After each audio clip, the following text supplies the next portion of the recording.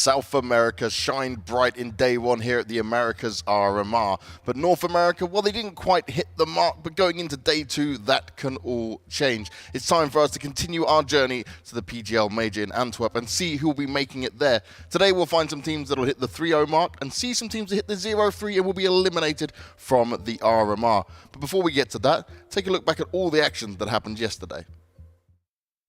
Today we start in beautiful Bucharest, our journey to the PGL Antwerp Major. We're ready to rock and roll, guys.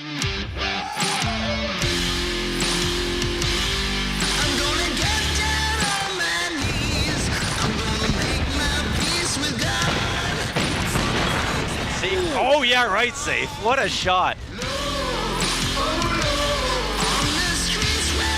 Viz in the hut, makes the FAMAS look good. Double, triple for Viz. Welcome back to land, baby.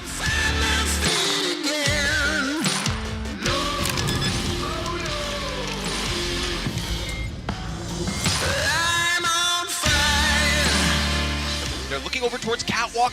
Oh, this is a huge mistake. Honda, 4 kills, sprays them down, and ends it.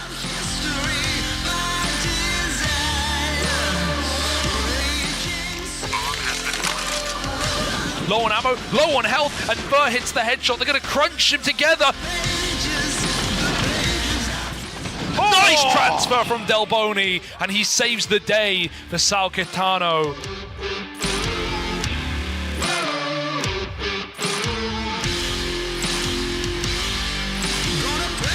Zerk knows of the possibility and gets knife up. They're still next. Oh! Thank God for Zerk. Woohoo!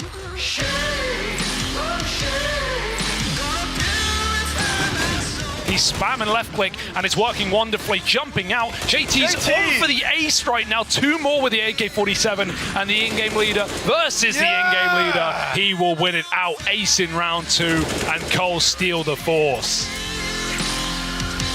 And only Grim down on the B site doing everything he can to make this happen. Oh, and it's so close, but Maluki just locks it in.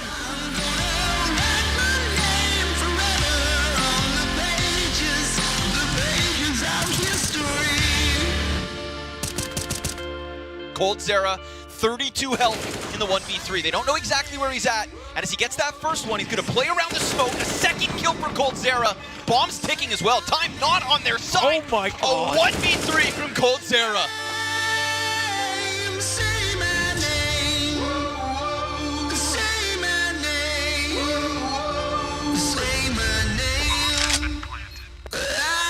Jota tries to swing, tries to thin the herd. Oh, Cello wrestling with the AK is thrown into the clutch.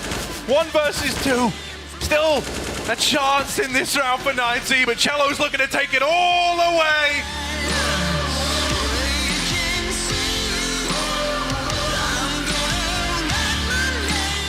They swing, they line up, and that's 2 down. It's a single player left. It's Noxie in the open. Oh! Goes to look away and drop will drop him. If he finds 2 here, that's massive. They start to clear, they line up, and he gets away with 3. That's even better because Art comes in and sweeps up the right.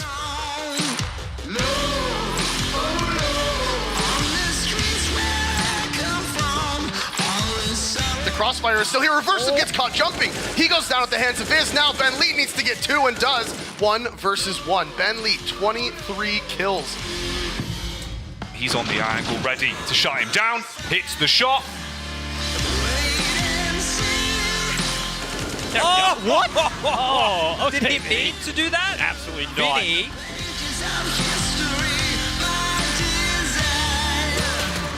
But goes in with the USB instead. And now, well, RCF held back in tunnels. It's the AWP going into the AWP and falling to the defuse. He's going to hold it.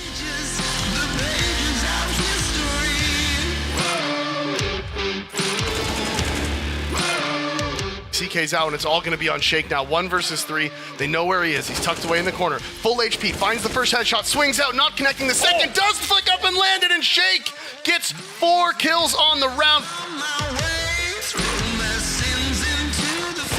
Close shot from Junior has worked out to draw these numbers back to an equilibrium. is now coldzera in the clutch alone. A 1 versus 2 coming back from heaven. Defuse being held! Oh, and coldzera's done it! He's just held the defuse.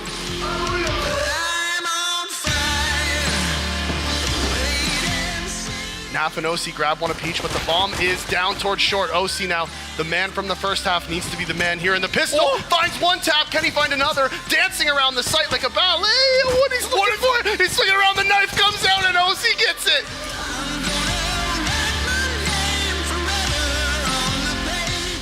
Knife kill. Exit tracks Nighton and gets the knife. And now PGL left in the 1v3. PGL gets on towards it. He's going to hold it. He's going to stick it. He's holding it. He's just pulling it through. Oh and he's got it. Stolen away. Exit doesn't swing. He calls his bluff, and PGL makes him eat it.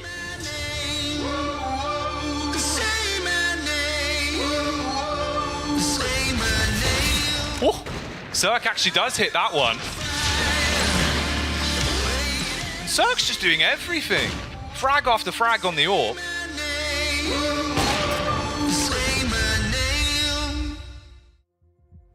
Smiling Cirque there at the end, and rightly so, after EG managed to take down Nizy and put them in a 1-1 situation after they lost the opening game they played out there. Now, to discuss all the things that we just saw from yesterday and to go further forward into today, starting it all off with Blair and Pimp.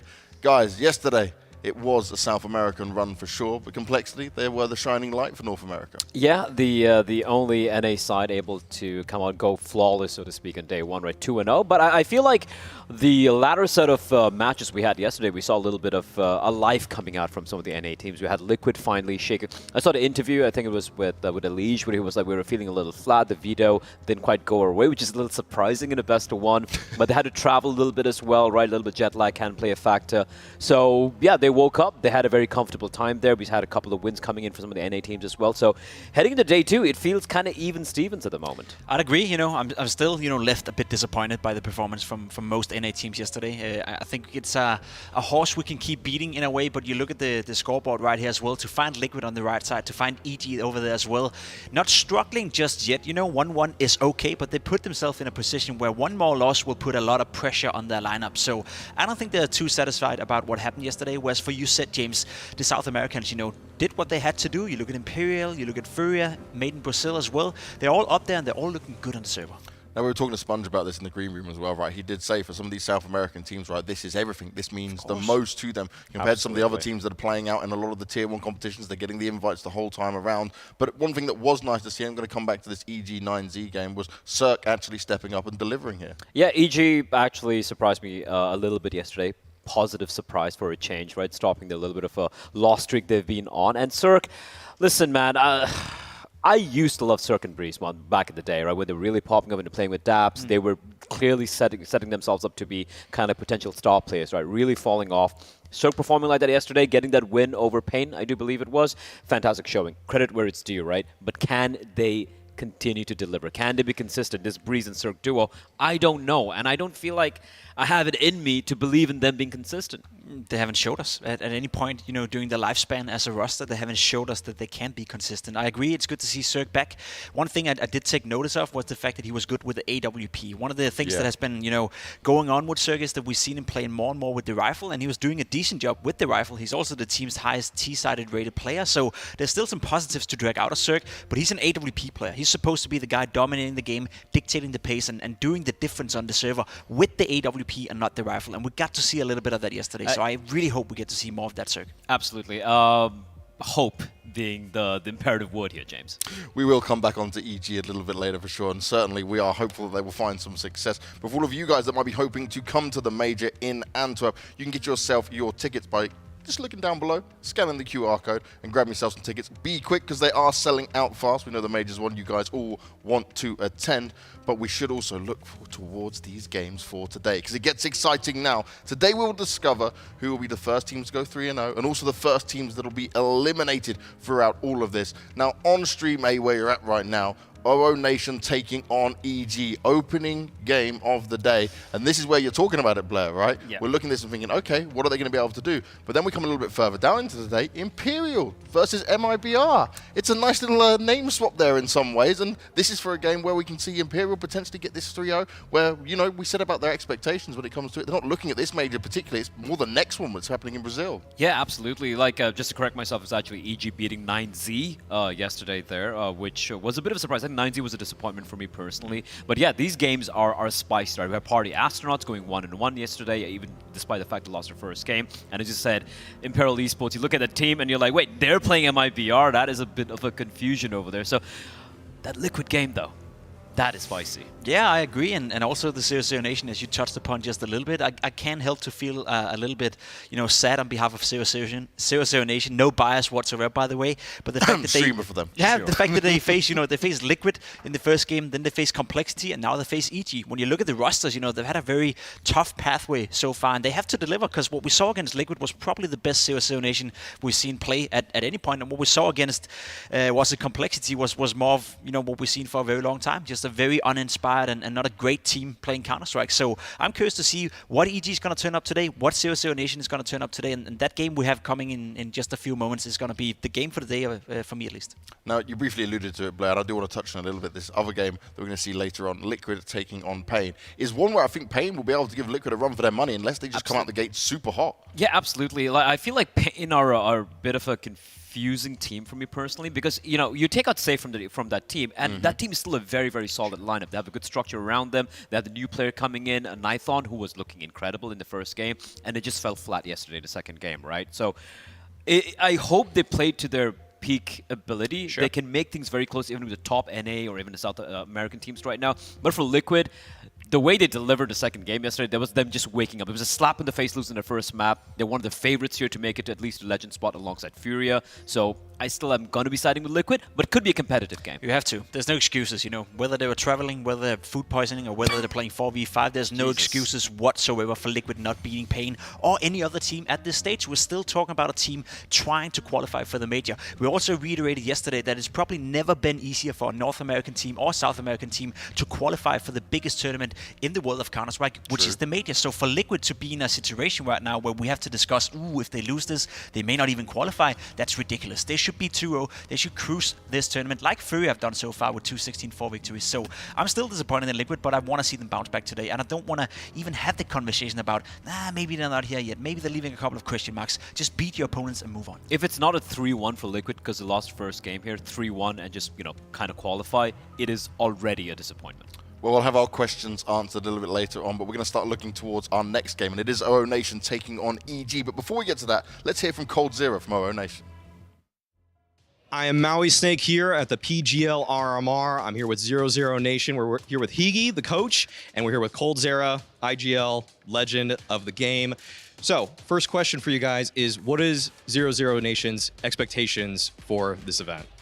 We are not here to say, okay, we're gonna wreck everyone, but we are here to make some experience for the guys. Like, it's a first stage, like first big stage for some of them. So we are more to make the things work for the long run. I try to bring out my experience to them, so it's gonna be a good tournament for they learn a little bit and they feel a little bit how to play on LAN. So because most of the time they're playing offline, so I think it's gonna be a great competition for us as well. Who would you guys peg as the 3 favorites to make it through this event? The 3 teams that are most likely? I think Furia. That's the first one. They're playing a great CS. They play the ESL Pro League right now and had a great result. I think Liquid as well. So there's a first opponent for us. So Liquid is a good team, strong team, and as well have a lot of guys have a lot of experience. And it's a hard team to read as well. And the third one, Complexity, maybe. Complexity. Yeah, Complexity is a good team as well. You played obviously tons, probably hundreds, maybe even thousands of BO1s in your career. What is a mentality that you would take to a BO1 series that you wouldn't to a BO3, or would you change any kind of game plan there? I think when you come to BO1, you need to show the other team like they need to respect you. So you need dictate the the rhythm. So the rhythm is really important for a B1 because if the other team, if you let another team let the pace, you're gonna be struggling. So you need to gamble a lot, or you need to play more aggressive. So you're always gonna get punished. For the people that are actually going to download the demos back, watch them, who can fans learn from the most from your players? If you want to know some good tricks, something that you don't find anywhere, you need to watch VSM because he's like the guy doing some crazy stuff. I sometimes I'm asking him what you do, and he says I just find it yesterday on an offline server and I'm trying it. So he's the guy you need to watch. Okay, cool. Thanks for all the insight, guys. Really appreciate it. Yeah.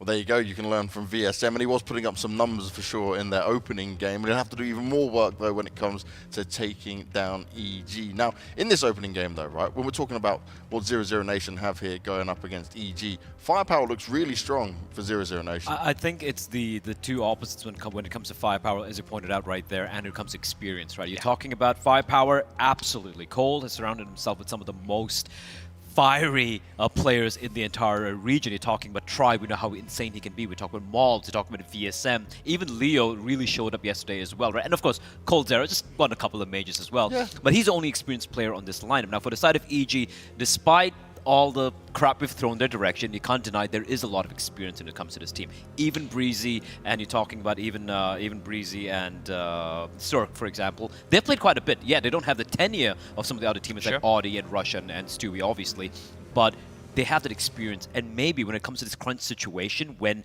it's a kind of do or die, that might give EG a little bit of an edge. Maybe, yeah. The thing is they share the same, I guess, weakness in lack of team chemistry. Whenever you see them play, it feels a little bit disjointed. You see 00 Nation, as you said, a lot of skilled individuals, a lot of players who can, certain rounds do the job. But we even saw a couple of rounds yesterday. I believe it was Malps, getting a couple of entry kills with a Deagle and an Eco round, and then the rest of the teammates was just running around him and dying and basically wasting all the hard work. I feel I see the same with EG from time to time. That lack of chemistry, lack of, I guess, knowing when to pack up, play as a wolf pack, play the trade situations, etc., etc. They still have a lot to learn, both teams in that one. So I see two teams who, one have experience, the other one have not. One have firepower, one used to have firepower, but they share the same weakness, which is lack of team chemistry and lack of, I guess, clinical finish. And that comes with time, right? These are both comparatively new lineups, so to speak. So yeah, it's going to be an interesting matchup, indeed. Well, let's see 00 Nation, and let's watch their intro once again.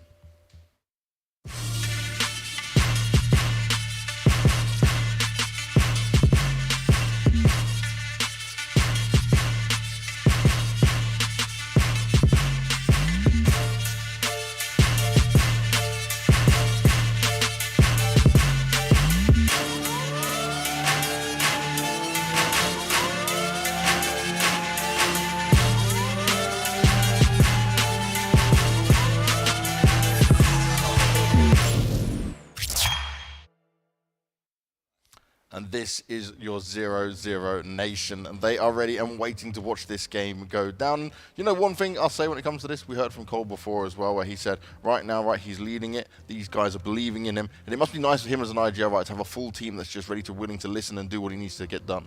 Yeah, absolutely. I mean, like I said, the firepower in this team is actually insane, right? And Cold, he has the tenure, he has the experience. I think for him, it's about proving that he can also be a leader for a men. Basically trying to pull off a taco and what he did in Godsend. And it worked against Liquid yesterday. Now, Liquid might have those excuses. They were a little bit jet lagged, they were feeling flat, and Matt Vito wasn't working out. But credit where it's due. Taking out Liquid, a top 10 team in the world, the best team from North America right now, it's no mean feat. So if you can replicate that here today, it could be them taking the win. Well, let's take a look at their opponents in Evil Geniuses.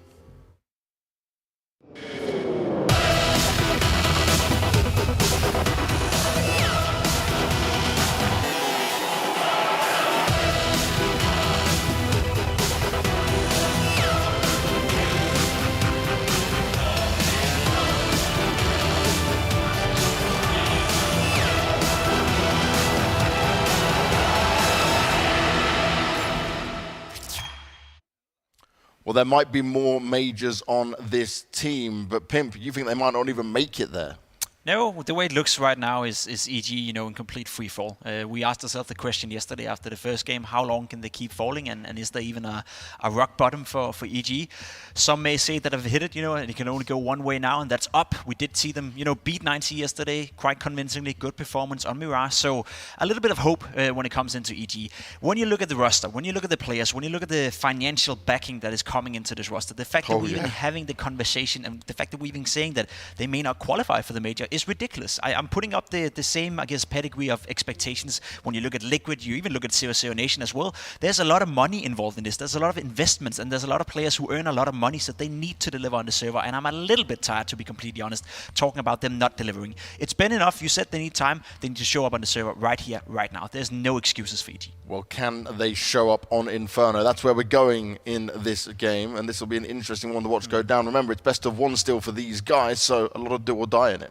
Yeah, if you look at the bans here, the one common ban these two teams have, permaban, is kind of Ancient, right? So for 00 Nation having the first bans, they take out of Ancient early, so that gives an extra ban for the side of EG. What 00 Nation did there, they had Mirage and Inferno as the final two maps. They're like, well, EG looks like they can play Mirage, so we're going to take that away. Inferno going to be kind of, not a decider, but the map to be played on here. It's going to be interesting. It's a map that I feel both teams are reasonably comfortable playing on, so it should be a close one. Okay, well, let's see if it is going to be a close one. Let's get ourselves straight into this first game. Let's bring on Inferno and see how this one's going to go down. Thank you, James. Appreciate it. As we are locked in position, Davey, we're here on the A stream now. You know, yesterday we were in the B stream room. PGL somehow already let us into the studio, so we just sort of snuck in.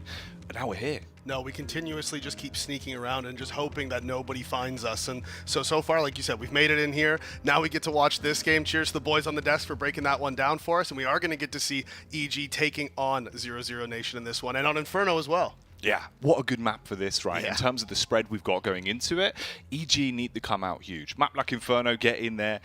And really, show us that you still have so much stock to this roster. Yesterday, we were saying there's a possibility that Mirage pick against 9Z, 9Z, they're not bad on the map. They look pretty comfortable in some of the qualifiers we've seen. We were thinking there's a chance they go 0-2. At least now you're 1-1. You're back here in the best of ones, though, of course, so it's still not going to be easy. No, and that's the thing about best of ones, man, is it's all kind of up in the air. Best of ones, either team can really win it. We saw 00 Nation yesterday. Of course, we've seen that they are capable of big performances, right? That takedown against Liquid, that was absolutely massive. EG, in the end, showing us that they are there, right? They're there on Mirage. Cirque popping off for the first time in a while, especially on the CT side with the op, which was huge to see. Like Pimp brought up in that pre-desk segment, that on the T side, he's their highest rated player, but really you need your op on these CT sides to be popping off and coming up with big rounds for you. He's got to go huge. He can be like a cannonball and open up bomb sites with absolute ease. And we'll see if we see that now. As we are on to Inferno. 00 Nation will be your tease for this one, and EG starting it off on the CT side as we kick off day 2 of the Americas RMR here. And we see early banana control being taken by the CTs. No presence shown by 00 Nation, so they are just going to leave automatic there. It's got that USPs posted up on the car, and they're rotating over towards A. Of course, that is where the stack is going to be coming in, but the rotations are a little slow. Rush is making his way over, but very leisurely, let's say. Molotov coming into the pit, and this is going to be the short hit as Cirque finds the first from Graveyard. Ooh, he gets dinked on the peak, but he stays alive. Breeze comes in from the back line and starts to skin them all. Easy pickings for Breeze, 1 by 1. That's 4 frags, and that's the pistol. Yeah, a little crossfire there from the CTs. Cirque up in Graveyard taking that initial contact as Breeze was just biding his time, waiting for the scale into the site, and as soon as they do, he just pops his head up, and he's like, thank you very much. I'll take all your heads, please. There's 2. Hey, look at that. That is just a classic Breeze round from inside of the pit. Swinging forward, finds 4 headshots in EG. We talked about it yesterday, how the knife rounds in these best of ones can be so important because of how strong the CT side is right now in the game. Getting to start on that CT side, you get the opening pistol, you have the opportunity to just run away with these games. You can. You come out swinging. You get the team hyped up as well, which is something that seemed to work wonders for them yesterday on Mirage, right? As soon as Cirque was smiling a little bit, he was hitting his shots, he looked a little bit more comfortable to actually go for those picks that we used to see back in the day. Into this round, though. Minute and 24 on the clock, relatively slow stuff so far. All the T's grouping up towards bottom of Banana. Automatic peeking it. Stewie was down towards Logs, and he has fallen over now. There is a trade on the Famous. They've kept it relatively clean. And that jump, yeah, baiting out just that last bit of bullets there. That's actually a really good play. I think that was coldzera. expected from the veteran that he is. That jump over the wall just makes him waste those final few bullets in his FAMAS, which is going to allow them to get into the site. And they might actually get a bomb plant out of this. So 2 kills, a bomb plant. If they find one more here, I mean, it doesn't look like they're going to be able to, but regardless, this is a great round considering they only had Glocks coming into it. Now Cold lurking through the smoke. They haven't cleared him. He's trying to just guarantee that one extra frag. It'll take his time. He can just wander his way around the back through ruins. Take a peek out with the MP9s there, so Rush will make an extra bit of cash, and that'll be the round. Yeah, you could see Cold. He was just trying to... He realized that 3rd kill would have been so huge for the economy. Didn't want to shoot too early. Didn't want to give away his spot with just 10 HP. So he just elects not to shoot. Tries to be sneaky. Tries to sneak around, but they were onto him. So EG do pick up their 2nd. Nice and clean. But that bomb plant for the T's, on top of the 2 kills, I mean, 0-0 Nation, that's a decent start, really, all things considered. You lose the pistol. Sure, you go for the full Glock save on the 2nd round. You manage to find 2 frags, get a bomb plant, allows you to bring the op out onto try here in round 3, and there is no op for the CT side.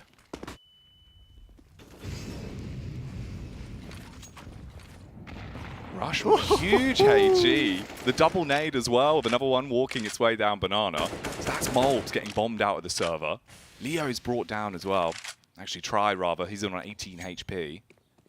Not the dream start for you. Inferno utility doing what it does best. Yeah, lots of HE damage early. You can see EG had the plan for that round. They expected 0-0 Nation to do some sort of aggressive map control to fight for that early towards bottom mid. They're not really, you know, you can expect on the first gun round the T's aren't going to be super cautious because they don't know exactly what they're looking for. They're the ones trying to set the pace. So EG reads it to perfection. Artillery strikes down onto Molbs as he goes out. And Try is very low as well, just 18 HP on the Opper. And you can see the reaction from 0-0 Nation. They just want to go into this B bomb site quickly. Volley goes down. Stewie holding his own. Good play so far with the FAMAS, so he takes down 2 of them. That'll be the resmoke as well, so he can push up and play behind it towards Pool. Colt on the site, just by the lip by first Oranges. Takes the peek over the top. Not going to work. Tried to get a lucky headshot out, but Cirque holds it. Yeah, now it's a question of for Try. Not only does he need to try to hold on to this op, but make sure it stays out of the hands of EG. You can see, oh, he's been spotted now. Oh, they're going to hunt him. He might just want to throw this off the map at this point, to be completely honest. Just throw it away and try not to let anyone from EG pick it up. Ooh, if they can get down to the bottom and recover that, that's actually a huge grab for them. Not able to get it, so it's fine. Saved, safe. Safe. I mean, still not great. They did keep 5 people alive and win the round, of course. So it's not, it's not exactly... Small victories, yeah, mate. exactly. For 0-0 Nation, like, well, at least they didn't get the op, right? That's good. You take the little one. Yeah. The only one, really. Yeah. The small sort of rice grain of benefit they get out of the round. Cirque will have to buy his own AWP if he wants to bring it out. They're just going to build up the bank, though. Cirque still didn't use very much of his utility at all.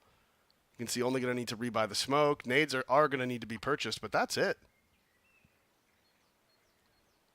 And this is the thing about the CT side now, right? Especially if you win that opening pistol, you win those next few rounds clean, you can really build up your economy. You can really get a lead going, and it makes it so hard for the T's to get back into the game, especially on LAN. Can make all the difference. Somber faces across the board. Bit of an extended pause on this one. Yeah, Stewie with the smirk, mate. These pauses always suck because you're sitting there. You can't talk, right? You can't say, wait, where's Cirque gone? Oh, is it a bathroom break pause, you think? Straight in. Oh, he's had to go. He's nipped to the loo. Yeah. Or we could come up with a better story, like he had to go save a child from a tree.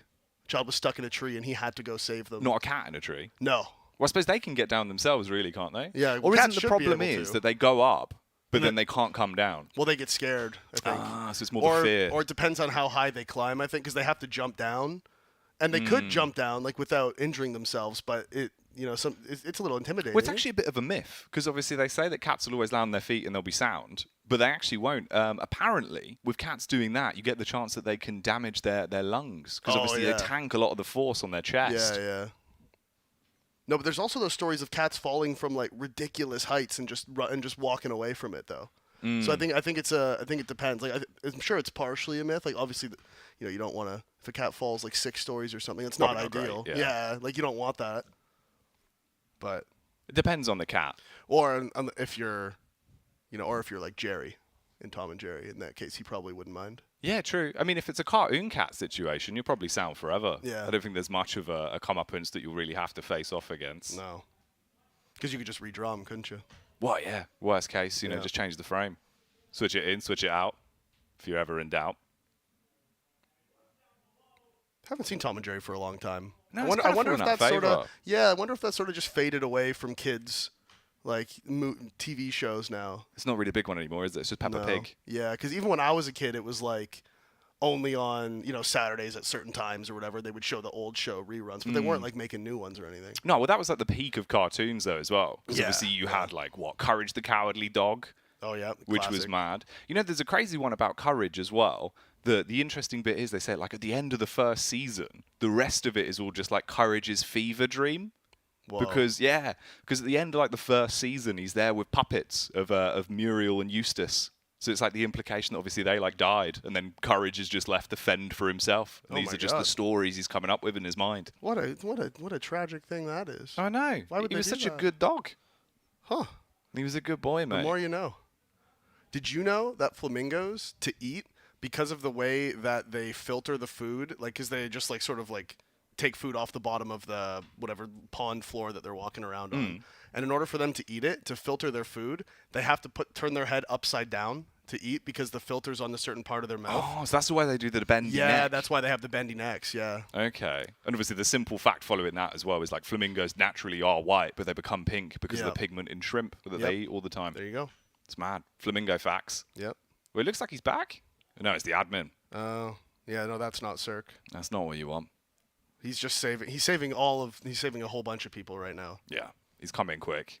I'll sort you out. Don't worry, lads. We'll get that fixed. What if he's just like an Uber driver and he just had to, what's that, guys? I gotta go real quick. I gotta go pick someone up. Well, that's the side hustle. Yeah, just to make some extra money. Just got a job on here, boys. I'll be right back. I'll be right back. Just, if someone DCs, we'll get that 2-minute pause. I'll be right back in. Don't worry about it. I'll be right back. There he is. Big man. Back on the scene. And he certainly was on the scene yesterday. Like, huge plays with Yorp. He was creating space for them against 9Z. And it's so much better. It's the Cirque we sort of expected to see. Specifically as well, because we had just seen the game with Liquid, right? So you've got OC doing all these mad plays, hitting the easy ones, absolutely hitting the hard ones. And that's what Cirque used to do. Like when he came into the scene and really made his big performance, his huge debuts, and everyone was like, this guy's just cracked. It's because he was so consistent no matter what role he sort of put him into. Yeah, and Cirque also, he was that guy who, especially, he's honorary North American at this point. Oh, yeah. He's been in the NA scene for so long that he just sort of falls into the NA Opper category, despite what he wants. That's just how it is now. We've claimed him. And so, having him on form is necessary for this EG team to reach whatever potential they want to reach, right? You need Cirque to be back being one of the most dominant players in the server. You need Breeze back to being a top 10 player in the world. You need Automatic back to a top 20 player in the world, right? Those are the sort of conditions this team needs to reach those peaks that the guys on the desk were saying, that they had reached in the past. And right now, they're nowhere near that, right? They're just not close enough. No, not at all. And it's one of those where you can't really even spin it in a way where it's like, EG having a rough time. It's just like, no, they are just really struggling at the minute. It's not been looking good. They've got the background behind them to support them. They've got the money to pump in as well. So the fact that you are having those disappointing results, it is really rough. Especially when you're looking at it yesterday and thinking, all right, 0-2, this is not good. No, and I think the main problem, too, for the guys that were there before, right, your Cirque and your Breeze, is they spent so long with that previous iteration of the lineup just not winning any games. Yeah. So your confidence just gets sapped right out of you. You can't. You stop going into games thinking you're going to win. Instead, you start being afraid to lose to teams that you shouldn't lose to. You're not playing as confident as you should. And with the amount, CS, it's a confidence-based game, man. Like, you got to be feeling it. You have to be. You do have to believe in yourself to win the aim duels. And if you lose so many games in a row, that can sort of spiral into a really negative effect. Yeah, it can hit you. The mental game is one of the biggest bits. But it does seem like the game itself is now back on your screens. And so is that QR code to get tickets to go to the major as well. The ticket's still available, of course. So if you want to see EG there, if they make it, that's your opportunity to swipe up some tickets. But we are back in round 4 now then. 0-0 Nation. Still not got the funds to work with, so it will just be the pistols. Yeah, just the Deagles. We do see quite a bit of nades, though, so they are going to be able to put some pressure here on EG. Molotov towards bottom mid to stop anything fast. We see Rush now. Potentially going to do some damage with that nade. No, just slightly mistimed. Just a little bit too late. So the T was jumped up into the window already, and that smoke working perfectly for EG. Not sure if that was intentional or not, but regardless, Automatic takes advantage of it. Finds an opening onto Malbs, and he's a big player for this 0-0 Nation team and just hasn't even been able to get into the game so far. You're shutting down the doctor. Obviously, you can't help himself. If he's dead, what do? That's your medic straight out of the game. Yeah, it's a nightmare. Obviously, recently finished his med school. That's why he has the MD tag at the back of his name. Yeah, I think a good 10 years of medical No, training. he's been going for a long time because he's young too. He's been doing it since he was in his early teens. Madness, really. So much dedication and drive. But this round on cruise control for the most part. 0-0 Nation, you're just going to hold, see if anyone does commit to a bit of a push. If they walk up towards you, the close angles with the pistols, you might find some luck. Utility towards Banana now, though. Trial set up with a flash. Smoke goes in. Automatic does back off. And you know, with 40 seconds left, I bet Automatic's like, yo, cheers for the smoke, guys. Thanks for the half-wall smoke. I know they were doing it so that they could cross up middle without being in danger of dying, but with 40 seconds left, that extra smoke on the site actually helps Automatic. And now you can see they are still playing 4 over towards A, but they have that floater there in CT spawn, and he is going to be coming back. Now Cirque pops up from the graveyard, finds the first on to try. They're trying to make their way up short, but Cirque is here and now rushes there to help as well. Finds his second of the round. Yeah, there's Cirque going up, and that is going to be it. Done and dusted. 0-0 Nation don't find a single kill in that short play, and going up short without any utility, without the guns, is pretty hard once those crossfires start coming in. Yeah, it's always going to be awkward, mate. You're never going to get into that one thinking, all right, boys, this is our round. But this could be. Now you get the buyback. AK's on deck. Investment comes out across the board. An opportunity to start getting the blood pumping. Obviously, first game of the day as well, right? If you come into it somewhat slow, you can be abused. You can fall down on that T side so quickly. It's always the blessing of the CT side starts off the knife. Molly is going to push Malbs forward. Luckily for him, catches the timing to not eat that HE grenade. Second HE going deeper, does find try. That poor guy has taken so much HE damage at the bottom of B so far this game. Gobbling all the nades. It's a nade gobbler. Yeah. That's what they call him. That is. It's like one of the, the PGL drone pop-ups. Nade gobbler. Nade gobbler. Big fan of nades, this guy. That's like the subtext. Difference is here. 0-0 Nation, after making the early engagement towards Banana, start to work their way back round towards middle so you can fight for brackets control. It's a very standard setup from EG here as well, right? They have Cirque posted on that moto area. Normally he would have an op, of course, just still holding on to that AK from previous rounds. Counter Molly comes in. Now here's a big choice here. He has to decide if he wants to get in front of this smoke. He does have the teammate in CT spawn with Stewie, so Cirque doesn't need to full commit in front of this. He can just try to make some noise, bait out the info, does find out. There's one player walking up there, and with Stewie here in CT, they have this covered. The off angle could be good. It depends on if they clear it. They're going to be looking the wrong way. Stewie can't connect the shot, though, and VSM reacts in time, finds the opening onto Stewie, and now Automatic's the only one here at B. The pieces are falling into place for 0-0 Nation. Automatic blocked off, his line of sight restricted now as the smoke comes in towards Ruins, but in the back line, it's the double flank. Triple flank even, so Malbs really has to hold his own, unable to commit for anything more than just the first. Bomb gets planted on the site, you're outnumbered 2-4, and they're going to call it quits. Yeah, call for the save. The crucial point in that round was Stewie and CT spawn. They didn't clear him, but just the way the peak worked, he wasn't able to connect his shot. There was too many of them. Once he misses the first one, very quickly you saw the reaction from VSM. Making sure that Stewie gets absolutely nothing. EG setup was good for that. It was fine. It wasn't perfect, but Stewie at the very least could have gone 1 for 1. Potentially looking at 2 for him there, but instead not able to find anything. And then once Automatic's left alone inside of B, he's in the back hall. They know that he's going to be there somewhere. As you saw, they smoked him off. They take the site. It was a good strat from 0-0 Nation. And they left that player at the bottom of B earlier in the round as well, just to make sure that any of those flanks that come in are at the very least going to get spotted, going to get slowed down. So good execution there from 0-0 Nation. They had a plan. They executed it exactly how they wanted to. That's all you can. That's all you can ask for. Yeah, man. Worked out well. Obviously, with the 2 AK saves as well, you pass those over, so Cirque can now don the AWP for the first time in the matchup. Cirque yesterday, towards the later end, was looking so much better. Breeze He's looking for a fight straight away, though. A lot of damage taken, and VSM with a double through the smoke as well. VSM, whew, he's banged them all out. They try to get aggressive towards mid, but VSM just spraying through that smoke finds all three of them. The aggression from EG, they've thrown that smoke every round. They haven't done anything with it since. The first time they try to, all three of them drop. 2 through the smoke as well. VSM just swinging out, just spamming all the corners. And this is just going to be the save for EG again. That op from Cirque not even having the chance to have any impact. The golden AK there for VSM, really worth its weight in gold. You know, Breeze's play could have been big. Just not going to work. The second he falls, everyone just starts lining up for VSM. And he is quite naughty when it comes to smokes. I don't know why. He's always been one of those players. You know, you get them. You get your boys that are just sick at shooting through smokes. Yeah. We saw that recently.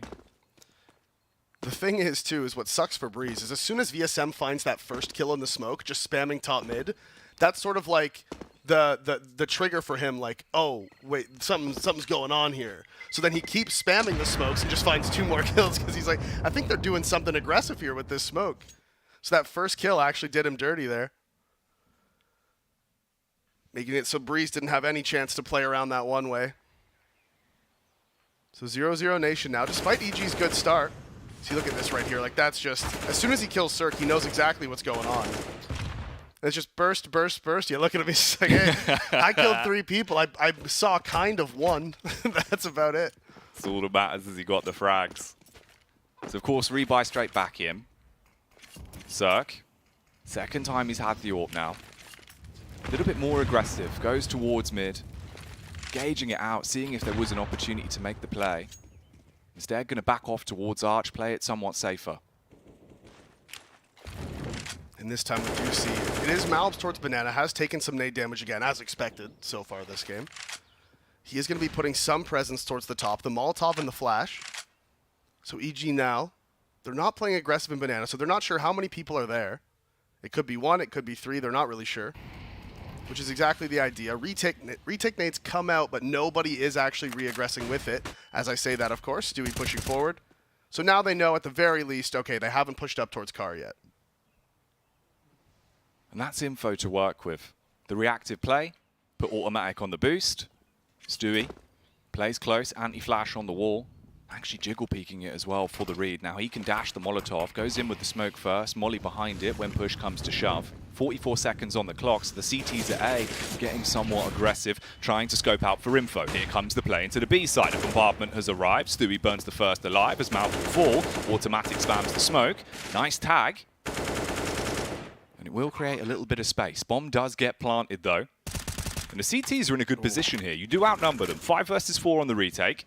Rotate coming around. Leo holds for middle as well, so if there is a flank, he should be in a good spot for this. Oh yeah, and he's going to find... Ooh, almost, actually. Missing out on that spray. The dink comes out. It's not going to be enough for the kill, and yeah, that is just going to be the save call. They're out of money. They need to try to hold on to this as much as they can. We're up in the 5 versus 4, but try finding that op pick, and then, of course, the flank not working out. Means EG just needs to back up. Hold on to these guns, and this is what you see a lot on Inferno these days. The CTs know. Trying to retake down numbers, it's just not really worth it. You're just most likely going to lose your guns.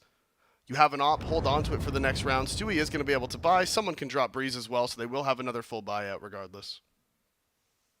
And this is a lot better as well for the T's, obviously. 0-0 Nation starts setting the pace of the game a little bit. Link one round into another. VSM keeps warm. Malb starts to get into the action. That's when things will get rough for EG. That's when this could turn. And already, going 4-3 on your T half, it's a good start. It's where you want to be. This is very early doors in the game as well, so always potential for him to make a good meal out of this one. Cirque, back at middle once more with the AWP. Dashes the smoke, immediately backs off. Molly's in though, and they're going hard on this one. Want to go fast towards A, but they need to be ready for the balcony player. That'll be Breeze that peeks out. Cirque on the close angle, wielding the AWP like a blunderbuss and blows Milbs away. Yeah, Molly's going to push him forward, but they still have this crossfire, and Try is trying to find some form of pick towards long. It actually is going to be coldzera who finds Breeze inside of halls, and he can't connect the shot. Cirque connects one for himself. Spray transfers there. Not able to land the headshot. It looked like it was close, but Cirque is just able to land it. 3 kills for him. The crossfire on the A site working. 0-0 Nation tried to change up the pace, but EG was ready for it. They land their shots. They pick up their 5th, finally answering back. Those are some big kills as well from Cirque. The 3-man peak, the way they're playing it, very aggro, quite close spacing as well. Yeah. So it was fast timing from him. And it almost looked like he should have been shot in the head on the final frag as well. It's a nice, tasty connection. Yeah, just through the corner of that box. So he throws the mid smoke, but it is delayed this time. Not thrown from spawn. Molotov is going to force Malps to use his smoke. He is tucked away in the broom, and he's tagged down to 7 HP. Nades are going to come in, but he switches positions just in time to dodge it. There's a big battle for Banana here. Lots of nades being exchanged. You can see Stewie wants to stay aggressive at the sandbag. Automatic's going to have the flash primed for him. When the sound cues come out, flash is going to come in. Stewie's going to see if he can do anything with this one, but there is lots of T's here at the bottom of B. So they have to get this timing perfect, Jack. Oh, Stewie with a jump as he gets away. The difference in the arsenal as well is that Try has finally brought out a scope of his own. So he's got the big green gun. Let's see if he can cause a bit of damage, a dent in the armor to give them a pick on to B. Backing off now though, once you apply the pressure towards top Banana, they set their focus back on A. Trying to lampoon them, but look at the setup. 2 players underneath quad. You've got support, they're watching balcony as well. Rush, waiting for the rush literally. The flash will come in, Try hits the first, VSM takes down Cirque, and there's the follow-up frag on the AWP. Now you've got A. Yeah, the pop-up short works to perfection. Cirque isn't able to hit his shots. The flashes are good to isolate each fight. And 0-0 Nation, last round we saw them try to run fast up short. This time, a little bit slower, more methodical. Use those grenades, and the op from Try working exactly how they intended it to. He just posts it up on the corner and finds 2 free kills. It's just nice to see him have the weapon out as well. The first time he's able to actually bring it out on the T side. It's a good round. And he can be impactful. So having that extra edge, extra layer to 0-0 Nation will benefit them greatly. And now that's already 4 rounds racked up on the T side. So starting to get into their groove. They're getting a bit funky. Yeah, this is a good T side. I mean, EG, they had that big lead early. They won the pistol. They were able to string those rounds together without losing very many players. They had the economy built up, and 0-0 Nation has just grinded them away. One, I think, big difference we saw yesterday is Liquid, even when they would go down numbers, you would see the instant re-aggression across the map, right? If they lost a player somewhere, they were re-aggressing top mid. They were re-aggressing Banana. They never gave them any time to breathe. EG, not quite so much, a different approach. If they go down numbers, they're kind of more comfortable just going and calling for the save, right? Shows a little bit more confidence from Liquid maybe, or maybe just a difference of approach, and Liquid just happened to get lucky on the day yesterday. You know, who knows? Yeah, it could always be a different factor. This will be a factor here for Stewie, though. Straight out, peeking. Behind the top. Rips the top clean off of coldzera, but the trade from Malbs is crisp. And that's B-site open. It was the sole defender with one of the 2 weapons you brought over from the prior round. Yeah, that's one of the guns down, and they saw that that play right there looked like desperation from Stewie. You could see it, and Malbs called it out. And I think they're kind of like, I don't think he does that if they're stacked in B. I don't think he would have been doing that. So they throw the CT smoke, they pop in, full B control. Bomb's going to get planted, and again, Automatics just has to try to hold on to this AK. 2 of them have armor as well, so there's no reason not to hold on to that if you can. Yeah, I mean, you can post up, lounge, and wait for the exits if they are going to be coming your way. Tim towards the bottom of Banana. Should end in mostly just a stalemate. If they exit towards CT, at the very least, Cirque is there. It's only a Deagle as well, and he doesn't have the armor. So he could try and get a little bit more frisky with this and hit a potential headshot. He is playing behind the flowers, and he will bloom straight in season as he hits the first, but it is just the one. Yeah, one's better than nothing. He didn't have the armor, so he was going for as many exits as he could. Like you said, finds the 1 headshot, and we're all tied up here at 5-5. We got a game on our hands here. 0-0 Nation on the T side of Inferno, really giving it to EG on these gun rounds. And obviously that first round where they were actually able to find anything to play with was just off VSM with the 2 smoke kills as well, and they went for the mid burst. So that 1 round gave them the stock they needed. You come straight back into the next buy. Things are looking good. This is looking very peculiar though. VSM straight in with a Krieg. He is a Krieger. I've seen this from him in the past. He did used to be an opper, right? So you can sort of it sort of makes sense. As Malbs, that's what he does, man. This dude has one of the highest headshot percentages in Pro CS, and you can see it right there, just running up Banana, trying to beat all those delayed grenades that EG have been throwing. Runs straight up, catches Stewie with a Molotov out. Lands that opening headshot, and 0-0 Nation start off this 11th round with a one-man advantage. Well, it's that doctorate that he's got. You know, you've got to have steady hands, Davey. Of course. Can't be a shaky doctor. No, it makes sense. It absolutely makes sense. He's a surgeon. He's so precise. Oh, yeah. The human scalpel of Malbs makes that incision towards B. Yep. But you don't have to commit to anything. Utility's going to be exchanged. Yeah, and here the idea is you just bring your Opper to B, you leave him there, you hope that he can get 2 or 3 shots as he falls back. So take a shot CT, fall back. Take a shot on the cross, go back hole. Take a shot through a smoke, right? You just have him take as many shots as you can, and you have the 3 rifles try to lock down A. That's the thought process here in the 4v5. Ideally, you would want Cirque slightly more aggressive in this situation, maybe on the corner or maybe towards first oranges instead of in spawn. But regardless, the idea is he gets to take 2 or 3 shots and keep himself alive. And then if he's able to find anything, you can go for the retakes. If he can't, then you just save. And with the time you're leaving on the clock, it would leave you in a risky spot. Obviously, Cirque here, though, only going to be going up against the 2 boys that are making a bit of a bait play. Rush shouldn't be rotating over to B at this point. You've committed to this 1-3 play. Oof. And that's the rough part, because here's the true aggression towards the A side. Automatic on the swing says good night. That's it? Round's gone. Yeah, round done. Okay, so it doesn't matter that Rush is left. They walk into the stack at A. And the crossfire inside of the site. What a weird round. That was a bit bizarre. You could see the idea, but just the actual outcome is just, you know, automatic peaks, and that's it. Yeah, they just didn't expect 2 players inside of the A site. Ideally, you would actually want 3 players there, right? You'd have the 1 player in the middle, 2 on either side. You'd have that 3-man stack over towards A. But Rush rotating over off the nades. Cirque actually dies inside of the B site. Yeah. But the bomb, there was no time left to go back to B. They had to commit to A, and they walked straight into the crossfire from EG. It's always the toughie. You go for those last-minute, 20-second rounds. Any mistakes will cost you. There, it certainly came back to haunt him. Change of pace as well towards Banana here. 3-man set up early. You've got the AWP in. Cirque with a boost, straight onto the broken wall. Looking for a pick with the scope. Try's got one of his own as well. There is a flash to clear it. They want to force him off the angle, the peek underneath. Great play from Malbs. He'll hit the headshot as he flicks up. Response back. It's a flash from Stewie, just trying to keep them at bay. Yeah, and that's the op from Cirque down. Perfect counter flash there from the bottom of Banana. It's fairly standard, but again, it's just Malbs with such a fast headshot. Cirque takes the shot blind, tries to drop off, but by the time he knows what's going on, he's already dead. So EG again down 4 versus 5, but they don't have that op anymore. You can see the reaction from 0-0 Nation. They want to just creep up middle here. Throwing those nades towards short just to make sure there's no re-aggression coming in right now. And if any CTs do peek top mid in that moment after the Molotov, they would have seen there's no Ts there.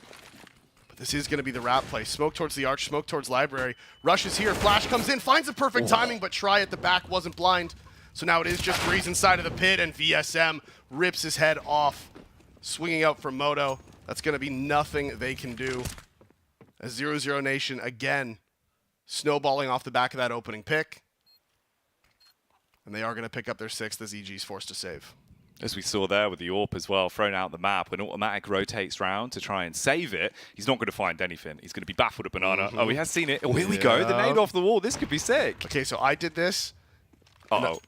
Oh, it's that. I did that in a pug the other day. Yeah. Op went flying up onto like the roof on the other side of Banana. Yeah. Oh, yeah. were you there for that one? Yeah. That's why it reminded me. Yeah, you gotta be careful. Oh, no. As soon as the nade goes off. It's a high explosive for a reason, man. Sends it straight in the air. You gotta be careful with those ones. It's always a nightmare. Get the AWP back, David. I can't. It's a roofing tile now. Unfortunately, my nades, they're too strong, Jack. Yeah. They're all up on the roof. Just such a cheater. Bringing in the Semtexes. It's not legal, Davey. Yeah, illegal nades. Just like those bloody illegal Molotovs. Yeah. Where do they come from? Unbelievable. It is ridiculous. Well, 6-6. Paul's coming back out as well. He's got another Uber delivery. He might do. Yeah. He's got to quickly get that sorted. Drop off the food. Quite a quick one there. Yeah, we hear the typing going on. And look at all the rounds they won, too. Bomb explosion, bomb explosion, bomb explosion. And now this is the difference between the game we had with 9Z as well, right?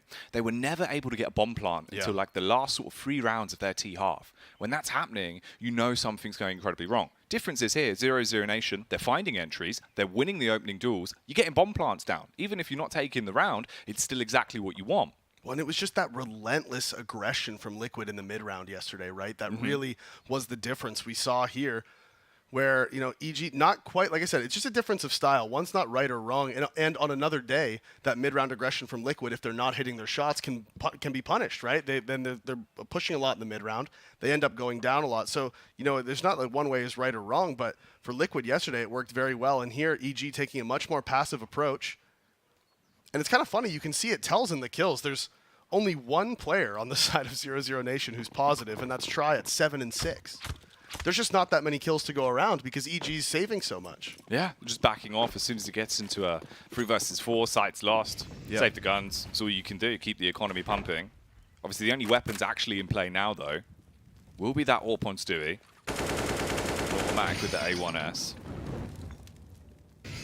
You know, Cirque's 10 and 6, so we kind of almost like to see that op get passed over to him. Yeah, he's been hitting his shots, man. Maybe it's because he didn't have armor and didn't feel like investing in the light armor. So he's just like, all right, well, we'll just keep it on Stu. We'll see if it'll work wonders for them. Similar setup once again. 4-man stack on the A site. 0-0 Nation want to give them a good fright. Mabs has the pin pulled on the flash. They do set their attention back towards balcony as well. The flash comes in, but it's going to fade. Automatic does turn, and it's not going to work too easily for him, but he does still hit the headshot. Freeze on the USP, punishes VSM. Ooh. Flicks up as well and stops coldzera from getting out of balc.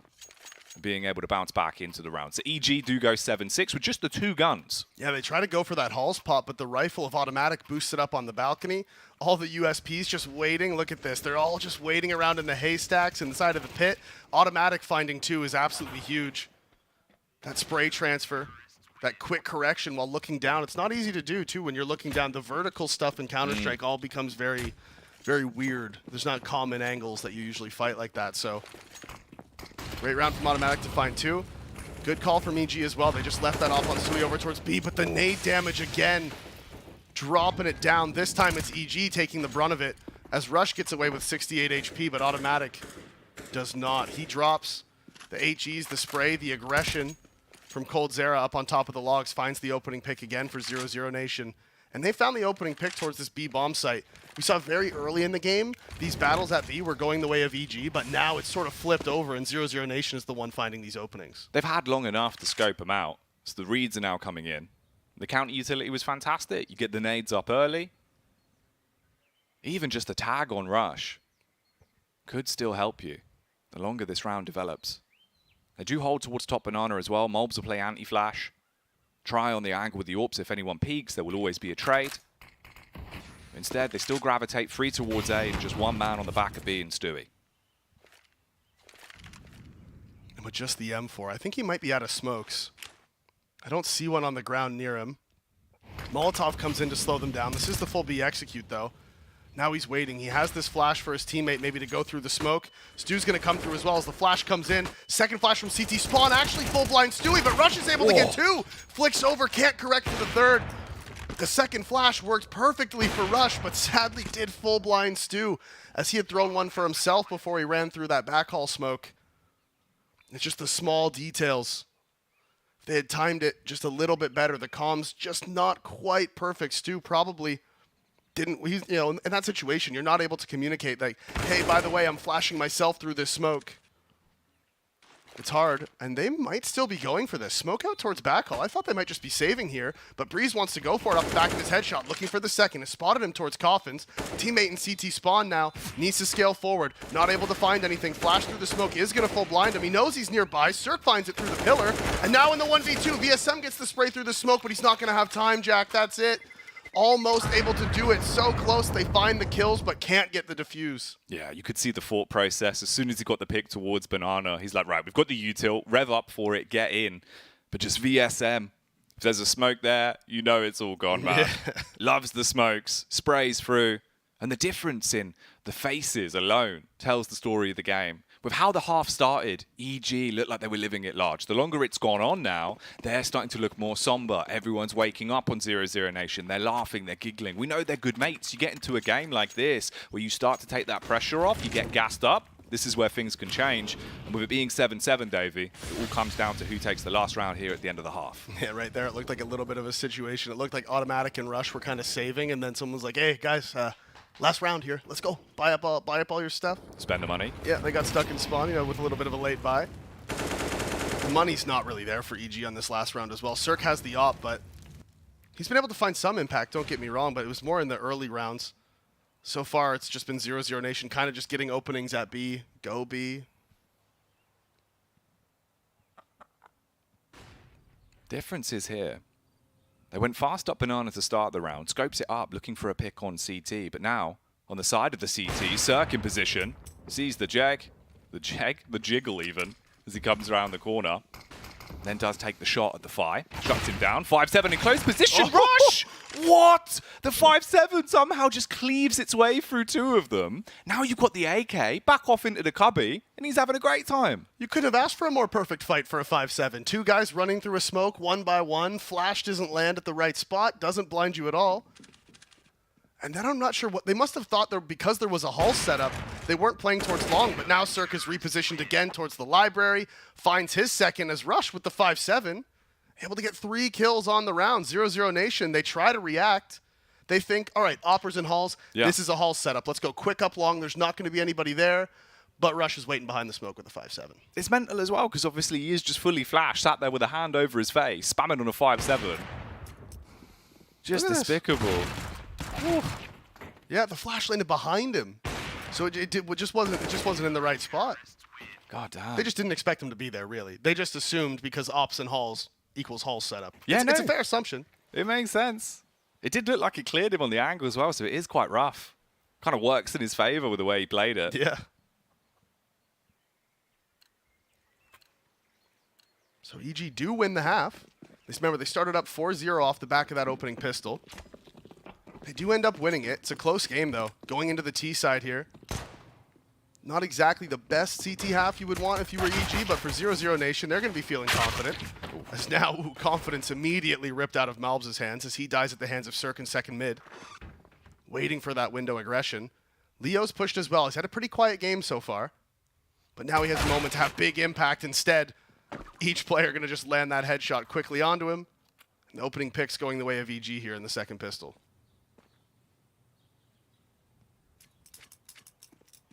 Try. Just going to wrap round towards B as well. Go for a gamble. Make the best of a bad situation. They do still have utility at B, but no one from EG is heading their way. Instead, they gravitate back the brackets. You've got the smokes. You've got the flash as well, so they can play it proper. Get up into the site, and should take a pistol off the back of this.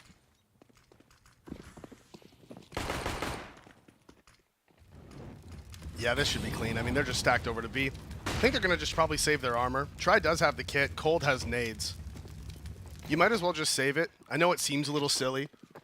And, back in my day, you never would have really gone for any saves here. You would just always go for it because who cares? But technically, the right play here would be to save. If we're talking about, macro concepts and proper Counter-Strike, then you should just save here. VSM, save the armor, doesn't have to rebuy it next round. A kit, hey, even on a force buy round, a kit can be the difference between winning and losing, right? How many force buys have you seen where if they had a kit, they win it? So it's always going to help. Yep. Need those wire cutters in the back pocket.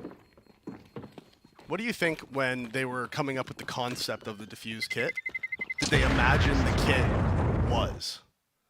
Right? Well, because it's just a little, it's just like a little bum bag with the wire cutters, right? No, but okay, yeah, right. So, but in Counter-Strike terms, do you think they thought it was like maybe a little instruction manual? But this is the bomb Yeah, code. just like steps, okay, do this, and this with the wire cutters. And if you don't have a kit, you have to just remember them, and that's why it takes longer, you think? It might be. I mean, I remember my favorite thing was, in some of the source servers, you basically had a mod where you had to choose which wire to cut. Oh, I remember those. Which was unreal. Because obviously it's just like, cut the blue wire, man. you lose the round. You're just like, And then you just yell at your friend, I knew it should have been the green one. I told you, it's always red. Woo. Stewie seeing red on the map 10. The easy E plays, he comes out to slay, but Try doing what Rush did on the 5-7 towards Arch. There's another one stationed here, and the 5-7s are singing.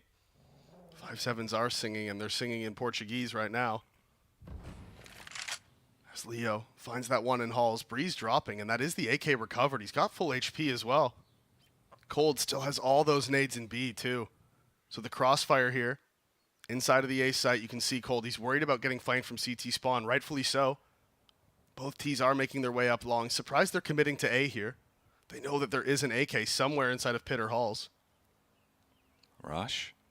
He'll be first to face. Tries in a position where he should be able to get Gory on the Galil, but surely not both. They come running across. No support there. And it will be the 2K. And 0-0 Nation get the round. They went into it with what? A couple of 5-7s. The best that they could physically hope for. And that's the way it goes. Pays to save. It really does. The kit ending up not having too much of an impact, but the 5-7 on Try does. And then here, I mean, that's just Leo. it's just Leo, isn't it? It's just a small thing, but I don't know. He's Seems just a like a very silly way aggressive to die landlord, with mate. What do you mean you're in my apartment? Seems like a silly way to die with an AK, though, doesn't it? Just like running up halls and wide swinging. It's kind of seems silly. You don't really need to do that. One of those. I suppose it was just the nitpicky. reactive play, right? Yeah. You're just like, yeah, go on, I'll peek. Again, yeah, they played 2 arch, so he's like, oh, there's probably not somebody hiding here in the corner of halls. But wait, there was. It's Leo, and he's got a gun. Nightmare. This time around, it's going to be Mulbs that has the gun. Stationed on top of first oranges. The Deagaliers of EG sat on the corner. Stewie looking for a face. If they don't clear him, it would get incredibly awkward.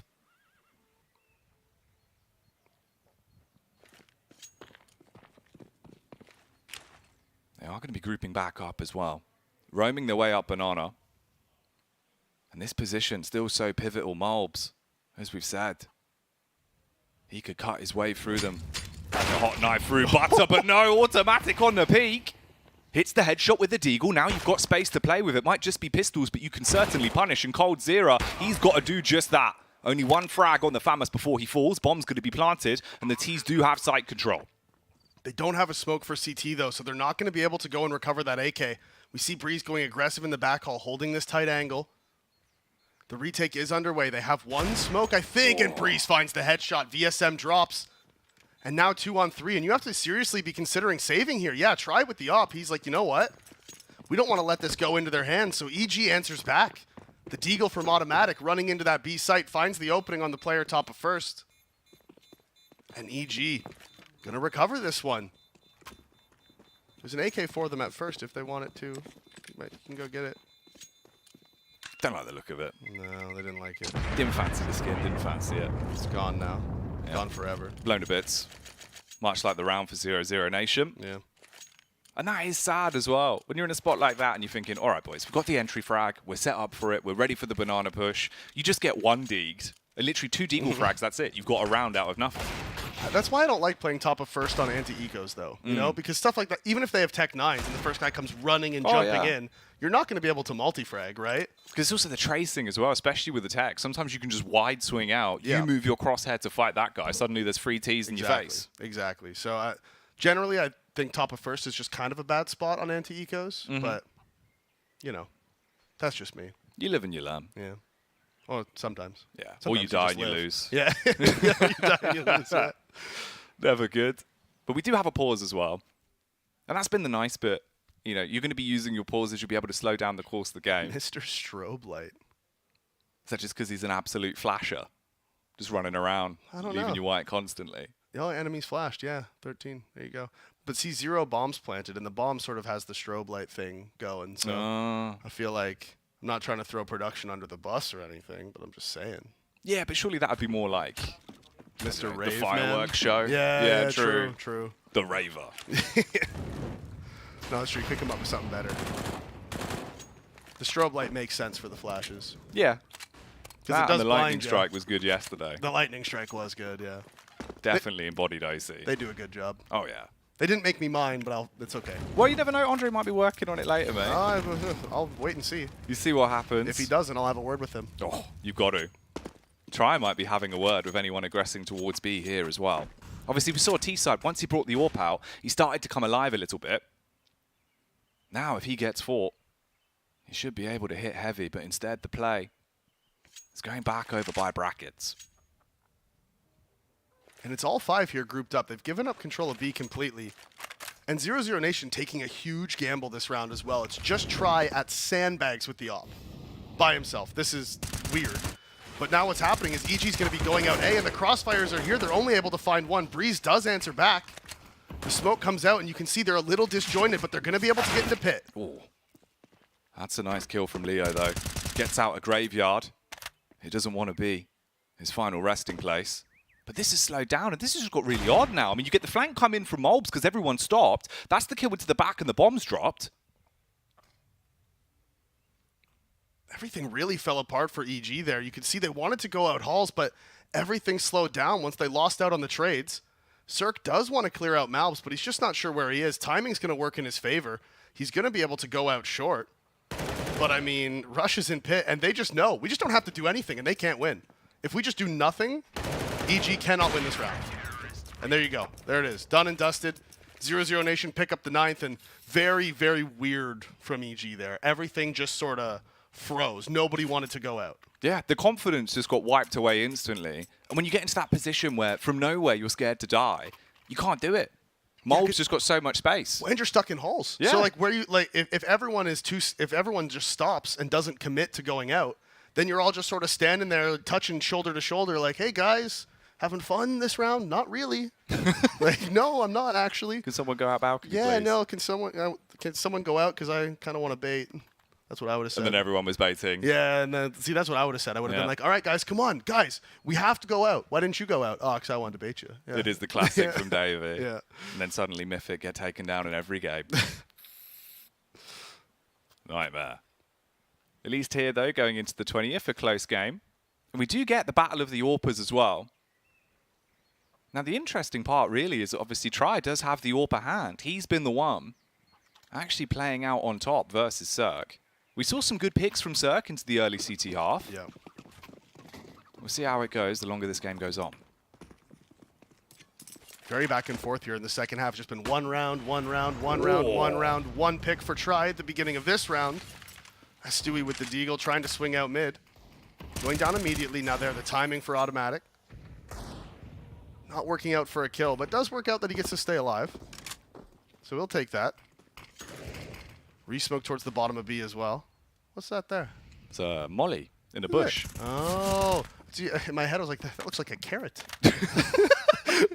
but why would there be a carrot there? That doesn't make any sense. 0-0 Nation's being super sustainable. Yeah. You know, the longer this game goes on, guys, we get to OT here. We need something to keep us going. I was just like, but it can't be. It simply can't be a carrot. Where's the carrot come from? I was like, they're farming, are they? Ooh. Talking of carrots, I mean, coldzera going to get his top bit and clean off as automatic sees him on the jump spot. So the smoke's down, rotate comes round. Molbs is here, but you're the only one. Just a single player towards B. He's got the info, bomb gets planted. 2 players come down towards Banana as well. But Breeze is ready. He's got the Deagle, ready to batter some people that come towards him. The Potassium Punisher. Will he be hitting the shots? Of course he will. Leo falls over, Rush with a face onto Tri. That's the AWP gone, and that's basically everything. The round's completely dead, and you've lost so many guns. And again, the pattern continues. One round, going back the other way. I wonder how long this is going to keep going. I mean, EG's okay with this, honestly. Maybe it doesn't feel super nice, but if they keep going 1-1, EG's going to win eventually. Oh, yeah. So they'll take this. It's 0-0 Nation who needs to sort of stop this pattern from continuing and actually string together some rounds in a row on the CT side. Obviously, that's not really going to be happening straight away as well, because now the cash is going to be in such an awful spot. Yep. And there, coldzera doing the jump spot, but misses a timing. Something happened where Automatic was able to creep up without him seeing him, and then as soon as he hears him jump spotting like that, he's like, oh, don't worry, guys. We got this one. Kills him, B site completely open. Really no chance for a retake, especially once Breeze got that kill with the Deagle on the flank. Yeah, no. So you go for the 5-player stack. There's not really much you can do, obviously. CT side Inferno, when you just have USPs, your options are so limited. So you basically just have to choose. All right, do we play contact on the site? Do we push down? So they do opt to just back up, play together. They are going for the cheeky boost, but not really. They're thinking about it. They're just trying to figure out what's something fun we can do here on our 5-man stack. Now, EG find it very unlikely they're going to walk into this. They have a ton of time left. In rounds like this, generally, you send somebody to scout in and just sort of feel it out. See, okay, where are they stacked? Let's make sure we don't run into a stack. Get the information. It's either taking top-middle control. Smokes come out towards B. No one's actually scouting out for info just yet. They are just grouping up towards A, though. Maybe they have a read on how 00 Nation likes to play their eco rounds. Maybe they just feel like going A. We'll never really know, but regardless, this is going to be the A play, and 00 Nation stacked at B, so there's not really a whole lot going on. Nah, you just walk in, the welcome mat's been put down, EG have got muddy shoes, they're not going to care. No. Quite rude. So what do you want to talk about? I don't know, man. What have you been thinking of? What's been cooking up in your grey gears? Well, I was looking up some cool Romanian facts since we are here in beautiful Bucharest. What did you learn? Well, nothing, but I did know that the heaviest building in the world is actually in Romania. Wow. Yeah, and not just because Maui stinks at the hotel either. I bet he certainly helps though, doesn't he? Yeah. Yeah. Yeah. God damn. Weighing everyone down. Is that just his head with all that knowledge? No, it's because I always have to carry him in games. Ah, there he is. Revved up for that one. Oh, can't be doing that. Well, that's not really acceptable, is it? It's not ideal. I guess it was relatively humane. It was quick. Yeah, fair enough. He did explode into a ball of feathers. But I think because you heard the noise when it died, I think that means that it felt something, so that's not what you want. No, not at all. Not at all. If it has time to do that. Squawk. Yeah. I was going to say squeal, but it's not really a squeal, No, it is more of a squawk. Yeah, squawk's a better I word. think that's the bird term. Yeah. Did you know as well chickens are the only animals that experience REM sleep? I didn't know that. Yeah, there you go. Really? What do you think about, well, dolphins sleep with only half their brain at a time. Yes. That's like kind of a version of REM sleep, really. Pretty similar. Yeah, because their eyes are definitely moving. Mm-hmm. Just the Rapidly, one. even. Just the left That eye. would be pretty funny if half their brain sleeps. They just, It just turns off half the body. Yeah. They can only go right. They're just going in circles forever. Someone's got to help this dolphin. He's causing carnage. There's an absolute whirlpool coming in. Imagine that. All the dolphins fall asleep at once. Just causes a typhoon. All of their migration patterns are determined based on which side of their brain sleeps at a time. That would be genius. Good stuff so far, though, from EG. You've got a good lead to play with, and now as well, with Archside just being completely open, they can capitalize. You've got all the map control in the world. Yeah, they pushed right into CT spawn, and you can see 00 Nation is aware of the possibility. Right now, coldzera, he's turned around. He's going to be watching for the CT flank. But Cirque is waiting for the short side aggression, and the player in library finds the tag on to try. That is Stewie. He gets tagged back himself, but just down to 35, and they still have CT control. And off the back of it, you can see Bomb working its way back down to bottom B. Yeah, they just want to go for the B split. Stewie went back towards Arch. VSM gets some info because of it, and he'll be creeping his way through the library. Got to be quiet. Yeah, good info as well, because he saw the timing of Stewie leaving, so he knows he's safe to push forward. Pushes in, he's going to find them in the back. Can't connect the spray on both. Does find automatic, though, as the op at Banana here. Cirque trying to go for the jumping off shot. Malbs is already repositioned to the car. Cirque knows it. Adjusts quickly, finds the kill onto Malbs. As Stewie gets cold as well, and that is going to just have to be the save from Leo. The timing from VSM was perfect there, Jack. He just couldn't connect the FAMAS spray. No. Took down one. It seemed like it was going to be the double. Stewie surviving with just one hit point at the end of the round. And for Cirque as well, right? You got the bomb on your back in such an awkward angle. You're there with the AWP. It almost looked like he was about to be outplayed. That second shot was lucky. Yeah, no, like he peeked out and you saw he still thought that he was over towards the sandbags position, but he had moved over to the car. But Malbs not able to connect that headshot instantly with the FAMAS, and Cirque with the crazy flick. If we have a replay of that, I bet that looked absolutely nutty, because he peeked out looking to the right and then killed the guy on the far left so quickly. I don't know how his wrists still exist, man. Like, literally constant wrist breakers, especially back in the day. his mouse used to get flung all over the place. Do you think he DMs with weights on his wrists? You know, I've actually heard of people doing that. Like a long time ago, it was ridiculous. UKCS, man, there was a couple of boys that used to do that. They'd be sat there with the little like wrist weights, and I was just like, well, this is just silly because as soon as you take it off, it's a different muscle memory. Yeah, no, it just doesn't really make sense. Yeah, no. It's like people that wear like ankle weights when they go cycling. It's just like you're just hurting your ankles. No, see, that's different because you're building the muscle. But I don't think you actually do. With weights? Yeah, The weights definitely build the muscles. But it just puts a lot of tension on the weak ligaments. Well, you probably wouldn't want to attach it. I'm sure there's a certain spot you put it to. Maybe. Because football players do the same thing with the weights on their ankles to make them faster when they're actually dribbling without it. Well, that's fair enough. That's kind of, I mean, I guess I don't actually know if that's true. If you know, hit us up. Let us know. Hashtag PGL RMR. I know people said Cristiano Ronaldo used to do it. But not anymore. I don't know. Yeah. I haven't been following his life. The old really. kickball. Yeah, he's pretty old now. Yeah. Obviously, other professional football players are available. Of course. But for right now. Or soccer, depending where you're from. EG fans in the chat. Yeah, true. All you NA boys. Probably got a bit of a smirk on your faces as well, because EG are making a good meal out of this game. Oh, try. Good attempt, but not quite. No, he flicked down. That boost can get you a freebie every now and then as well. It's not the most comfortable angle for an op because you do just see sort of the shoulders up. So it's not the easiest shot to hit. But if you can hit it, it can be that free kill. There's almost never anybody pre-aiming it. So it's relatively safe because even if you miss, you can just get away. So it's one of those ones that's very low risk.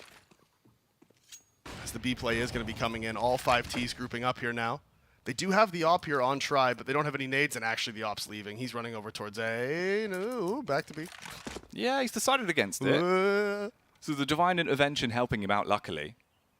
And he's playing a little bit more aggro as well. He's scoped far enough away, and he can stay scoped in, so there won't be any audio cue for them. You're getting another man rotating round as well. So Cold, he's on a mission to get here, but it's Try that's being so bold. Smoke, not going to be in a position to help him. First shot goes out, that's the warning, and here comes the push because of it. Good nade into the back line as well. Mobs is playing by Pool. He's seen them duck down, but he can't hit, and he's going to be made a fool as they will hit the shots on the Kalashnikovs. And one by one, everyone gets torn to shreds. That's it. It's dead and gone. Beautiful execute from EG. So well executed. They knew exactly where every single weakness in their smokes were. They throw that smoke in the front of the site to deny that op angle specifically. They throw the smoke into CT. They cross to Pool behind the first one. Then the flashes start coming in behind them to blind anybody who's trying to play around it. They land all their shots. Breeze gets 3. That was perfect execution from EG. That was really well done.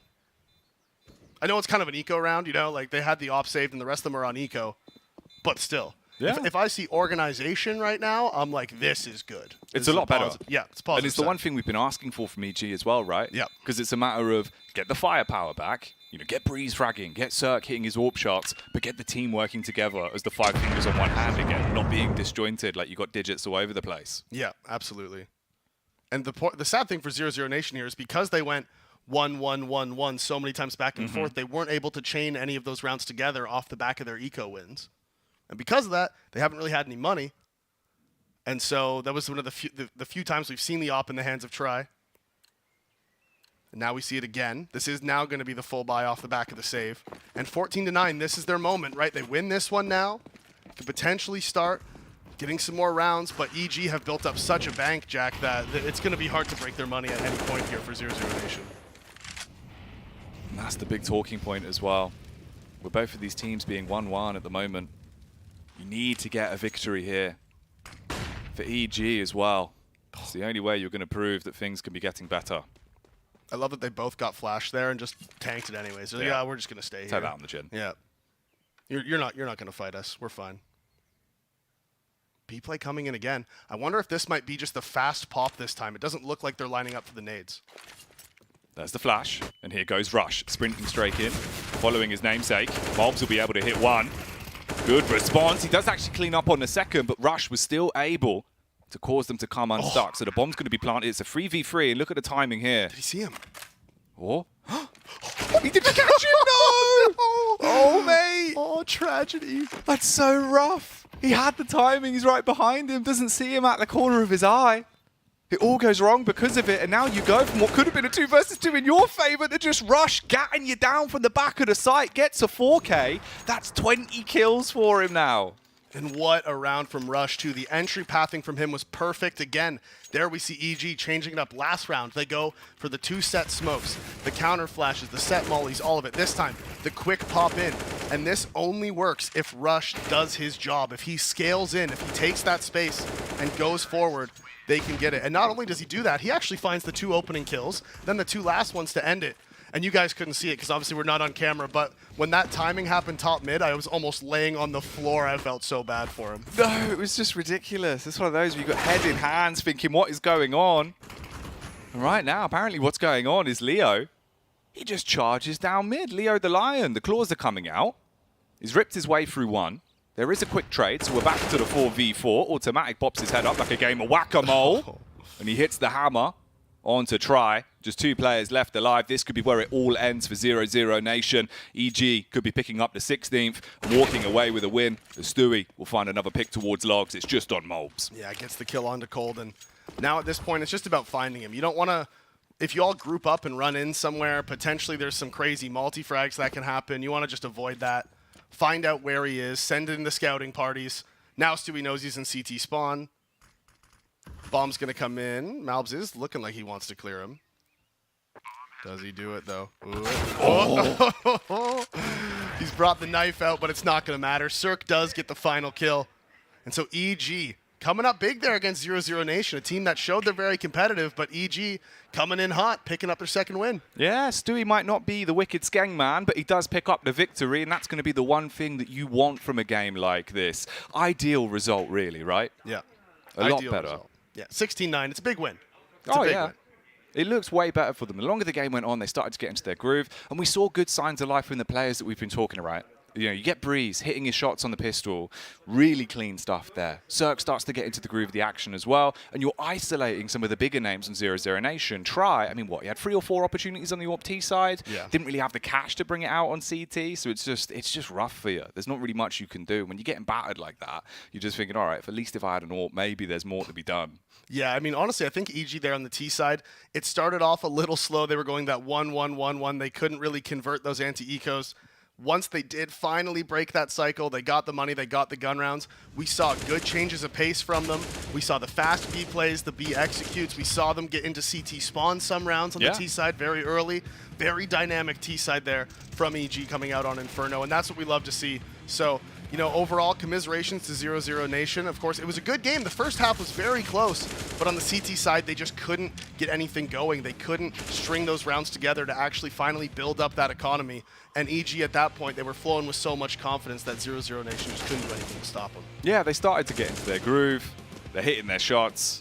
And at the end of the day, it's all you can ask for. Nice to see Rush as well, really coming out quite clinically today because it's so much better. Even yesterday, towards the end, right, with 9Z, he wasn't quite at his full form. So the rounds he was getting there, although he had 20 frags, there was so much more impact to them than you can really see from the scoreboard. Yeah, definitely. And, you know, he was getting lots of kills too. And, you know, Rush, overall, big game from him. He's not the guy when you're talking about this team. He's not the guy who you're saying he needs to be putting up big numbers. He needs to be doing, no, he's the entry fragger. He's the guy who plays kind of, you know, traditionally the not so loved roles, right? But he still is an important. He's still always every player on a team is an important player, Jack. Every team on it. Everyone is important. You at home are also important. So go and take care of yourselves. Grab a water, grab a drink, and come back when we're back in for the next best of one after the break. We are here at the PGL RMR event. I am Maui Snake, conducting an interview with Ben Leet, the in-game leader of Party Astronauts. Ben, guy that I've actually played against a lot, and a guy that actually stole my lunch money at the first CSGO LAN that I attended. Yeah. But happy to have you here. Happy that you made it to Bucharest. How does it feel to be in Romania? It feels amazing. Just being here, this event, playing at the major, it's just incredible. Awesome, awesome. Okay, what are Party Astronauts' goals going into this RMR event? Well, of course, we want to make the major. Sure. Everybody wants to make the major that's here. Nobody's going out without a fight. North America is kind of infamous now for having poor practice conditions, but all the time that you're spending now in Europe, you guys have Pro League, you guys have this. What are some of the biggest lessons you have taken from practicing in Europe? I would say you just got to be a lot more like disciplined in how you play. You got to be more aware of every little thing that could happen. They could be doing this setup, but they could be doing this. Like you just have to have your brain just like constantly flowing. Viz, talking about you, talking about Party Astronauts, you could not make it to Pro League due to visa issues. You're here now, obviously in Romania, in Bucharest. This is your first time in Europe. Actually, first impressions of Europe. Honestly, kind of not what I expected at all. I was not expecting Bucharest to be this nice, but it's pretty crazy. What is your objective here at the RMR? Obviously, our objective is to qualify. I think we definitely have like a very good chance at qualifying for the major. So we obviously set our expectations pretty high. But yeah, basically just try to qualify for the major. When you look at this event and the lineup of teams here, who are the ones that jump out to you as the definite favorites to make it? Easily Liquid. Those guys should make it every single day. Insane talent on that team. I don't see them really losing many games. I think really the only close game they could have is against Furia. And then from there, I'd say probably Complexity. Looking at your own team, who is somebody that people should start paying attention to that you don't think they are? Honestly, Pwn alone. This guy should easily be on. I think he's probably the best opera in NA that's not signed to an organization right now. I think we might wrap it up there. I think that's really solid. Yeah. Thank you. Okay. Good.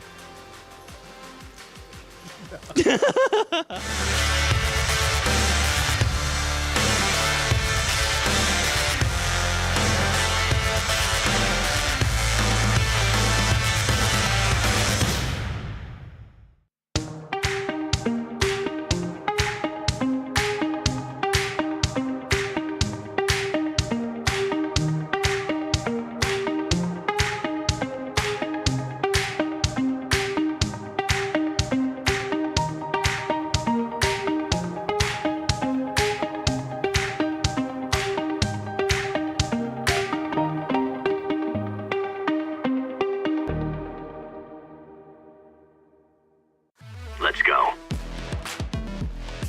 Battle is on.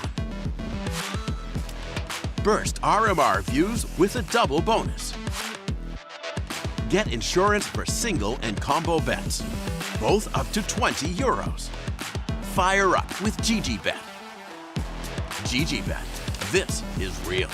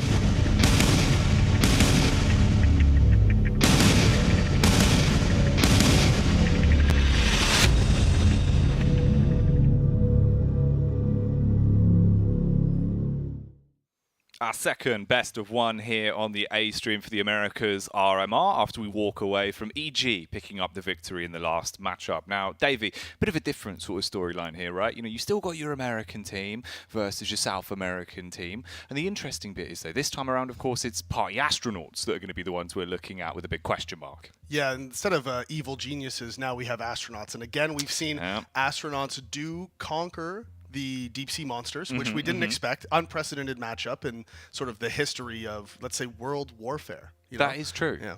You know, you've got that aspect. We were looking at yesterday thinking, what an unprecedented game, right? A big Leviathan versus Party Astronauts. They're good at the boogieing, they're good at the floating around, and apparently they were good in that matchup as well. Today it's different because do they have the keys to victory to unlock a game versus Case? You know, this is going to be a tight game, man. I'm telling you, this Case team, they are competitive. I mean, every single team here is competitive, of course, but this is, I think, a relatively even matchup. Party Astronauts, they have spent quite a bit of time in Europe, which I think will be a small advantage over a team like Case. They have been here for a while. They competed at Pro League, so I think when you take all those things into account, Party Astronauts is going to be confident. They did say in that sort of pre-event interview that they did, I believe it was the coach from Party Astronauts said that they do believe that they're going to be better than these South American teams, and they do expect to be making it through in qualifying. It's a good point to look at, but for right now, let's take a look at Case and see how the boys are looking with their little hype video.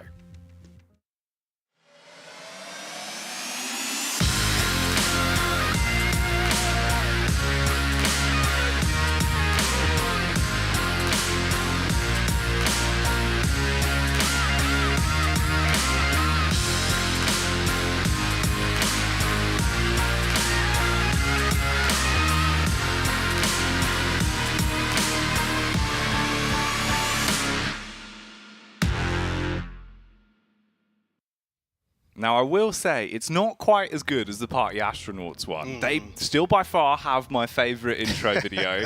It looks sick. The only one that's a close contender is Liquids with the Shoxy Wiggle. Oh, the Shoxy Wiggle was big. Like, yeah. Shoxy just go to a little wiggle, wiggle, wiggle, wiggle, wiggle, you know? It is damn good. Let's check it out. Let's have a look. If you haven't seen it yet, enjoy this.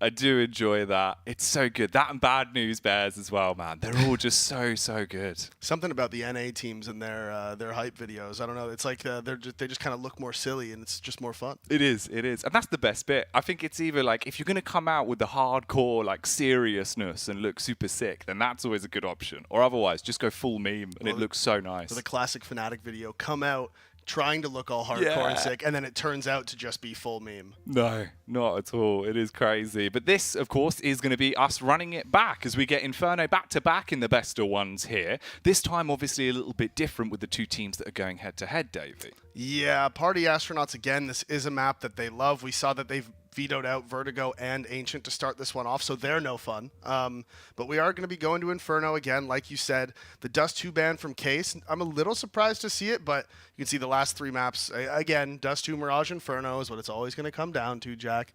That's where we're at. I'm never going to get to see any Nuke. I'm never going to get any Ancient. No, not at all. Maybe in the EU RMRs. Well, definitely in the EU That's where we're RMRs going to be seeing those big custom maps coming through, of course, when we're in the best of ones. But you keep it a little bit more sort of, base level here. Yeah, no, this is pretty standard, especially, we've covered a lot of these South American teams in previous qualifiers leading up to this event, and they do love a bit of Mirage, Inferno, Dust 2. That's kind of their bread and butter. NA teams as well. And in NA, in the sort of, semi-pro to low-pro level scene in NA, if you can't play Mirage, Inferno, you are pretty much screwed. Yeah, you have to be competitive on it, and that is where we're going to be. So off the back of the knife round, we've seen that Case have been able to come out on top. They've chosen CT for the start, and Astronauts will be on the T side. Early aggression towards Banana, and I do love this. Dooley's on Dart. Ooh. This is a classic. Yeah, he could absolutely maul them, mate. Banana could be an abattoir. He's firing off the shots. Does shoot over the head, and Steel will swing to at least shut down John G, but you're left in a 3v3. Flash on the getaway. Gets stuck behind New Box, but he still tucks in. Woo! Second oranges for one. and then he falls. That first kill is actually so important. He's just only got the one shot he was able to get off before he goes down. Lands the headshot to make it a 2 versus 2. Viz is going aggressive towards backhaul. He finds Fasten trying to go for the retake. Now it's all on Yeps. He's 1v2. He's walking in. They're not 100% sure where he is. Hasn't been spotted yet. I think he might have just been spotted there on the jiggle. Yeah, he was. So bomb is going to get planted. Actually, just the fake plant, just the tap. See if they can bait any forward movement here. As he's creeping around, he's skulking here in the back halls. Trying to be the sneaky, sneaky man. He's walking in, seeing if he can find anything towards Coffins. Hasn't found him yet. The reposition's already there. He's pushed in towards his close left. As soon as he gets contact, the swing should come in from the teammate, but it's not going to matter. Ben Leet doesn't need it, and yesterday, Jack, this man went absolutely massive on this map for Party Astronaut. Just gargantuan. And, you know, as we were saying then, you can't put Lee in your name if you're not going to live up to the legacy. And he absolutely has been. He was hitting his shots, so proactive on CT and T yesterday. And he was coming away with so many frags. Most of them just impact frags as well. He wasn't even farming the ecos. No, he was just hitting everything. He just couldn't miss. Ooh, Honda. He gets so cheeky sometimes. Another guy who had a big game yesterday on Dust 2, if you remember, Yep. was over on the A stream, of course, when we were covering the B stream. But Honda had a huge performance. Probably one of his best career games, honestly. It was up there. He's had some pivotal ones, and that's certainly one of them. The 3K spray down he had from Gandalf on the A site on Dust 2 was just sickening. Oof. RCF with the scout, never in doubt. Finds the flick up. So John G being John dead into this round, Davey.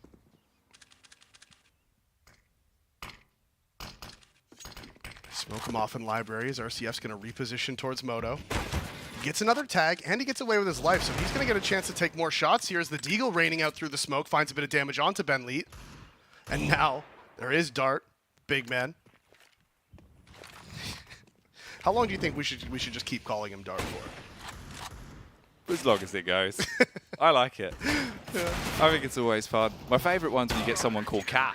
Yeah, Cat's a good one. That is good. I mean, the claws are out here. Case coming in like a feline, fast on their feet as they're able to take the scoreline back to a 1-to-1 stance.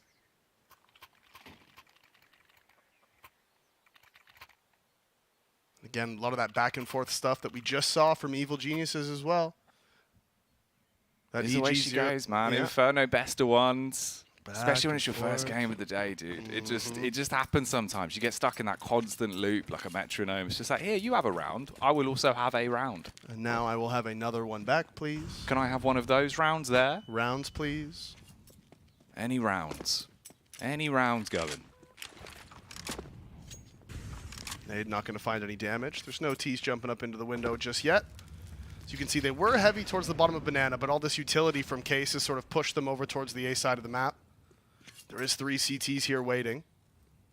You can see Party Astronauts not completely sure how they want to go about this one. They're trying to set up some strat. You can tell that there's been things communicated. A plan has been formulated. As they get control of top middle, there is one man over there towards long. That's Fasten. He's going aggressive, wants to get just a bit of information, and the only information he gets is that DJ's there with a gun waiting to shoot him. Ben Leet swings out, does connect the headshot with the Tech 9. Looked a little bit dicey there for a moment as Yeps does trade it back. The bomb has made its way into CT spawn, though, and Yeps is getting sandwiched. They're springing upon him. Yeps trying to say no, but it's not going to work as DJ will leave him low to the ground. And this is not ideal. You picked up the prior round, but coming in here with a better firearms, you'd hope they'd be able to string something together, get a bit of bank building on the CT side. At this point, it's just going to be a save. The best case is for both of these guns. And we talked about it. You'll have a round, then you'll have a round, then I'll have that round, please. And again, the trend continues. I don't know. They're actually, they were real close to each other. But neither one of them wearing any cologne or anything like that, so they couldn't really smell it. No whiff. Yeah, they didn't get a whiff of each other. No one had any sniffer dogs nearby either. Just barking it up. Yeah, so they just sort of sneak on by. Nobody finds anything. All the guns going to be saved. And if you want a reason not to buy a FAMAS, Yeps just displayed it right there in that round. Yeah. As we've said, man, the FAMAS at times, you sat there thinking, oh, it could be so good. But it just never is It just never is. It Even if never they just feels fix good. the burst, so like the last True. bullets were slightly more accurate, it would be huge. Yeah, no, that would be much better. I've always loved him, the little Frenchie, the famous. But not then. Not normally ever. I've always hated it in CSGO, honestly. Yeah. Can't stand it. Every time I buy it, I regret it. It's the saucer in me. I'm just always Yeah. thinking about the plays you used to be able to make with the famous, man. Nade damage coming out. And this is a fast play from Honda down middle. They have spotted it out by the looks of it as Jonji does get the kill. This time not going aggressive towards Banana. DJ swinging out in mid. Finds Yeps playing aggressive. The boost on B. Now they know there's 2 players at B. The reaction from PA should be to take top mid control right now. Unlucky. Yeah, not great. Slows him down somewhat. This is clean, though. DJ on the drive-by. It's just the MP9, man. He's so fast. You can see he just couldn't track him. He ran across the screen so quickly. Breezing. Last player left alive in steel. He's got a tasty-looking deagle. He's going to work up as well. Pulls out the M4, but Ben Lee posted on the angle towards Logs. Chops him up like a woodcutter. Party astronauts do find 3 rounds. Yep, they say, no more. We're not doing this round-to-round game with you. I see you played Roundy before. Yeah, well, but we are the champions of Roundy. That was a good ragdoll. That was a nice one. We had a really good ragdoll yesterday where he just went flying so high in the air. Did we? Yeah, that was sick. Do you remember when Valve made that initial ragdoll change a couple months ago, and you'd shoot someone in the knee, and they would just do a backflip? Oh, yeah. That was so much fun. It was sad when they toned it down. I'm glad they left it at least in the place it is. This is all right, though. The place they're in, you have at least made it somewhat costly, right? I mean, Ben's down. Pone alone. He's fallen over. But Viz will be able to find the heads. It's just on Yeps. USP, never going to work wonders for you. Viz will clean up. And Astronauts do get the 4th round with just the 2 deaths. Yeah, 2 kills with the USP. Actually dinked Viz as well. He could have got 3. Mm-hmm. That would have been pretty nice. Oh, yeah, especially with the way the money's going as well. If Viz has to rebuy, it actually would have been a lot better for them. Yeah, yeah. It's always good. It's always good on those eco rounds to just get as many guns as you can, make them use as many nades as they can. It's a small thing, but could make a difference later on in the game. As we do see the op coming out for RCF, has the light armor as well.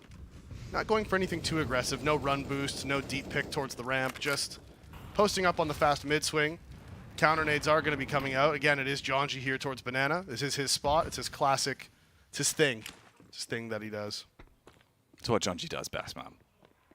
Sit here, I'll hold Banana, frag you up, and leave you with a bit of a disappointed face. And at the minute, that's just going to be the play they operate with. Astronauts can afford to just hold, see if there's any audacious moves from Case. You get a pick, then you can react from it. Yep. Do you know Jonji actually has a 1,000-pound deadlift? Does he? Yep. Wow. You wouldn't expect it. Nope. But it's true. What a champion. Yep. Strong thighs. It's very strong back as massive. well, yeah. Yeah. Just ask him to do it next time you see him. I will. I will. Does he bring the weights with him?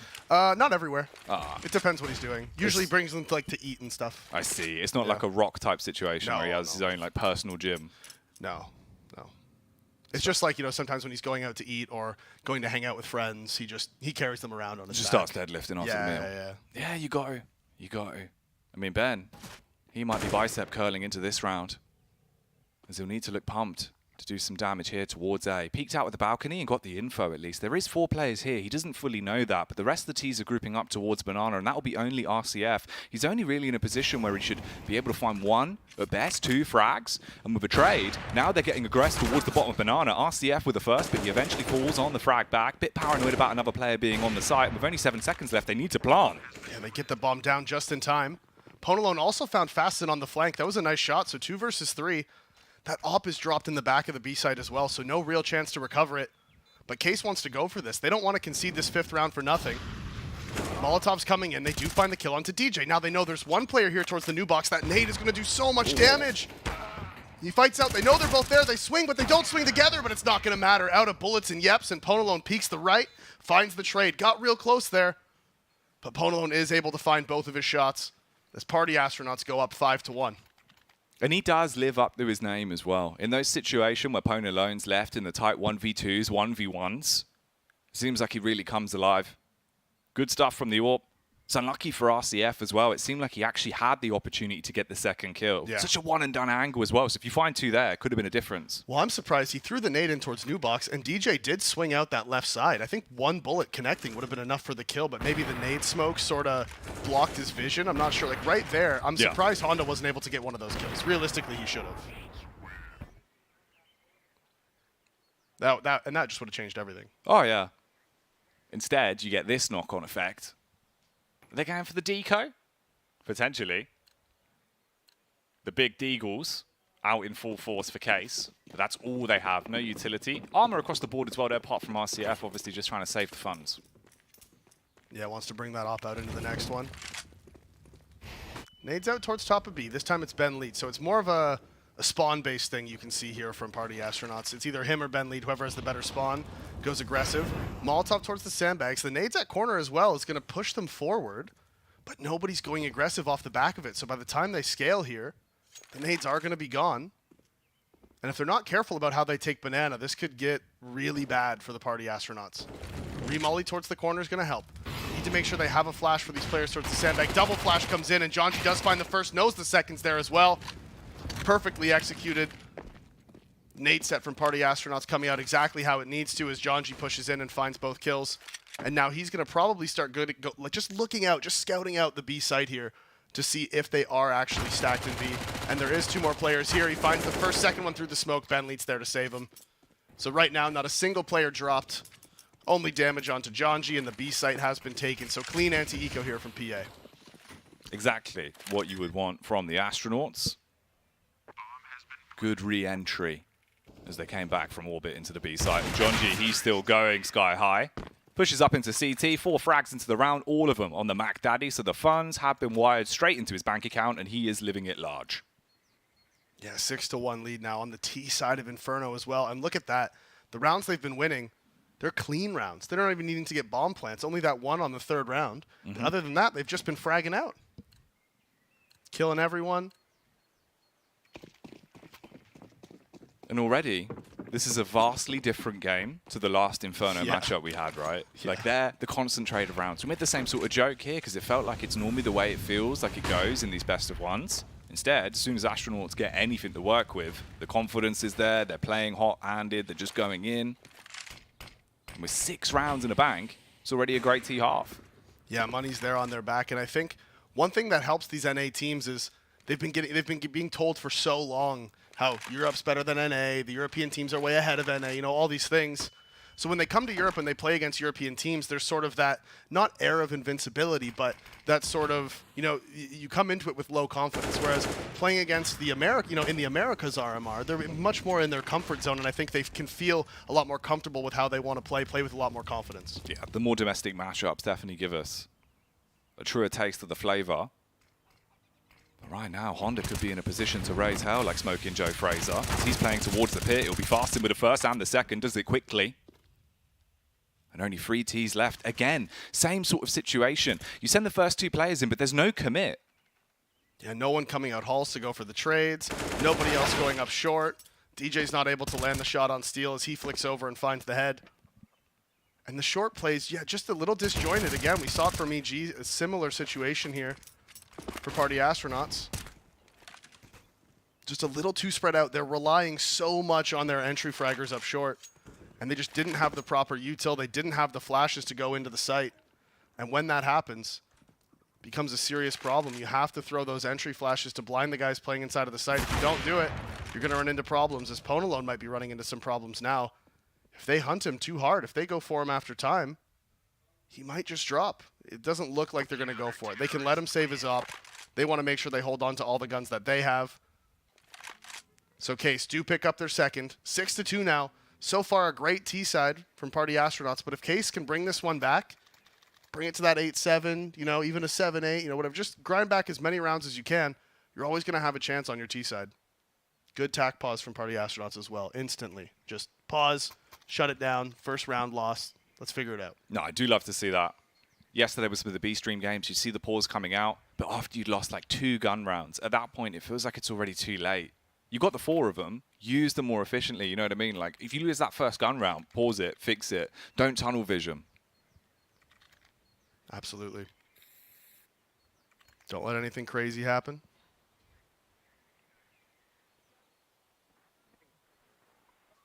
They do still have the money.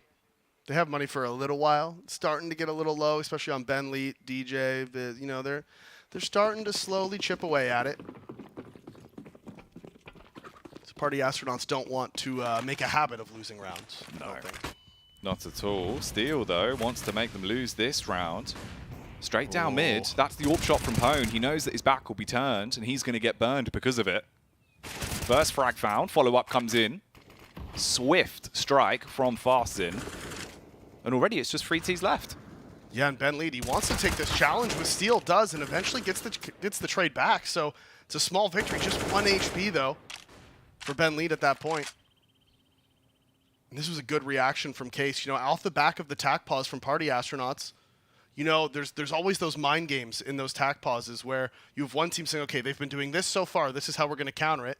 The other team knows that, so like, okay, they're going to try to counter what we're doing. How do we adjust to that? You know, and there's all these mind games that go back and forth. And this time, Case just, the reaction from Steel, the veteran of this lineup, just run it straight down mid. Yeah. Sprint at him, hit him, windmilling the whole way down.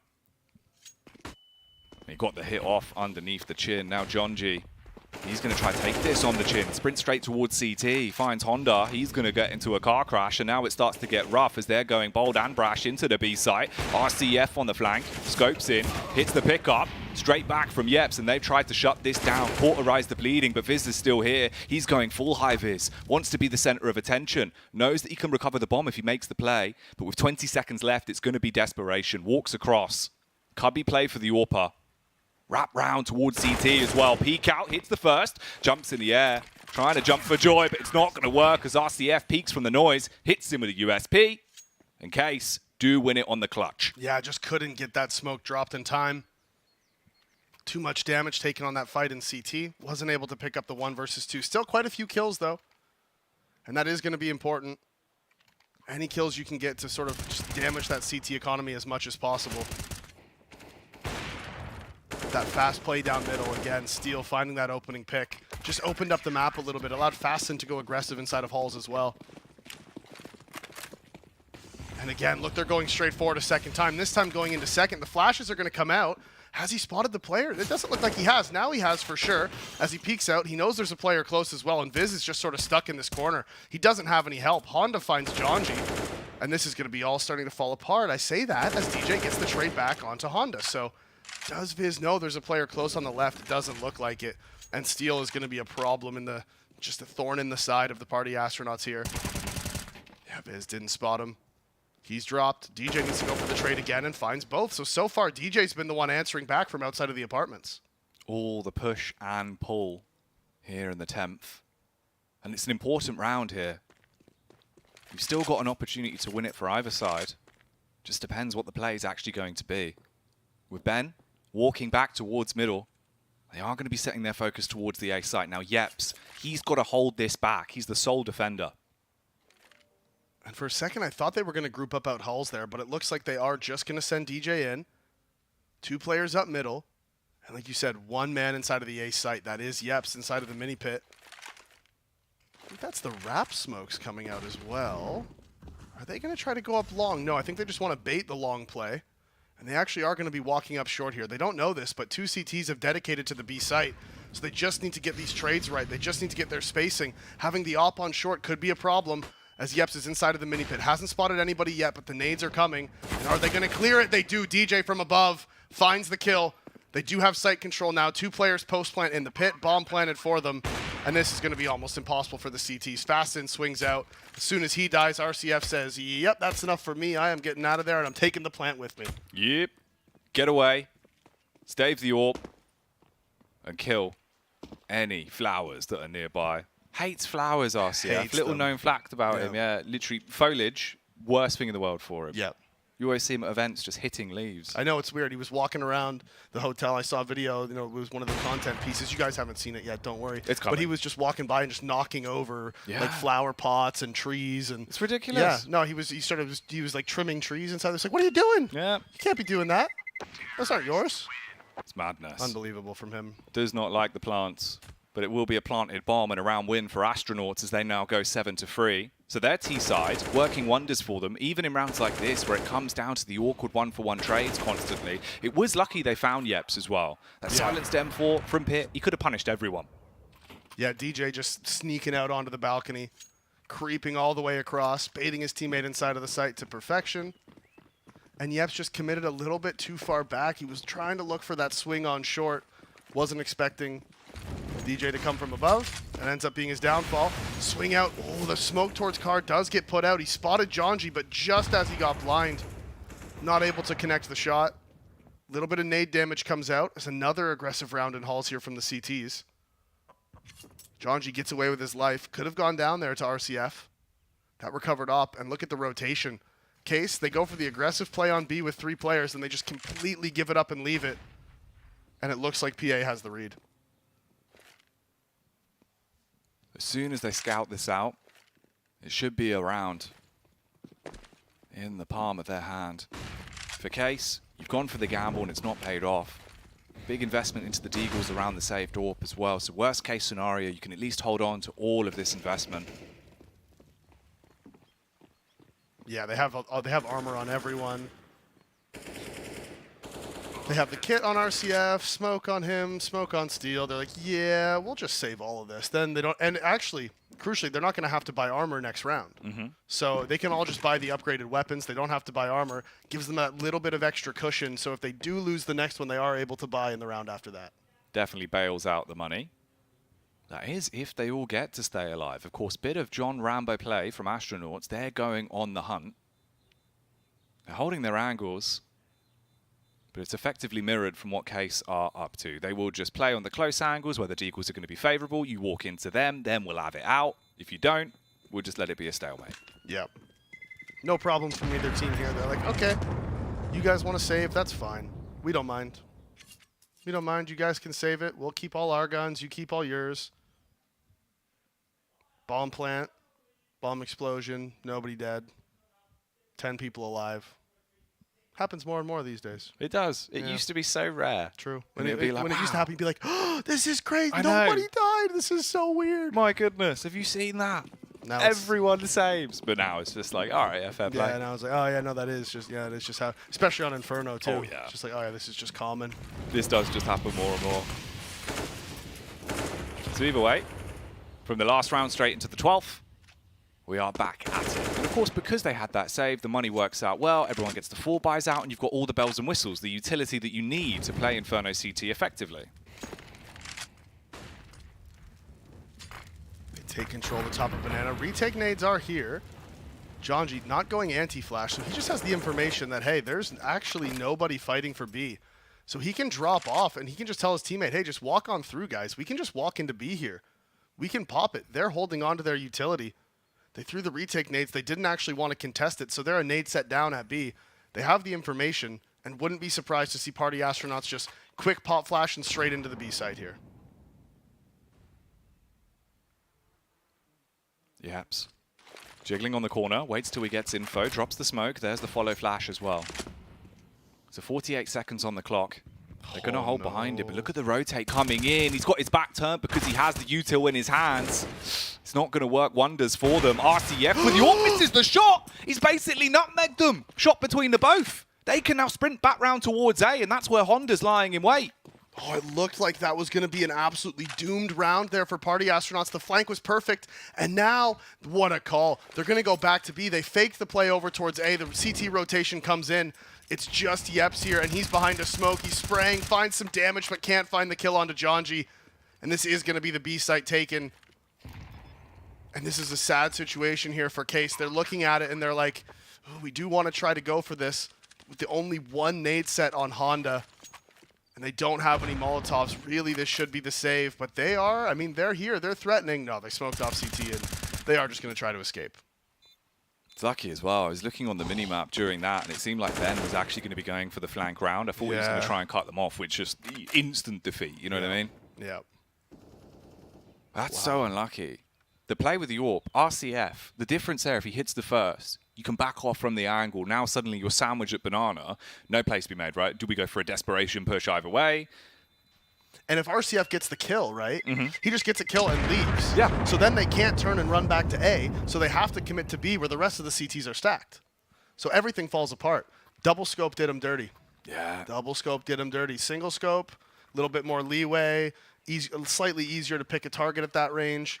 But the double scope, he just sees movement, flicks, and like you said, right in between the two players. Look at this movement. Look at that chicken go. Oh, man, he is spinning. Having a spin, a little breakdance. Whoa. Oh, easy now. He's just a street performer. Whoa. Give him a tip, not a bullet. My God. He's killed him, and he's grabbed the cup full of coins. We just seen robbery. Daylight robbery. Oh, this could be some theft from John G. Up towards top banana, he's in the smoke. He wanted to be a bit of a criminal, but there isn't anything that he can steal. Just steal away our hearts and minds. I can't believe it, honestly. So much chicken killing. There's been a lot today. Yeah, we had none yesterday. It felt quite nice. Yeah, and that guy, he was putting on a performance for him too. Just a little, little jig. He wanted to show his friendly roommates, the CTs, how proud, he wanted to make them proud. He did. But instead here it's going to be Half to Honda that makes Case proud. He does drop the smoke and saves out from the molly, but the problem is he's only got one. Finds a second before he goes down. Ben will batter him and can get the bomb planted. And 3v2 post plant again, and does Case go for this? Pwn alone has the angle. He's creeping around. It's going to come down to the timing, and Steel able to connect the shots onto the side of the body, but not able to find the head. And Pwn alone's gun, well, that kills with one. So done, over, dead. Just a save for Yeps, if he's able to. Needs to try to hold on to that one. They are going to be sort of, they're going to be closing in on him.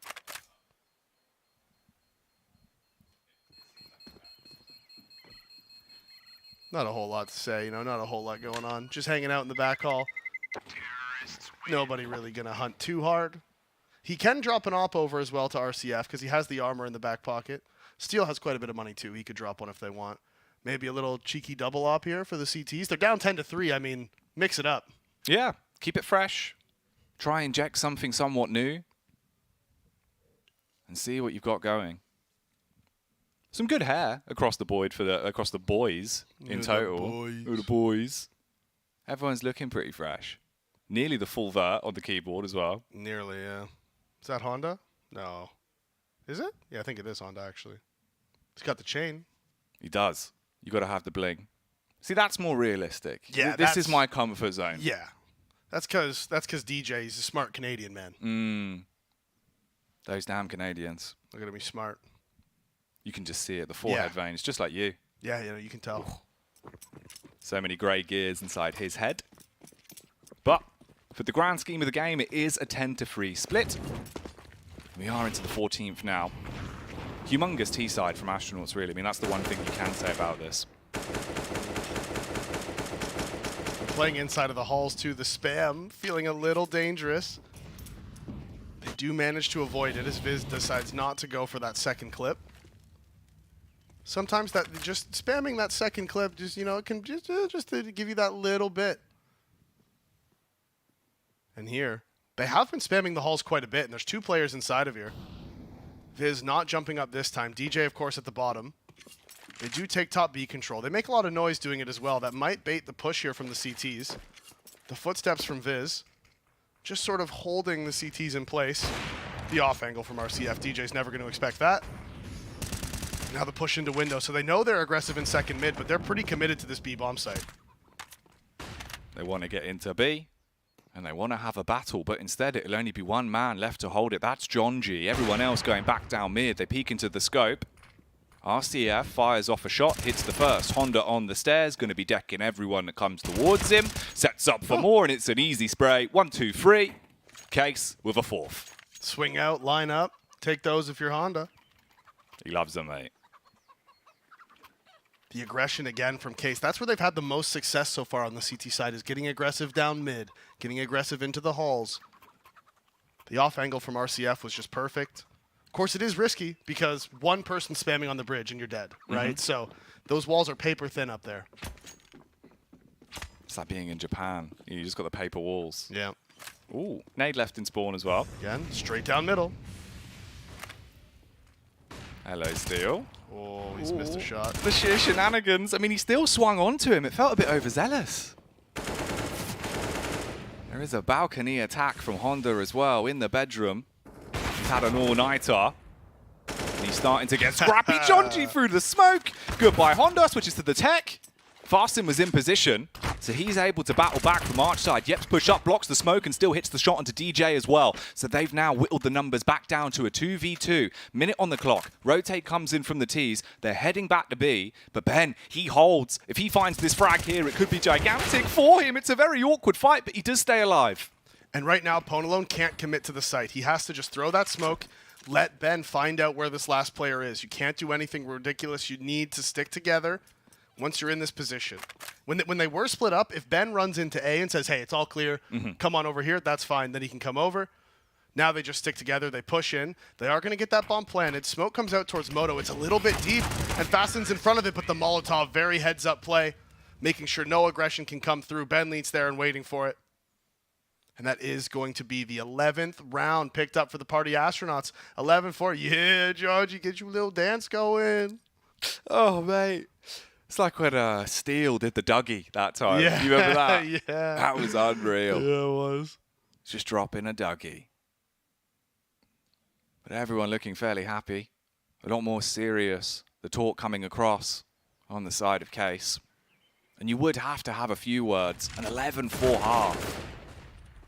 If it was on the CT side, it'd make a lot more sense. But the way it's being played here, it's just so unfortunate for them, right? And now you're in a really rough spot. Although, of course, you get the classic, you know what I mean? 11-4, it can always come back. If you're now going on to T, you lose that pistol, it could be good night straight away. Yeah, definitely. Party Astronauts, obviously, big fans of Inferno. Now, something I'm not a big fan of is not having a kit on CT pistol. I just feel like you should. I just feel like you should have one, but they are going to go aggressive in mid. They get a lot of information, but aren't able to find the headshots. It is this four-man stack over towards top mid. One player rotating over. I think that is Ben Leet going over in towards CT spawn.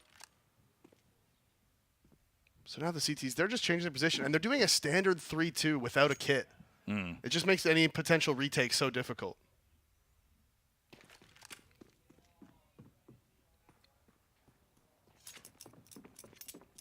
Could be risky.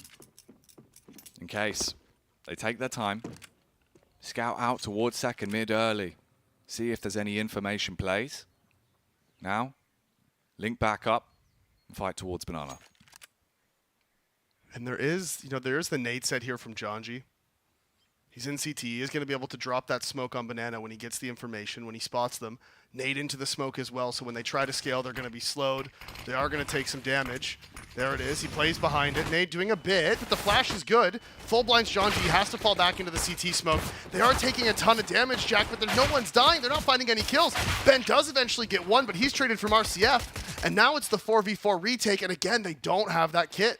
Oh, Jonji, though, might not need a kit because he's right behind them. Just goes charging straight forward, hits the follow-up as well, punishes the pool player. And now, this looks horrendous. You're in a 1 versus 2. It's all up to Jonji to do the damage. Goes straight into Nubox. Suspicious of Honda's face. That's 3 frags, and he wants to turn it into the 4K. Oh, close, but no Sakar. Jonji with a juicy round, but in the end, it'll be Case that pick it up. Yeah, and again, Honda landing those headshots from the new box. He's been having a good game. He's been having a good event overall so far. And Jonji himself, like you said, finding these headshots, gets 3 on the round. He knew his win condition. He didn't have the kit. He knew he had to push into Banana to try to find that kill onto Steel, who was peeking around the corner. But that was it. I mean, once Steel lands the headshot, that's it. You know, it's round done. And Case pick up the first round. They needed it. They needed it here on the T side. Party Astronauts, if they won that pistol, potentially running away with this one. And that's why I just think you should just have a kit, man. Just have one person buy a kit. You can still do the nade flash smoke thing. Just have one of the guys stacking A with a kit smoke, you know? Why not? You gotta have it, dude. Bring a diffuser if you need some tools. And the right tool for the job here for Party Astronauts would be to hit their shots as push comes to shove towards the B site. T's grouping up. They have the better arsenal for it. Similar sort of affair. Smoke towards CT. Does stop any aggression. Yeah, they smoke them off in Banana. They don't want to commit through that, obviously. They have the AKs. 1 MAC-10 on the side of Yeps. He's probably going to be the first one going in here. Molotovs are going to come in. And there's 3 CTs here, but this is going to be the hit, and the Molotov's going to force them out. Push comes to shove. Molotov burns John G. Ben Leak with a fast adjustment. Can't quite commit to the spam to get the kill, but Viz might. He'll peek out. Kills from Coffins. They're forced back. They're struggling, but suddenly he comes alive. Annihilates them with a hand cannon.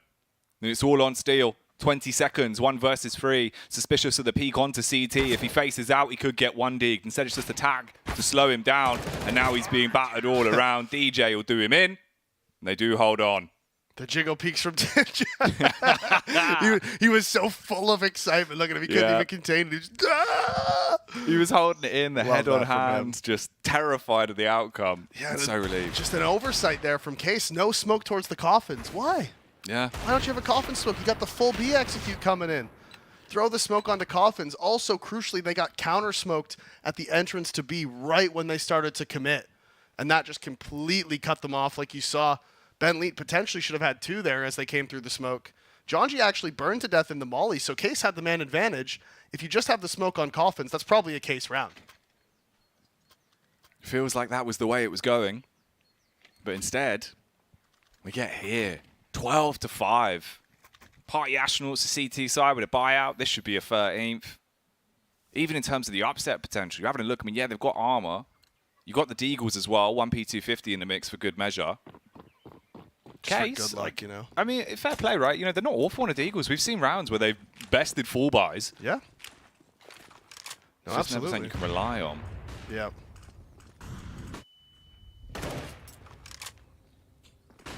But again, you know, it's that similar thing. I'll have a round. You'll have a round. Mm-hmm. You know, the Party Astronauts want to shut down that pattern even sooner here in the second half by saying, actually, we'll also take We'll be this having round. all rounds. the rounds. These are ours.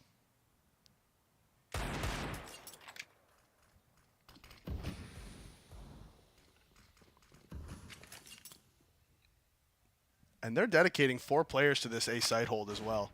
They're just leaving that 1 player in Ben Leet over towards B. He has the nades. He has the MP9. They're like, all right, look, if they go B, we can retake this. We have the utility. Molotov still, right, in the back pocket. Viz has 1. Ben has 1 towards B as well. And he's just spotting out the information. And actually, he's throwing the retake nades. And that's going to push them forward because they were already up close on the car. Flash is good to push them off, but he needs to fall back now. His team has to rotate over. There's no smoke in CT spawn. Ben is aware of the aggression, though. Finds the kill onto Steel as now the CT smoke is there. Spray raining out. It is going to be the 5 versus 4 retake, but like I said, a ton of utility held onto here by the CTs. Flashes, Molotov to go out. They just need to wait out these smokes as even more damage is being found. Apparently, they don't need the smokes to be gone. They'll just shoot straight for them and still find tags. Honda, though, he goes aggro towards Garden. But they're going to be able to shut that down. Leaves it just on Fasten. He's got the Deagle, peak CT. Felt like it should have been a 1-tap on the first, but losing out on that one. Suddenly, you're completely outnumbered. He'll fall, and Party Astronauts get themselves 13 rounds, coasting towards the finish line now. They do, and that was the force, too, from Case. They did get the bomb planted, so 13-5. They should likely just save this one, concede that 14th round, and then try to string, 11 rounds together on the T side. Not a super fun situation to be in. Nah, never easy. Never easy, but it wouldn't be Counter-Strike if it was. No, that's true. And that is exactly what they go for. Deagle's brought out again. Armor on Facet. He's the only one. As Ponalone jumps across, spots the information, sees them at the ramp. Just going to pass that info across. It's not crazy good info or anything. It's just like, hey, they're T-ramp. It's like, oh, yeah, they are. Yeah, that's true. Yeah, safe. It's kind of their spot. 5T spawn. Yeah. It's kind of their spot. Ooh. What yeah, I mean, he sees him. Saw a leg. That's give him a bit of how's your father. That is. He's got 1-5. Potentially 2. Oh, God, he's stressing me out. This is quite stressful. Oh, huge Deagle connection. DJ, he'll be frustrated with that play. He's down on the deck. And there is an opportunity for the backstab, though. John G's right in the rear, so he's seen Fassin and stops that. It is a 4-on-4, but of course, the CT is going to be favored. They've got the better weapons to work with, and they're so split on the T side at the minute. But also importantly, they just got the information that Party Astronauts is playing retake on B because John G rotated into CT spawn, and Ben Leet was at the coffins. So in their minds right now, Party Astronauts is playing retake on B, and it is accurate information. Ben Leet has repositioned slightly towards the back of the site, which could be crucial as John G rotates in to get that re-smoke out. With 30 seconds left, if he peeks from coffins, though, he's going to be dead at the hands of Steel. Steel. Oh, eyes like a hawk, waiting for the face, but it won't matter. As his teammate boosting him has been battered. There's the response, but the Molotov's underneath him, so hot feet. He's out. And Ben Leet at the back of the site should get the easy pickings onto the last player now. Is supported by Pone alone. No matter what happens here, you've only got 9 seconds. You'd have to do something audacious. Tries to get the bomb plant, baits them in first, hits the headshot. All right, maybe there's an opportunity. 2 seconds, he's got to sprint in, and the timing's not going to work. Nope, he just needs to get away. Viz realized he just needs to hide, no time to plant. Now again, one small thing, Yeps did grab the op, so he does get to bring the op over, but his money's not great, so he is going to need to have an AK traded over to him. Overall, it doesn't actually play that much into the round, besides the fact that he's taken all the guns out of the hands of the Party Astronauts, which could be important if they are going to mount this comeback, being able to take those guns out of their hands, potentially break their money as soon as possible. So, you know, small thing, but those 4 kills could make the difference in this comeback, and they're going to have to start mounting it right now because they're down 14-5.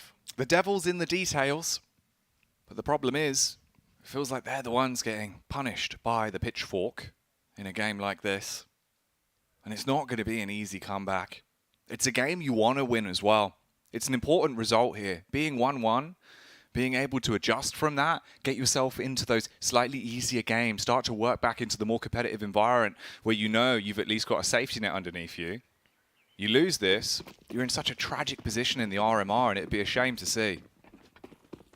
For a second, I was a little bit concerned that RCF didn't drop Yeps and AK. Yeah, because he only had the Deagle, and I was like, that would be rude, RCF, if you didn't do that. Can't be doing that. Can't be dropping him. So 14-5. Fashionals pick up the round here. Take it to match point. Have so many to work with. And not have to worry as much. 1 minute and 16 on the clock, though, for now, Davey, and a lot more of a slow style of CS coming out from Case. They are going to start to aggress back towards Banana. The AWP scoped in. Down comes the smoke. They'll play around it, but here's the peek from the CTs. RCF does hit the shot. Oh, very good. Oh, Steel swinging out. Gets the trade onto Viz. Also, finding that opening pick onto Jonji. The pop flash was good for the original players in, but RCF coming in late. Didn't eat that one. So he finds Jonji for free. Also, we did just get an update from the B stream, Jack. Liquid took down Pain 16-1. Oof. 1 round away from the 16-0. Liquid. They're giving it. I bet Shox is happy with that one. Oh, I bet everyone's happy with that one. Oh, yeah. Except for the Pain fans and players and management and family members and all that stuff. Yeah, basically everyone else but Liquid. Yeah. 16-1 though, man. Damn. Yeah. But right now, it's Astronauts that move like water. They go with the flow, and the flow is helping them so much in this game. 14-5. Could go 14-6 here because the bomb's planted. You're not really looking to get the round out of this. You just want to hold on to your weapons and stop any casualties. Issue is, Pone alone will be spotted by RCF. That's his 2nd kill of the round now. And Honda, looking for the fight towards balcony, does get taken down, but that's a big tag. So DJ not really in a spot to try and stay alive fully. If they wanted to commit to it, he could fall.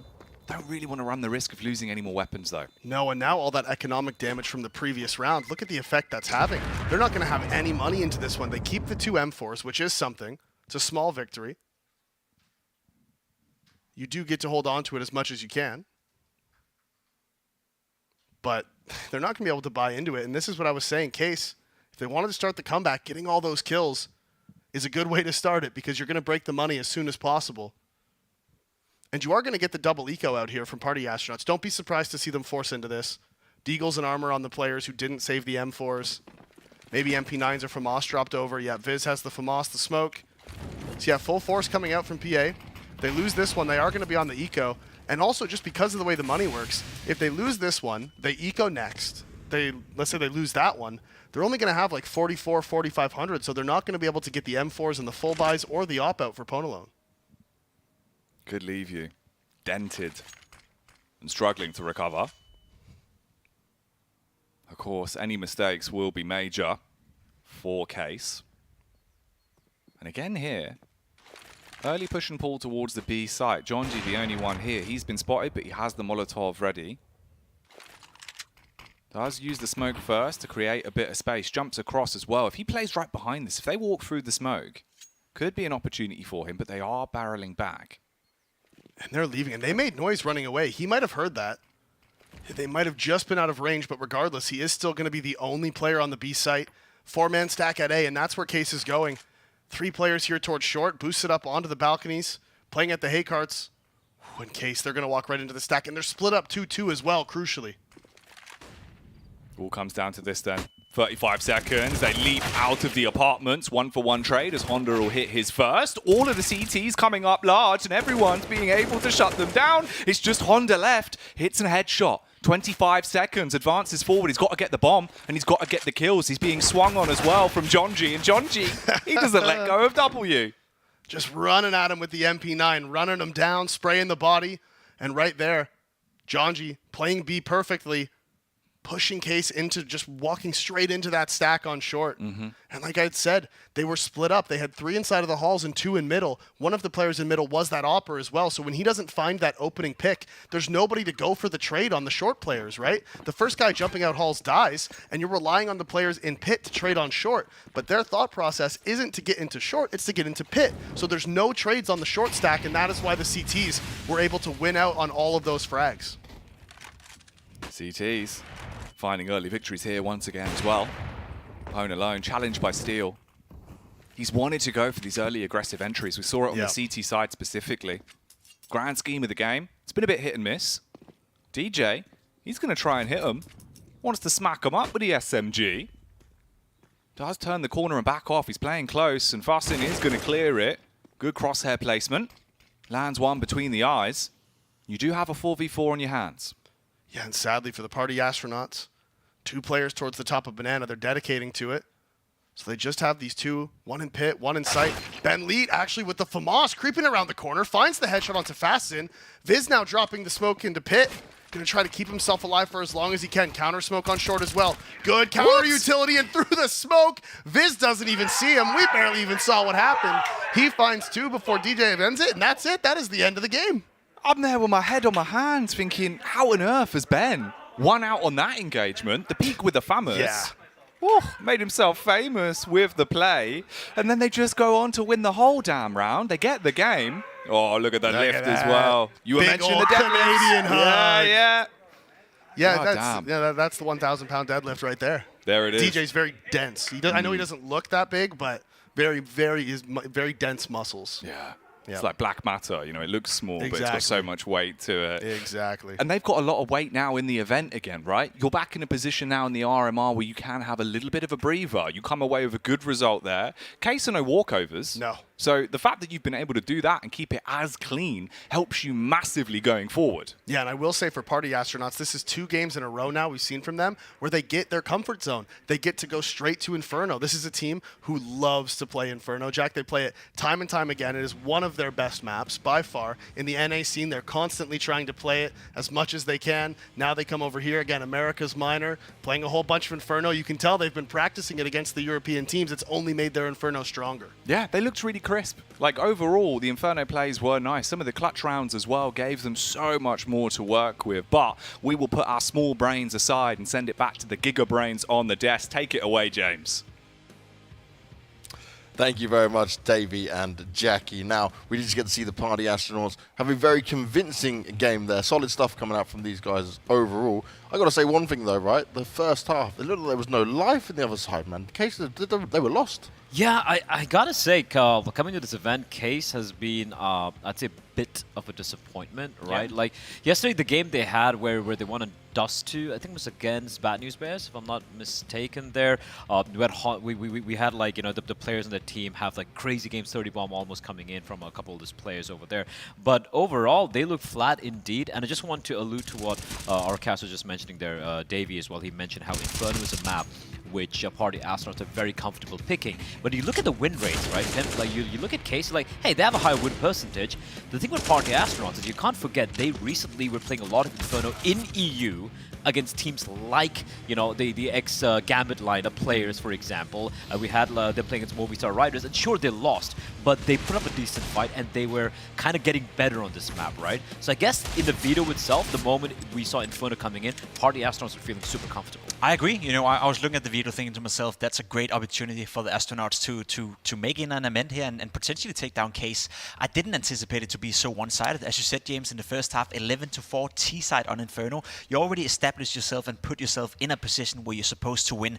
That being said, though, if you look down the scoreboard for the first half, the guys from Case actually had more kills on the CT side than the guys from Party Astronauts on the T side. And that goes into what we always talk about in Inferno. You know, if you don't win the first couple of duels, you're just going to save somewhere on the map. You're getting a couple of exit frags, but they don't matter. You're not winning any rounds. Yeah. That's what we saw over and over and over again in the first half. So for my money, I was a little bit disappointed in Case because I actually rated them coming into this armor. And I got to give credit to a couple of the players here, right? We talked Ben Lead yesterday. I think he dropped a 30 bomb as well in the win they had in the second match. I think it was against Leviathan. Yeah. An easier matchup, albeit still performance there. Here again, he delivered. And then you have someone like John G. For me, the most exciting player in this team. Oh, he was excited as Listen, well. He is the co-president of the whole W gang alongside Art, if you ask me. And he's a maniac. He's going to be running in no matter what, taking those fights. And if you're not able to stop him in his tracks, you're in for a rough time. And that's what happened. Ben Lead had a great time. John G on the T side. And the CD side, you know, apart from a couple of rounds here and there, it was just basically Party Astronauts all the way.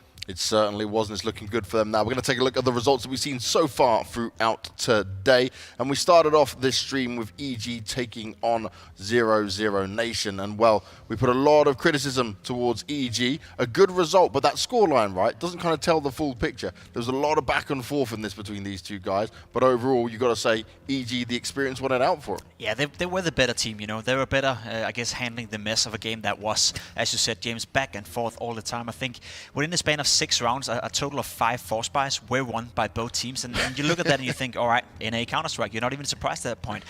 Moving on from that, you know, EG were the better team. We got to see Cirque once again play well. There was a couple of highlights, you know, coming out of some of the other players as well. So, you know, as much as we want to pound on EG and we want to talk about how bad they are showing signs of life. I'm not ready to say they're going to qualify. I'm not saying, you know, they're any good at the moment, but they're better than bad. So that's decent. Better than bad is, okay, a semblance of praise, I guess. That threw you off there, didn't it, Blair? Yeah, it threw me off a little bit. But yeah, I'm just going to give this to EG, though. That first half was actually them looking pretty convincing. The second half on the T side, right, when it's going back and forth like that with force buys, on the T side, you're at an advantage. C side, obviously, you need the economy, your money's hard to maintain. And once EG started going on a streak, they didn't stop. They just went on, finish it off. It's great to see Cirque continue his form in the past couple of maps into this map as well. And that is a win condition, right? You saw Breezy pop off as well. And we did allude to the fact that experience is what this EG lineup have. And I could see one thing, Malik sitting behind them, that is a guy who's been playing at the top, tippity top of World Counter-Strike before he joined this EG lineup. And I'm sure he had a factor to play in this performance. We talked about experience just quickly, right? And that was the difference. You saw 00 Nation, every time they won a force buy, they didn't have the experience, they weren't clinical enough in order to take advantage of the opportunity. They had 3 or 4 rounds where they could have put down the foot and actually given themselves a decent chance of winning the game. But as we spoke about, James, lack of experience that cost them dearly in that game. And this puts EG in a nice situation to try and make their further step forward. Now, another game we need to look at here as well is Sal Catano taking on Isurus in this one, because Isurus, you know, we looked at some of their games and thought, okay, there might be some chances in here, but Sal Catano, they got the job done. Close game, but it's on Nuke again, and they seem to be quite happy to play this. That's the biggest surprise for me, honestly, when you look at the results. You expect Liquid to win. You expect, you know, some of the other results to go the way they did. But this one, I was fully on board of Isurus winning. South Katano, you know, a team we don't know much about. Every time we see them, we learn, and they've been impressive so far. They played some decent Counter-Strike, and taking down Isurus on a map like Nuke, as you suggested, is a pretty big scalp. Because, yes, Isurus' best map, I would say at least, is Nuke. That's the map they always try to force individual, and this time around they got it, and they still ended up losing in a close fashion, but a loss is a loss. Yeah, and you look at the couple of players like Gaffalo and Destiny, the primary opera, and the star fragger of this team, again, not really quite delivering. And you look at South Katano, yes, as a team, they really haven't had too much success, even domestically, they've been suffering. But you look at the players there, and a couple of the names you will recognize, one time being Showtime, right? Like, he has played forever. Yeah, forever. and he's been playing forever, and he's played at some high-tier Counter-Strike as well, which is something missing from the entirety of the Isurus lineup. So maybe that came into play, because this is almost a must-win game for both these teams. But I agree with Pim, a bit of a surprise there. Well, then we've got to look at Pain, who just sadly dealt themselves all the pain because Liquid were in full force today. Even Nitro, we see Mirage come into play. And you know what, when I looked at the Mirage map, and we spoke about this, maybe Pain can give them a shot with a bit of a run for their money, you know, take some more rounds. It went 16-1. This was Liquid saying, you know, yesterday was unacceptable. Today, we're just bringing the absolute A game. After they lost to Double Donation 16-8, the next two best of ones, they've lost 4 rounds in total. Yeah. This is a Liquid I wanted to see. This is a Liquid who are gunning to get that legend spot. They're one team. The only opposition who I foresee for them in this entire event is going to be obviously Furia, right? And Furia, look at the way they're playing right now. 16-4, their first 2 opening matchups. And now with Liquid, maybe hoping to continue this current form, we're kind of setting ourselves up for a banger of a series between those two teams. But Liquid, looking good. It says more about Liquid than it does about Pain Gaming, because I agree with you. I think Pain Gaming is a decent team. They came dangerously close winning against MIBR yesterday in the last game of the day. Was it 4 overtimes, you know, a back-and-forth game? Today, they don't get anything done. And yes, it's a poor performance, and you can allow yourself to be a bit disappointed in Pain Gaming, but as you said, it says more about Liquid than it does about Pain. I'm sure they'll be able to bounce back. There's still plenty of teams I consider Pain to be the favorites against, whereas for Liquid, this is what we expected. This is how they were supposed to beat 00 Nation as well, so it's good to see them back on track. I'm excited to see who Liquid end up having to play against up there as well. We'll have to wait and see how it all goes. But we're going to go now look at the updated schedule and see what's coming up next for you guys, because we're starting to move into these best of 3s. Now on the A stream, we're getting Imperial taking on Made in Brazil. The chance for one of these two teams to go 3-0 and make it to the major. Then on the B stream, we're going to have 9Z taking on Bad News Bears, and one of those teams is going to be done. Yeah, look, for BNB, I mean, listen, I love Shakezilla, but he's obviously had the unfortunate, well, I wouldn't say luck, but it's kind of been a trend that he picks up these unknown players and they he brings them to a level of relevance and then they get picked up by someone else, right? So again, you look at his lineup, they are kind of the underdogs. 9Z has been a disappointment for me. I saw them in ESL Challenger just in February where they were playing against the likes of Movistar Riders. Yeah. They took down Movistar Riders, if I'm not mistaken. They had a 16-14 game against Virtus Pro as well. Like, this was a team who was trying to, you know, making some of the top EU teams sweat a bit. And here they are facing elimination without having won a single game. That's a shocker. I'm just going to come with a bit of a wild prediction. I agree with you, but I also did see 9C coming into the tournament. As you said, I believe, James, yesterday, if anyone from that lower bracket can do a reverse sweep and actually qualify for the major, it'll be 9C. There's still a long way to go. You still have to place top 6. You know, just being 3-2 is not enough in itself. But 9C is a team with quality, and I fully expect them to send Bad News Bears out, unfortunately. Yeah, I do want to see if that's going to be possible for it as well. And then obviously later today, we're going to be waiting for some of the key game as well. You know, Furia taking on Complexity. I know we didn't want it so early, right? You want it to be the decider for that legend spot kind of game, but this is still a great way for us to have an early chance to see what Complexity might be able to do against them guys at Furia. Yeah, like if you look at this entire event, if you look into the top 3 teams, and I think everyone, including the players, would agree, it has to be Liquid, it has to be Furia. Now, which one's going to come out on top, it's up in the air. Complexity, the 3rd best team. But right now, Complexity are looking fabulous indeed, right? They had a bit of a rough time in Pro League, but they were still very competitive games. They haven't dropped a single map yet. Furia, the first real test. Obviously, Furia are the favorites here, but Complexity, man, this is the time to show what they got. I'm looking forward to this one. I'm excited. We are excited indeed, but now it's time for us to kick it to a break real quick, and when we come back, we'll start to do our pre-match for Imperial taking on Made in Brazil. Don't go anywhere.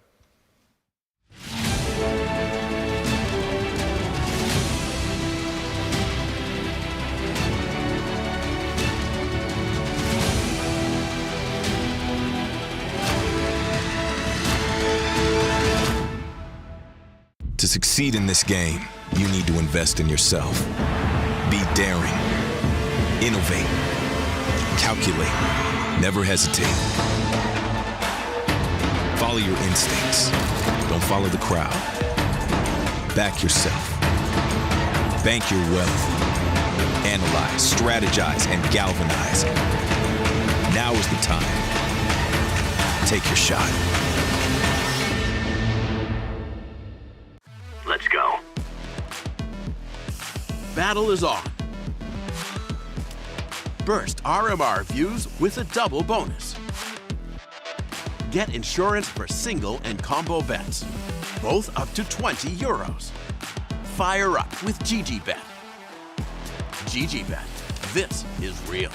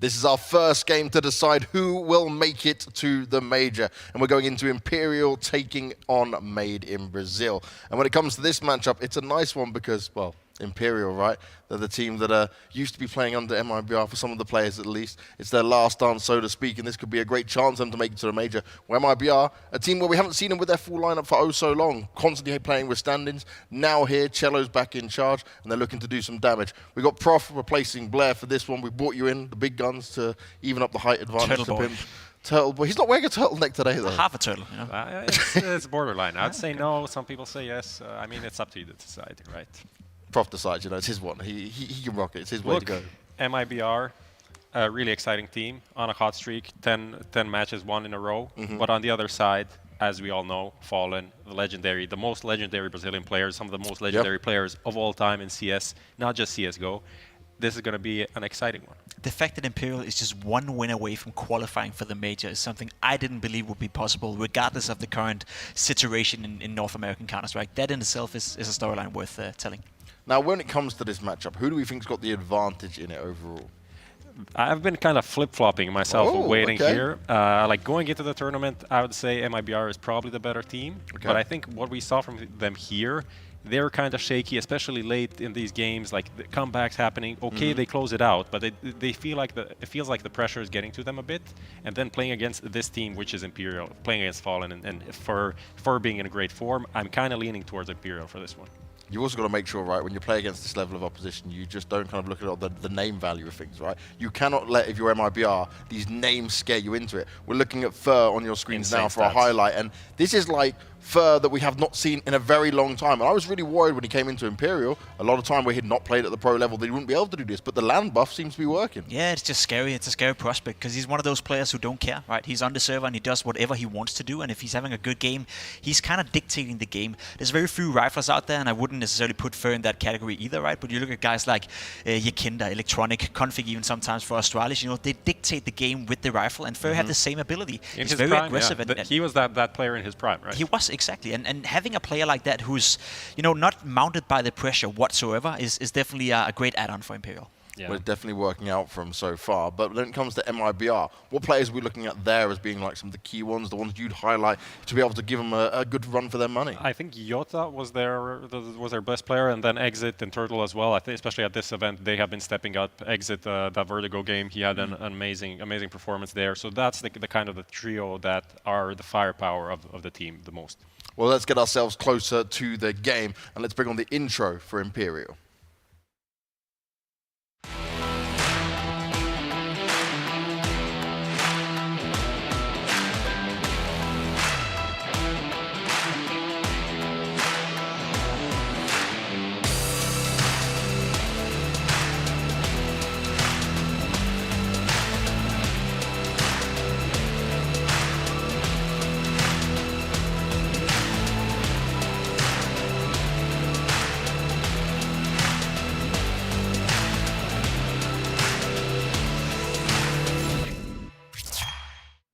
Now, we spoke about Imperial a little bit just there already, but when it comes to Fur, yes, we know what he's been able to do. But Bolts himself as well has had some moments that I did not expect at the same time. I'm full of surprises with this team. Both of them for the event are now about a 1.60 rating, right? That is insane. Of course, they played against Case and Sao Caetano, so not the top teams available at the RMR, but still, those are crazy numbers to put up.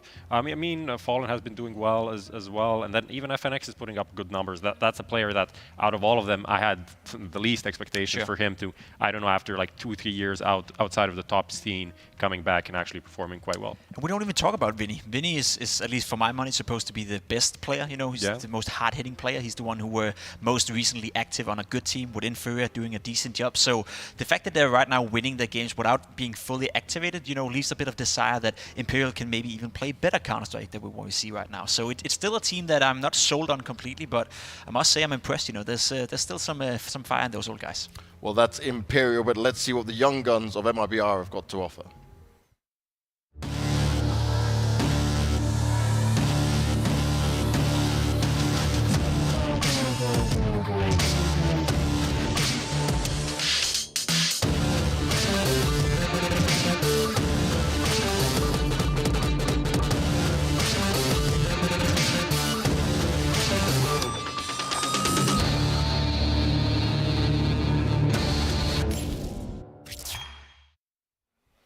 The new style MIBR finally back with their full roster. And when it comes to these team and these players, right, like you mentioned, results looking good for them overall, right? Some gets a little bit shaky, but I've got to keep touching on this guy, Woody. They call him Zai Wood in Brazil, you know? There we go. I don't know, he hasn't been really showing that amazing form, but neither has Zai Wu recently, so maybe they're linked somehow, right? You know? So when one dips in form, the other as well. I think it's an interesting just thing to touch on, like both opping in-game leaders, Fallen and Woody, on the other side, so that's kind of a nice dynamic to have, and we have the pick and ban. Yeah, we get to see Inferno. Imperial have played a lot of Inferno as a lineup. You know, it seems to be the go-to pick for them. Vertigo as well. We obviously seen MIBR play a lot of Vertigo yesterday. So in terms of preparation, I guess Imperial is well prepared, right? They can't really hide anything. They know everything that's coming at them. But are they strong enough as a team to play on Vertigo? And then Nuke as a decider map. That'll be nice to see again. A map that both teams play and a map that both teams are decent on. I think this is going to be a close and good matchup. Yeah, Imperial have one Vertigo played so far. And this is one of these things where MIBR played a lot more, right? They just played a lot more, so their map pool also looks super good because they dominated everyone in NA. And for MIBR, okay, they played once. I mean, I'm still thinking about Fallen as being MIBR. For Imperial, we don't know if Vertigo is really bad or they just didn't have enough time to play it much, right? So that's kind of an interesting pick there from MIBR. Could be a big punish, but could be a surprise as well from the Fallen side. Any surprises from this veto, though, or pretty much as you guys expected? I would say so. I think it matches it up pretty equally. I think it's a map pool where both teams feel relatively comfortable. And should we get to Nuke, it's a map that both teams play. So I actually expect we go to all three maps. Oh, okay. You thinking the same, Prof? We're going to go all the way? I think Vertigo is leaning MIBR for me, but the Inferno and the Nuke pick are kind of comfortable for both teams. So we'll see. I think for me, it's to see how MIBR are going to kick off the first map, and if they are kind of confident and they close it out well, then it's going to be a 2-0. But otherwise, I feel like it could be complicated for them. And how much is this LAN experience going to play into it, right? Because a lot of the LANs that we've seen this version of MIBR play has been the ones where it's like they're in a boot camp or they're not in a studio, they're not in this kind of the same environment. Do you think that's going to play a factor? I think that's a huge factor, and especially at this point where this win just decides, okay, you've done your job already. 2 days in, you're into the major, right? I think for MIBR, that's going to be a lot more pressure on them. Just having that in the back of their heads, like, oh my God, we're gonna do it. We're still in a scenario where no one really expects Imperial to qualify for the major. No one really, outside of the Brazilian fans, obviously, and themselves, know how good they are and expects them to go all the way for the major. So I would say they go into this matchup with no pressure whatsoever. And as you said, do we get to a scenario on Nuke where it's 14-14?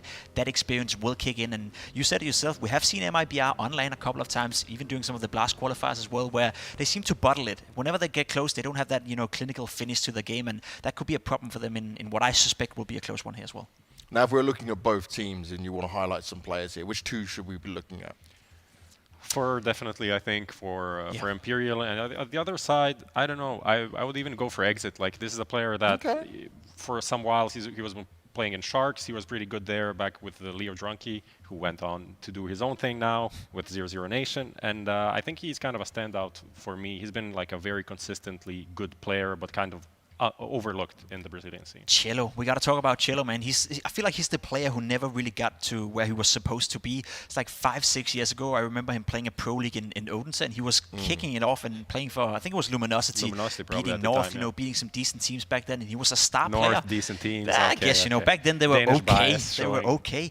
And then it's just stalled for him, right? There's been so many blast events where he hasn't gone there, and he's been out sick, you know, out with problems. Now he's finally back, and he's looking like a good player. So I want to see Cello play well. I want to see Jota play well as well. And then I want to see Imperial, you know, show that experience so we can have a close game. And I want to see a good game, and that's what we're going to next. It's time for us to get into it, and we're going back with Davey and Jackie. Thank you, James. We're locked in position for what should be a hell of a best of three, Yeah, mate. This man. is going to be huge. Absolutely massive. Like we said, both of these teams, 2-0 teams. Best of 3, Brazilian matchup. You couldn't ask for much more. Starting it off again on Inferno. 3 Infernos in a row here on the A-Stream, Jack. Oh, yeah, man. All the heaters, all the boiling bangers that are going to be coming up. And this time it's the LATAM lunacy that we get to contend with. And this should be sick. Obviously, we've seen Imperial quite a bit recently with some of the South American games that we've been watching.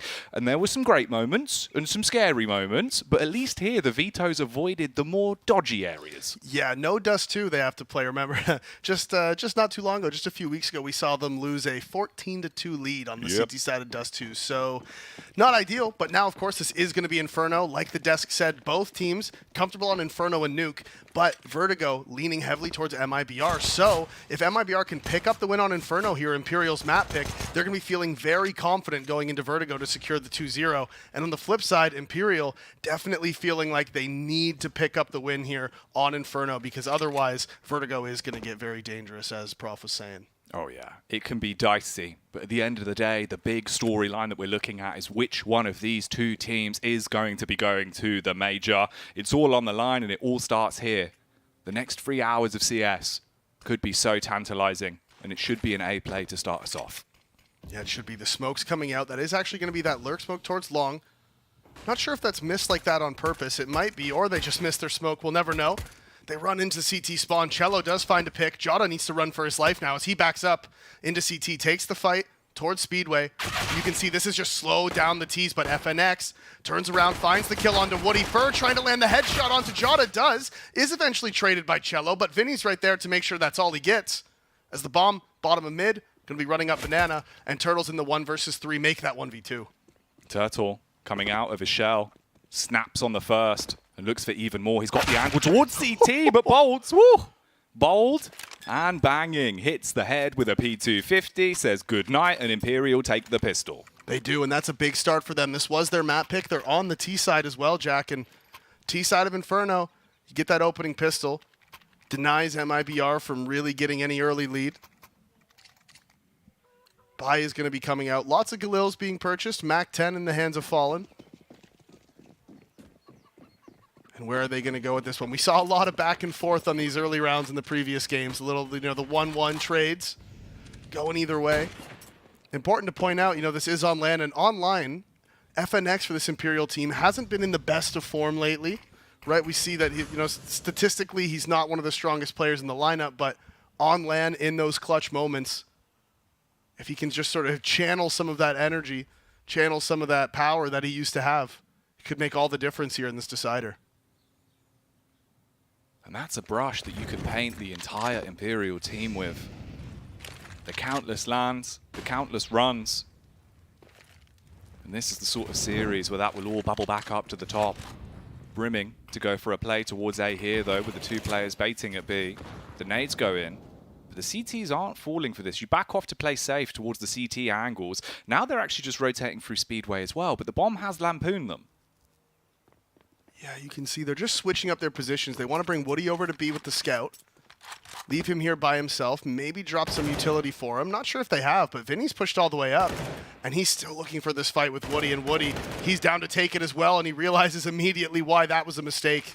Head clean, completely taken off. And that is going to be the B site for Imperial. They're just going to grab it. MIBR should just save everything they have over at A. So Imperial is going to go up 2-0. They're not even going to go for this retake. Early start for Imperial, early win. Again, like you're saying, MIBR, they're just going to hold on to everything they have. They're not even going to try to contest this one. No, not worth it whatsoever. The one weapon that could have been recovered was just a scout, so you're not going to want to risk anything for that bad boy. Instead, it would just be the MP9, the deagles, the pistols, and the utility that are carried on over. Best case here for MIBR, keep everyone alive, and Imperial, they're not going on the hunt. No, they just want to keep all their guns as well. It's all about the money these days. I mean, it always has been, but now people have just figured out all of the little micro things around all of the economy situations. Those nuances. Yep.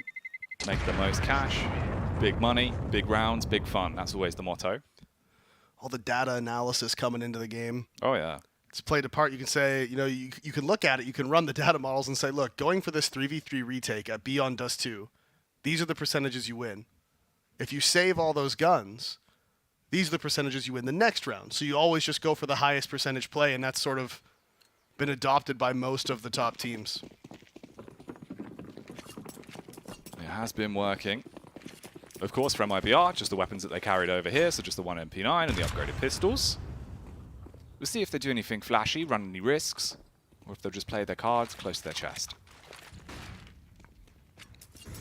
Nade's coming in. They have done quite a bit of nade damage to the side of Imperial. You can see 35 taken off of FNX and Vinny apiece. 26 onto Fur. So decent nade damage. Not really enough to, you know, nobody's too scared out there right now, but it is decent. It's enough that one headshot from the USP, one headshot from the 5.7 could be enough to do it as Woody goes down, peeking again, and this time it's Bolts finding the opening pick. And honestly, you know, it's a bit nitpicky from me, but Woody needs to like stop dying doing that when he's the solo B player. If he keeps going down, this is what happens every time. He never gives his teammates stacking at A chance, really, to win the round, because every single time he goes down, they just walk into the B site for free. And here, walking into the waiting arms of the two Imperial lads that are waiting at middle, should only end badly for them. Turtle had the flash, but he isn't going to commit to it. They will hold. Ideally, again, if you can hold on to these weapons, it's the best. If you do find frags onto the Ts, cause it to be a bit costly. Can still get better, but it seems like everyone will just let this one pass.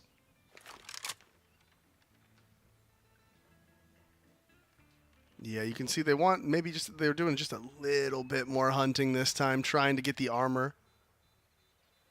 Because if they can take some players down here, get that armor out of them, then they are going to have to rebuy that. And again, like we were saying earlier, it's all about the economics these days. But they're not going to overcommit too hard. They're fine with just keeping all of their money. And in the last 2 rounds, Jack, we've seen 2 kills. So pretty classic for a game of Inferno. Inferno. There you go. Yeah, after the past 2 games as well, is what you'd expect. Especially Inferno, here, where it's so much more important as well. It's just never worth the gamble. No, it really is true. You might as well just hold on to everything you have. And the T's have held on to everything they have, too, so we still see all those Galils coming out. Bolts, Fur, and Vinny. All with 1 fall, and of course still on that MAC-10. All top, down, bottom, mid. Lots of nades being traded toward Banana as well, but Vinny gets in front of the molly. He's playing on top of the logs here, looking for this opening pick. The flashes did come out, but he's dodged the majority of this damage. Can't dodge the flash, but he's still up there. They don't know he's there, and actually he finds the first one through the smoke.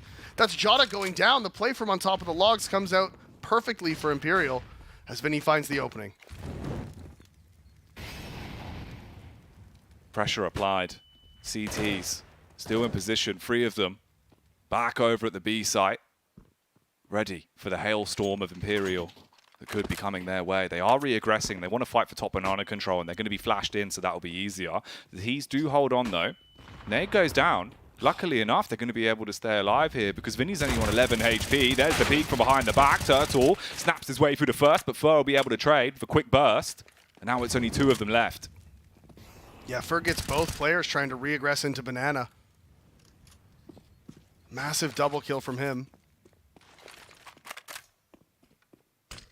Nades are coming in. They're not fully committing to the B site, though. They want to make sure they're not walking into both CTs. That was potentially exactly what they were doing.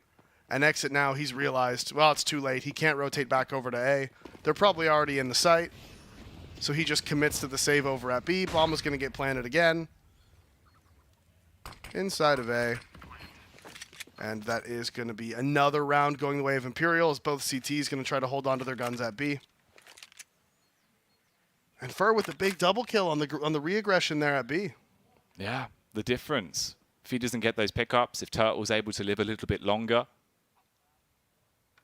could have flipped the round on its head. It wasn't, though, as the Reptile will be left dead. And Imperial already coming alive in the game, right? 4 rounds in your T-half to start off Inferno, and you've just won against the bye. This has gone wonderful for them. Yeah, first gun round going the way of the T side. Can't ask for much better than that. It is the best case scenario. Potentially only thing that would be better is if they could take these guns out of their hands. Not able to do it. Very late hunt there. And with Turtle able to buy, Cello and Exit can drop, so they could get 5 rifles out in this one. Maybe attack pause coming out would be the play. Yep, and there it is. Good to see this. This is what we were talking about. If you lose that first gun round, with the 4 pauses that you have, use them. Sometimes you can tunnel vision a little bit. You don't see the small factors that need to be adjusted. If you do this, it takes you out of the game, gives you a second to actually have the grand scope of things and fix it accordingly. Yeah, just make sure you have, make sure you have your plan. Make sure you have exactly what you want to be doing. Figure out the buys. They are going to have 5 M4s. No ops still. No ops for either team. And still the Galil for Fallen. But the 2 M4s picked up. Love a bit of A1S on the T side. Oh, yeah. Love a bit of A1S on the T side. It's the dream, man. You get the silencer, especially with how strong it is right now. Just makes those rounds so much more interesting.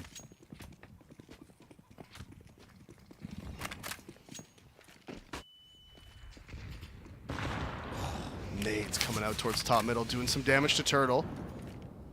Nade damage is returned to the T's as Fur's down to 49 HP. Fallen and Vinny take a bit of a tag as well. So early nade wars going the way of MIBR. Spray through the smoke, finding a bit of damage as well, but that Molotov is going to force him back. So Imperial, they've taken map control. They have traded a bit of HP for it, but in the end, I mean, that is the trade you make, especially on the T side of Inferno. As Vinny just walks right in, finds the opening onto Cello, knows the second player's here at the coffins as well. No one's in CT spawn though, and look at him, he's pushed forward, catches the player rotating, lands the headshot, but doesn't get the kill. Joda gets one back onto Bolts as now the rotations are coming in, but there's 2 players inside of Hall still. Fallen. Still trying to keep their attention, but meanwhile, here's the real action. FNX spots him in a balcony, but it's a quick clean up as Turtle with a double shuts down any opportunity for them to actually make a late play onto A. Instead, it's Fallen. He's got to come back. Got to get into B. It's a 1v1, Davey. As he's creeping around the corner, he knows that Joda crossed into the site earlier, but at this point, could have repositioned anywhere. Player in CT spawn isn't nearby, so Joda's just playing for information. Fallen gets the information, can't land the shot though. The Galil spray not being able to find the head of Joda as he finds the kill onto Fallen. So 4-1 now. MIBR pick up their first round of the second half. First round of the first half. Don't get ahead of yourself. I don't know. Yeah, what's going on? Yeah. We've just seen so much Inferno. So many games. This is the 6th half, really. I know. It never stops. It's always Inferno here.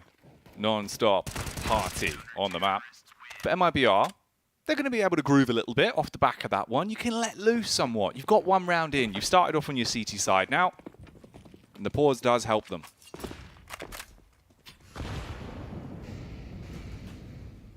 That early smoke in mid. We see most teams throwing that these days. Woody wants to play off the back of it. Good nade there. Going to do quite a bit of damage onto Vinny as he's down to 54. And again, MIBR winning out on this early nade battle. Bolts wants to return a little bit, but there's no CTs pushed down. Doesn't really find anything. They do take control of Banana. As it is Fallen, bringing out the op here on the T side, looking for that opening pick towards top mid. See the full nade sets coming out. They're exchanging blows. Still Banana control held there by Cello, though. They haven't forced him off of car. And that allows them to stack 3 players here towards long. As Turtle wants to change his position again. He's a Turtle with leopard print there. Yeah. Changing his spots in-game.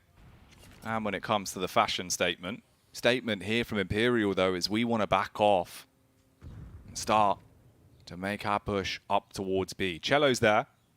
No utility unless some has been dropped for him, as that's the last smoke down. He's going to opt to just play somewhat behind it. And the pop in here from Imperial could be perfect. MIBR has still dedicated 4 players to the A bomb site. They realize what's going on now. Joda comes running over. Imperial will have heard this. And there's actually 2 CTs coming in. Joda's going to try to go through the smoke, but Vinny pre-fires it, finds the head. There's only 1 player here alive in the site. That's Cello from the back, finds the first onto FNX. Needs to find more, though. The rotations are coming, but they're not there yet. Cello needs to play them like an instrument right now, but he's being burnt alive. He's got to back off. He's down to 9 HP, forced to face, and Fur will rip it clean off. That's 2 frags found, but the bomb still needs to go down. Luckily enough, they will be able to get the plant and exit. He's all the way over at A. Had to exit. Has to stay alive and keep his buy into the next round because this one is dead and gone. Imperial with 5. Yeah, Vinny right there. The opening kill from them on the CT spawn player. As he goes to swing out through the smoke, you can see Joda rotating in. He's like, don't worry, man, I'm here to help. And as soon as he gets around the corner, first bullet straight to his face, straight to the forehead, just done. Dude, through the smoke. Crisp. A clean shot. And that's the difference as well. Instantly shuts down the round so much more. It's Imperial. We saw one where it looked like, okay, here we go, MIBR. You do fight back early on the CT side, but with them now getting 5 rounds, it's already getting dangerously close to Imperial being in a position where they've won the half, and that's not what you want. No one is likely going to play. Just the pre-fire from Vinny. He didn't even see anything. He was like, yeah, there's probably one playing CT. That's pretty common these days, so. Pre-fires it out, finds the kill. Look at him. Yeah, he's having a laugh about it. He knows how funny that is. He's You like, would "Hey." be. You'd be giggling. Little smirk at the camera. That's exactly what's just happened. And what's happened here for MIBR is that the money has been drained. So just the 1 save weapon. Early nade down mid. Utility-wise, like fair play, not even towards Banana. Middle has been a hot map. A hot zone even. Yeah. For them to be able to hit those early nades and leave players on sub 50 HP, which does make it a lot easier. Especially for the Deagles in a round like this. And with 3 players towards Banana, could be some moves to be made. First time in a while, really, we've seen some nade damage going back the way of the CTs. That's Cello getting chunked down to 39. Double nade towards the half wall. Now they know that Deagle was there, and it's just exit. He's stuck alone. He's underneath quad. They let him get away. They don't have a problem with it. They've applied the pressure. They've caused the rotations. Now they're waiting for any sort of re-aggression towards top mid. As Fallen's posted up on short.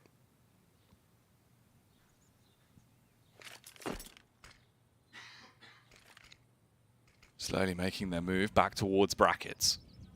Arch side could be an issue. Exit. Waiting in position. Can he hunker down? Can he get the frags? His crosshair's in the right location, but they're going to be coming at you fast like a herd of elephants. Storm round the corner. Smoke in. Timing works for them. There is a flank there. Player towards the library.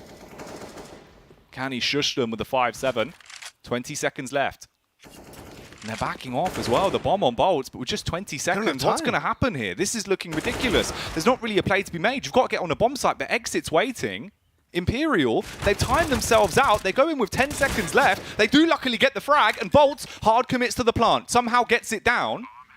That one looked like a big question mark. I'm sat there thinking, what on earth is happening here? The kill from Fallen was absolutely massive. He finds that kill on the player in pit with the op. If he doesn't get that kill, that player inside a pit could have stayed alive for so long and caused so many problems. You could see they were calling, let's just go back B, come back B. And Bolts is like, guys, I'm kind of almost inside of the A site here with the bomb. So with 20 seconds left, I really don't have time to run all the way back to B. That's what was scaring me, because I was getting flashbacks of the South American qualifiers that we saw like earlier in the month, right? Yeah. There was a legit 4 or 5 rounds in one game of Overpass where Imperial timed themselves out in like 4 versus 2s and just didn't get the bomb plant down. Yeah, there was quite a few where they like to run the clock down real close, real tight. It's like the super old school Na'Vi play. It's like finally come back into fruition. Yeah, pretty much. Ooh, and actually, so 3rd Inferno game of the day, but first time we see the double ops coming out on the CT side. Cello's going to have one for B. Woody has one for A. And you know what? Woody was a guy they were talking about on the desk. They were saying how he hasn't really been in form lately. And so far in this game, 0-7 for the Opera of the CT side. He's got to come in with an exclamation mark. Leave a pick. in favor of MIBR. So right now, it's Imperial that are living in large with the game. Early smoke towards middle. Apps going to be fought for. They go for the silent boost over.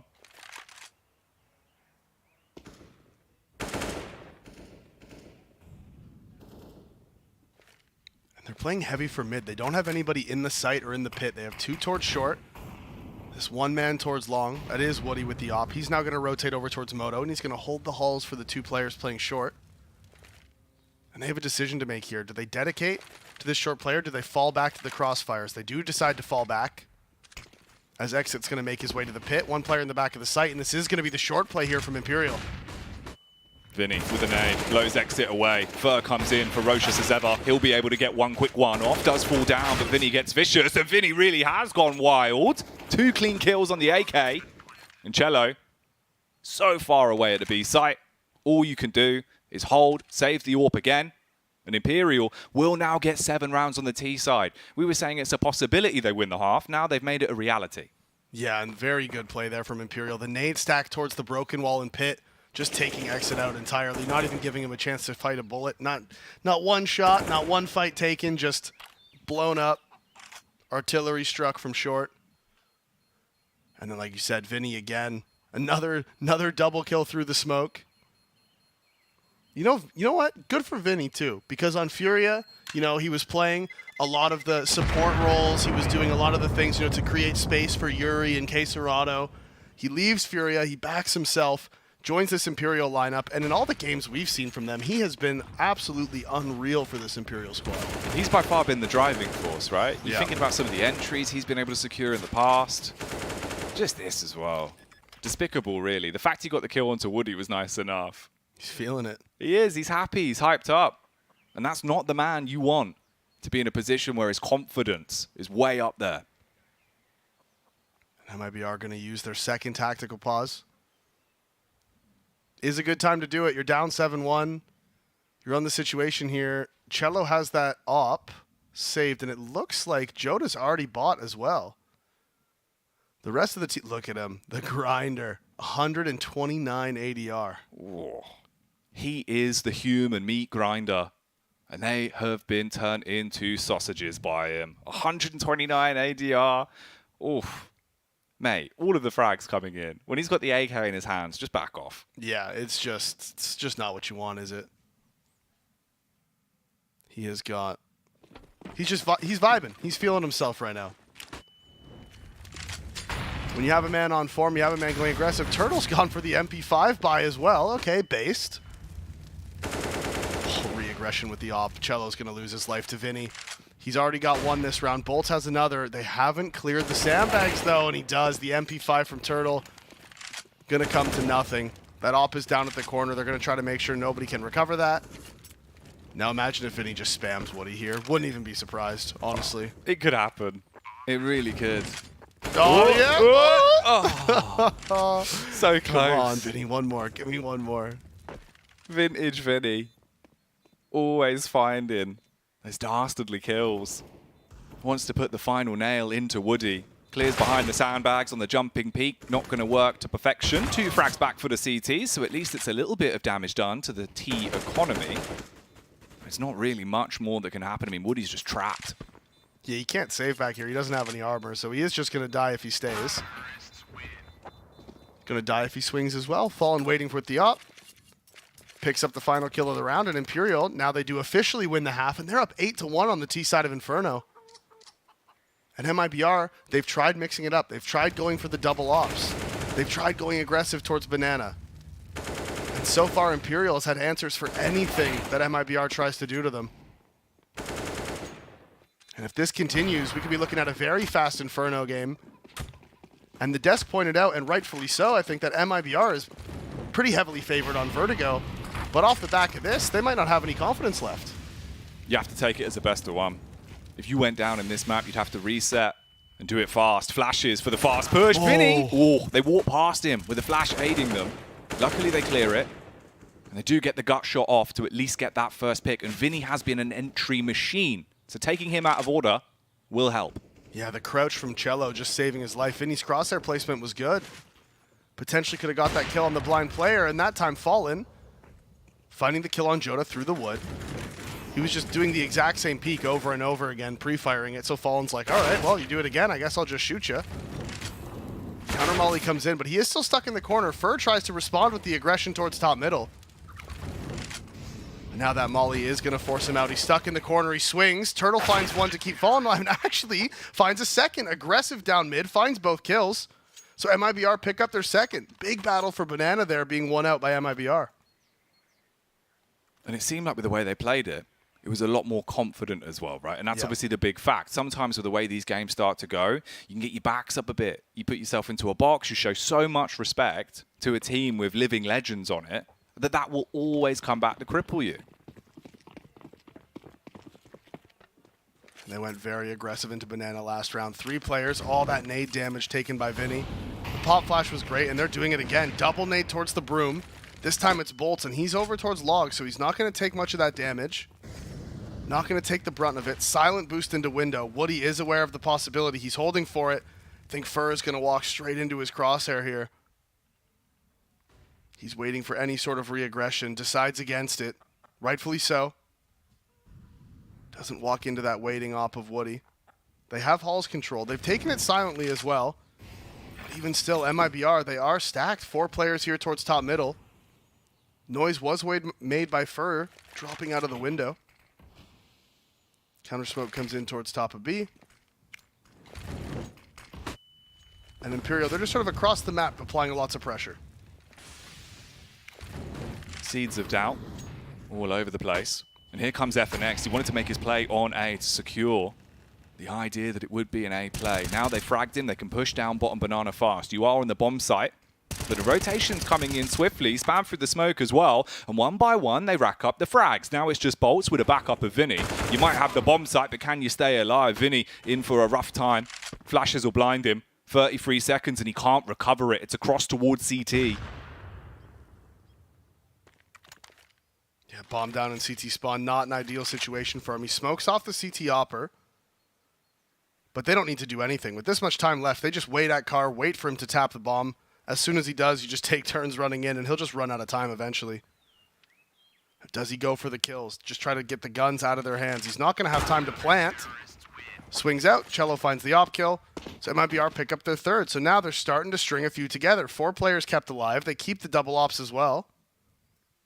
So MIBR finally starting to fight back here on their CT side. Now there's energy as well, right? You see him having a bit of a woo.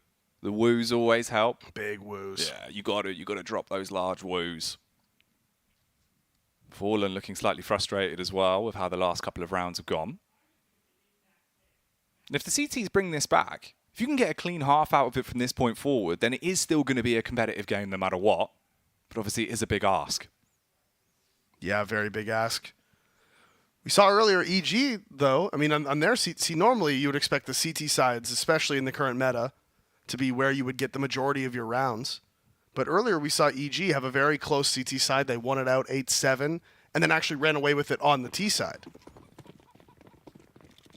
And so far in this game, it's been fairly similar with Imperial coming out to the big lead on the T side. Maybe looking at a pause here. Little match medic, little quick reset. Not sure what's happened, but there it is. And we're straight back into it. Run it back. Get things sorted. Then send us back in. Seemed like it might have been something for Fallen there. He did take his headset off for a few seconds. True. Yeah, it seems like the admin's getting involved. Well, they're having a look. Yeah, what's happened here is your monitor's turned off. Yeah, you were supposed to play with your monitor on this whole time. What do you mean? And Vinny's like, oh, that seems a little easy, doesn't it? Isn't that basically cheating? You're telling me you can see all the people that you're shooting at. Vision, please. Doesn't really need vision, though. The shots he's been hitting through the smokes, Vinny, he's been unstoppable with some of the cleanups he's been getting. 11 frags at the minute. See, Fallen was playing the admin there. You see that? He was leaning over, helping FNX out. That's that experience on land, mate. That's what it comes down to. He was pointing. He was like, I don't speak Portuguese, so just... Fix that. Yeah, fix that. pointing at something on the keyboard. See, they're still taking a look at it. Headphones are coming back on. Oh, always got to have the hand warmers. You know, I bought a whole bunch of them for my house, too. Really? What, Yeah. after being at LAN? Well, yeah, I mean, you know, I live in Canada. It gets kind of cold sometimes, and I just decided I wanted the hand warmers. That's true. Look at this. They work. They're having a nice little mother's meeting in T-Spawn, all the chickens. Oh, yeah, that one is just headbutting the wall. He's found something. He found something to eat over there? A little bit of rubble? Oh, see? See? No. So that's not good. He thinks he's a woodpecker. But that's brick. What an idiot. Not only does he think he's a woodpecker, exactly, he's pecking brick. Not going to get any sustenance from that. You ever heard of a bird called a brick pecker? I didn't think so. That would be pretty sick, to be fair. Oh, I mean, yeah. Imagine a woodpecker with like an iron beak just taking down walls. Like you wouldn't even have to, construction companies wouldn't even have to invest in jackhammers anymore. You just get the birds, just put them there. Bring in the brick pecker. Although precise measurements might be difficult. Well, you never know. If you train it well enough. Oh, yeah, no, like you would have to. You got to put the time in, Davey. You get what you get. And right now, Imperial are getting so many rounds on the T side. We have resolved the issue, and we are back into the game, though. MIBR, will they keep the streak going? Can the few seconds have affected them? Will they cool off? The nade certainly won't. That's heavy-handed. And Vinny, he won't slow down either. Through the smoke towards top mids, already hunting for a head towards brackets. And MIBR, they played early towards Banana, but the lack of utility thrown by Imperial was sort of the call for them to be like, hey, I don't think Imperial's here this round. Vinny, off that early nade damage from exit, tried to make the play out mid, but the rotation's already come in. So he gets found, loses his life. I think Vinny probably has taken more nade damage this game than anyone else. Absolutely. Every round at mid, he's on like 50 HP. That's a creepy angle. That's disgusting. The Kurt angle, Woody pixel sniffing. If there's a frag to get you into the game, that might be it. Arch side, going to be attacked. Flash around the corner. Fallen's here, but he's going to do that. Fall over. Just leave it on Fur and Bolts. Now it's just Bolts in the balcony. Willie Buckle, hold strong for one. But with 4 players left to find, this is going to be rough. Yeah, and he did land the tag onto Cello, but it wasn't enough to find the kill. Bolts throws that lurk smoke. He knows there might be aggression towards middle, and actually, he may have just found a perfect timing. Turtle thinks he has him trapped. There's not really any time for him to get to B, though. I was just thinking if he can get around into T-spawn, flank the Opera at ramp, you know, potentially has a chance, but he's just going to save his AK instead. No time really to go for that one. Makes sense. Go ahead and listen to the radio.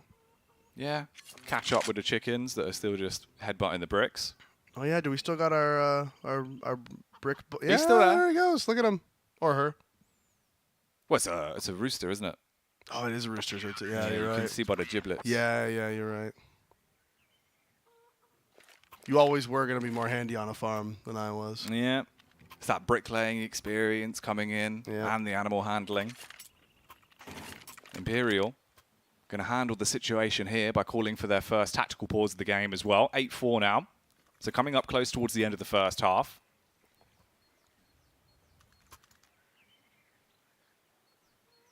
Yeah, this is the first tack for them. MIBR off the back of theirs. 3 rounds in a row. So it was a really good start for Imperial. They went up 8-1. MIBR finally, you know, they got the response in. Now they've started building up the economy. They have the double ops. And MIBR, it feels like they kind of woke up into it, right? All of a sudden, they start hitting their shots. The nades finally doing some damage. Remember that first gun round that they did end up winning was just a mega aggression towards Banana. Very confidently. Nade stack down, swing out onto Vinny. And they've sort of, you know, they've kept that confidence up in the past few rounds. 3 nades again to the bottom of B. And last time Imperial reacted by sending Vinny straight up mid. This time, they're not going to jump the gun. They're not going to go too over-aggressive off the back of the triple nades. Counter utility towards Banana, and because of that, this time Cello stuck around to support his teammate in Joda.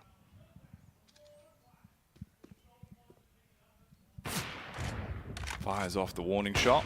Fallen. Creates space and tries to clear out anyone behind the wall. Jota's going to react in kind. Backs off, playing closer towards CT. Cello will take his position. He can now wrap through Ruins and play from the coffin, and the smoke is dropped. Yeah, tosses out that re-smoke, picks up another. And MIBR's defense at A here actually isn't very strong. They have Exit underneath the porch by himself. Turtle's over at long with the AK. And they're actually relying on Woody to hold the Halls walk up from Moto. And we can see the rotations coming in now. Turtle's expecting the B play, so he's ran over. But Imperial, they're grouped up behind this mid-smoke, and they're just waiting this one out. Only one flash on their side, though, and that is on FNX. It's got to be pristine. And for the CTs, it has to be Woody and Exit, keeping things in check. Smokes come over. The time.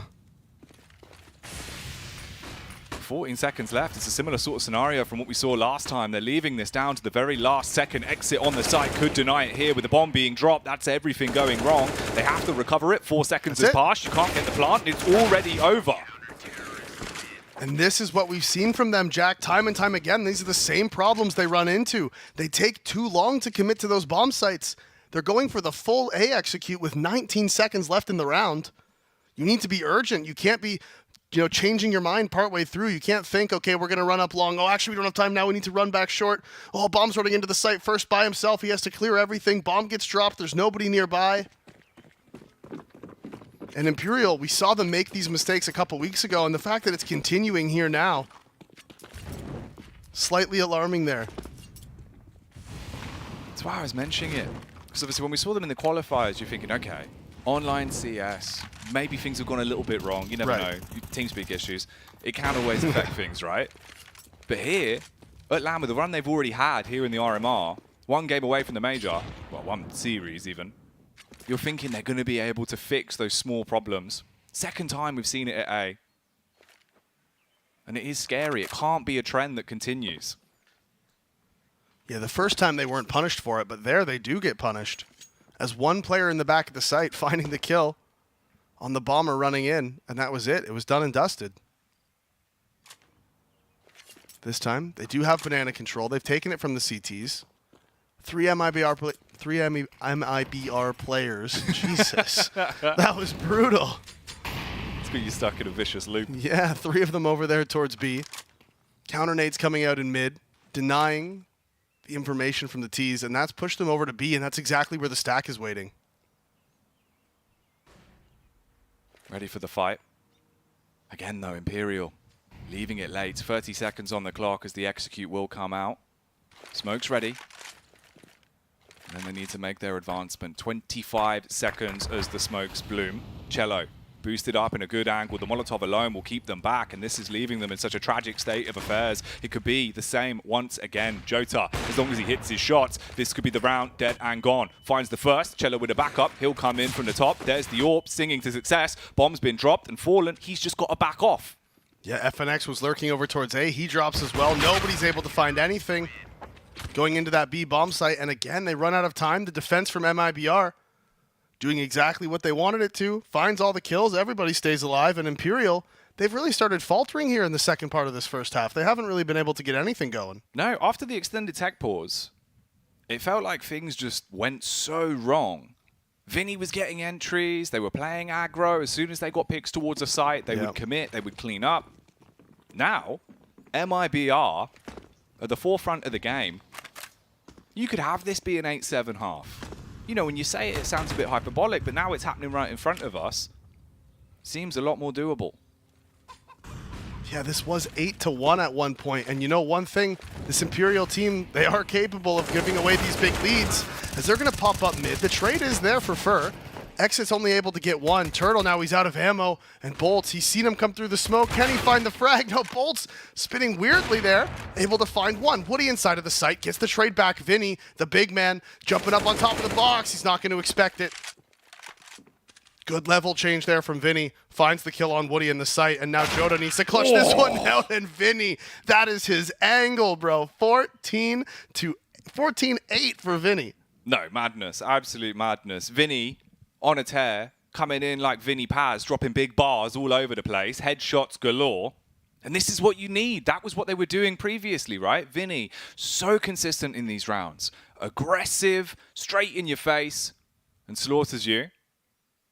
And that's the way the first half eventually ends. It seemed like it was going to be that massive comeback on the CT side, which it was to a degree.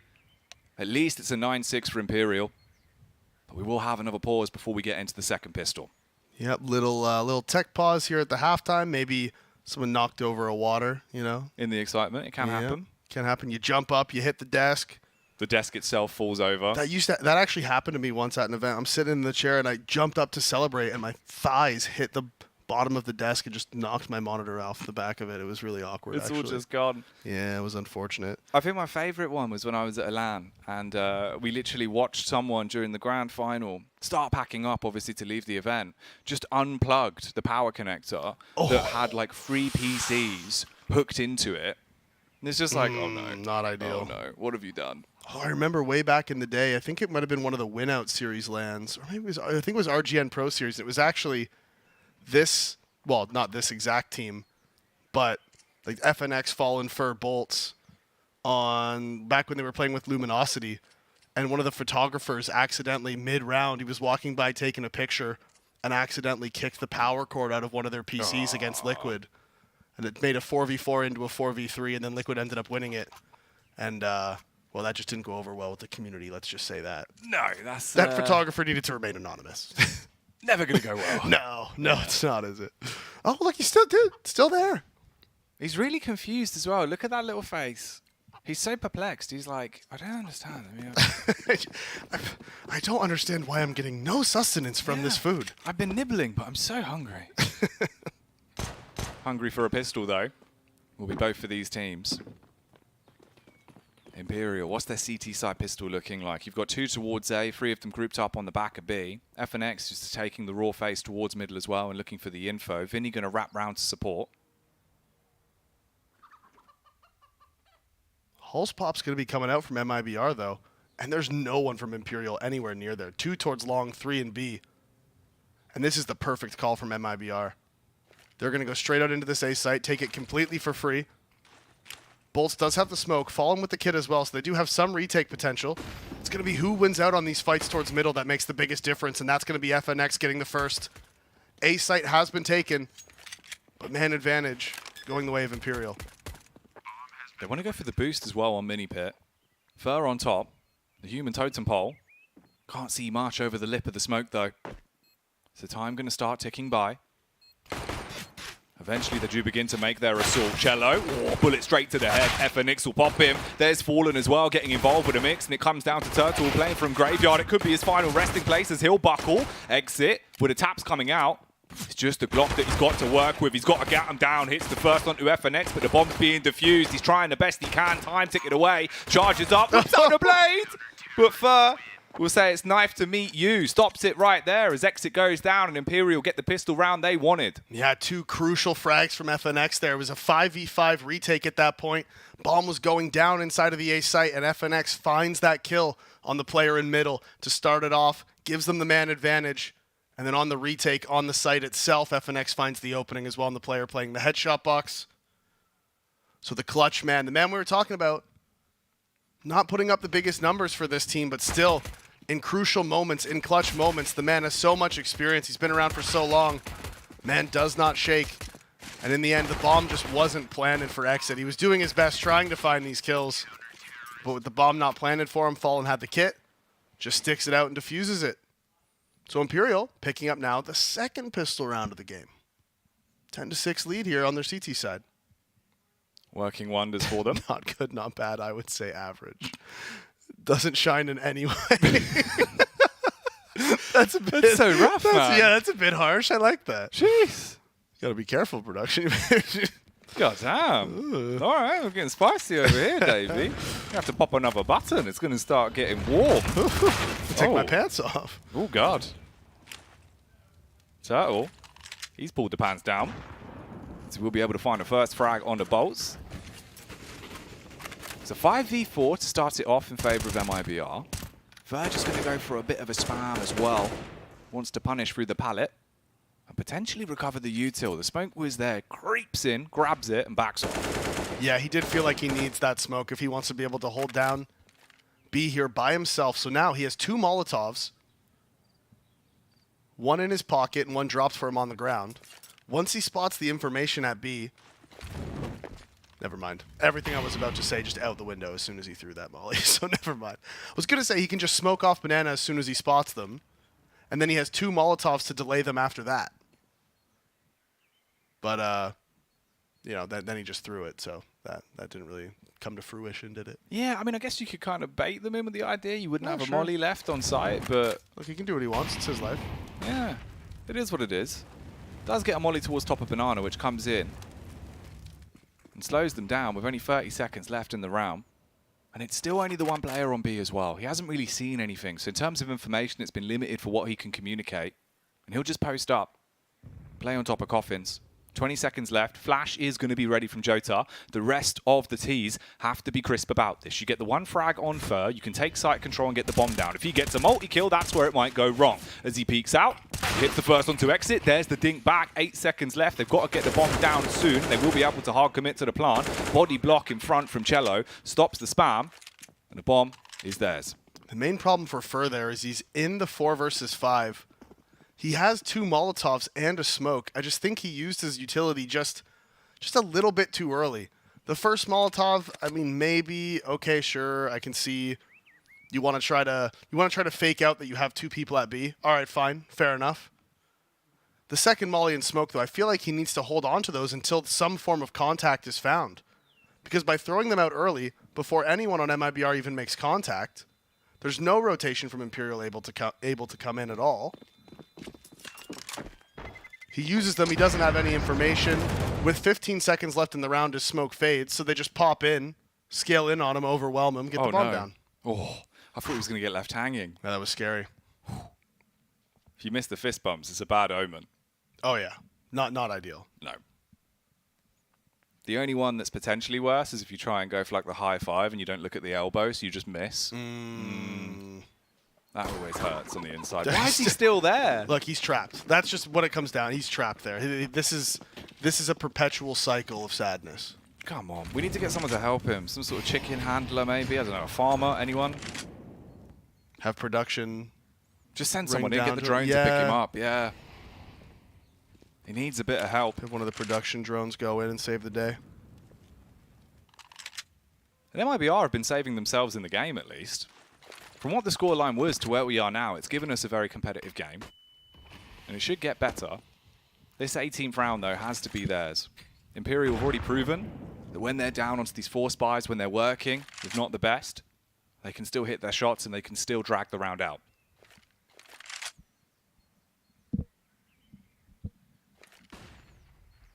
And the AWPer from MIBR so far in this game really hasn't been able to have a lot of impact. It is Woody on the 5 and 12. Doesn't really matter, though, as Cello has been having a ton of impact. As Turtle this time jumping up on top of the half wall. Finds the head of Fur playing behind the sandbags. He's going to apply some pressure with this smoke on CT spawn as well. Trying to bait Fallen to run through it to get that information. They don't have any. They do still have 2 over towards the B site, though. Just dedicated on either side. And actually, you can see Vinny. He's coming over. He rotated over towards Moto. Thought he might come to CT. Instead, re-execute comes in now.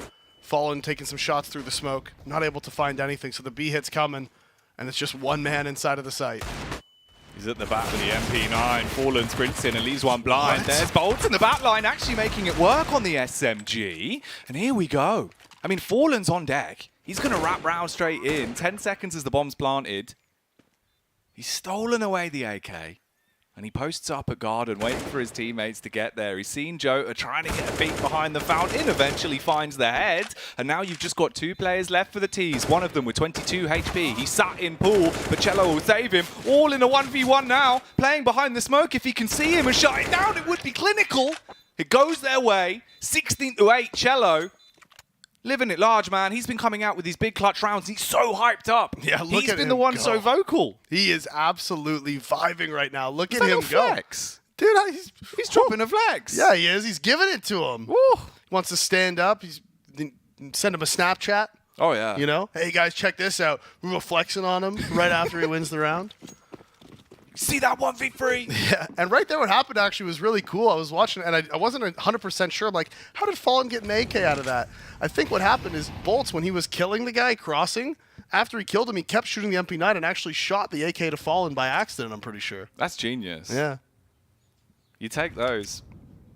The Cello, he'll be landed with that result.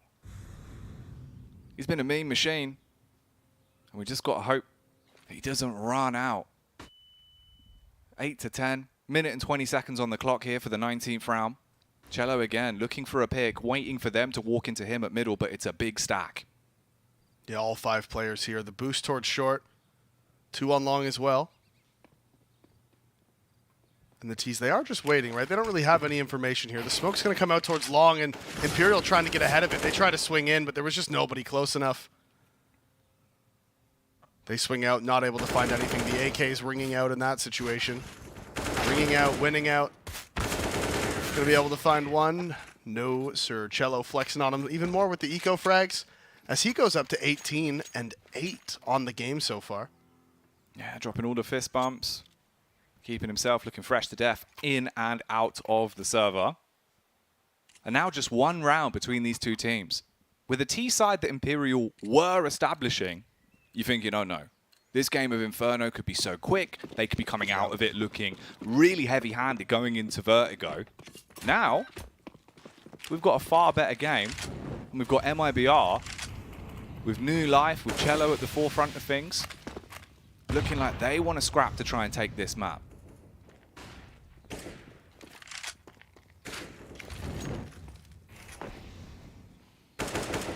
Again, utility being traded towards B.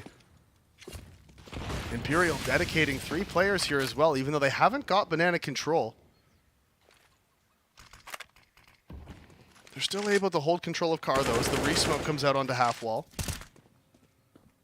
MIBR happy to say, yeah, no problem. You guys can have it. We'll leave it for now. You can use all your grenades. We'll start taking control of top middle. Molotov comes out into short, smoke towards long, Fallen trying to find something through the smoke, but no MIBR players have committed just yet. Trying to trade it out. No one really taking any damage, though. As he creeps across. Oh, and Fallen just missing out on these timings. The spray is so close, but doesn't find anything, and they're grouping up long. Fallen's out of position, too. He's over towards the library now. The smoke is here, and he's not going to know where they are. Smoke is going to cover him. Flash, they're going to go straight through it. They're going for the boost. Whoa, the elevated angle works well. Verti from Vinny. Fallen with a frag as well. Headshot in the back. Cello does unload on the AK. Fallen will buckle. FNX playing towards the pit with 19 seconds left. He could still have so much impact. He needs backup from the rest of the boys. They're wrapping in. Fer going to be coming out from library. Has his crosshair locked in. Looking towards Grave. FNX still gone undetected. Timing is absolutely everything. Oh, the reactive play. There's the face from Woody. Here's the battle back. FNX picks up 1. Got to get 2, but he can't. He's left black and blue, and it's all on bolts. Time ticking away. It's just going to have to be the save. Yeah, it doesn't have the kit. No way to get into it. He knows that they have the crossfire graveyard in sight. It's one of the strongest crossfires in the game, really, because you can't fight one without getting shot in the back. So he is just going to run away as MIBR pick up their 10th. And this was the win condition that they were talking about on the desk, right? If MIBR pick up this map, it is looking very, very bad for Imperial going into Vertigo, right? If this was Imperial's map pick. They went up 8-1 on the T side, and since then it's been a 9-2 streak for MIBR. We've seen them in the past have such big leads. Like we were saying before the game, right? We saw the 14-2 game, which was a domestic matchup as well. That was against Sharks. You lost that 19-15. The fact that those results were happening and they were like actually consistent at times, we were thinking, all right, maybe it's just a one-off. And then we see it happen again. Now we get here and I'm thinking, okay, maybe this is another one of those games. Yeah, and I think Prof would be the man to ask, but if that might be the only, if not the only the second time, it's either the first time or second time that a team has blown a 14-2 lead to end up losing. Yeah. It's not common at all that happens. No, it's very rough. It feels like they do get stuck in the mud a little bit at times. They can have these huge openers and then they cool off so quickly. and find it hard to start revving again. And this is a round where you want to do something audacious as well. You don't have a buy, it's just the pistols. You've got to play it differently. And Fur's rocking that CZ. Quite a bit of utility on the CT side as well. 3 smokes.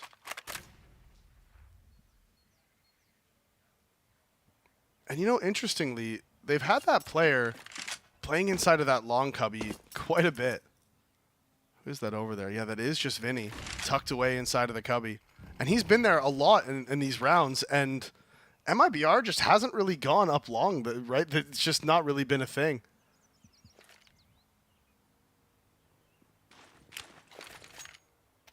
Nades coming out towards Coffins, finding quite a bit of damage onto Bolts. That's 36. They're going to throw another one too. Poor Bolts, look at this. Just, takes a little bit of a sidestep so he doesn't eat the full damage. Now he's like, man, screw this. I'm out of here. I'm tired of playing in that spot. They just keep throwing grenades at me. This is really mean. Oh, imagine if he just naded in CT now. It would be gross. Moves over to CT, just HE grenade. I mean, at least he gets some of his own back. Throws out a nade. And it will somewhat help. Here's the push up. They try and clear it, but they don't fully commit. Safar does get one with a CZ. Vinny's in the smoke as well. Deagle on deck to deal some damage. He'll have to rotate through and support his teammate towards ruins. They've lost the site, and that's the bomb now planted. And all 3 of them towards the back of the site as well as the re-smoke comes out into CT. Headshot needs to be found from Cello. Gets it. 3 versus 3 now. The Jiggle Peaks are coming out. He has these guns in the back of the site. AK recovered, but Vinny with the Deagle finds the head. Swings out towards Emo. Fallen gets 1. 1 versus 2 from the back of the site, and Woody's not able to land it. And I think they have time for the defuse. Doesn't matter that they don't have a kit. Plenty of time. And Imperial win the round that is the least likely of most of these so far. Anytime they have the full buy, they're in a position where they should win the round. Not happening. Here with just the Deagles, the CZs. Apparently it works wonders for them. The fact he somewhat cleared it as well. He went out looking towards first oranges. Yeah. It felt like one of those sort of clears where you do it sort of, you know, just in flow state. You just sort of look, you look away. By the time he's realized his mistake, just annihilated by the CZ.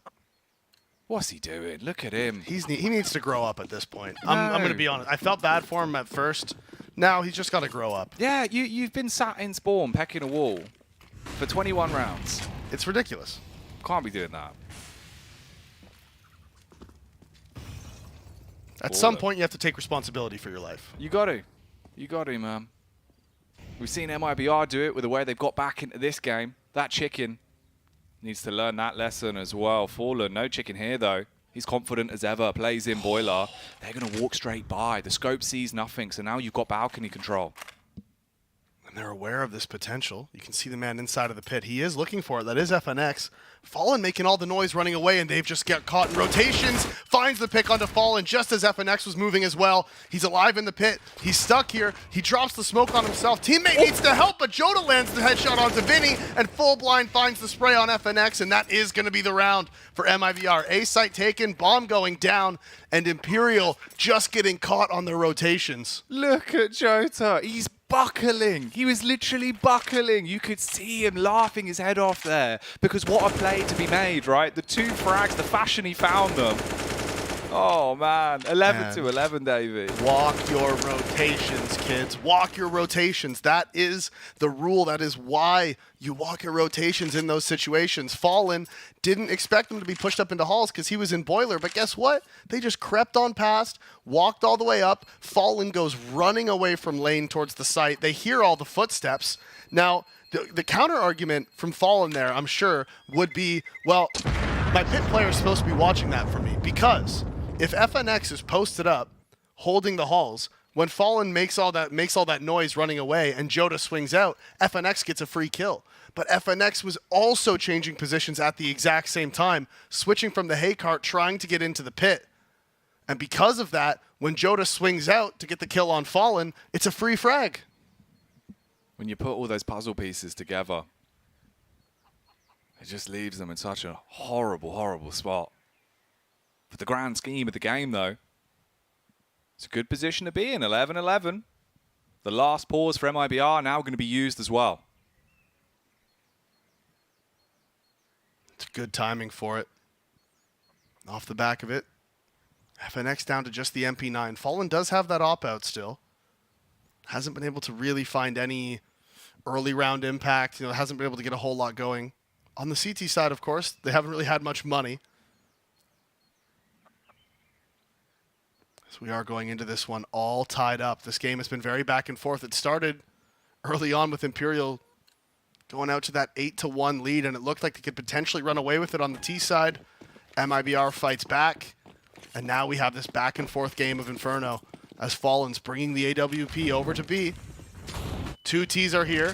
Aggressive Molly's coming in, and Fallen finds the flick. Exit's going down, but you can see Turtle wants to get the trade. Oh, but he doubts himself. He doesn't commit to swinging for it, and that means the CTs are going to get away as Turtle's made his way up to the top of Banana.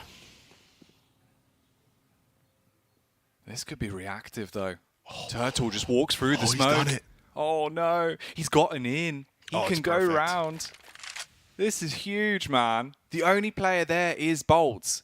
He's going to get battered in the back. He peeks out to drop the smoke, so he knows he's still here as well. You've got a clean line of sight onto him. Nothing that he can do. He turns to Tuck, nearly sees him, but Turtle will be able to secure the kill. And Turtle, I thought when he didn't go for that trade that he had potentially lost his timing, but clearly he knows better. He sneaks right in, just tucks his head into his shell and just creeps on through the smoke, fully protected, sneaks into CT spawn. As Fur, going for the retake, finds the opening onto Cello. So they're split 2-2. They do have the Molotovs and Smokestack, so this could be the round. This could be the retake. It could be indeed, especially when Turtle peeks out trying to swing from the info, but he gets ground down to just 20 HP, unloads the hailstorm of bullets, but his teammates are all dying around him. It's just Jota left, surely not another clutch from Jota. The juicy kills on the Kalashnikov, tried to slay, but he's the one that hits the DECK as Imperial pull off the retake and take it 11-12 at literally the last second. How have Imperial pulled off that retake? 4 versus 4, full backhauls control. That should be an unretakeable bomb site. When you have control of the backhauls, they should not be able to come back into that. Fur finding the kill on Banana, Cello overextending. You don't need to play in Banana at all if you have backhauls. Cello dying in Banana, completely giving up the round. Turtle panic spraying inside of everything just fell apart there for MIBR. Honestly, they choked it. It's so crazy. Also with the way it even open, right? Turtle's timing. Yeah, it's not perfect. going to happen. It's not going to happen again. It's not a sustainable round. You did everything you had to. All the pieces came together. And the post plant, all just buckles. When we're talking about the macro, you have the deep CT smoke after Turtle gets the kill. You have full control of backhauls. Play 2 players inside of backhauls. Plant for backhaul and CT. You don't need to plant for Banana. You plant for backhaul and CT. You ignore Banana completely, and you hold control of the crucial choke points there inside of backhauls. That way, when it comes down to the post plant, you have multiple angles to fight them from. Make it very difficult for the CTs to retake. Instead, Cello goes on a solo fight towards Banana, ends up dying to Fur, and now the aggression from Bolts opens it up onto Turtle. Woody does get the trade back. So it is a 4 versus 4. But I just can't believe MIBR didn't pick up that round win. I can't believe it. No, not at all how it looked like it was going to go. MIBR here, at least with a response from Woody, wielding the AK. You do make it 4-on-4. Oh. Couldn't get any more though, Fur with a face. And now it's just 3 Ts left.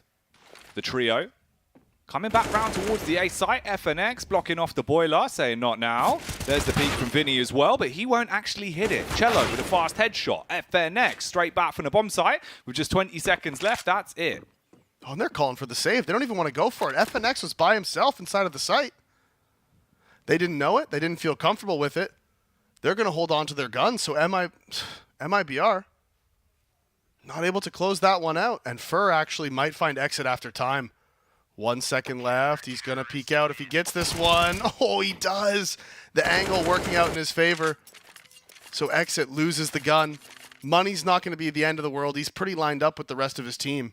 But they're broke now. They have 1,800, 2,200. Obviously, the player who saved, I think that's Jota's down at like 100 or something like that. So Imperial, really off the back of that round from Turtle where he snuck into CT spawn, that should have been it. That should have been MIBR taking the lead, forcing Imperial onto the eco. That should have been it. That should have been right there how MIBR takes the lead in this game. Instead, now Imperial is staring straight down the barrel of 14-11. And even in the next round, if Imperial win this one, the rest of the Ts aren't going to have very much money to buy. It's going to be around the 45, 4,600 mark. And Joda's not even going to have that because he's down to just 50. No money in the coffers. And they could be out of steam here, specifically when they go running up middle and Vinny's just waiting under quads. The M4 decimates everyone in front of him. And it's just Woody sprinting up second mid. Thinking, what on earth is going on? I have a Glock, guys. Don't worry, I got this. Death, I mean, of course. Don't worry. I'll end this quick. Yeah, I'll shut it down, boys. I'll shut it down. Don't worry. Yeah, don't worry. You're not going to have to watch this for very long. It's fine. Man, the battle of the two halves, really.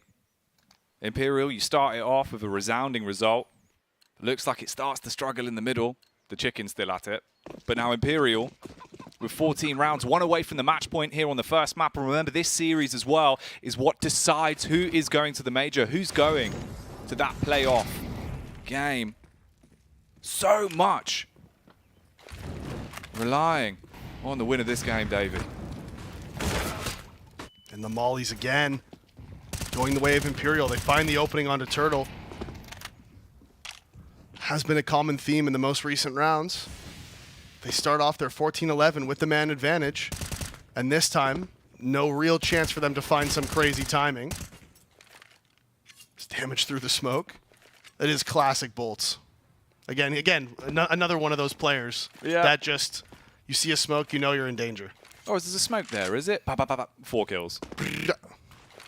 Actually, with the silencers now, it's more like... That was pretty good. Yeah. It's about as good as it was going to get, yeah, honestly. No, I liked it, mate. Yeah, I'll give you that one.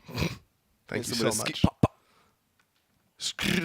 Yeah, the classic. The grime plays, because he has been grimy into some of these rounds. Wants to try it again, spamming through the top of the smoke. The Ts will await it out. 40 seconds on the clock. So they do start to group up. Boost play as well towards CT on the flower pot. 2 on deck here for Imperial to hold back the push. Fur playing anti-flash, close angle by Bolts. He's here at first, waiting. The pop flash comes in. He does get full blind, not able to get anything from it. As Joda finds it in the pre-fire. Headshot onto Fur. 4 versus 5, and that's it. Look at Imperial's calling for the save. Joda with the double opening. And MIBR, from the skin of their teeth, deny Imperial their map point. Jota. Whew. All right. He really has stepped up so much. This second half, some of the rounds they've been winning are entirely his impact plays. And that was so sick. The swift clear, instant headshot. If Fur finds a few frags, could have been a different round. With him going down instantly, you have to save. You've got to keep the weapons up. You know you're 1 round away from match point as well, so it's not worth going for anything risky. And it's got to be pointed out. Bolt's there at first. He's playing in the open position, gets pop flash, tries to commit to the spray instead of jumping away. Immediately dies, and once he dies, Joda goes, curious, that's a weird spot for a man to be standing by himself, so I'm just going to run up, pre-fire the smoke, and headshot for a bye. Just a classic. Yep. The simple business. Bolt's getting vocal as well. Communicating what exactly is going on here into this game. And it has been such a constant trade of energy between both sides. Now, 14-12, buy back out for Imperial. They've got the weapons, fallen back on the AWP. We saw him go aggro towards top banana once with a weapon. This time around, he is going to be there, but playing a lot more reserve, stationed towards CT so he can work that pathing if he needs to. Instead, it's going to be the full frontal assault. He hits the shot onto Cello, and you've got the opening pick this time. Yeah, again, they start this round with the man advantage. Again, they close this one out. Fallen's up over at B, saving his teammate in Fur. When I saw him lining up to throw that nade, I was like, oh, Fur, that's pretty bold, man. Like, if they, you know there's one close. If they just swing you, you're dead. Didn't see Fallen, was right there to cover him. Lands the op shot, gets the opening kill. And now Fallen, he's by himself over at B with this op on sandbags. We saw this last game as well. Pressure is being applied, forces him back, which does call for the rotation from Bolts. So he moves over, Fur tucks himself away in the corner. He's by himself. If he gets cleared, This is going to be long control conceded as Exit does clear it. Low HP, though, means Ferg gets 2. Woody lines up, finds his second kill. And now FNX top mid to support. Cannot land the headshot onto Jota, though. 69 HP. Nice. As he gets 1 trade back. And is Turtle going to find anything into B? The timing is going to be rough for him as Bolts is in CT spawn as well. The only way they can win this is if Turtle makes a huge play here onto the CT player. Bolts has to shut him down. He will. Gets the easy headshot. Angle's covered by Fallen as well. There should be his second frag, and that will be it locked in. Match point secured as Imperial do grab that one. Looked a little bit dicey at times, but overall, they have made it to match point here on the first map. It's our first best of 3 of the PGL RMRs for the Americas. And this one means so much with them potentially about to take the victory on Inferno, Davey. All the question marks go over to Vertigo. Yeah, and the desk did point out that if Imperial won this first map, they thought it was going to go to that map 3 of Nuke, right? Of course, up next, like you said, we do have Vertigo. This being Imperial's map pick, the next one being MIBR's. That decider of Nuke. And Prof was saying on the desk that if Imperial wins Inferno, he thinks MIBR is going to win Vertigo. I think Pimp agreed with him, if I remember right, and that all makes sense. And then we're going to be going to that third map of Nuke if that goes that way, but FNX going aggressive towards the halls, and so he's going to end up losing his life. They have the op on Fallen here close. Pop Flash is going to come in, blinds him, gets the timing right, finds the pick onto Turtle, and now the play towards A is on the way, but they're going up long. A mixed bag of weapons here for MIBR. They come sprinting round. They want to go to Arch side. In speedway, Fur's there. Ready, hungry, hoping that he can slay with the M4. He's going to post up on the angle, expecting the peak to come in, trying to get the information. Meanwhile, Vinny takes down Jota, the big impact fragger that's been popping off for MIBR. So the team's starting to deflate, and more they're falling to pieces. It's just Cello and Woody that remain alive, and it's not looking good for either of them. A CZ versus 4 players for Imperial. This has got to be the 16th round picked up. It's got to be them taking Inferno and being 1 step closer to the major. But Woody wants to delay, wants to make it tight, hits the headshot. Bomb on his back, flash in the pocket. Suspicious about where the CTs are going to be playing from. 27 seconds. There's a player right behind him in library, but it'll be Vinny that does the damage. That's the 16th picked up. The CTs walk away with it as Imperial take Inferno. And we know going into Vertigo, Davey, they're 1 map up. Yeah, Imperial does take their map pick. They needed to take that one. Everyone was saying before the game, Imperial needs to pick up Inferno. Vertigo, very MIBR favored. They started off very strong. MIBR battled back, made it real close, but in the end, Imperial closed it out very strongly. Some really insane rounds. That retake on B is the one that I think of, especially with Turtle finding that time and getting the flank on Bolts. Imperial had no business winning that 4v4 retake, but they did do it, and in the end, maybe some of that veteran experience showing that even in those rounds where they're down, they don't really have the advantage, they were still able to pick up the wins. Yeah, because that's the thing, it's one of those rounds that's not going to happen again as well. Yeah. The plays from the CT side and the T side just aren't something that ever really comes across. Once in a blue moon, right? Yeah. He gets that timing into Ruins, you're thinking, all right, here we go, sick round, T side's going to be in a great position to really, if not go on to win the game, at least be in great stead to make that a reality. Yeah, I thought, like I said, I thought for sure when Turtle found that timing, I'm like, all right, that's round over. You hold control of backhauls. Don't have to worry about Banana. Everything's fine. Instead, somehow, they're able to find openings into it, and it ended up being a relatively clean retake, too. Defuse the bomb with half a second left, so a little dicey, but still, I mean, considering it's a 4v4 Banana retake, and you don't have control of backhauls, you should never be able to win that. Oh, no, not at all. That's why it was just so outstanding. They actually do pull it off. In the end, though, Imperial walk away with the victory. These are the stats at the end of the game, and no surprise that Vinny is the one at the top of the scoreboard. 99.8 ADR. We'll just round that up. We'll say it's 100. Sounds a lot better, much cooler, and yeah, Vinny was absolutely huge, especially in those early rounds in that first half on the T side. He was the one finding the openings. He was the one closing out the rounds as well. He was doing everything for that team in the early side, and you know, once it went over onto the CT side, we saw Fur having quite a bit of impact with the M4 as well. Yeah, we did indeed. And that's the one aspect as well that felt like it was missing, right? Fallen on the AWP. I feel like we saw 1 or 2 picks most on the CT side. We had the one battle towards Banana, and that was kind of it. That's the extra edge that I expected to see, but in the end, doesn't really affect things, right? You still get the victory, and that's what you're looking for most. Yeah, exactly. On their map pick, they definitely felt like they needed to win that one before they go into Vertigo, which is where MIBR is going to be feeling confident. And that's where we're going to be going next. Vertigo. Who's going to be going to the major? That's the big question mark. Join us after the break to see what happens.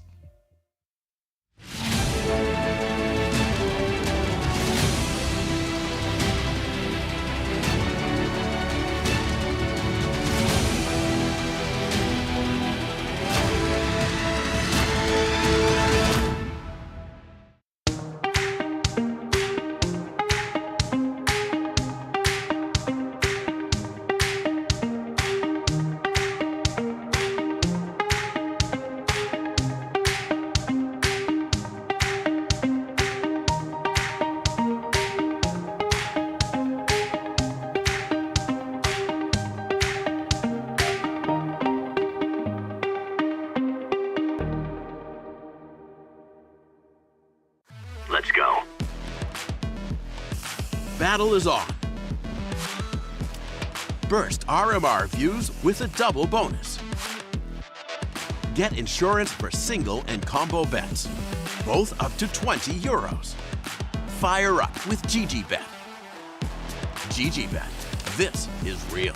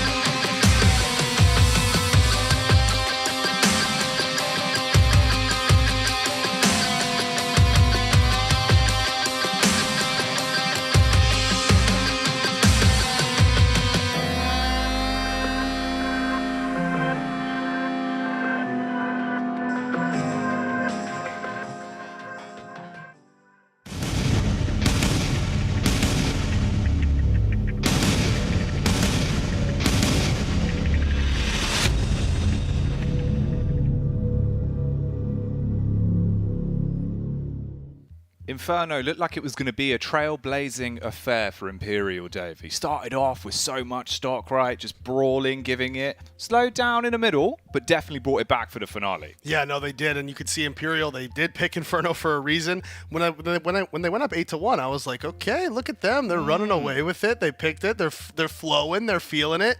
And then MIBR started coming back, and they were really battling it out, made it close. They brought it all the way back to 11-11, and then that B retake round. I can't stop focusing on it because it was a 4v4 retake when MIBR had control of backhauls on the T side. You as a CT, you can't win that. If you asked any pro team in the tier 1, tier 2 scene of Counter-Strike right now, and you froze frame as soon as Turtle killed Bolt, and that deep smoke was in CT spawn, and asked, okay, if you're the CTs, what do you do here? 95% of the teams would say save, and then the other 5% would say, I guess, try to look for any kills they might give you, Yeah. And that's exactly what they did. Cello gives the kill over at Banana to Fur. No reason to be fighting for Banana. Fur gets it. They're like, okay, well, let's go forward now. Let's see what we can get. And they just didn't hold control of backhauls. And Turtle, with the panic spray on FNX, he had him with 10 HP stuck in a corner and just pre-firing all of his bullets. Doesn't land a single one.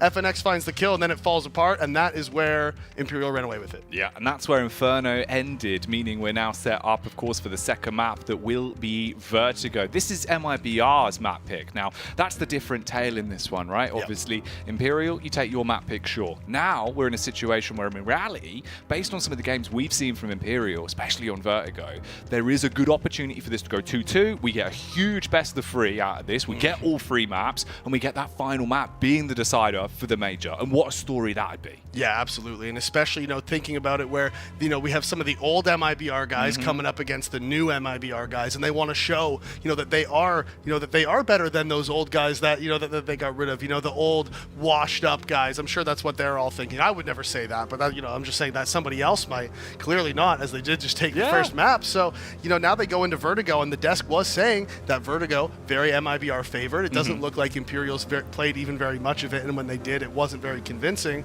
So now, if you're MIBR, you're thinking, all right, guys, no problem. We can lose Inferno. It's not a big deal. We'll take our map pick and we'll bring it to that decider of Nuke. Absolutely. And that's the fun bit about this as well, because it's such a big domestic game, and it's players that obviously would have been brought up in the scene, idolizing, looking up to these players. Absolutely. What a result. What a game to now go into this one. Your map pick, 1-0. If this goes back to a 1-1, it would be huge for them. You see how hyped up they were, even in Inferno alone, right? Everyone was screaming. Everyone was jumping up. We had the bicep flexes coming in as well, so everyone was getting Rari pumped up. It was sick to see, but of course you got to back it up with a gameplay as well. Yeah, and now, like you had brought up earlier, whoever wins this series does go to that first place decider match, which guarantees them first or second seed, which guarantees them that spot in the major. Now, whether they win it means legend stage versus challenger stage, but regardless, it guarantees you that spot in the major. So this best of 3, not necessarily the biggest best of 3 for some players in the server in their entire careers, but for other players in the server, this is the biggest best of 3 of their careers. For the new MIBR boys, this is the chance to qualify for the major and get their own MIBR stickers in the game. Which would be ridiculous for them, right? For all those names to now finally be like, boys, we've done it. And we've done it in 2 days as well. You've come into the event, you've smashed it from the get-go. If you get a spot at a major, no matter where it is, you're going to be landed. Oh, you gotta be. You gotta be. Trust me, it's a huge accomplishment for players to do that. Getting your first major feels so good, and it just, for these MIBR guys especially, I think the storyline adds to it. Coming up against the guys who, like you said, they come up in the scene idolizing these guys. Some of them probably started playing Counter-Strike because they watched guys like Fallen playing however many years ago, right? So this is a huge storyline. This is massive for them, and honestly, for the guys of Imperial, they want to show also, hey, we're still here, by the way. Like, we haven't gone anywhere. Yeah, we are still playing. Yeah, the last time we won a major was 6 years ago, but they did win 2 majors. Oh yeah, they absolutely did. And the bit that scares me just somewhat though is Imperial still making that common mistake. The time, right? We saw it so much. On Vertigo, it's a whole different kettle of fish. It's even worse. If that's something that doesn't get adjusted, doesn't get fixed, if that's still happening, specifically at the major, it's going to plague you, man. Yeah, we've seen them time and time again. Overpass was a real problem for them in those qualifiers just a couple weeks ago. So that is something they definitely need to work on. They like to run that clock down and see if the other team is going to make those mistakes and sort of give them those kills. But when the other team doesn't, they do have a tendency to run that clock down. It can happen. Hopefully here, they will be able to avoid it. Everyone revving up, getting ready for this. Map 2, Imperial up by 1. You've won on your home turf of Inferno. If you somehow pull out a 2-0 here, the games they've been playing at the RMR, what a feat it would be. Coach Peacemaker as well. Haven't talked about him very much, but he is a guy with a ton of experience. A bit of a controversial figure, let's say, in the Brazilian scene. Sort of got, forced out, little complexity cam for us. I'll take it. Little floppy cam. Yeah, floppy always looking good. Somehow always sneaks onto the broadcast, doesn't he? Yeah, look at that. Oh, little JT. Have a JT cam. Yeah, why not? Sneak that in. Yeah, but there's no reason not to. Just another NA team. The Complexity is another NA team that you would hope that they're going to be able to qualify for this event as well. So I don't mind seeing a little Complexity cam as we do get into the action here. Imperial versus MIBR. Map 2. Imperial, of course, picking up that first one of Inferno. That was their map pick. MIBR, can they answer back here at the heights of Vertigo on this T-side pistol? Time will tell. And actions speak louder than words. Imperial gonna be heard as they're coming thundering out of middle. Ooh. Fallen. He gets the adjustment off. Hits the head onto Woody. And look at this as well. So aggro. You fought for the control of the stairs towards B. This is brilliant. Now you're going to be able to push them back. You're already in a 5 versus 4, and you're not letting them take anything. No, Fallen getting that pick has just slowed everything down. We saw the counter nades come in over top of the window, doing the damage onto Exit, a little bit onto Turtle as well. And that's just sort of slowed MIBR down. They're like, whoa, whoa, whoa, wait a minute. I think this might have been a B stack. The player bottom of B peeks out, finds the information. Everyone resets. Everybody falls back. FNX is still there. He's still fighting. I don't think that is FNX, actually. No, yeah, it's slightly different. The player cams you can't fool me. Will ruse you. Yeah. Don't fall into that. We're aware of it. We'll get that resolved. No Don't problem. you worry. For now, we will go back to the beautiful headshots that we've got of them. And FNX. There he is. Can he act like a photographer? Can he take a couple of quick snaps? No, his neck's going to get broke by Cello as he's pushed up towards the site. Vinny backing off somewhat. Playing with his teammate and Fallen around the AC, but they don't want to cool down. They want to heat this one up. Fallen looking for frags. They're going to bounce straight into his crosshairs. The USPs snapping them up. It is a 3-on-3. You've got the bomb planted now as well. And Jota, he was on a heater in the last map. If he can do that again here, it'll be disgusting. Goes full gangster with a Glock burst. Wants to punish. Headshot there with the backup of Exit, and MIBR take away the pistol. Yeah, Exit finds 2 there to close it out. And MIBR, good play. Like I said, they saw that they were kind of getting counter-stratted. The nades came in. They slowed down. They reset. They re-walked into B. They find the headshots, and they secure the opening pistol.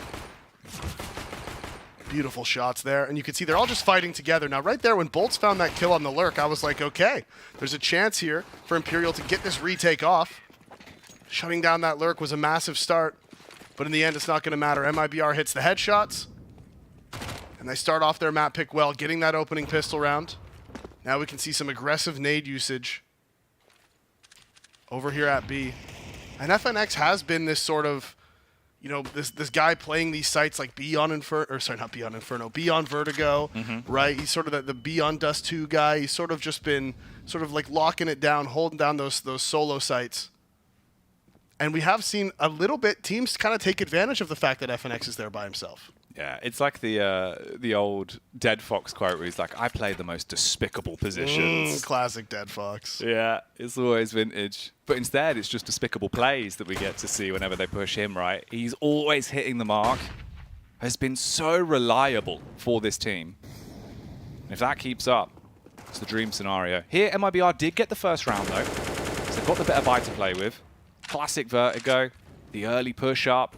Just weave your way in, take your time towards the ramp, and see what the CTs give you. So far, not giving them much of anything. No one's really been able to exchange a whole lot.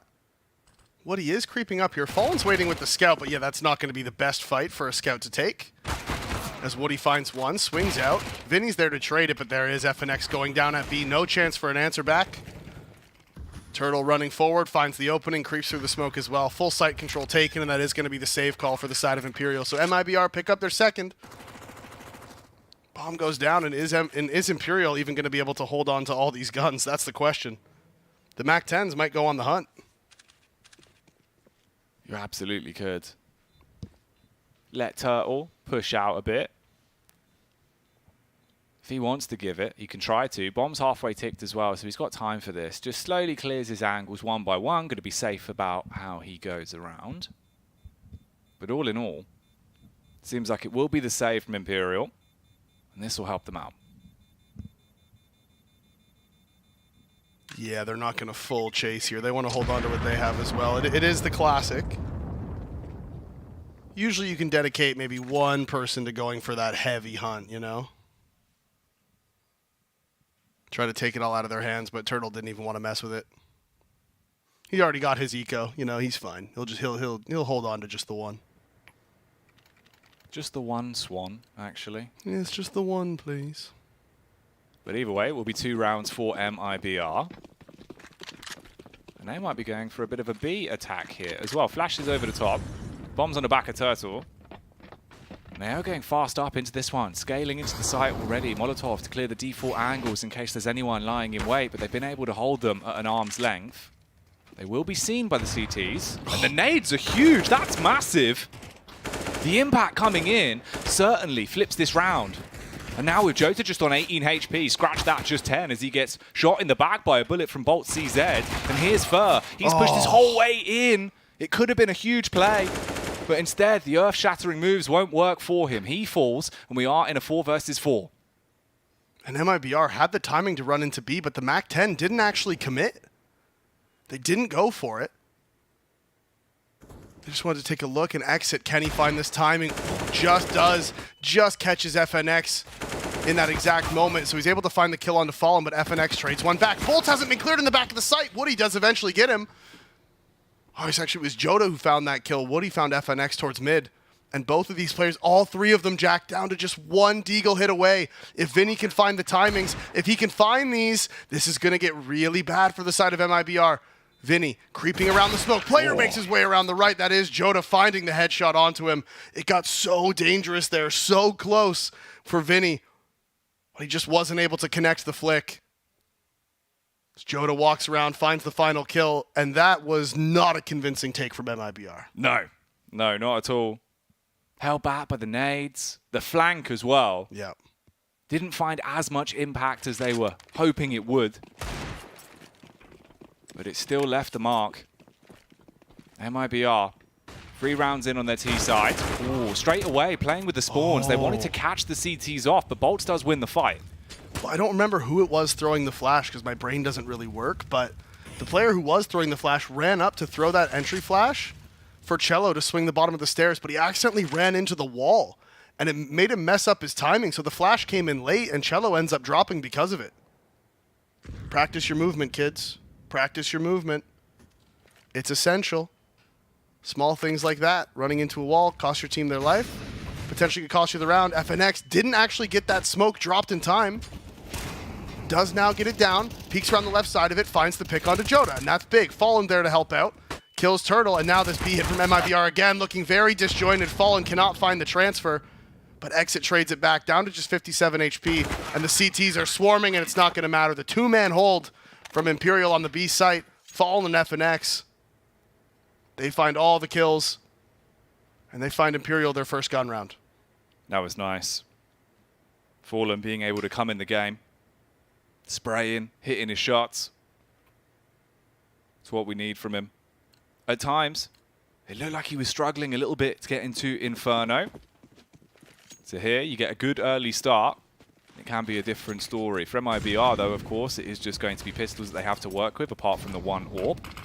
Dooley's out. Ooh, Woody looking for the kill, but it's not going to come. Now Fur just spraying out through the smoke, not able to find any damage. There is players down there. Woody has gone for this hero op. Getting tagged down. Fur now finding the damage, down to just 48 for Woody. No op on the CT side to counter it, but they do have control of yellow, and Bolts is pushed up in mid. Is he going to be cleared? Exit has just the Glock, does clear it, doesn't matter.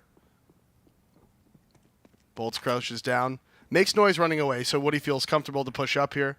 He's not too concerned. Dooley's for Turtle as well, based. Mm-hmm. He's got the big brain. We'll see if he can go insane with the weapon. For now, just tucks into the angle, playing off Woody.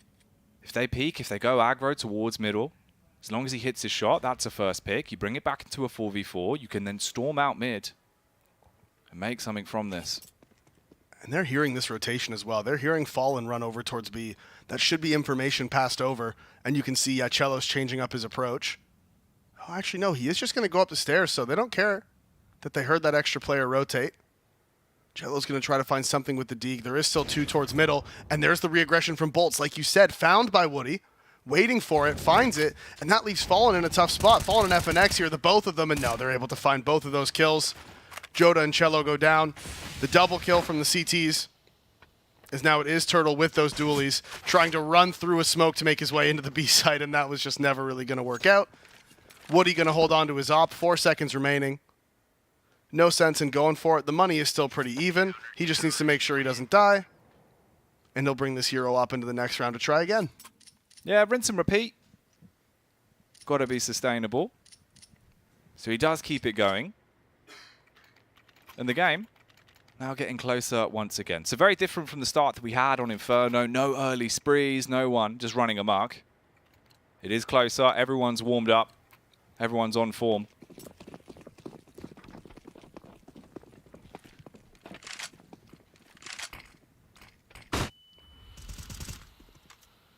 Default nades coming out at the bottom of Banana. That is that early, just the pre-smoke down to the bottom. Puts out the Molotov, also gives you potential to lurk up if you want to. Walking through it, it's always risky because the CTs can get down there without you hearing them. But Turtle, speaking of lurking, he's gotten out middle, finds Fallen, can't find the kill though. The nade from Fur does find one, as that's Joda going down. So opening pick going the way of Imperial. The gun rounds here so far, I mean, it's gone the way of Imperial. They've been fairly convincing as well, to be honest. Last round, of course, was the eco with just the hero op on Woody. That first gun round, though, was a clean B-hold. Yeah, it was really good from them. Fallen was able to cause a bit of carnage. Vinny here could do what he does best, though. The close angle with the A1S.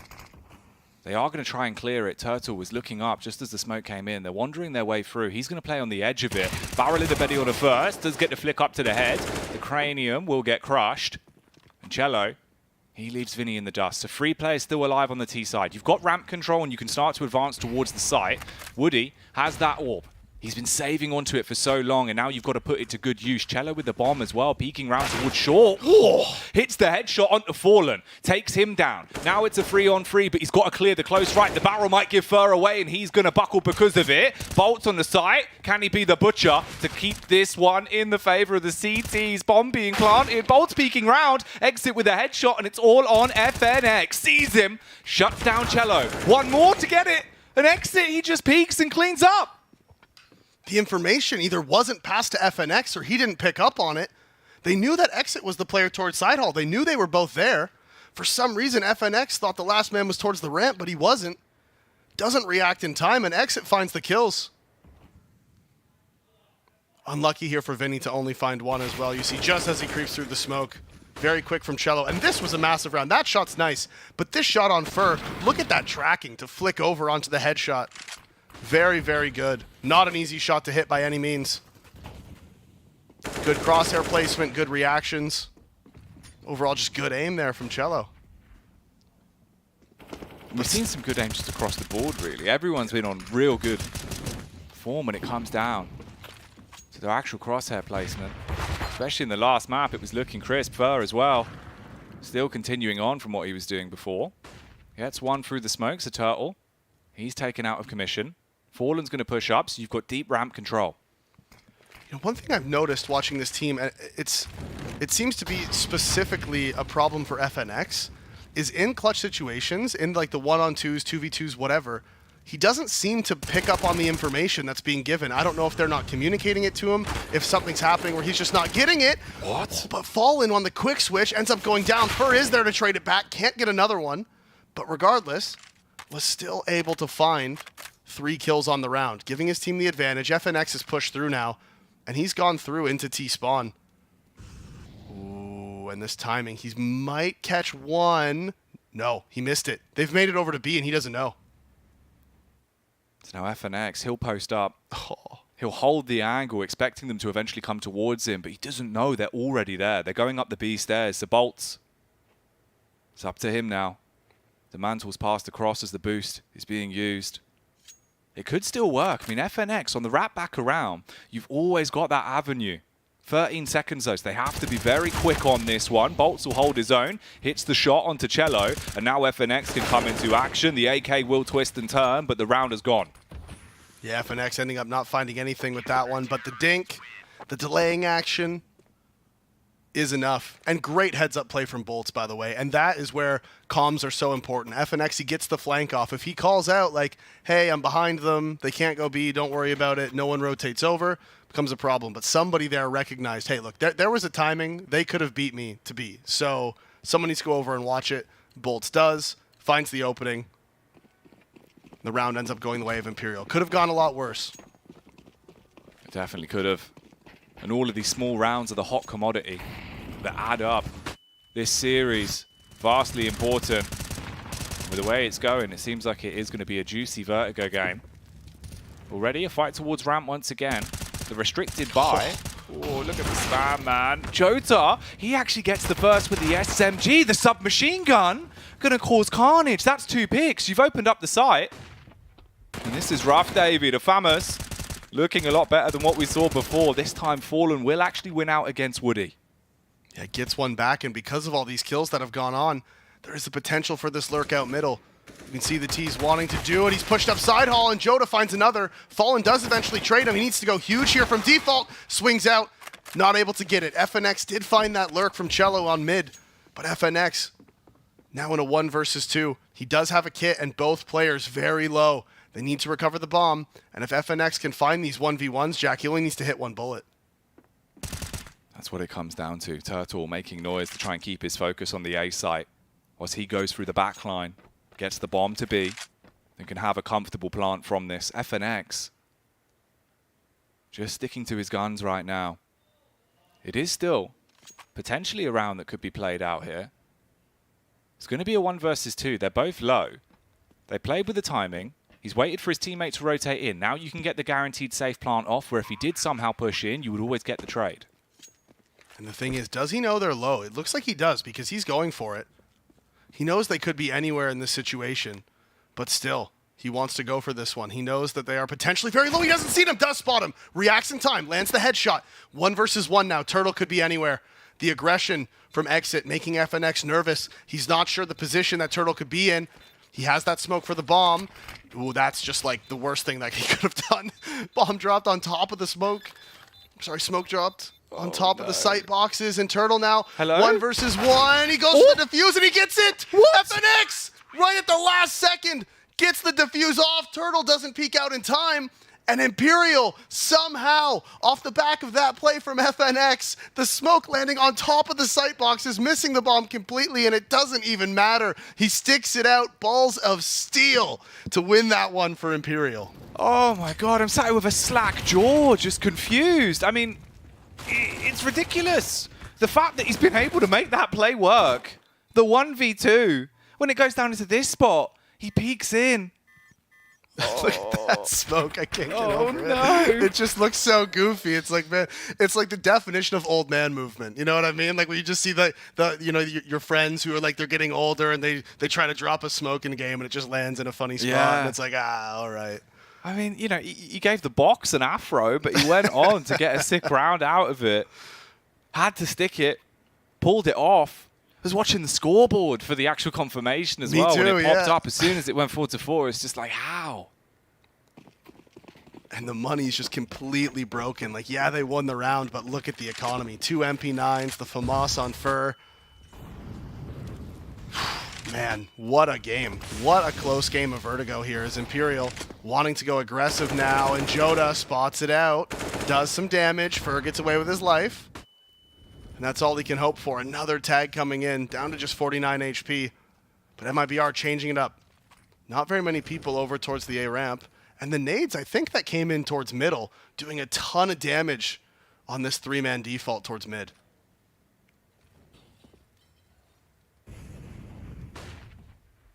They creep out. Woody going to pass over the utility to Turtle as well. He's thrown the first flash, now he's got a second in reserve. Meanwhile, bit of noise being made back on B. Flash round the corner, bolts over the top of the smoke. We'll see Jota. He takes him down. Good reactive play as well from FNX. 1-2, easy pickings. Fallen, he's been tucked into the corner for so long, finally makes his play, and that's Turtle taken down. So all on Woody with just a Deagle, and this round is going to be gone. So Imperial will now have 5 on the board, and this is scary. There's no way he's going to try to save this. Just Deagle, no armor. Does he even have armor? He doesn't even have armor. No armor, yeah, just Deagle, no armor. You're not saving this, bud. I mean, you can, I guess, but that would be really bad, so I wouldn't. Seems like he is going back in. Yeah, you just got it. There we go. Oh, I mean, he gets the kill, actually. Not the worst case scenario. A lot better than what would have happened if he saved, so there we go. Yep. Throws the M4 up. They recover all the guns. 2 AKs, 2 M4s. Pretty big for the CT side economy because they were in trouble off the back of winning that round with nobody left alive. Yep. So keeping 4 alive there, massive. See the money starting to get built up. It's all a grind. So MIBR forced onto the eco. And now this is the chance for Imperial to start running away with this first half. They have MIBR on the low buy. The nades, they swing out, they get the information. Fur needs to get out. You can see him calling there to his team like, whoa, guys, they're coming. Get ready. Help me out. Be ready for the attack. And Fallen up top. We have the high skill ceiling. Unload with the AK. Leave them in a horrible spot. Already a few tags here and there as well, with Cello just on 22 HP. And they've got all the map control they want for this. The T's haven't been able to really aggress too far up the ramp. Still just kept in bay at the choke points. Ooh, hello. Bolts and Fur. Now they start to make the play. They're going to waltz their way around. Fur can flick down. Hits the shot onto Cello. Bolts as well. Trying to strike back. Fur's going to be doing all the work for him. Bomb dropped, and 1 by 1. All the frags fall in favor of Imperial. They go 6-4, and they keep everyone alive. Yeah, Vinny was there as well towards the side hall. He pushes back in. They just find all the kills. I was thinking a little bit there. The re-aggression on the anti-eco round, kind of ballsy. You know, not necessarily something you might want to do. It's like, hey, you know, they might not have a lot of utility. Maybe we make them come at us. But no, they were like, you know, actually, but think about all the eco frags we could get if we just repush this right now. Are you saying their stats there? Yeah. And that's exactly what they went for. Oh, double smoke. Sigma smokes. Missed them on purpose, given the false sense of security. Meanwhile, the bouncer himself is in position. That's going to be Fur. Dashes out the nade, and it will chunk Woody down. Oh, little tag as well. Brought him down to 53. And the counter util coming out here from Imperial as well. Player playing up above that one-way smoke. That is Fur and Vinny, dedicated to the ramp hold now. Both of them there. The rotation has come in. Fallen's pushed over towards middle. That is going to give Bolts the chance to get over into this B bomb site to help out FNX. As he spotted them boosting over, does the damage but can't find the kill. He's got to tuck away now. Fur actually found the player over on A as FNX tucked away in the back of the site. Finds his first, but both players going down. Trades going the way of MIBR at this point. As Fallen's here in the window. Does get one back. Answers back onto Turtle. No Animal Crossings allowed here. None of that. Fur. He's going to be fragged as Exit will be able to catch him, and now it's just down to Vinny and Fallen to make the play together. This dynamic duo, they have to get in, slice them, dice them, and get the defuse. Cello waiting for the face. The smoke's going to fade. On top of the elevated angle, he does get the best of him, so it's all down to Exit. Waiting for the push, simple headshot onto Fallen, 1v1, same situation that we've seen before. He'll wide swing, Hart commits, and that time he makes it look better. Vinny can't land the shot. Exit in the 1 versus 2, picks up both the CTs. They separate. Fallen swinging out on the right side while Vinny went towards the bomb. That separation allows Exit to get those 1 versus 2s. Sorry, the 1v1s in the 1 versus 2. Finds the first, then able to isolate the second as well. No defuse being stuck this time. Not going to let him get away with that one again. One of those a series is the allocation that you're allowed to have. Yeah, you can't get more than that, can you? Just the one. Fallen. He wants a fair bit from this, though. Pushed up with the AWP. Looking for the early faces. Utility coming in. to starve off the T's. Turtle does dive straight through the smoke with a MAC-10, fires off, and could leave Fallen broke. He will be brought down to 15 HP, gets out of there as Ver comes in to give him the helping hand. They've also got info back towards T-Spawn with a mid-push from Bolts. I simply can't believe Fallen got away with that. I thought for sure he was like 100% dead, and then they let him jump away too. That is shocking. Fer, trying to go aggressive, gets shocked by a bullet to the face at the hands of Joda. And now they've taken control of the ramp. Fallen is close in here inside of the side hall, but with just 15 HP, this Molotov is actually going to burn him out. Yeah, he's got to make a choice quickly here to try to get away, as instead Joda runs straight up the ramp, finds 2 openings onto the players inside of the site. Cello makes sure FNX can't do anything about it either, as Bolts, 1 versus 2, finds the first answer back, and he's going to walk away to B, and it looks like they're already heading back down there as well.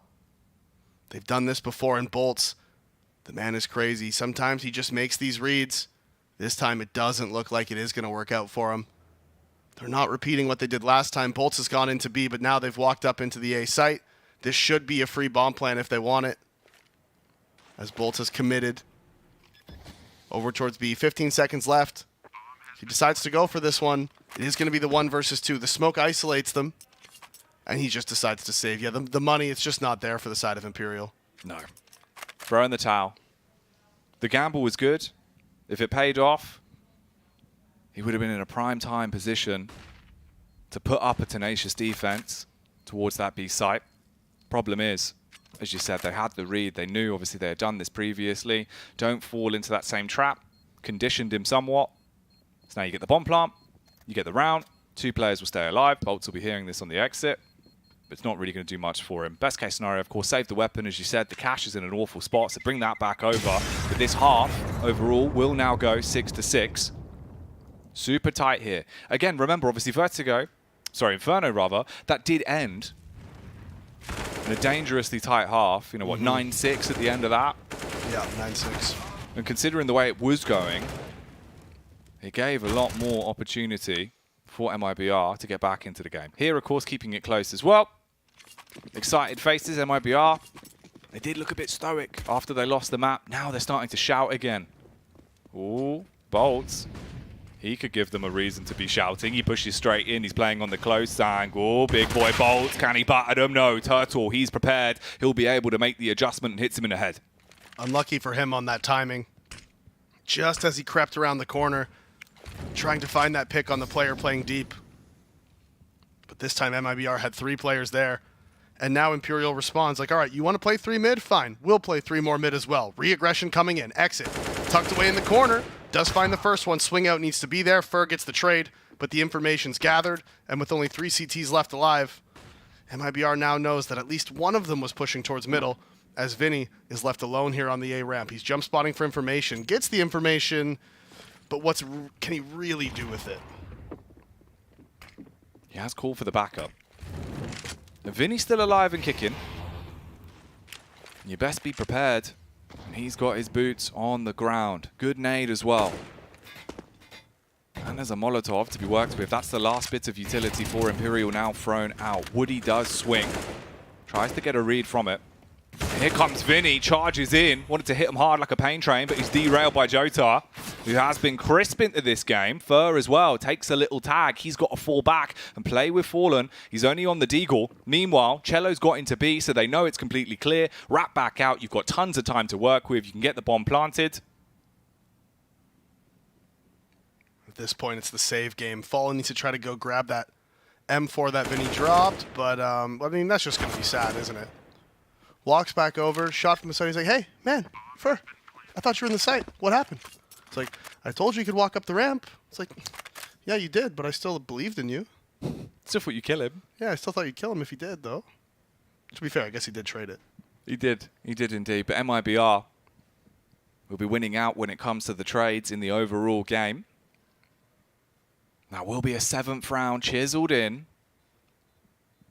And they need to get as much of an edge as they can. It's their map pick, it's their territory. You're 1-0 down in the series, and this decides who is going to the major. You need to be able to pull out everything you've got.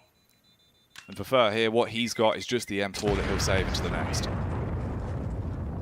MIBR take the lead in this one, 7-6. This is their map pick. Generally, kind of a T-sided map as well. Of course, as I've said many times, the game itself is very CT-sided at the moment.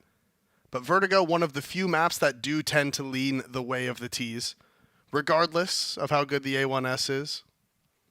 It's mostly because it's hard for Ops to have a ton of impact on this map, really. I'm trying to think of Oppers who really have a lot of impact on Vertigo. I mean, Navi doesn't play it, so Simple doesn't. I'm trying to think who else. Shiro, not really. Not really a whole lot. Like, I guess Cadian can tend to have quite a bit of impact for Heroic on it. OC as well. OC's really good at Vertigo. When he was on Extra Salt, now on Liquid, he's a very good Vertigo Opper. Different style of warping with the way the map plays, really. So obviously it does kind of lend itself to OC. Yeah. He's never a stranger to just going in for picks and creating space. Yeah. Just the angles are so awkward with all the different elevations. It's hard for Ops. There's lots of headshot angles, lots of vertical adjustments that Oppers aren't used to. And this is an adjustment that Imperial might not be used to. Quick play, fleeting feet from MIBR. They're coming up into people. Will they clear? Oh, they do spot him. There's the peek from the second as well. And it's easy pickings. One by one, they get all the shots. Woody, no, don't do this. The double lefty. Oh, man. Some more of that, please. Oh, you can't. The double left. Love a double left. Oh, that hurts. That really does sting. And that is going to be MIBR winning this first half now. So this was their map pick. They are going to go up 8-6. Now it's just a matter of, did they get that 9-6 scoreline? Is the 8-7 all they're going to get? We'll find out next round. As this round, what we found out is that Woody is capable of stabbing Fur in the back. Yeah, the old double lefty coming in out of nowhere. It is a classic.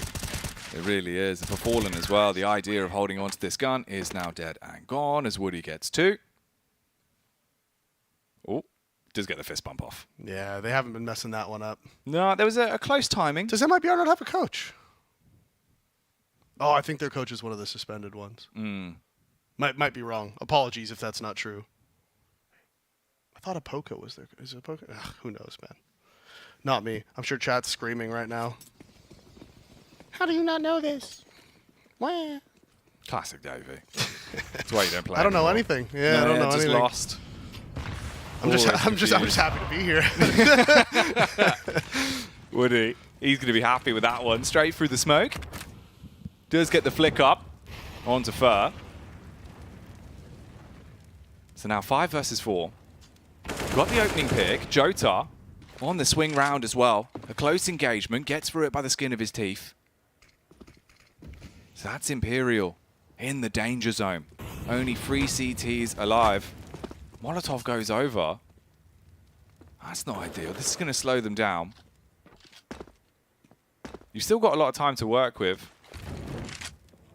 There's the response back out as well. Molly onto device, the Fallen. He's just stationed on site with the AWP. Can he hit his shots? Can we see Vintage Fallen back on our screens? He needs to in a round like this. If you mess it up, it's all going to come down on you quickly. They'll be able to get onto the site, secure the bomb plant. And at that point, you're outnumbered so much. Has to be precise. 40 seconds left. That's the flash, starving them out, taking their time with this one. The T's know that they've got a big edge. FNX is here, playing from elevator. All right, through the smoke. Shuts down Jota. Fallen as well with the peak round. Could be Chris, but FNX is still leaving them with rounds. This is gigantic for them as Fallen holding on. Throws out the flash, knows where they are, wants to get the 8-7 half. Quick warning shot. CTs are there. There is a flank coming round as well. So Bolts, he can bide his time before he bombards in from the back. Exit, he's got to hit them head on. Doesn't win out on his 1v1. Woody spots out on Bolts, but it's all up to him. Got to play for the bomb. 1v2, they're walking round, clearing the corner. Unloads on the AK and gets the double kill. The 9th round snatched away. And you can see the excitement.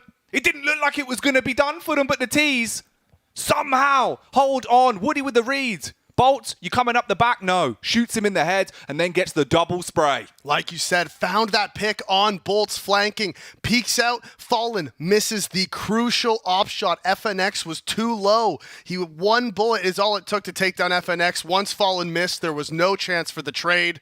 And that is going to be Woody coming up massive to secure that 9-6 half victory for MIBR on their map pick. Similar to what we saw last game with Imperial coming away with that 9-6 on theirs.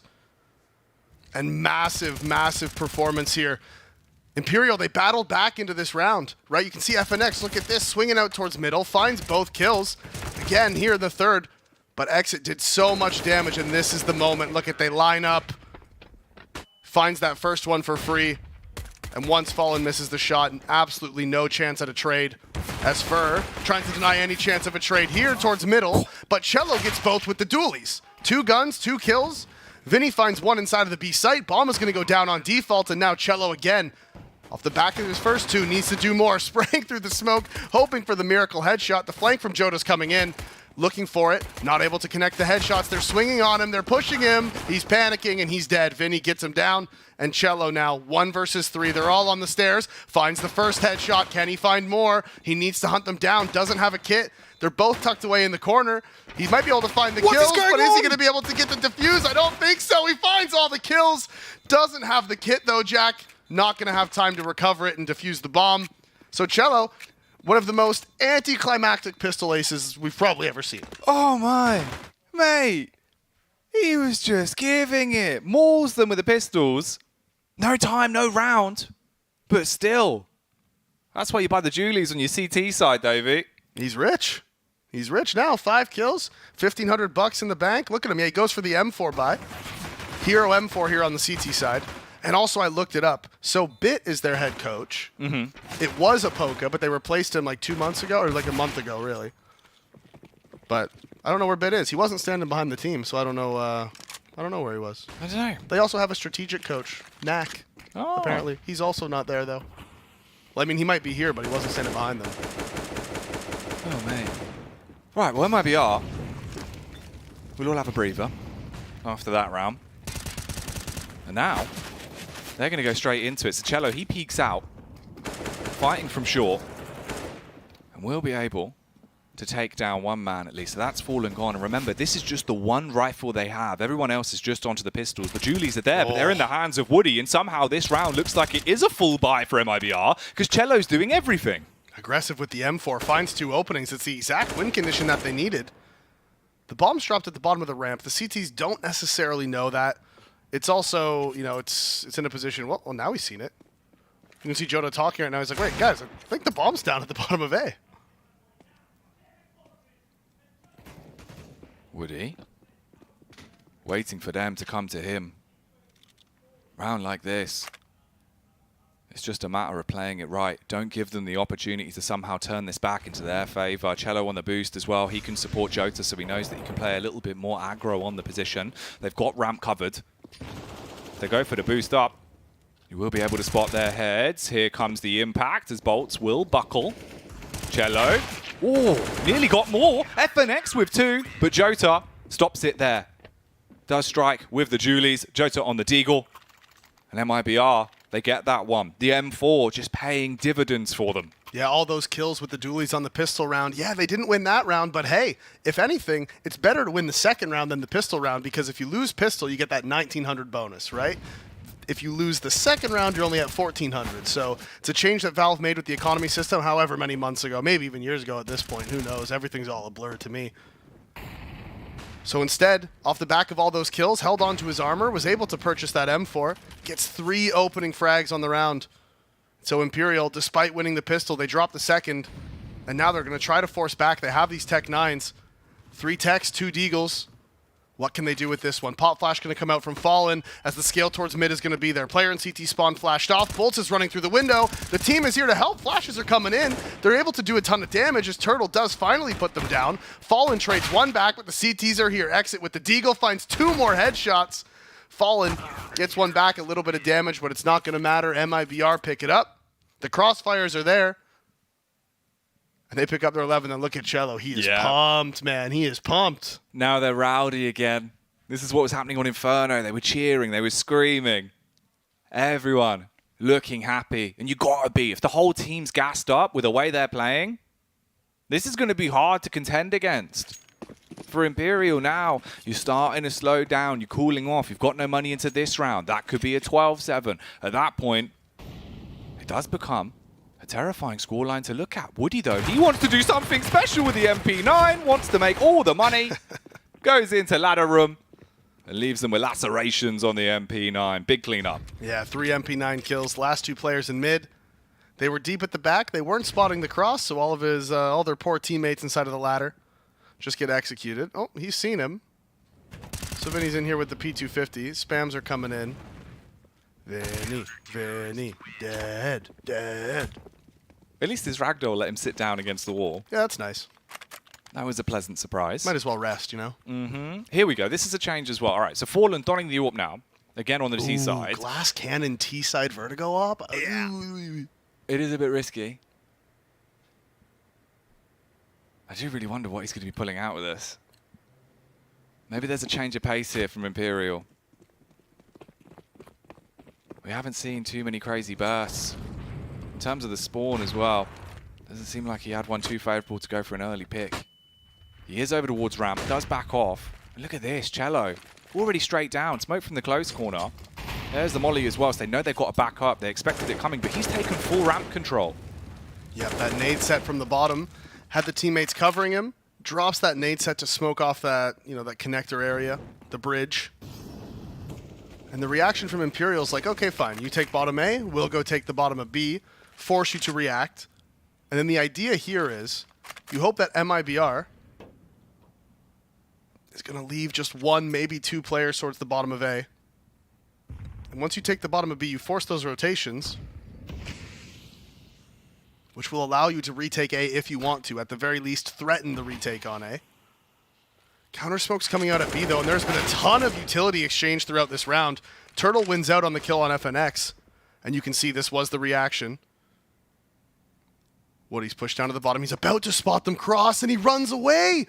Right as they're about to walk around the corner, the footsteps have been heard, so at the very least it's communicated.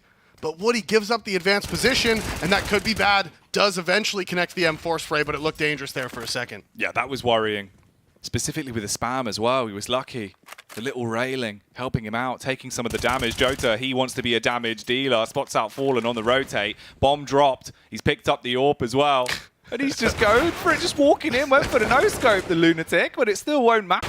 Oh, hang on. Wait. Vinny getting the pick. I mean, 4 seconds. He plants it at the last possible time. Cello, he goes straight in, though. And will deny that. It looked like it was all over. Whew. When he got that bomb planted, I was like, wait, no.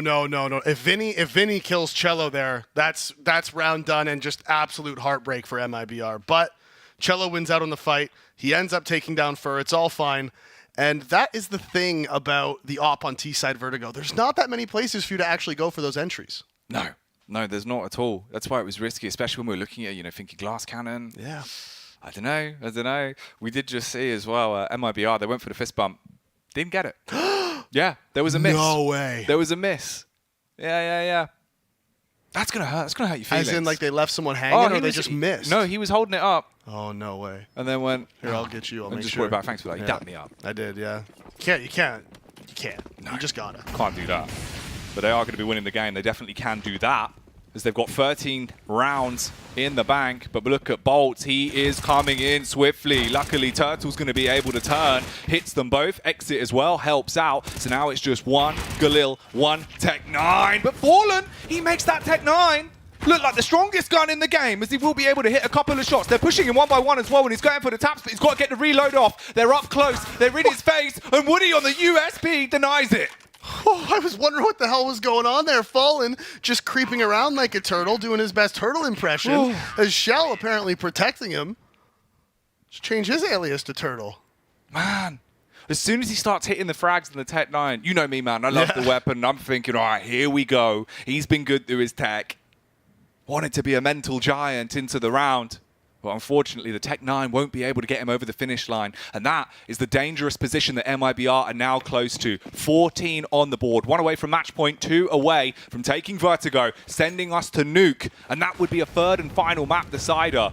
And that would give us the result. It would tell us which team's going to the major. And this is incredible stuff from MIBR. The bounce back from the first map, the way they've been playing it, the round they won as well. So many crazy, crazy plays that will not be happening again. The predictions from the desk so far looking spot on as well. Imperial can have a close game on their map pick of Inferno. If they win it, MIBR still likely going to take their map of Vertigo, and we're going to go to Nuke. And that was the predictions from the desk, and it's looking so far like that is going to be the case. We did have that close game on Inferno, and so far MIBR 14-7 here. The spam comes in, does actually tag Joda. He changes up his angle, and he's just getting closer and closer. Inches being the difference between Joda losing his life, Fallen with the op, just still ringing out shots. When you watch this demo back, it's going to be tragic. Even there, Vinny spamming right on the edge of the smoke. The bullet's just not able to connect. They're looking for it. They know they like to play in these aggressive spots, but they just haven't been able to find it yet. And there he is. Fallen swings out, lands the headshot onto Joda. The re-aggression from Cello, though, they're not expecting it. Can't connect in time. Switches over, does the damage, but can't find the kill as Vinny eventually trades it. Grab the bomb, get your feet moving, and head up towards the A site. That's the play that they're now putting into position. With just 25 seconds left, you've got to be swift about this. Molotovs denying the aggressive face towards ramp as well, but they've got some offensive utility of their own. Going to blaze up the back of the site. Turtle peeks over the top and drops the HE, but he's been tagged through the smoke. 32 HP on him now. FNX gets on the scene, starts planting the bomb, and this is the last opportunity. They have to get it down. They will be able to plant. Fur with the AWP, fast flick, hits that onto Turtle. 2v2, exit with a backup of Woody. Clearing around, get short control back. If they can peek out, it could be a frag onto Fur. Instead, it's just the info play. Flash is over. This will stop them for now. Bomb getting ticked through as well. 12 and 13 HP. If they peek into it, the M4 should ruin them. Instead, they just give it up. They don't face off the back of it. Didn't expect the hard commit. 15th round taken from MIBR, and now they're 1 away from the win. They were both so low, they didn't want to commit off the back of the tap. Neither one of them could risk going for that early peek. If they peek early and they're not defusing the bomb, they lose their life, and that is the risk you run with low HP. MIBR recognizing it, 1 versus 2, and the thing is, they knew they were low HP, and Woody had just cleared out side hall. So he walks back, he taps that bomb, he knows he's not in danger of getting shot in the back, so his one teammate with the M4 can cover the ramp swing from both Ts, knowing that they're both 1 hit away from death. They couldn't even go for the swing. Ooh. It is like a swing for Cello, though. The nades have sent him flying as he gets taken down early. Woody as well, suffering the same fate. Imperial, a lot quicker here. Straight in, straight up towards A. You take down Cello and Woody, and you get an opportunity to punish Majota! He wants to end it right here, right now. And with the 2 frags found, this could be the difference maker. Turtle as well, so close to winning out on his duel towards middle, and it's a 3 versus 2, Davey. Bolts answering back, pushing out towards middle. Joda with the double kill from the sandbags. Gets mollied off, puts it out with the smoke, and just catches him jumping away with his knife out. It's just such a weird situation. But still, the round in Imperial's control. Bolts is low, down to just 10 HP. And Joda trying to respond here. He's pushed up. He's going to try to get into the site. The op of Fallen is scaled all the way up towards side hall. He's pushing forward, looking for him in the site. Spots him. Joda too far forward. Head is found. And now exit. 1 versus 3. Just needs to try to hold on to this M4. He's not going to be able to get into this one. Just going to sit here. Call this spot NAF. I don't know what the EU call out is for it. We call it NAF, though. Not because he had any crazy round there or anything. It's because he fell off the map there in that one game. Just a while ago. Yeah, the classic. Yeah. Oh man. Well, Imperial trying not to fall off out of the game here. They will get an 8th. It's not over yet. As long as this game's still going, they always have a chance. But for MIBR, match point in the bag. Oh, the spam. Ooh. None of that. Little too early and aiming a little too high, but the idea was there. I did like the fight back from Fallen. Yeah, he's like, hey man, he's trying you. Yeah, you can't just shoot these bullets at us in the video game. What, do you think that's fair? You shoot me, but I can't shoot back? No, it's ridiculous. Despicable. Although I will say it's a little his gun has a telescope on it, so it's a little unfair. Yeah, the old zoomy banger. And what a banger this has been from MIBR. I'm so glad that we have got 2 maps out of this already so far, and with the way it's looking, man. That last map, it just has all the weight in the world on it. Both of these teams, what a storyline. The Brazilians, the old school legends versus some of the players that came up in the scene looking up to them. Now shutting them down here on Vertigo. And at any point, this could be over. Round 24, 15-8 is the scoreline. But Imperial, they do have the funds, they do have the money, they do have the guns to work with. Keep in mind, the winner of this series does go to the PGL Major you see on your screen right now. Scan your QR codes to get your tickets. You're going to see one of these teams there. It's guaranteed. One of these 2 teams is going to be making it to the PGL Major in Antwerp. If MIBR wins this map, we're going to be going to map 3. That is Nuke. That is the decider. If Imperial can make this comeback 7 rounds in a row here on the T side of Vertigo, then they will be the winners and they will be securing that spot. It's all here to play for. MIBR wants to battle back, wants to bring it to that map 3. Fallen with the op. Aggressive towards the ramp. Drops that Molotov. Counter nades coming in from both sides. They're exchanging bullets. Nothing's connected yet. No damage found. As you can see, Fur wants to go aggressive, playing in the edge of that smoke. And here's Cello spamming away. Little bit of damage done to Fur. The nade, the dink actually, I think, comes out onto him, puts him down to 16 HP. So MIBR here in round 24. Fighting for control of the ramp. That deep smoke towards yellow as well, going to give them quite a bit of control towards the top part. Oh, Fallen saw the barrel. Knew that his crosshair was honed in on the right angle. Waits for the full extension. Pulls the trigger. And Woody goes down. So a minute left on the round. 4 versus 5. And they still stick to their guns towards A. They have pulled a bit of a move as well. You've got 3 CTs here, one behind the sandbags, and the double peek towards short. And Turtle has those dualies as well. Joda swings out, finds the opening, and actually Turtle responds. He picked up the M4 off of his drop teammate. Fallen, killing the holder of that gun twice in this round now. Woody goes down. Turtle goes down. 3 versus 3. They're walking up the ramp. It's all going to be about timing. FNX lands the headshot. Do they expect the re-aggression from Joda? They're not looking at him. Can he connect the spray? He can't. FNX, the quick adjustment, finds the second kill of the round. 1 versus 2 now for Exit, and both T's very, very low. They don't have the HP. He's got the nade as well. That'll bounce round the corner. See you later, FNX, as he gets fragged up, blown to bits, and it's all on the 1v1. Fur. If he can do something ferocious, something atrocious, maybe he can steep them in the game for another round. If not, MIBR will be taking us to Nuke. Exit. He starts pushing up, knows exactly where he's going to be, has the smoke as well. Oh! He still hits the shot as he flicks back to the gun. Exit comes in, and that is a big round to pick up. Round 16 in the bag. MIBR, they're screaming, and damn right they should be. We're going to map 3, we're going to Nuke, and that's where we find out who's going to the major.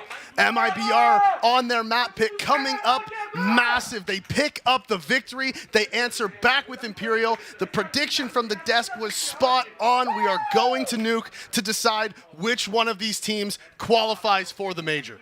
Ridiculous. Absolutely ridiculous. I'm thinking as soon as he switches to the nade, man, the timing of it, my heart sunk. I'm like, no, not now. You've got it all set up for the 1v1. It was right there. Somehow he does it, Davey. Somehow he pulls it off. You could see he saw him too. He pulls out the smoke, and as he pulls out the smoke, you could see the leg of Fur off in the distance sticking out, and I could just imagine the comms and TeamSpeak. You see him! You see him! He's there! And it was just an absolute nightmare, but Fur with just so low HP couldn't connect the shot through the wall. Only 1 bullet had to find him, and then it was all over, and Fur drops, and Exit pulls it off 16-8.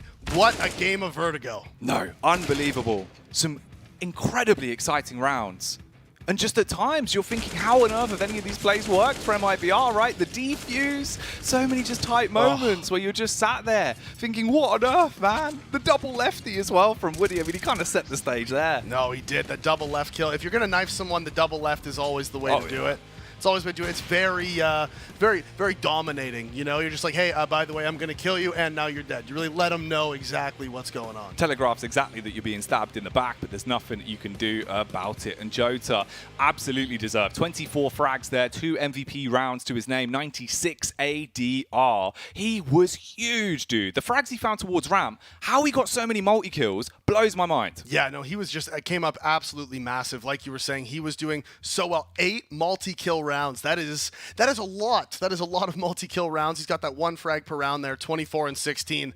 And Jota comes up big. MIBR win their map pick. See, the scoreline made it look convincing, right? 16-8, but there were so many close rounds in that game. It didn't feel that one-sided. No, not at all. Like, it's just wild how tight it truly was, round by round. And you think about the opening pistol as well. The dualies. Yeah. The dualies ace on the pistol. Yeah. Like, the difference there, if there was somehow a kit, if they had, like, literally 4 more seconds. Oh, man. And then the Hero M4 buy as well. That ends up getting 3 opening frags in the second round, securing that second round win after losing the pistol. Unbelievable. It was incredible. But now we go to Nuke. This is the big game. We know that one team's going to the major, and it all happens here. Join us for that after the break.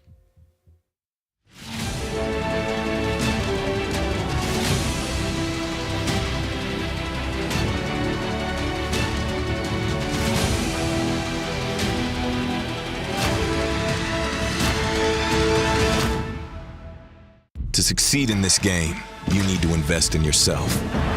Be daring. Innovate. Calculate. Never hesitate. Follow your instincts. Don't follow the crowd. Back yourself. Bank your wealth. Analyze, strategize, and galvanize. Now is the time. Take your shot. Let's go. Battle is on. Burst RMR views with a double bonus.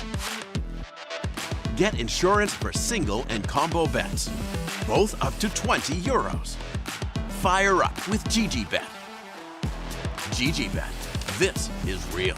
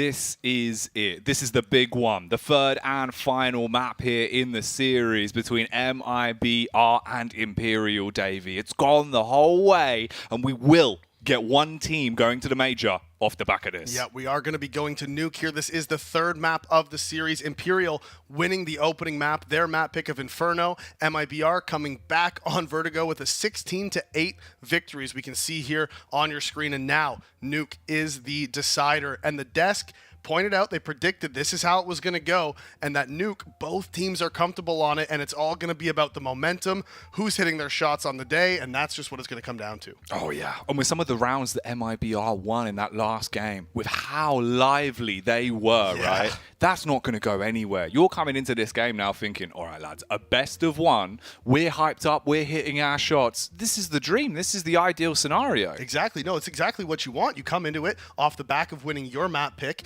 They're, like you said, rounds where they were huge rounds, big clutches, big performances from multiple different players. Joda was popping off towards the end, and you take a look at the side of Imperial, they're very stoic right now. These guys have been in these situations before. They've played so many games of Counter-Strike. You can see very stoic, very calm, Fallen leading the troops right there. You see the hand motions, like pointing, like, come on, guys, this is it. This is our moment, as he's like doing all that stuff with the hands. Oh, yeah, dude. It's just like, back in the day with Big Kev Existence, right? Whenever that team was in a position where they needed someone to quickly get their minds back in action to remind them that, guys, we've won majors, we've done all these huge things, right? Oh, he's back. Yeah. And, like, that's what you need. You need someone to get you, snap back into it. And this team has so much experience. They've been in this position time and time again. They know exactly what to do. And that's what it comes down to. Will it be the young guns? Will it be the new blood? Will it be them being able to best Imperial to make it to the major? Or will it be the reset from Imperial? Can they come into this one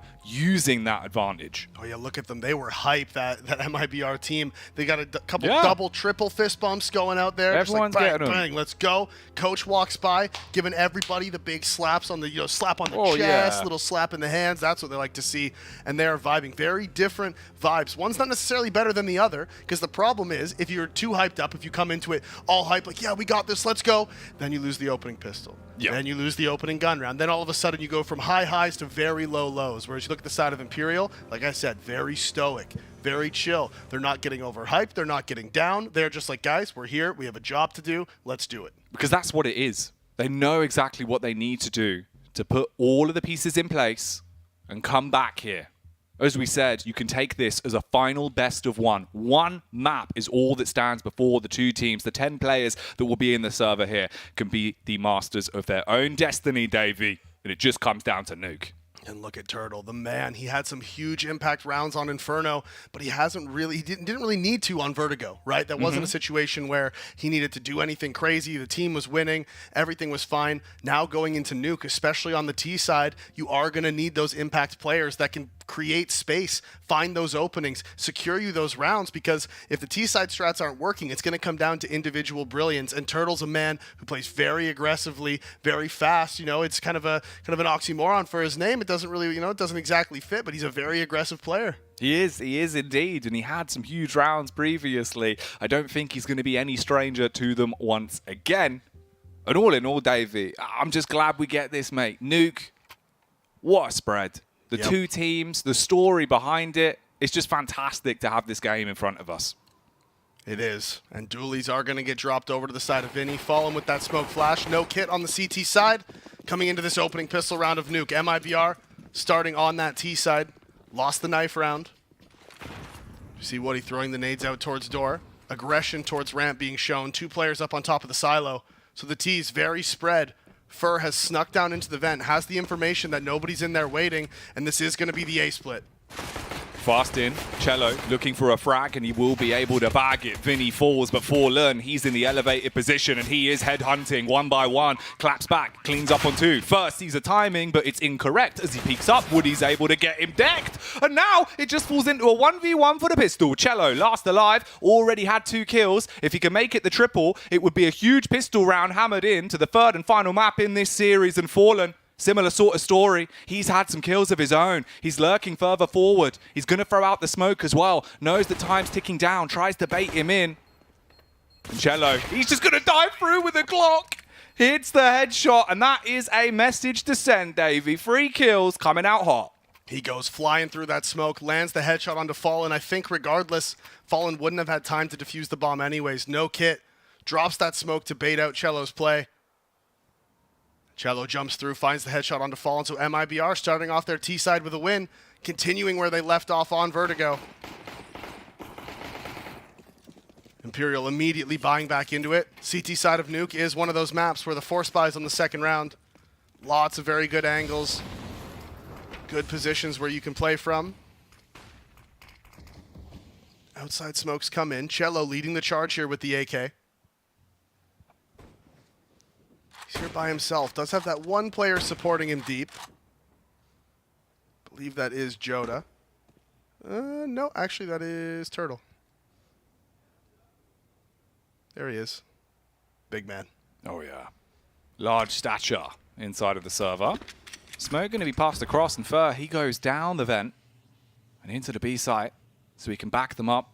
You can peek off the contact of Bolt. It's an awkward angle to clear him out of, and that's if he gets attacked at all. Cello's there. He got down secret early. But still, plays to be made by the T's. No commit to anything yet. No, but the AK is down into secret. So if Cello does get found, that will be an AK recovered. Could be a crucial point. Woody throwing that flash out towards Heaven. Just to threaten that potential cross. 4 players inside a lobby, 1 up actually on the T roof. Like I said, Cello still there towards secret. He's crept back out outside now, and Vinny's gotten to the aggressive position, and Hut is going to find the first contact here onto exit. Can't land the headshot, though. The jiggle peeks come out. He does eventually find it. Can't land the second. Woody trades it. Bolt and Joda trade 1 apiece, so it's still the 3 versus 3, and the scout from Fallen in Heaven not able to find the kills, but the flank from FNX gets 1, not the second. Back and forth Counter-Strike here in the second round. The 2-on-2 with 10 seconds left. You have to get the bomb planted, and luckily they're in a position to do just that. Cello as well, with the headshot up, stops Fallen, and leaves it all on Fur. CZ to work with, coming up the vent. They've seen him. He's got a bail out of there, and he knows that it's all over. Yeah, he knows as soon as he gets spotted there, he just has no win condition left in the round. He's not going to be able to get up the vent. He's not going to be able to make his way around a secret. This one's just pretty much done and dusted. Is going to have that CZ, the light armor, a bit of utility to carry over. But MIBR do convert the second. It was back and forth. It was very close. But they do end up getting it. And actually, Cello finds Fur as well, so he's not even going to be able to hold on to anything. MIBR go up 2-0. Put Imperial onto the save. Very good start here to their T side.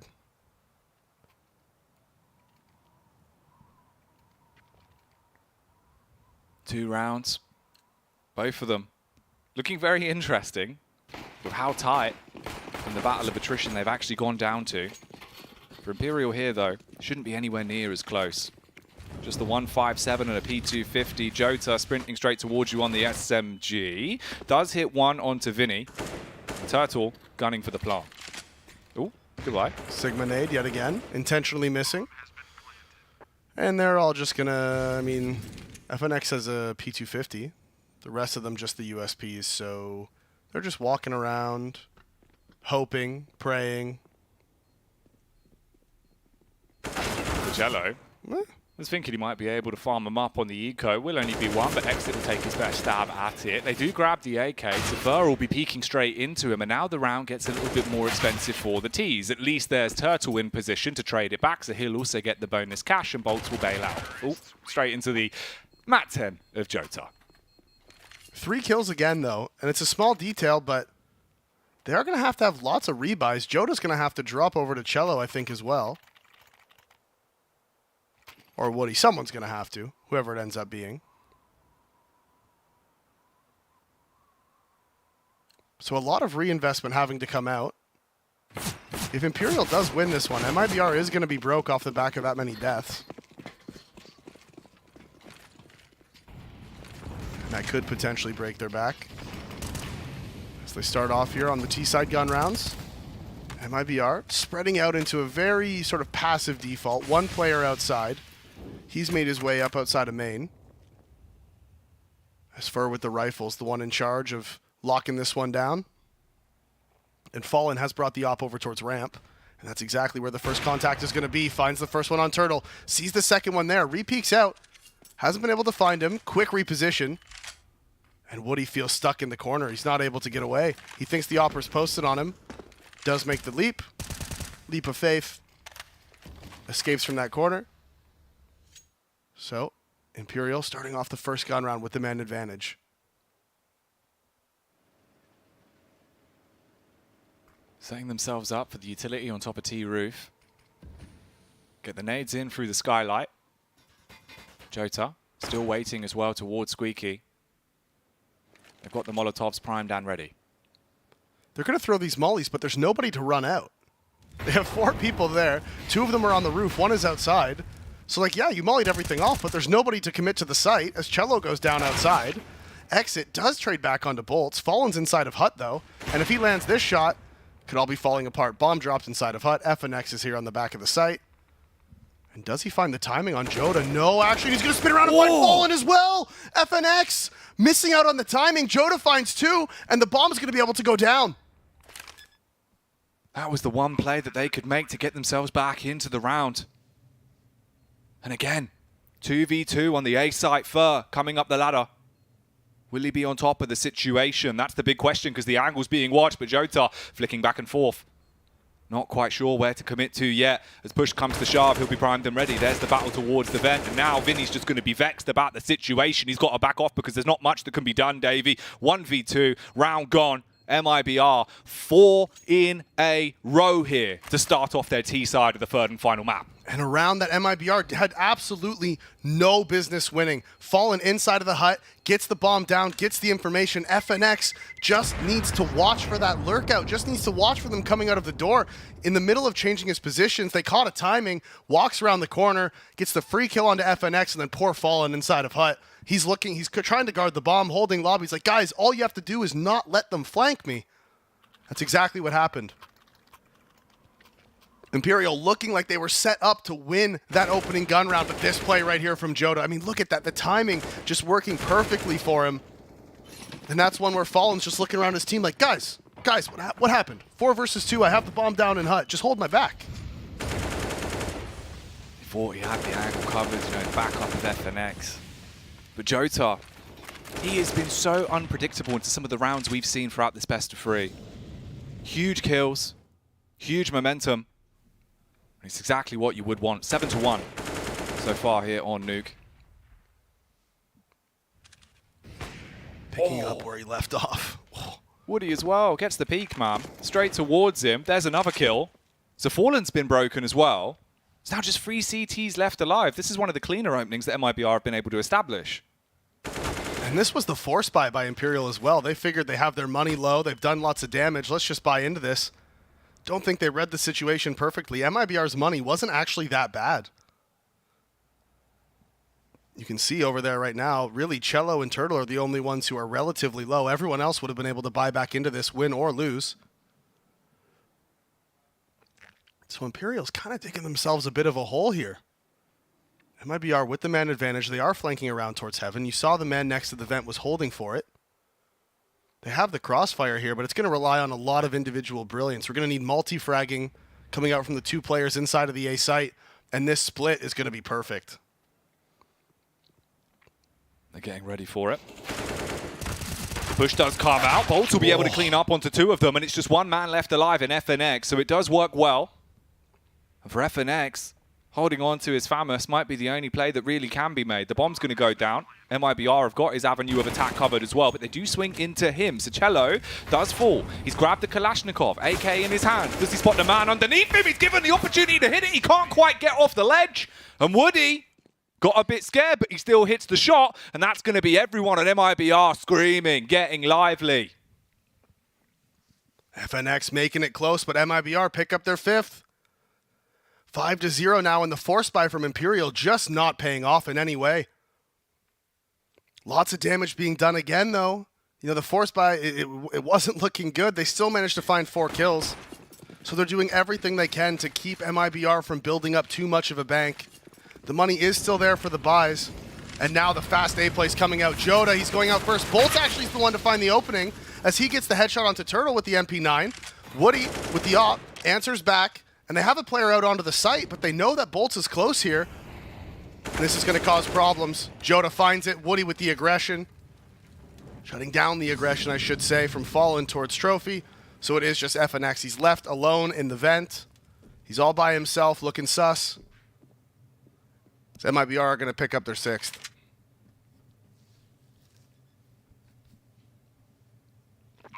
And this has been something we've seen time and time again.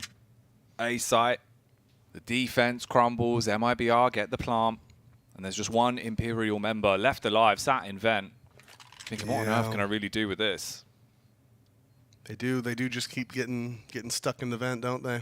Ooh. Do get a kill out of it, though. So at least it's the AK. FNX is like, Joda, I saw you vent. I saw it. There you go. I caught you.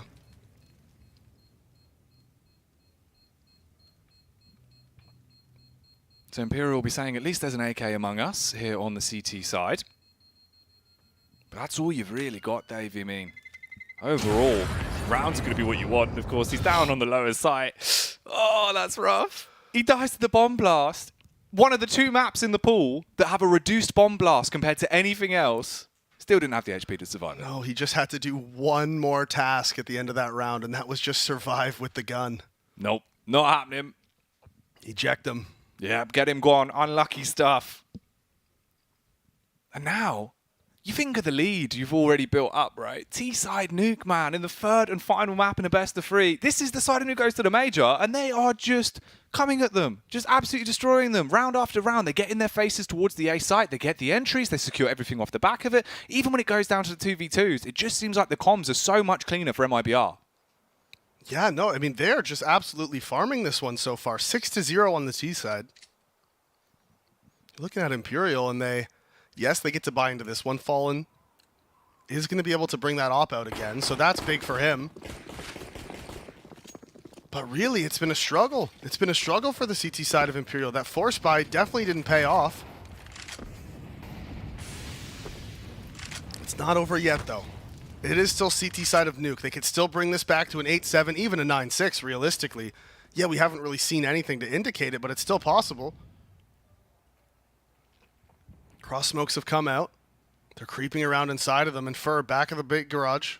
He found kills from this position before, and they're going to line up for him. Gets to the flash, isn't going to blind him. He peeks out, finds his 3rd. That's the bomb down, dropped outside. And they're just isolated. They're here inside a lobby. They're smoked off. They're desperate. Joda pushing into ramp, can't find anything back onto FNX. And so Imperial are going to pick up their 1st now, off the back of the pause. Potentially all 5 players left alive as well, which could be absolutely massive for them. Although not if Woody has anything to say about it. That's his job now, right? His job in this round now is to take as many guns away from Imperial as he can. Be the Undertaker. Set everyone up on a date with the Coroner if they peek out, if they give him an opportunity to hit a shot. Otherwise, it will just be a very long save for him. And they are starting to aggress as well.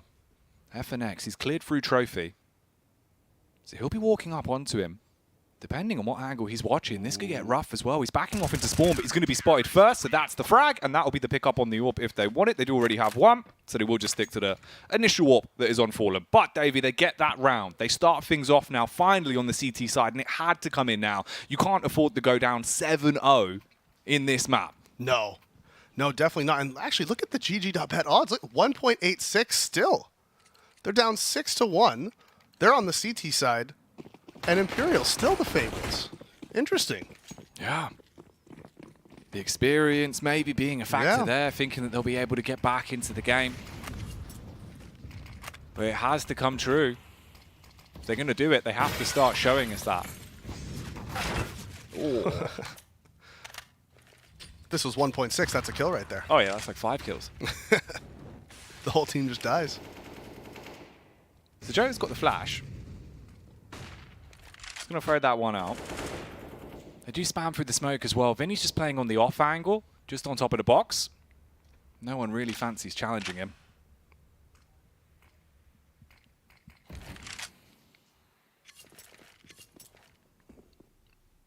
And all the damage that Imperial had done in the previous rounds, we're seeing it here. Because despite the fact they do have 4 AKs, Woody is relegated to just the Tech 9. He's dropped those guns over to his teammates. Nade damage is huge. Cello down to 5. That was FNX and Ramp. Look at them, they're all grouped up. Joda finds the opening though onto Vinny. Did he try to go aggressive into Squeaky? Not gonna matter. Fallen does eventually get it back. And now, if they find FNX and Ramp, oh, they hear him. He just made a footstep. They know where he is. First found Woody. That's down inside the... Oh, and look at that! The timing doesn't work. FNX doesn't see him. Cello flicks over, lands the headshot. And now they're struggling. They can't decide where they want to go. They don't know if they want to go to A. They don't want to go to B. Fallen with the op down there, making it seem like they really don't want to go down. And they're going to try to go up into heaven. But only 15 seconds left. Getting down onto the bomb site is not going to be easy when Fur's in position. He's got the angle covered. It's a simple tap onto the first and bolts with the second. A quick continuation. And Imperial, they string the rounds together. The game does go 6-2. Now on the CT side, they're waking up. They're here. They want to give us this game.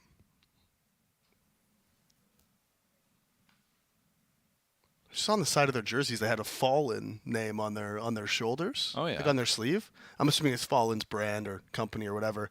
But I got really confused because I saw it on Fallen's jersey and I was like, oh, of course, it's Fallen. But then everyone's and got then Fallen. then they zoom and then they start moving back and I see it on Fur's shoulder and I was like, oh, okay, wait a minute, he's not Fallen. That's ridiculous. Doesn't work. Yeah.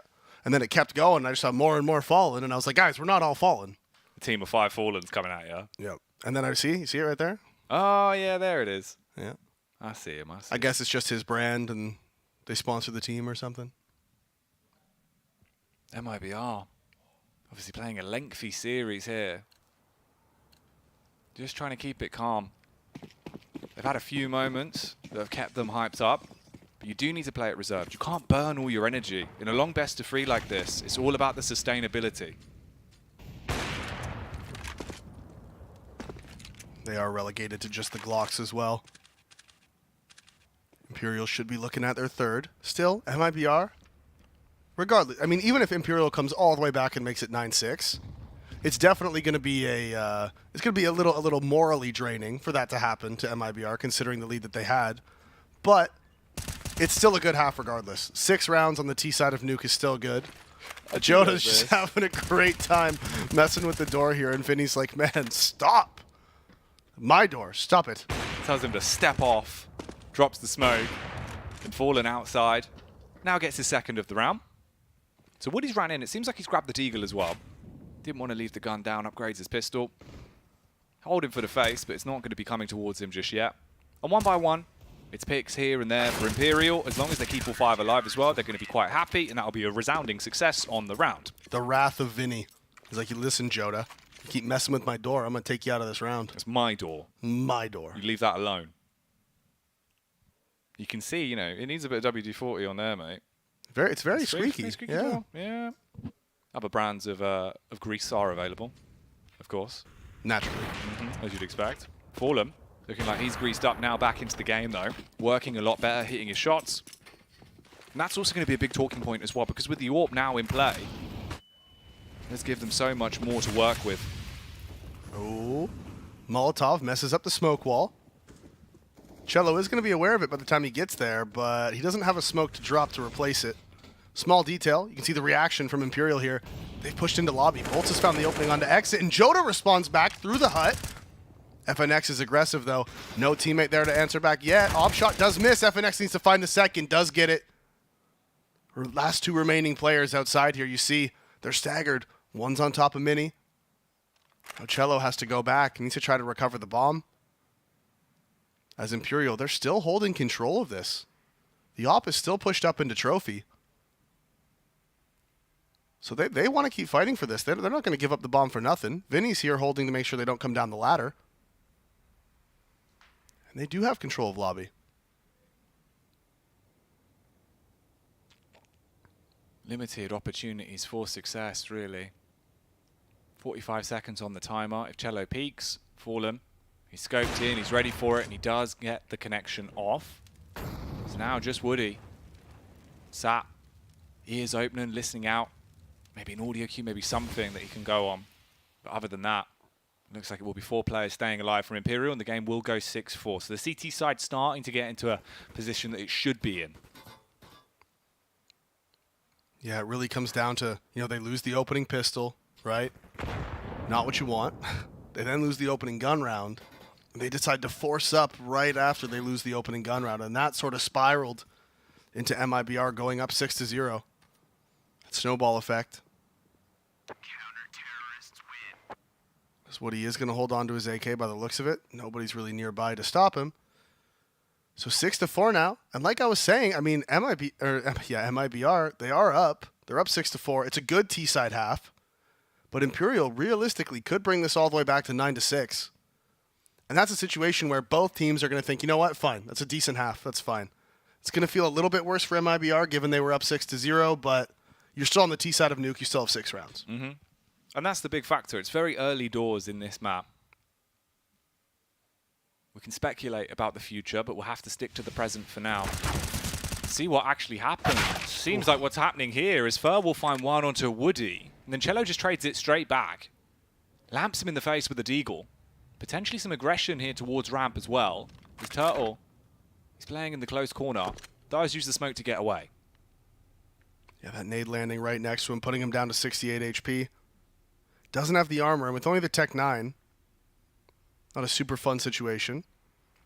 Cello's recovered the AK as well, but again, nobody on the T side with armor. So actually, Exit does have armor, so they could pass it on over to him. Surprised Cello hasn't, to be honest. Maybe he's just not feeling it, the in-game leader.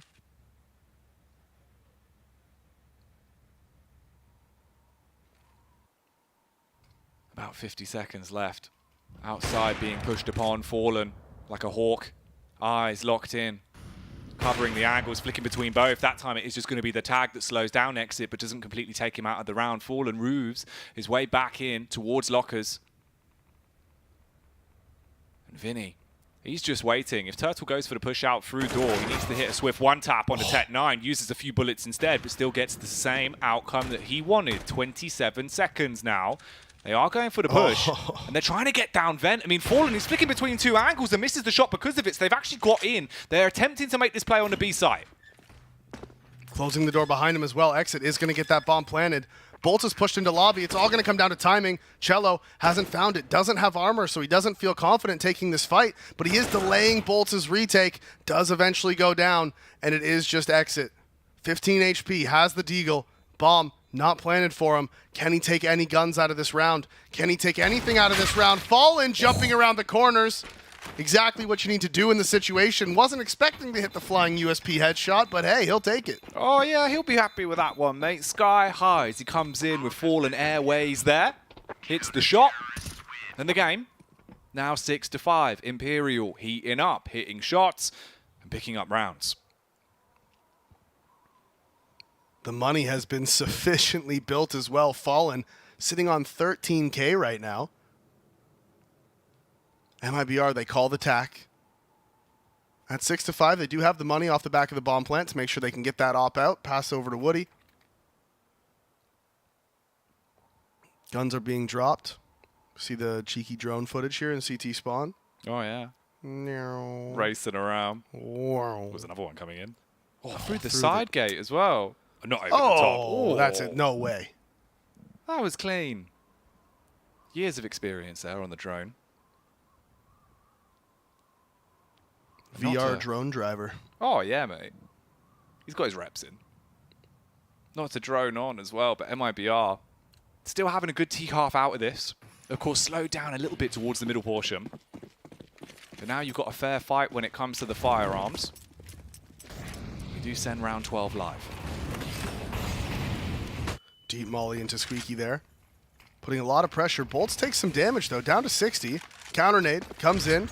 Not going to find a ton of damage onto Cello, as he is still at 88, but he has got a cross. Fur is here. He's spotting for the information, just holding the tiniest little crack. As soon as he sees anything, going to drop that Molotov, slow down the T's. That's the idea. That's the thought process. It shouldn't be a huge problem for him. Spots it out. Molotov dropped. No swing comes out. So the information's gained, but only partially. So the thing about doing that is it's good, and it's what everybody does. You do have to do it, but you don't know if it's 1 or 4, right? That's the difference, because you react off of the first person that you see. This is a good reaction, though. He gets contact, drops the HE. Although Cello hits the shot, which is a hard one to claim, they do take a ton of damage. The HE leaving them recovering here. And FNX, he's in window room. He's sneaking up. He's right in the back line. They've got no idea about it, but they turn on him. Turtle! Ooh! All right. The left-right good night hits the headshot. And again, it's another one of these rounds. Imperial. Somehow they start to let things slip through their fingertips a bit. The double smoke's on the ramp as well, and Fallen, he's coming in. Creeping down the ramp, all 3 of them. I think they might just be trying to hope that they can get just something out of this one. Take some guns out of their hands, hopefully.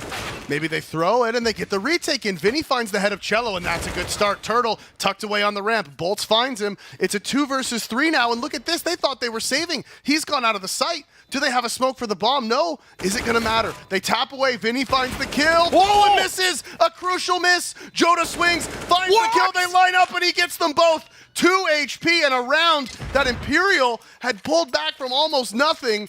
MIBR snatches it away right at the end. Jota, you gotta be joking. He's outside, comes running down, has to go on a fun run to make it to the bomb site, thinking everyone's gonna be having a save. Instead, it's him with a full 3-player cleanup. And MIBR, they finally get another round on the T side, and what a round to pick up. What a round to pick up. Imagine if Imperial clawed all the way back, that 3 versus 4 retake to win it. How just unbelievably heartbreaking that would have been for MIBR. Not only do they finally get their, like you said, their first round back after the win streak from Imperial, but the way that they did it, it's one where you can see they're not even that happy about that win. They're looking at each other like, guys, focus, okay? Do not let that happen again. No. You can't have those sort of situations. It was almost an unwinnable retake for Imperial. But the longer it went on, the more doable it seemed. In the end, they get done in by Jota's Kalashnikov. And we go into round 13 with a 7-5 split. And look at the outside hit. Vinny, he's sprinting straight up. He's clearing the roof. He's ready for the attack in the back. Vinny could have a field day here, but the push comes out on A. They now go straight into the awaiting scope of Fallen. Turtle hits a headshot onto Fur. It's all about the flank from Vinny as well. He's still developing it, but it's taking a lot of time. And Woody, he's just waiting behind the sandbags, hits the headshot, and that's probably everything done. Yeah, Imperial, they're not going to be able to retake this. 2 versus 5. No sense in even going for it. FNX has that op held onto. And to be honest with you, MIBR probably doesn't even want to chase here. Their money is so low. Remember, again, last round, only 1 player surviving. That was Jota with the clutch. So hunting this, not exactly something MIBR can do. You can maybe sacrifice 1 player, but realistically, you want to just let the CTs hold on to their guns. Keep your money, because there's not very many rounds left. You don't want to be in a situation where you have to force buy pistols and armor here towards the end of this first half.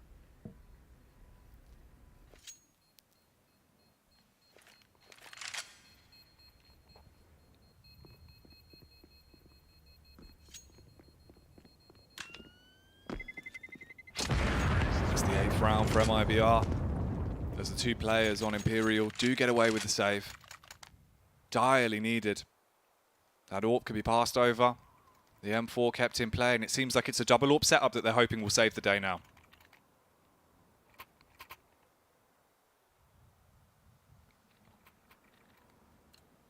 Just the one on Fallen so far. Did he drop it in spawn? I don't know. Yeah, I'm not sure. I think he just tossed it over to him. Ah, it looked like he pulled it out. Yeah. There you go. That's how they get you. The old double AWP ruse. Tricky. One of them being used here, though, of course, and it is in the hands of Fallen. He went for the risky peek, and the problem is he's going to get burnt up on the exit, so he's down to just 50 HP. At least it's on the AWP. Oh, what? They're straight out, Davey. The A Annihilation coming in swiftly. Vinny on top of the hut. Unfortunately for him, he will be broken. Exit as well. Catches Fur on close contact. He's peeked out, seen the player towards Nest. Fallen just waiting in the vent, looking straight up in the sky. If anyone tries to push down, he will hit the shot.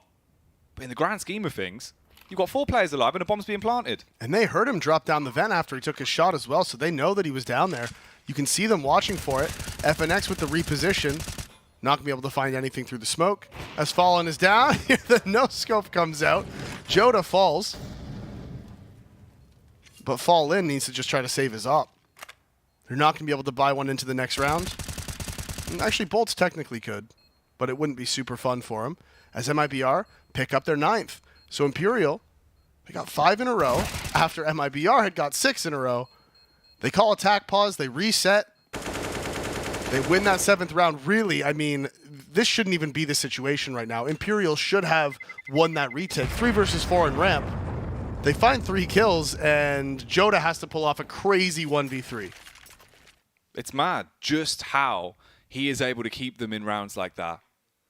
You look at the frag distribution for MIBR, right? I think Exit's on like 3 frags at the minute. He hasn't need to had as much impact because Jota's just doing all he can. Whenever there's a round where he can just go gargantuan, he will. He's reliable for them. And it's just what you want. Morale being kept high here for Imperial, though. The fist bumps come out. They go straight back into it. This is the last round of the half. You need to get this. And again, we see the aggression outside. This time it's Fur. Playing up very close. And MIBR, they found success with these A hits, and so they're just going to keep on going with it. Joda's been tagged down to 31, but they're still just popping out into the site. Cello's pushed all the way forward. Bolts reacts in time. Finds the head. Woody trading it back onto FNX, and the bomb, it's got down into B, and this is outside push. Exit finds the headshot. Like you said, only 3 kills so far in the game. That was his 4th. But finds one at such a crucial time as MIBR up 4 versus 3 in the last round of the half. Oh, Fallen. He's gotten into the site. He might have bypassed one man, but there's another there. And he's a big baller. Gets the shot off. Exit with 2 clean frags as well. You say his name and he comes out to play, and now it's just Vinny that remains. He's backed off. Trying to play an angle where maybe he finds a frag. Does get the adjustment with the Famous. Sprints in. Jota's there behind the door. Taps him on the back, and they do take the half 10-5, and they are really coming alive. Yeah, what a massive T-side there from MIBR. T-side of Nuke, one of the most unforgiving sides of Counter-Strike. Historically, one of the most CT-sided maps in the game. Still is very CT-sided as well. I think Ancient in the pool really is the only map that I would say is more CT-sided. And MIBR is able to pick up 10 on the T-side. And it shows a lot of grit as well, because they were up 6-0. They lose 5 in a row. They almost lose that 3 versus 4 retake on the B site, and they could have crumbled. But they fought back. They kept battling. And they closed out the half with a 10-5 win. Now going on to their CT side. If they pick up this pistol, Jack, Imperial's in a lot of trouble. The pistol means so much, and Fallen, he leads the charge. Wants to lead by example in a round like this as they group up towards Trophy. But will it just be turmoil for them? When they do mount this attack towards ramp, outside Vinny gets contact. Cello, he drops down. Tries to get away and does stay alive. That's the big talking point, because he's now back on the bomb site where he can play with Woody. And Cello, he's not content with just surviving. He wants to take them down with him. The shots from Woody as well. Hitting heads and leaving it all on Fallen and Vinny to stay alive in a spot like this. Fallen will buckle, and you've just got Vinny coming in down secret. 1v3. See you later. As Exit gets the snap off with the USP. 11 rounds in, MIBR take the pistol. The rotations down into B site were so fast. Down the vent, open the door. There's already a player down there as well. So MIBR reading Imperial like a book. They had the stack waiting inside of that B site. They tried to scale down the ramp. They all lost their heads. As now MIBR winning both pistols here on Nuke. 1 flash for Fallen. P250 in the hands of Vinny and Bolts.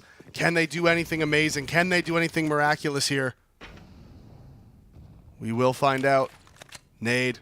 That's going to be huge. Oh my god, so much damage. Cello with 4, lines up the 5th and gets it clean.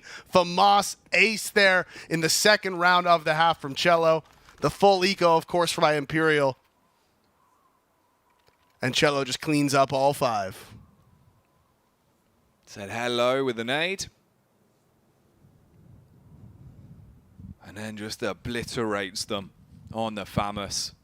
An ace in a game that has been so back and forth, so important.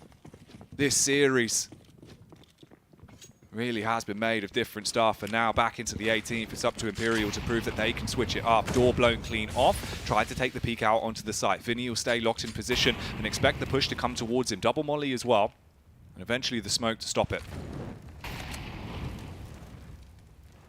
Gonna continue to chain those mollies in the door, make sure nobody's sneaking out.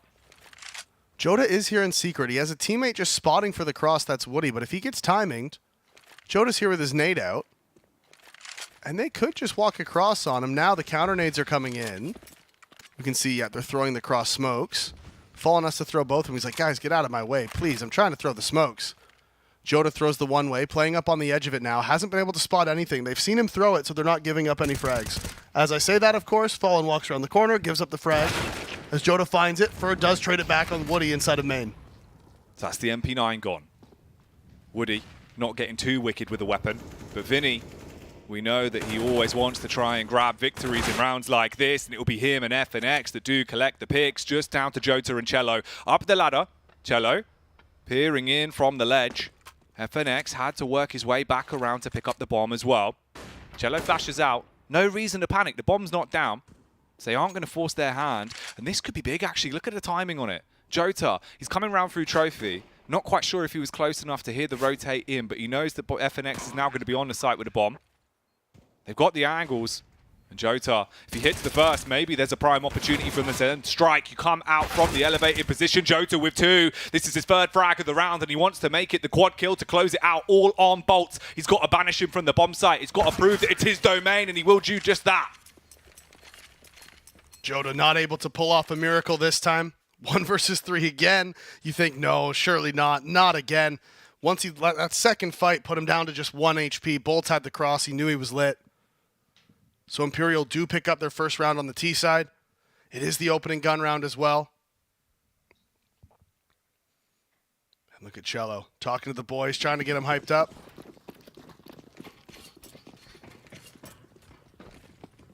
(12-6) now.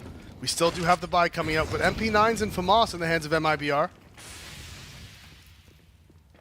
As Imperial just doing a slow default here. Lots of players inside of the lobby. Nades being exchanged towards door yet again. There's always lots of mind games going on with these door plays. The smoke is there. So not a whole lot of info gained yet. Resmoke comes out. They've also dropped off atop a hut. So as far as the CTs are concerned, somebody could have crept down the vent at this point. They're not going to react just yet. Double here in ramp. They are going to boost up. The FAMAS is actually going to go up instead of the M4. Interesting choice. Could be risky. Yeah. We've seen the FAMAS already in this series being a big talking point in rounds of importance. Picks could be coming the way of Woody. He is outside. Ooh. It's one of those, man, with the X-ray just makes you feel like if only. Oh, here he sees a little bit of fire. Does fire off the shot because of it. But they have been able to get down. So Turtle, quick on the rotate, has to go through vent with the MP9, the close angle. Can he make this work for himself? Overextends, they see him. That feels a bit risky. He would have known they could have crossed, and he just tries to go very aggressive. They've already crossed over to the right, though. He didn't realize it. And now, ooh, they're coming back into A, though, and Vinny with a crucial shot onto Woody. Exits here alone. He's inside of the site. He's come up big. He's found 2. Not many bullets left in his gun. Can't find the 3rd. Damage is done, but can't land the headshot. Exit potentially could have been the hero there.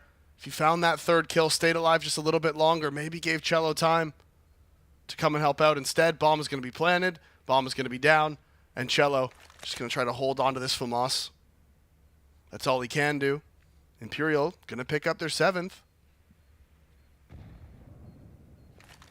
And they're slowly grinding it back now on the T side.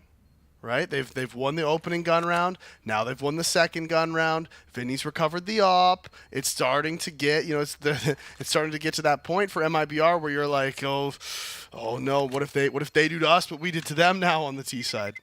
And it can happen.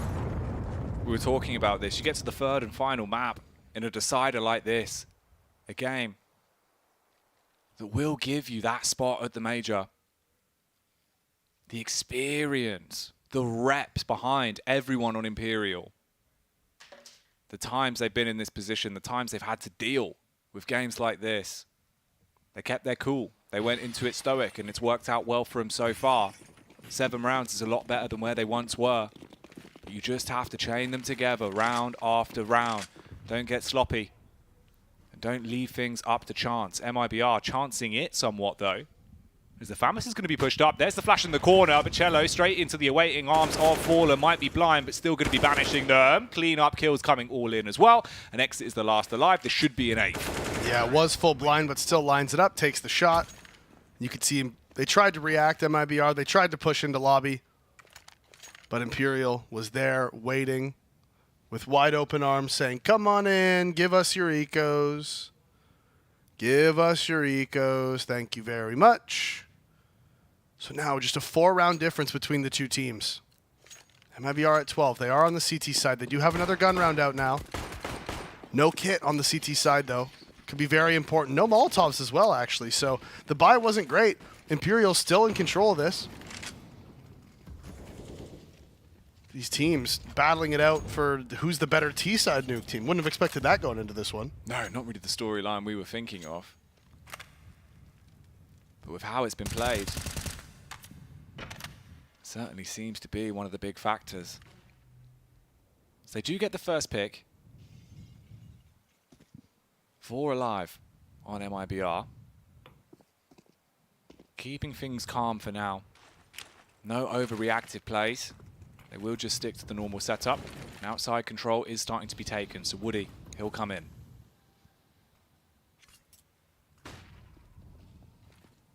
The cross smokes are there. The man advantage is there. Woody's inside a big garage. He's listening for any sound cues, but so far nothing given away. Fur making sure he clears that out methodically. Don't let any funny business go on. As now you can see the gamble here for MIBR is they're like, look, just let them have B, all right? We don't have the numbers to hold both sites. 4 versus 5. We're going to stack up inside of A. Leave that player towards outside to make sure we don't get flanked from heaven, at least from the outside position. And we'll just stack up here inside of the A site. If they go B, we save. And that looks like it is going to be what happens. Imperial's taking ramp. They're going to run down to B. We shouldn't see any rotations from MIBR. Hold on to all their guns. Play it for the next round.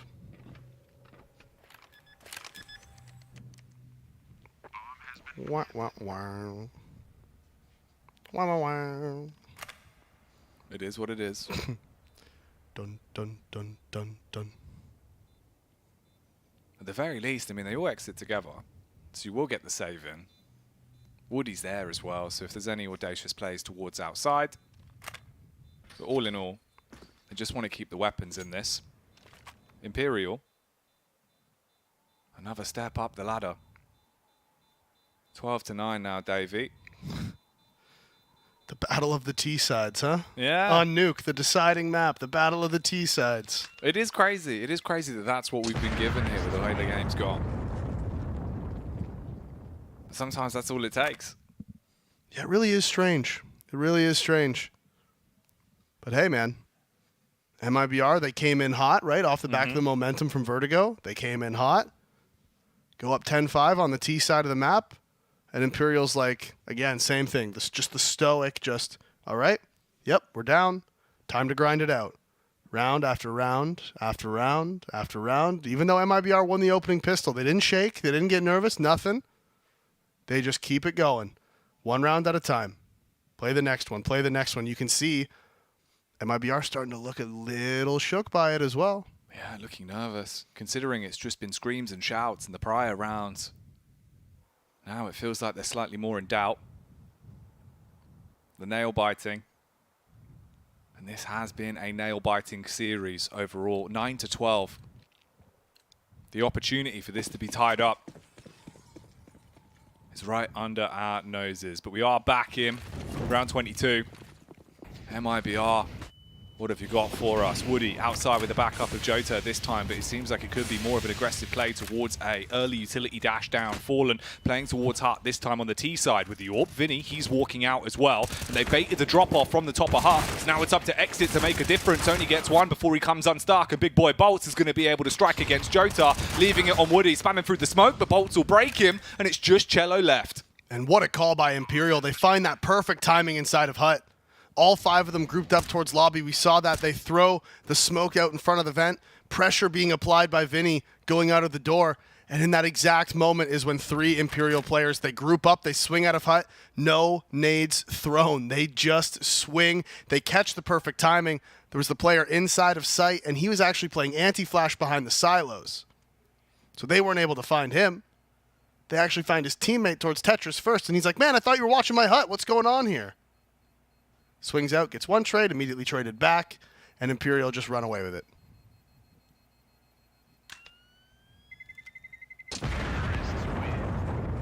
And if they were getting worried before, it's going to be affecting them even more now. I mean, 2 rounds is all that stands between these sides. The young guns, the fresh heat that's been brought out from MIBR up against the roster that has achieved so much in Imperial. All of these players individually are credited to so much in the history of Counter-Strike. Now Davey, this last map decides if they can run it back, if they can do it again, qualify for the major within 2 days, or if it will be MIBR that steal that away. Both teams up into the double digits now. Another full gun round. Those saved guns by MIBR in the previous rounds making the difference. See, they are able to full buy into this one. Just Turtle onto the MP9. And Fallen. He's creeping outside. He knows they're not going to have an op, right? He has the idea that they're not going to have an op, but he doesn't realize what he is here waiting with the op. And Fallen, he's just walking around these corners scoped in, so if he doesn't expect this op play from Woody in Heaven, could be a problem. He's dropped down to the AC. Cross smokes are in. The last few times they've done this, they've just sent one player down there. Now Jota spraying away at the smoke, not going to find any hits, no damage being done. Woody sees nothing along the back either, so 2 players have made their way down. They've crossed all the way into Secret, and MIBR hasn't seen anything, but the rotation's already in. You can see Jota, he's dropped down in there just to make sure nobody gets free access to that bomb site. None of that. See, this is what I mean. Oh, he's just walking around the corners. It's all going to come down to timing. Oh, he didn't spot him. He didn't spot him. What? It looked like he had been able to catch a glimpse of him, but Woody, I mean, all right, he gets one, decides that he's going to leap up into the air, jumping for joy, but it's just sadness now as he gets slain. Turtle's going to be shot in the back as well. Backpack gets torn to shreds, but at least he's still alive and kicking. Cello up the ladder instead. Close quarters contact. He flicks off the angle. Jota outside does draw the fights towards him, and with 2, MIBR now again in a position where maybe they can get to that 13th Imperial with only 8 seconds left. They don't have a way of getting the bomb back. It would just be on the frags, and I don't think they're going to be able to find them. Turtles in Hut, Exits on the back of the site, and that's the round. 13 now found for MIBR. And again, they time themselves out. They go for that play up towards Heaven. Jota re-aggressing through Secret, finds 2 kills in the back on the players trying to make their way in. Once he finds those kills, bombs drop, 10 seconds left, no way to recover it. Even if he didn't find those kills, they still would have been hard-pressed to get the bomb down at this point. Look at it, 15 seconds left in the round, and the bomb is trying to go up the stairs to Heaven. Stairway to Heaven this time, going in the favor of MIBR. How many times, man, have Imperial, historically, with this new roster, left themselves in those scenarios where you just don't have the time? You have to make snap decisions that always come back to bite them in the bottom, Davey. It was a good flank from Jota as well. You can see he made the info play. Once his smoke faded in Secret, he didn't see anybody. Woody gets the info that there's 2 players in the open outside, so he makes the call. He makes the judgment call to re-aggress, to push up, to go for that flank. Finds the perfect timing. So MIBR win their first CT gun round. Take the score to 13-10.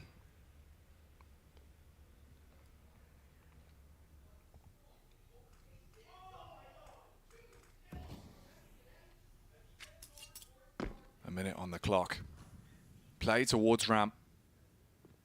They're slowly but surely advancing further forward. Fallen there with the flash. Bolt's going to dash the molly.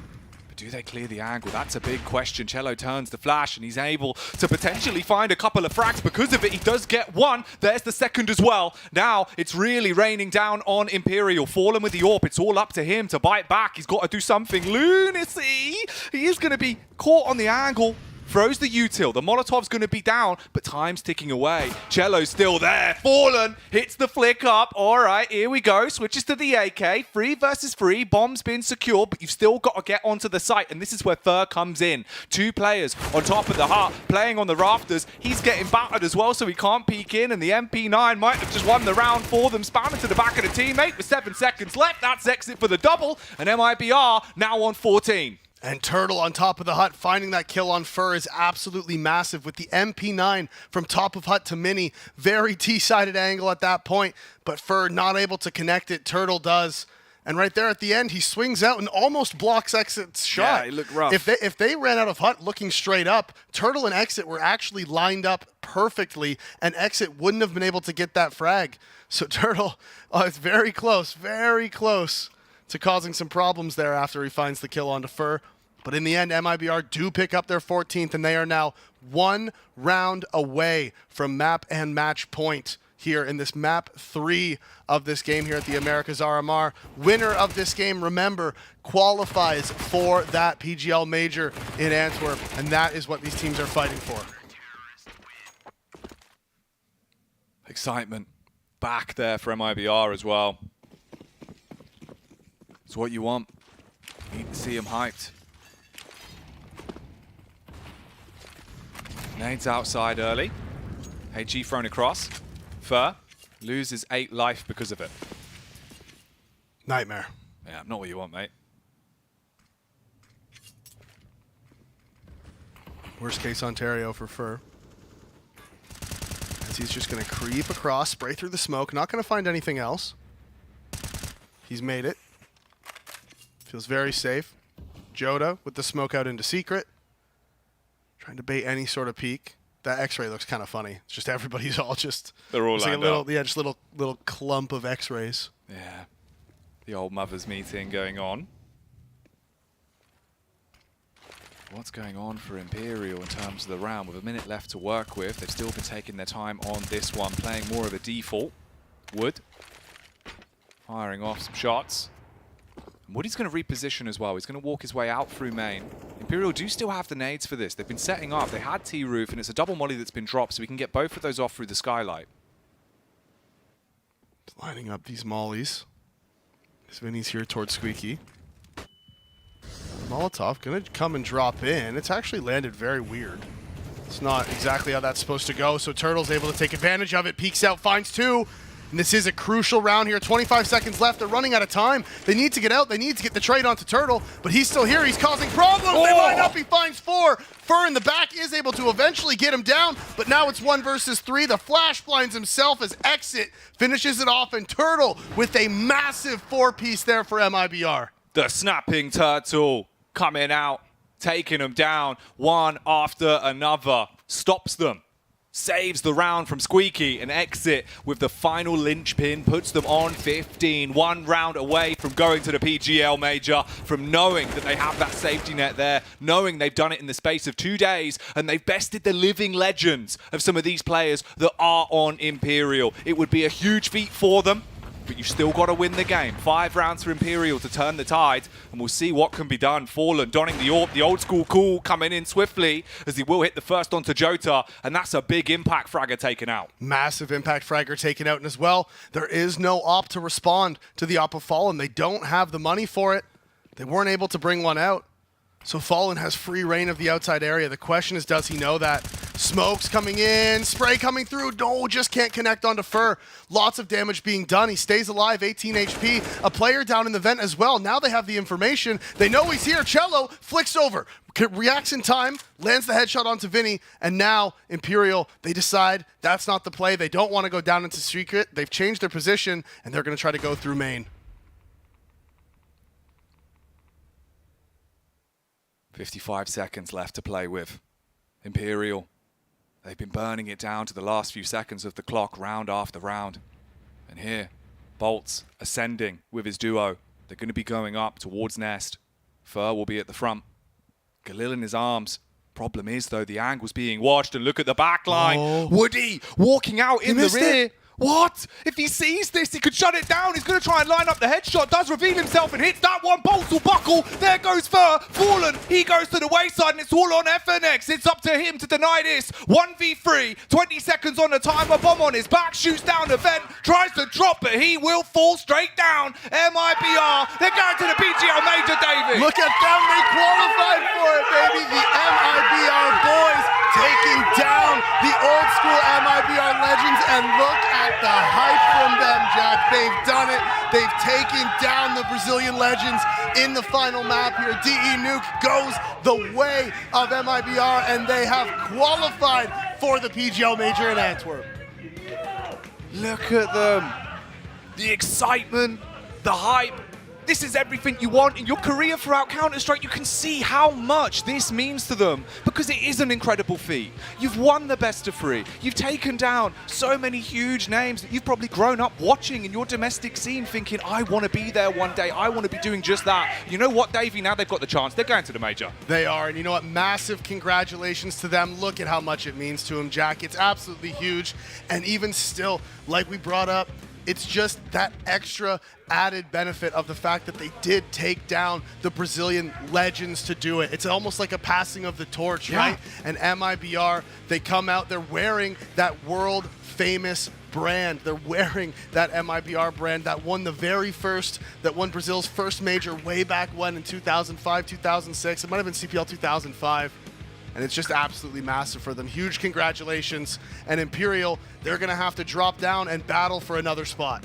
There is nothing more that MIBR could have asked for. The game, the result, the spot at the Major, everything there is going to mean so much to them now for the rest of their lives. This is incredible history inside Counter-Strike, and I'm so glad that all of us got to witness it here. You can see just how happy they were, the tears, Davey, the excitement, all the mixed emotions, because you just don't know how to deal with something like that. No, it's very overwhelming. You don't necessarily process it right in the moment. You tend to process it later, of course. They do still have more games to play. They have to play that first place decider now. MIBR, they do move on. They qualify. They still have one more game to go. It is the first place decider. If they win that, they qualify for the Legends stage. If they lose it, then they are going to be playing in that first stage. They're going to get that Challenger slot instead. Yeah, so much to talk about, so let's get back to the desk. James, have fun with this one. Great work, Jackie and Davey. The passion, the excitement, and the hype as we see MIBR become our first team to make it through to the Antwerp Major. And look, you just got to love moments like that, guys. Prof Pimp, you joining me back here on the desk, and that excitement, that's what it's all about, right? That passion, and the fact they've taken down the older iteration of MIBR, the legends that they looked up to for many years. Yeah, just an amazing game, amazing feat for these young boys that are going to their first major, right? For all 5 of them, just very cool to see and to overcome those kind of the jitters that we saw in the first 2 games and close it out here on Nuke without too many shaky moments. I think this picture spoke for themselves. You saw Fur, you saw Fallen, you saw Bolts for that matter as well, walking over to the MIBR guys and congratulating them. All players who used to play in MIBR, all players who I guess would have hoped for a better career in MIBR, never really got it fulfilled. These young boys, these new guys, we talked a lot about MIBR over the last couple of years, and it's been, to a point where we kind of stopped talking about them. Yeah, that was the rule. They weren't any good, they weren't any relevant anymore, and I feel like this roster they've assembled now is slowly but surely starting to make waves. Obviously, qualifying for the Major is the biggest result that these guys have had so far, but the way they did it, and as you said, it was a good game of Counter-Strike, and they were by far the better team on Nuke. Yeah, I mean, this is the first MIBR team that you can get excited about in like 2 years almost, since the old one fell apart, and even the last years of that, like Fall and MIBR, weren't that great, right? The last 6 months or so. So this is a team that they are not the favorites to win the Major, not even to make it in the playoffs of the Major, but they're getting there, and there's some potential, there's a development to be done. Well, here we have our man of the match in Jota, and especially when it came to Nuke, right? Many great moments coming out from him, solidifying them that chance to grab this map away from it. But also, it looked to me that he made Imperial feel very uncomfortable on Nuke. Yeah, definitely. That 1v3 clutch, that kind of helped them early on to just put their foot down, get a good first half. But overall, just a great series from him. You pointed him out before the series, and he delivered quite well. I think all the players we kind of talked about delivered. We talked about Vinny as well, and we found an interesting number, right? He was by far the best player on the entire server on the T side, but he was by far the worst player for for Imperial on the CT side. And you see right now, we talk about this era, you know, where the CT sides are getting stronger. It's easy with the silenced M4. Vinny, for whatever reason, is not feeling too comfortable within this squad on the CT side. Whereas for on the T side, he was by far the biggest difference maker. He was by far the best performing player. So there's something they need to figure out, because Vinny is, as I said, supposed to be the hard-hitting player within this lineup. I mean, overall, the whole series had like very dominant T sides, which is not dominant, but like for the current meta, dominant T sides, which was just interesting. Now, when it comes to Vinny, though, I want to touch on that point in a little bit more detail, because obviously the style he was used to playing under Infuriator is so different from Fallen's way of playing, right? Do you think it's more just he needs some of this adjustment to get used to it all? I mean, he also plays like on the CT side. He's not going to get the sexiest positions, right? That's going to be for Fur and for Bolts, right? And Fallen on the op to dictate kind of how they want to play, and Vinny is just going to be in those kind of supportive roles for this team with FNX, and I guess that's just it. Like, he isn't going to be put into so many good positions to shine. That's going to limit him a bit on this team, but maybe that changes over time if they realize that they need to put more resources into him. I would agree. I think it was overall, you know, a decent performance from Imperial, though. The highest rated player was 1.09 and the lowest rated player was 0.94, so there's a very little span between top and bottom here. So we got to give credit to MIBR. I think they played a good series, and we talked about the experience. We talked about some of the potential nerfs coming into this one as well.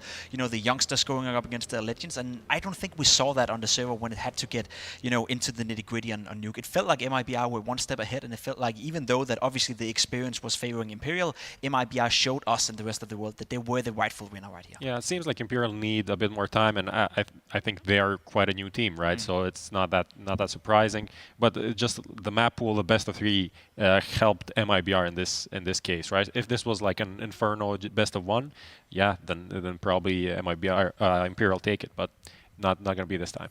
I want to talk about MIBR's Cello, though, right? Because we mentioned it as well. We've been missing him every time they've had to come away from playing in the North American region, you know. He's been the one that's had plagued with issues. He had COVID, you know. He's been able to hit some of these events and gain this experience. He seems to bring a whole different element, not just in numbers, right, but what he's bringing to the team and how animated he is. Especially on the CT side, right? You look at his stats right here. His CT side rating was 1.52. He was dominating pretty much all the CT sides for MIBR, despite the fact, as you said, that this game was heavily, not favored by the T side, but given the current meta, you know, there was a couple of strong T sides. So he's one of those rock-stable players that is very animated, I would say, when he plays Counter-Strike. He's constantly moving around, constantly seeking the duels, and individually speaking, he was probably one of the best players on the server. He had a great Vertigo as well, like on the CT side. They didn't win the pistol, but he got a dualies ace, got enough money to buy an M4 to force in the second round, and got a triple kill.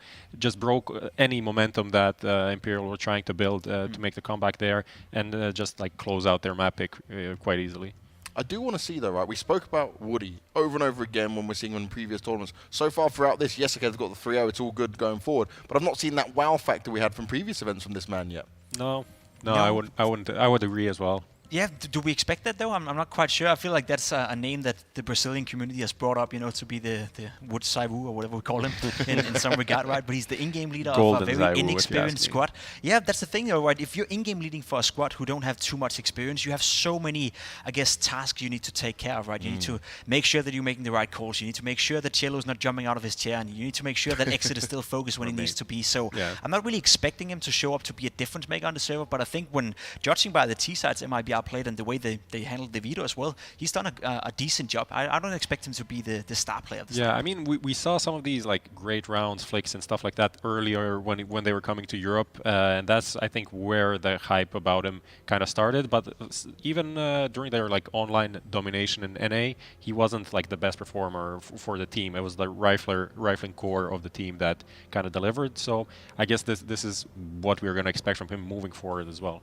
Now we are just waiting for an interview with one of the MIBR guys. I'm looking forward to that one to see what they've got to say for themselves, because I'm sure the emotions are running high. But also on the Imperial side, right? Do you still feel confident that they're going to have a chance to make it through to the major now? Or from what you saw, do you think, okay, this was a golden chance they should have needed to take? I think it was a bit of a golden chance, to be completely honest, depending on what matchup they get in the next round. But I think we saw the limitations for Imperial in terms of the map veto. We talked about the best of one format potentially favoring them. We also talked about the games they've had so far against Case and Sao Kentaro, and like those two teams are teams you'd expect them to beat. This game was the first game where they got tested at the RMR, and despite doing a decent job, they weren't anywhere close beating MIBR, at least not in my opinion. So I fear if they face Liquid, as a 2-1, they're going to lose that game. Then they find themselves in a 2-2. There's a lot of teams that can still beat Imperial, so I'm not really ready to call them into the major yet. But as said, they're still playing better than I expected before the tournament. I'm definitely curious about how they match up now with their vocal scores and who they could maybe be getting. But because I agree, if it is Liquid, then that's going to be a rough game. And then if you go into the 2-2, from that you need to win another game and then win the whole bracket to get that 6th seed, right? That's definitely not a simple task, and there are quite a few good teams still that are going to be fighting for that spot. And given what you were just saying there, Pimp, right? You didn't feel like they would have had that chance to win over MIBR from what you saw there. We come back to Inferno. Had Imperial not worked out their CT side, we could have been looking at a 2-0. We could have. I would say, though, that Inferno was one of those back-and-forth games, and we've seen a lot of Inferno so far in the RMR, and all games are a bit messy. It feels like teams are very, very, very very not interested in winning their force buys and constantly just losing them. And we saw the same scenario happen right here. It's a sign of lack of quality, but also, that explosiveness that NA teams come with. They are good at playing the pocky situations. They're good at picking up a Tech 9, running around and fighting the small gaps. So obviously you can look at it from both sides, but it wasn't the most clean and clinical Counter-Strike. But I think overall, Imperial played better than I expected, and I think MIBR played good enough to qualify for the major and good enough to deserve to qualify for the major as well. Yeah. When it comes to MIBR, though, right, now you've got a bit more experience here. This means you're probably going to stay within Europe, right, for the rest of the time. I doubt you'll go back home, so you get even higher quality practice to help them level up further. Yeah, that would be the play, if you ask me, if I'm the CEO of MIBR or whatever. Right, put these guys into a bootcamp facility in Europe, keep them here for the 3 weeks up to the major, get them practicing as much as possible. Not too much, don't get burnt out. Like take some time off, relax like a bit. A day or two off every week, and just practice a good European opposition and try to improve, and then try to make an upset at the major. Is that your job application as a GM? Or? Well, see, I'm jumping around from all of these positions, so might as well. I can multitask. I can do 3 jobs. Why not? Sure. You've been pulling it off quite well. This guy is doing, I don't know, probably president of the UK or something. And just free in his spare time. King. Yeah, sure. Yeah. Queen. Why not at this point? Give me all the roles. We'll see how much that'll have success for us. We do have a British team that does come into the RMR when we come to Europe, though, so You do? Is there one? Positive. Hey, don't do that. Don't do it. Anyway, it's time for the most important thing here. We've got Exit here from MIBR ready for an interview. We're going to bring him in with us. Exit, my man, you made it to the major. We saw the passion. We saw the excitement from it. Has it sunk in? Do you believe this is real? Yeah, we were so hyped for this match. The guys were cheering, screaming. No, I can't. You can't hear me? You can't hear me. We can get this working. He can hear us definitely because he's reacting to that. Yeah. Production. Or maybe he can also read minds like Harry and Julio can. Yeah. We were getting tricked. Well, wait a second, Exit. We'll get this working. Yeah, that was actually the mind control trick that was being played on us. Harry and Hugo. Can you imagine those two gremlins? Spent too much time together, didn't they? Well. Let's try now. It should be fine. Exit, do you hear me? Yeah. Perfect. Nice. As I was saying, my team was so hyped for this game. We knew that we could beat them, and the guys were screaming the whole game, hyping us, and it's our chemistry. So that's it. What does it feel like to beat down the legendary players, though, right? Because I'm sure some of you guys were looking up to these guys for many years. Yeah, in Brazil we know that they're the legends from Brazil. I watched the whole matches from them on the majors that they won. They are the people that we used to watch and try to be there, and now we are here beating them to be in the majors. So that's sensational. Exit, I spoke to you a couple of months ago during a Blast event, and I made the point that it was the first time I was getting excited about MIBR. Now, according to you, now that you qualified for the major, how much better are you today than you were 2 months ago? Because it seems like you're only getting better game by game in MIBR right now. I would say 100%. Okay. Beat is helping us a lot. He's bringing lots of new stuffs for us, and we are getting to be a strong team, like to beat Taiwan teams now, and I believe our team in the best shape for forever. Just a question, like looking at the first two games, both very tight. It felt like you were kind of under pressure. Some weird situations happening on the server.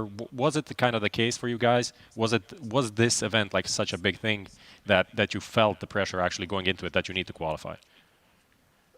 I mean, I think we fell for the pressure in the first matchup, like we were getting 6-0 against 9Z, if I'm not wrong. But our communication was so good, like we were saying, guys, let's chill, let's calm down, let's do what we did in our practice, and if we do that, we can beat them, we can beat everyone here. So our communication was so good the whole tournament that we came back on these matches. Well, Exit, I'm going to give you a chance, because I know you guys like to do this, to say anything you want out to all the Portuguese fans out there supporting and cheering on for you guys. Queria agradecer a todo mundo que... Foi mal. I'm sorry. No, don't say sorry.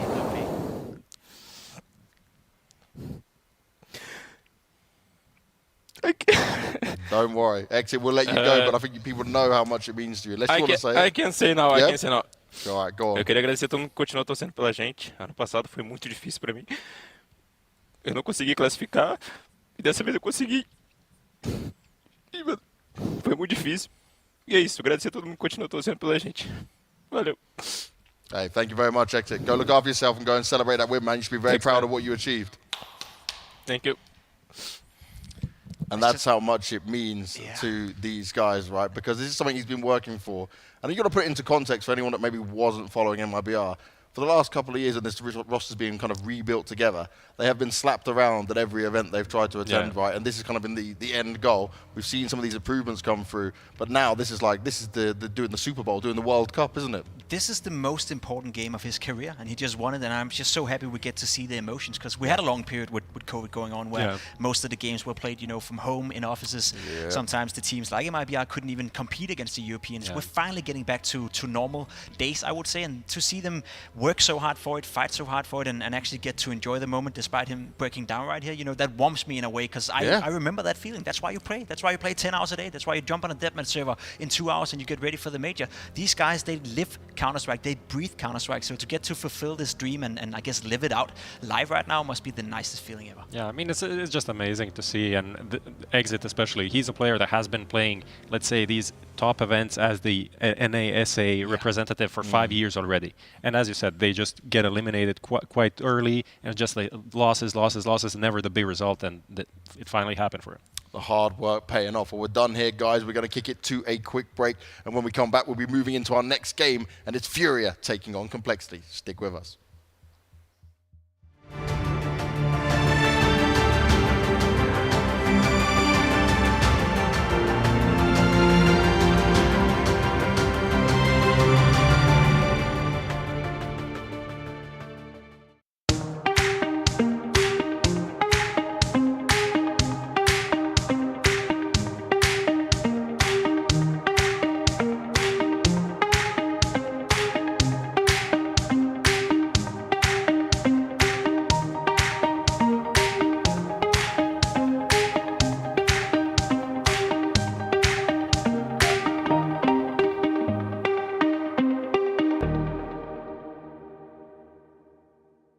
Let's go. Battle is on. Burst RMR views with a double bonus.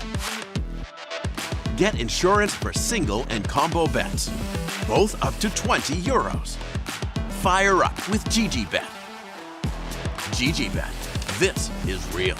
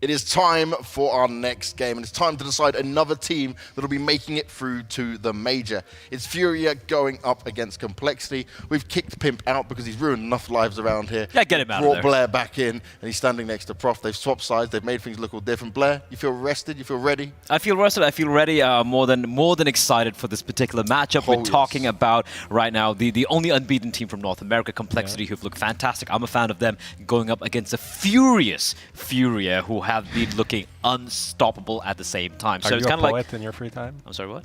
Are you a poet in your free time? No, that's Matthew, Maniac. Okay, Yeah, okay. I just rap. Okay. Right. I just rap. I'd love to see a Blair rap. The Blair on a box rap. Let's go. Not live. Not here. Not Oh, here. okay. There you go. Not We'll safe for we'll work. work on it. You know, we'll get It's very further not out safe throughout for the work. tournament. We'll see how it all goes down. But before we get there, what we should be doing is bringing on our teams. So let's have a look at Furia.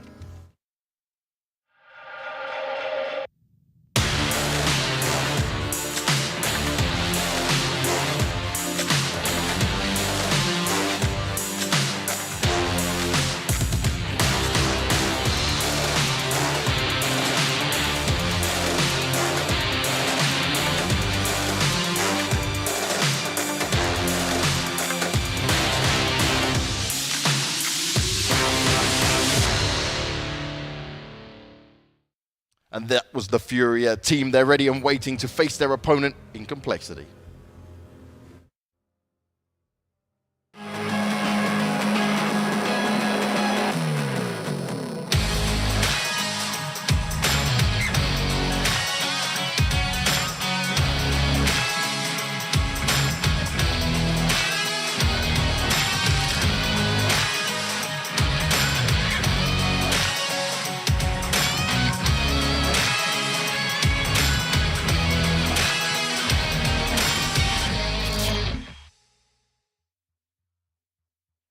The best in South America going up against potentially the best in North America. Blair and Prof might not agree with me. If you ask Junior, right? There It's you go. 50 between them and Liquid. Junior's there believing all the way. But for me, right, this is all going to come down to this veto and seeing how this plays out. Now, what we're getting here is a bit of Ancient, then the Vertigo, and an Inferno decider. Obviously, it has to be Inferno for the decider. The greatest games are decided on that map. Yeah, no surprises with the Mirage and Dust 2 bans, right? These are the Yeah, perma bans for classic. these two teams. Complexity, if given a choice of Ancient, they're always going to be going for it. One of the few teams on the planet to go with their first pick.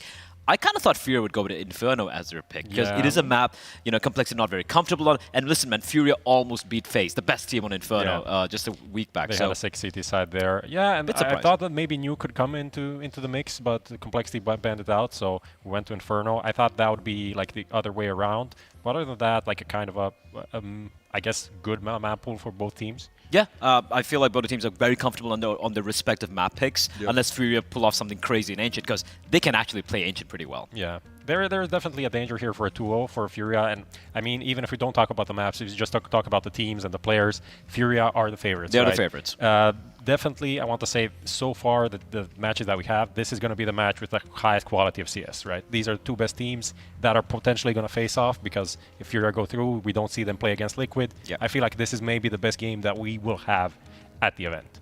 Woo, high praise indeed. Well, guys, we're ready to get straight into this game. It's a best of three. It decides who is going to be the next team to the major. It's Furia taking on Complexity with Hugo and Harry.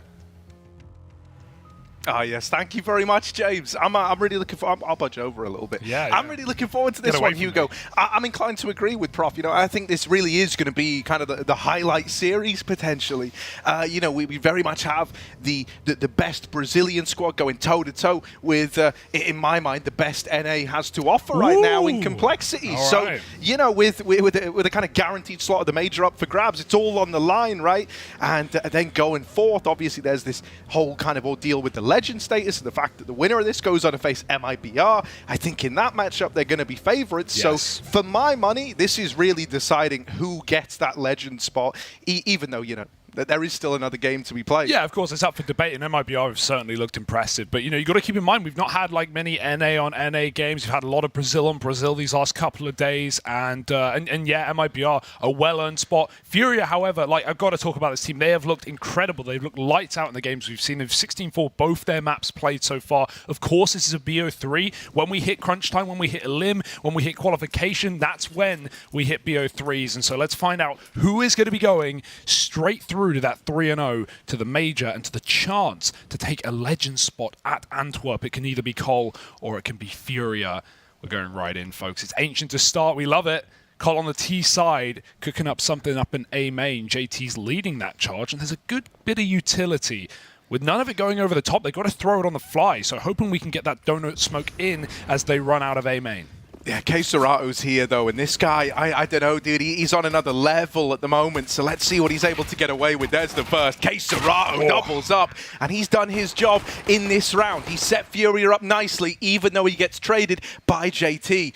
Now pushing up towards CT, Complexity are trying to take control away, but they're getting shut out, they're getting shut down, and it's only Grim left standing. 1v4, he's overwhelmed. It's opened up by coldzera, but it's closed out by the rest of the gang. Furia going to grab themselves a CT side pistol to kickstart this best of 3. It's such an exciting time to be watching Furia back in Counter-Strike, right? It felt like for so long they could never fill the void that Henny left, but you know, not just with Safe in this team, who's looked like such an incredible AWPer, but even Drop, man. Like we talk about Vinny over on Imperial, and we go, wow, what an experienced player, what a talented player. How are we going to replace that? Furia have done the classic. They pulled up an academy guy, and he has been getting better every single event we've seen him play. So the ceiling can certainly be high for Drop. We don't know where it ends, but man, I'm just a Furia fan. Who isn't right now with some of the CS, some of the games they've been showing us as of late? Yeah, dude, the other thing with Furia, you know, even outside of the server, I think when you look at this team, it's such an easy squad to get behind.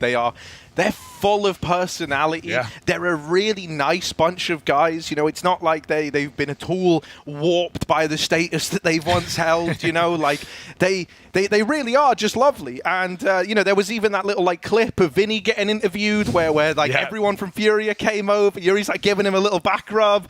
It was beautiful. It really was. And you know, it's very easy to see why this team is so easy and so fun to get behind. Yeah. That's before you even take into account the style, the brand of Counter-Strike that Furia plays. Specifically Art. I think it's actually great we've had Maui here interviewing, because we've had a lot out of the couple of interviews we've seen from him already, right? Even when he talked to Art yesterday about how Art feels, ironically, safer to be making these aggressive opening T-side plays when he knows he has, you know, players to fall back on like Safe.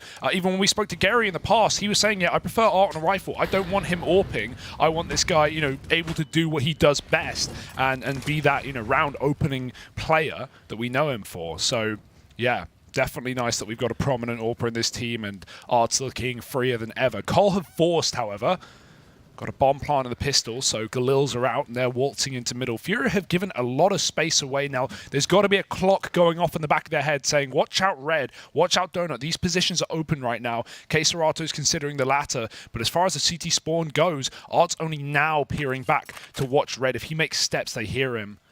So he's got to be very careful, creeping in at just the right time as Complexity. They feel like they've, you know, caught a nice bit of a gap here. They're going to set up on B in the meantime, but Art, he's not able to stop him. This has opened up the floodgates, and Complexity are splitting B. Yeah, smoking off that CT angle, going to cut down the angles to worry about from these A rotations. And now the B players of Furia, they're starting to, you know, catch wind of what's going on. They know they're in this all alone, and so they need to have a bit of a stand here. With Yuri dead right away, all that pressure falls to Drop, and he's deleted by Floppy on the entry. That's the site now taken. This force by working wonders for Complexity. coldzera and Safe left in 2-on-3. I still don't think you ever give this one a go, sadly. Yeah, I mean, you know, it's Ancient all over, right? You start 3B, you like to get in the way to stop the rushes. Retaking can be really, really weird on this map. And so Furia, they just leave mid completely open. It's not like coldzera's even spotting for information or playing the donut cross. He's just letting them walk up Red. So it felt like even though Art came back to consider Red, he didn't know they were both tucked in close left. And it just goes perfectly for Cole. That's the call out of spawn. See how much room you can get in middle, and then we'll just play off of that and split a bomb site. So nice second round force for Complexity. Hey, Harry, you a moment ago, just coming into this, called them the best NA team. Well, that was at least being said by players like Junior. You know, we're 50-50 with Liquid right now. And Liquid, who fell in their opening game here at the RMR, well, they lost that chance to fight for Legend spot. Complexity are here to make up for it. Yeah, I mean, you know, it's kind of like this awesome twist of fate that it's it's Complexity with Junior in the squad versus Furia, the team that famously he departed to, right? And when they tried to kind of mix things up with an English-speaking roster, he wasn't able to stick the landing there. But now's his time to show that he does still have what it takes versus this team he tried to join. JT's opened up the round. Art on the receiving end of that one. The Mag 7 gets no love over towards A main. And now two players starting to pull the trigger on a bit of an A play. Coldzera was brought down very, very low in that Molotov, and they don't even have to commit yet, right? Even the threat of getting the opener, removing all this information from the A side of the map, and now util going over, noise being made. It's kept two bodies here. The longer they leave it, the more this info is going to get in the head of Furia, right? The more maybe they kind of over-rotate, the more they shimmy around this setup, and the more gaps Complexity hope to find. But yeah, all those possibilities and none of them being taken. Furia, you got to give it to them. They've held strong on this B site right now. They've still split 50-50, and so as Grim tries to fake it out, it's going to pull Safe a little bit further back. Drop gets that kill, and now Furia realize it's pretty free right now. Collar contacting into B. That's what a lot of this T side has been. They're going to start to announce it. Good Molotov pushes Yuri out. Floppy with the entry. Safe just runs into the site, but everyone's blind, and Floppy does follow up, not letting him get control of the site. It's Fang instead to plant, and Complexity with that surely around here as Furia are left back on the A bomb site. You know, nice recovery from Cole for a moment. After they got that, 5-on-4, they went very cold. They were hoping for Furia to make an aggressive flank, come in through mid, push on the B site. Nothing happened, and that didn't let them get in their head. They just waltzed into B yet again. So Cole, they steal the money right back, Harry. This double save might allow Furia to buy around it, but in general, Cole have won the Force by Wars, so it seems, with back-to-back rounds. Now, as we have this save playing out, might be a good time to kind of talk about the map that we're on. This is a pretty sick first map, right? I'm a big fan of Ancient in any capacity, but in this matchup, it's pretty juicy. Complexity, it's a map they've elected to play a good bit, right? Back at Pro League, they were playing it a hell of a lot. They didn't pick up any wins, but the games were getting notably better with everyone that went by. So it's been a bit of a slow burner, one that they're working on, and that they've been able to push Tier 1 EU opposition to the very limits on. For Furia, on the other side, even kind of looking back to the times gone by. Firstly, recent memory, pretty damn good map for them. But even if you think back to like Pro League where they had Gary standing in, this was still a map they were able to deliver on. So, I think it's going to be a real brawl. And it's a real test of, Furia's kind of proven ability here and Complexity's gradual build-up as time's gone on. Sure. I don't know how Safe as one-tap JT out from ledge. You're going to go for the gun, but there's plenty of cover here. Some whiff shots does get recovered by Grim, and Safe follows up with 2 on the default pistol. It's still not a worry yet. Coldzera's coming to clear middle, but at this point they've already abandoned ship. A bomb site getting taken. Cole right now on these A plays, they keep throwing the executes from just outside of A main. It's a little dangerous. We'll see if Furia can catch them later, but for now they seem to be getting away with it. Donut open though, and Coldzera, he closes the round. They all line up on that little angle, and that's why you want those default smokes, those donut smokes coming in from spawn. Very, very hard position to use util in once you're out in the A site, right? You're so open to 3 positions, Temple, CT, Donut, even fast flanks are available. So that's why you like to see executes come in out of the jungle side towards spawn. It's just a lot more telegraphed, isn't it? And Cole want to pull wool over Furia's eyes. They just want an eco, by the way. 2 guns, 3 USPs, that's enough. Forced by Wars, they continue, but now at least everyone kind of has money. Double all. Giving the Flops a bit of a taste of his own medicine from the start of the year, right? He had that phenomenal hero M4 1v5. Yeah, I was not 1v5, but ace. Bringing up that game as well, I was going to say, you talk about gradual improvements for Cole. Well, they actually started quite well. They took this map off of players. They even almost took Vertigo away from them, which was one of their best maps at the time. So, and that was with JT playing from NA while the rest of the team were bootcamping EU. So, they've had success here on this map. There's no strangers to Ancient.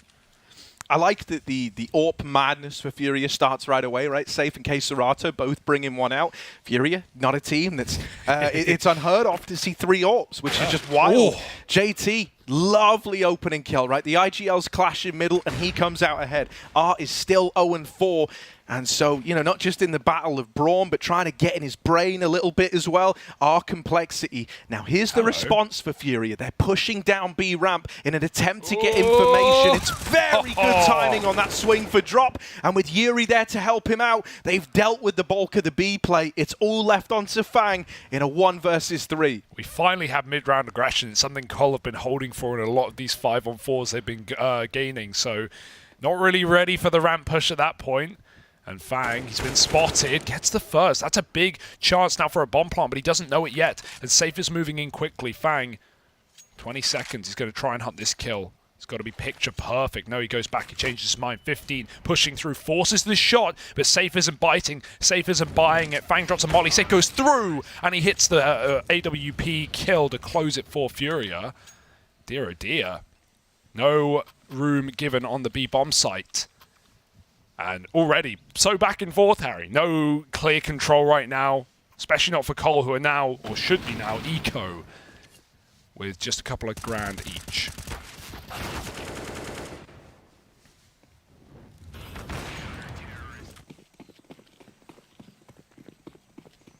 Yeah, just pistols. And you know, these can be really, really rough to ever accomplish anything in. You know, there's a lot open to Furia in rounds like this. There's a lot of little things you can try get away with, and really, on the kind of flip side, if you never get caught going aggressive, it's also very, very hard to find openers with just the pistols in play. K-Serato scoped up on main. They've just assembled this little boost, and they've seen that molly. Now, knowing the trajectory of it, you kind of have an idea that he's over towards big box. Safe's even dealt with Floppy in the meantime over here towards B. So, yeah, you know, the odds of this round getting too interesting, pretty minimal right now. The fact that it's just this one AWP on K-Serato maybe makes you worried, but as long as he nails his first shot, he should be fine. He doesn't have to recommit to this fight with Art nearby, ready to help out. Ooh, it's fine even with a miss, but he doesn't want to give them the He goes AWP. back in. Yeah, luckily Art's here, but they're going to grab it. He grabs a kill, and Fang has picked up the AWP. They are about to double face. He doesn't want to let that happen. Art concedes the fight and waits for the flank. So is Cole. Grim's moving in on the backstab, and they're not looking. He hits the headshot. He even got tagged from behind, and Grim turns on a dime for 2. Knife out, should be dead in spawn, but there's still a chance for Cole. That was lovely from Grim. He set up complexity to make something of this round, but Art's head's on a swivel. And he's dealt with JT, who was let loose over in Temple. Fang now brought down low in the round, was able to retrieve this AWP from K-Serato, and now needs to try and win a 1v2 with it. Drops pushed all the way through the CT smoke. He's fighting him with a Glock. He knows Art's low. Art might have seen him there on that little jiggle. Did. Looks like it, right? He's tucked himself right in and just doesn't want to give this kill over. At this point, Fang, with so little time left, just throws caution to the wind. And so Furia do a very good job of keeping that under control in spite of the Deagle madness that Grim was able to get away with on that flank. Yeah, he got aim punched from ledge. It looked like he was going to miss the 1D on Safe just here. You can see his body shake. There it is. And yeah, he still got the kill and then turns around. I mean, that's pinpoint. That's sickening. But Drop doesn't let the round get out of control, fortunately enough. 2 closing kills, put Furia on 4. But keep in mind, Harry, that was a near Felico for Cole, so you can't really ask for more than that. And it's even taken money away from Furia. They've only been able to save 1 AWP here. Less than ideal. Drop's going to spot this B play.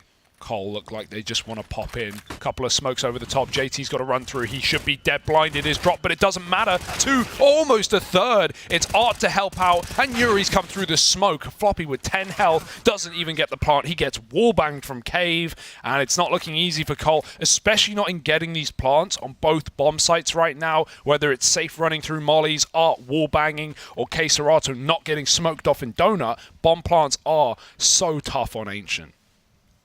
Yeah, you know, and I mean, it always sucks when that smoke comes in at the lip of, like, B ramp. It's kind of deceptive. You think with the flashes, you think, you know, going through in numbers with just a torrent of flashbangs going over the top is going to give you, it always feels like a little more pressure than it actually does. If someone's close to the smoke like that, they normally don't get blinded and can go on to a bit of a multi-kill. Now, fast A play, saves here with the AWP, but they are running him down. These pistols, oh, he's throwing the AWP out of there. He's like, you ain't getting this. You got to go into the open, into coldzera if you want to get that AWP back. He's looking. They can't find it. They can't figure it out. And to save that last second decision, to just put an extra meter between him and the AWP is actually a really nice decision to stop that round ever spiraling out of control. These double A holds are really nice for Furia. It does mean they're just conceding middle, right? Like that's got to be where Cole have to be talking about in some of this T timeout now, because a middle is just completely free in the majority of these rounds because Furia are playing Donut and A, and they're able to run these crossfires, they're able to play off of each other, and that's such a good example, right?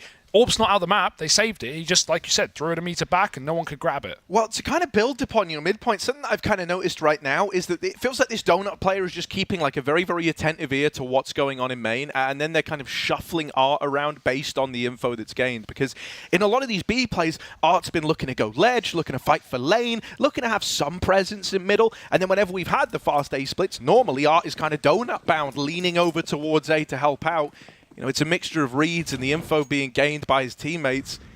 And it's a very dynamic setup that's like constantly in a state of movement for Furia. So it actually is deceptively hard to figure out how they're playing this right now. Yeah, look at Art now. This is crazy. He's AWPing in cutout. It feels similar to like Nuke CT, where you are, you know, not only are you going to be moving a lot in mid-round on CT side, but even your starting positions do vary, right? You know, some teams like to put the AWPer in secret from ramp. Sometimes if you have a spawn, you'll cross behind red with a glaive smoke and get to secret that way. Sometimes you'll just leave B completely open and gamble top the entire round and then retake once you've cleared out lobby later. So, you know, Furia are keeping it fresh, like you said, and now Art, he's in hot and bothered situation, smoking the Molotov, peeks in front of it, Fang can't trade, missed shot, maybe there's a chance. Meanwhile, nades dunk the B players and it's not getting any easier as Yuri doubles up there. Fang may have Art trapped, but coldzera's coming in for support, and there are 3 CTs trying to get Fang out of middle. He'll abandon, but with it might be just conceding the round. Cole have nothing here.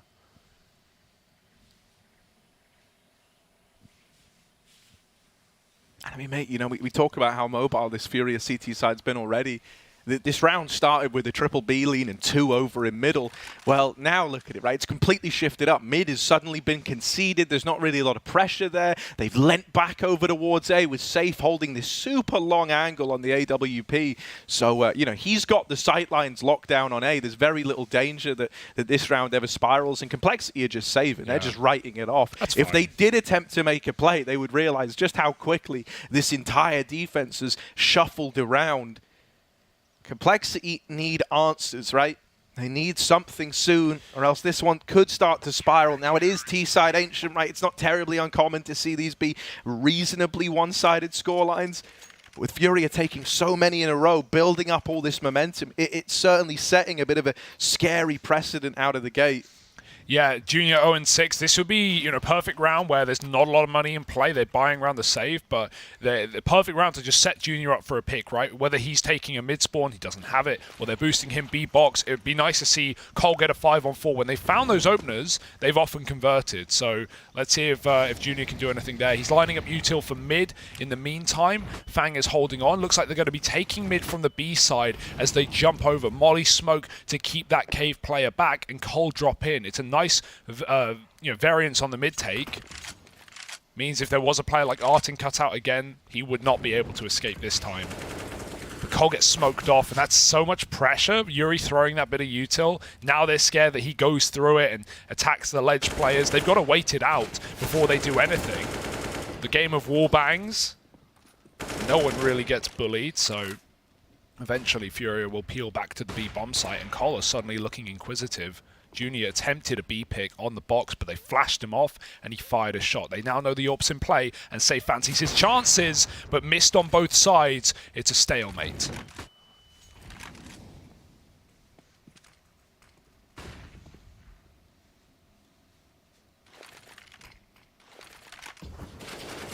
Oh, JT wanted to go through that, but decides against it.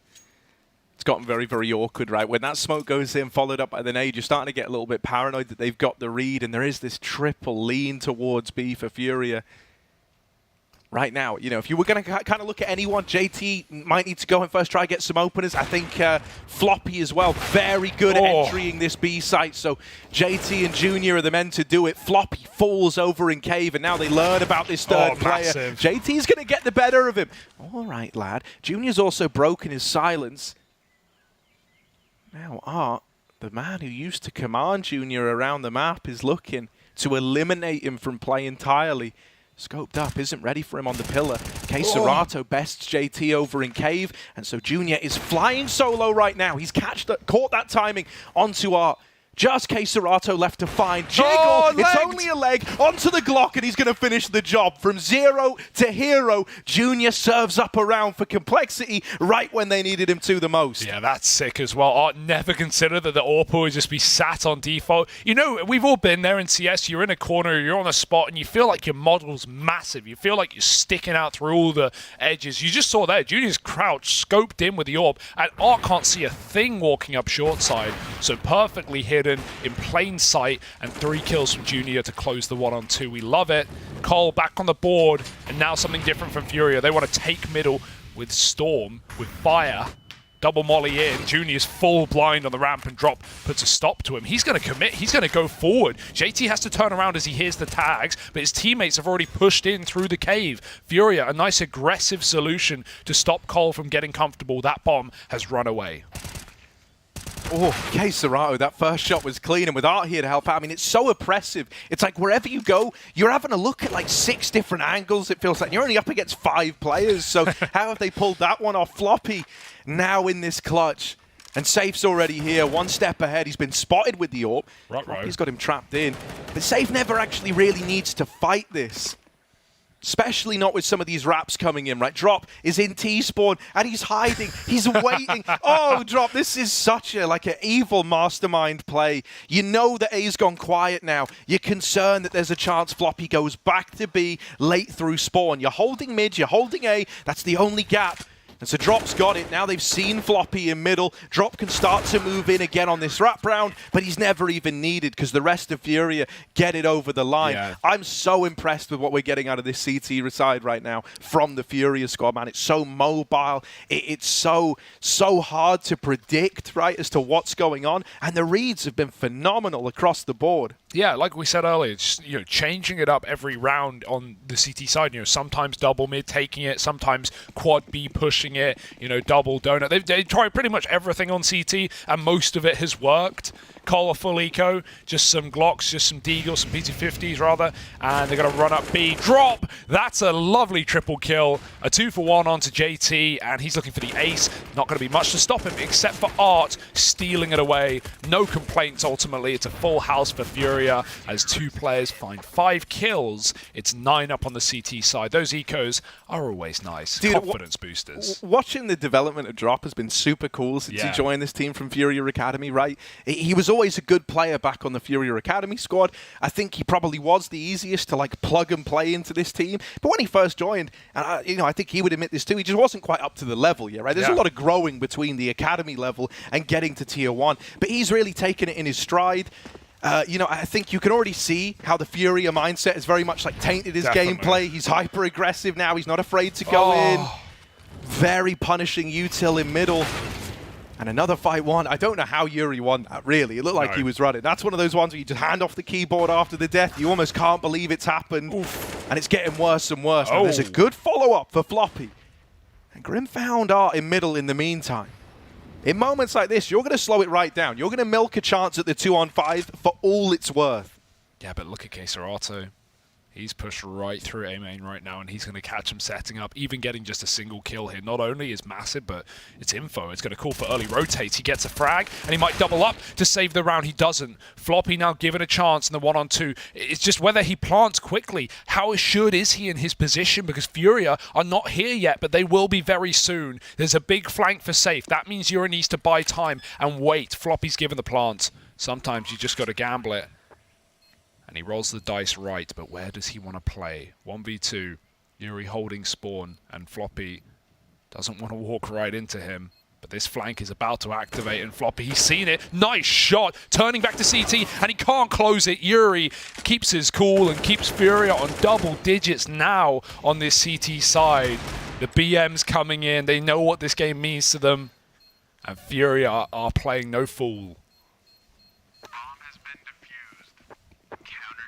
Of course they are. You know, I think, especially when you're up against, you know, Junior's team in particular, there's going to be that element of trying to get in their heads, right? It's all respect when we're outside of the server, but the moment, you know, there's a major slot on the line, there's a chance to return to Legends for Furia, you know, all that respect goes right out the window, doesn't it? They just want the win.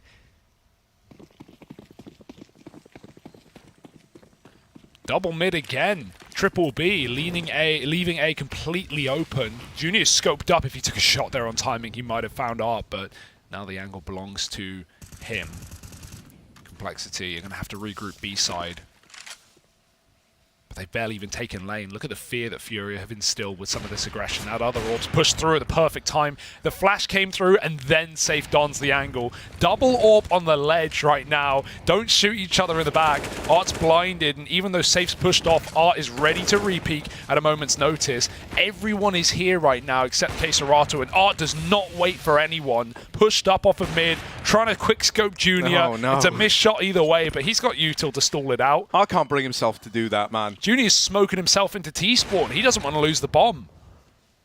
Yeah, the rest of his team are like all the way up on A, and they're saying, Junior, but is there any way you can get to us? And he's saying, yeah, I can, but it's a very, very long rotation. He's having to run all the way through spawn. And so there's a lot of faith being put in these two players in the A site to hold it down. He tagged him. Safe with the tag, right? Brings him down low. Both these players just a shot away from death. Flash in and drop. Deals with the Temple player. You're losing real estate over in A. And with Junior dead, that bomb is cut loose. Fang's now the man who's expected to clutch in a very, very rough spot. He's trapped in Donut. They're all over the site. They've got the bomb, and he's got 25 seconds to try and make it happen. Yeah, I mean, not just Furia out-positioning and out-rotating Complexity in this game, it feels like some of these just duels, some of these 1v1s, they can't pick up, they can't win. There's swing fights in the site, and Furia have just showed us a masterclass on this CT side. 1 round left now. Complexity have always had phenomenal executes, right? They've always had like really, really clean kind of execute setups that just work. But the problem is right now, you're never even in a position to get to run them. You're very much having this game dictated to you right now by Furia. You know, you're trying to go for a B play in the early round, but you can't even get out lane because they are triple peeking you from ramp, from lane itself, from the cave entrance. There's just so much pressure no matter where you're trying to end up. This is a bit of a faster attempt at taking this lane control, and with Floppy getting that opener, it's created a lot more room for Complexity. Yeah, I don't know. If there were any team to turn this around, it could be Fury. But right now, a 5-on-2 trading is the name of the game for Complexity. Some low players and drops on his own in the B-bomb site. These are the 2 top performers in the server standing for Furia. Don't get ahead of yourself. Floppy won't. Clinical headshot to drop. Queserato won his mid-fight, but now they know where he is, and he's got to run through that CT smoke. The plant's going to be a little bit delayed. He can wait it out if he wants, but winning a 1v4 for the half seems unrealistic. Complexity looking on for 4 by the end of their T side. It's not perfect, but it's, well, you take what you're given at this point. Yeah, I mean, you know, these kind of comebacks at this sort of scoreline aren't unheard of. No. Right? Especially not on Ancient, but it's always scary with the kind of wild card that the pistol round is and how much that's going to influence the game at an 11-4 scoreline. Queserato, you know, just play for stats at this point in time. Oh, he's doing that.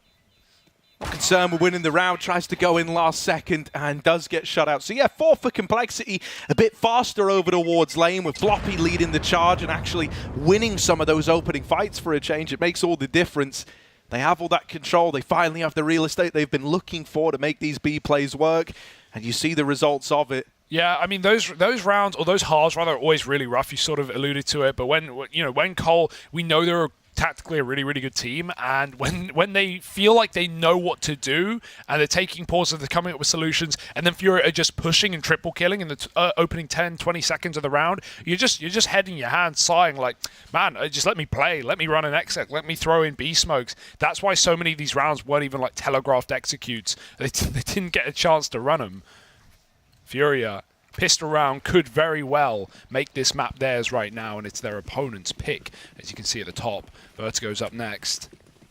Furia, they're going A. Cole are pushing right through middle. 3 players here. They're about to get the B info, and Grim should be able to hear feet tipping and tapping their way through the A site. That's going to call a panic rotate for Complexity. There's a nice donut smoke. Grim's going to try and play ahead of it, but Flash is pushing back inside, and Furia have all the room in the world. Cole never had this much room to get a bomb plant in A. It's a pistol, of course. Cole are fine with a retake setup on this kit, but Furia are going to be very comfortable in the post plant now.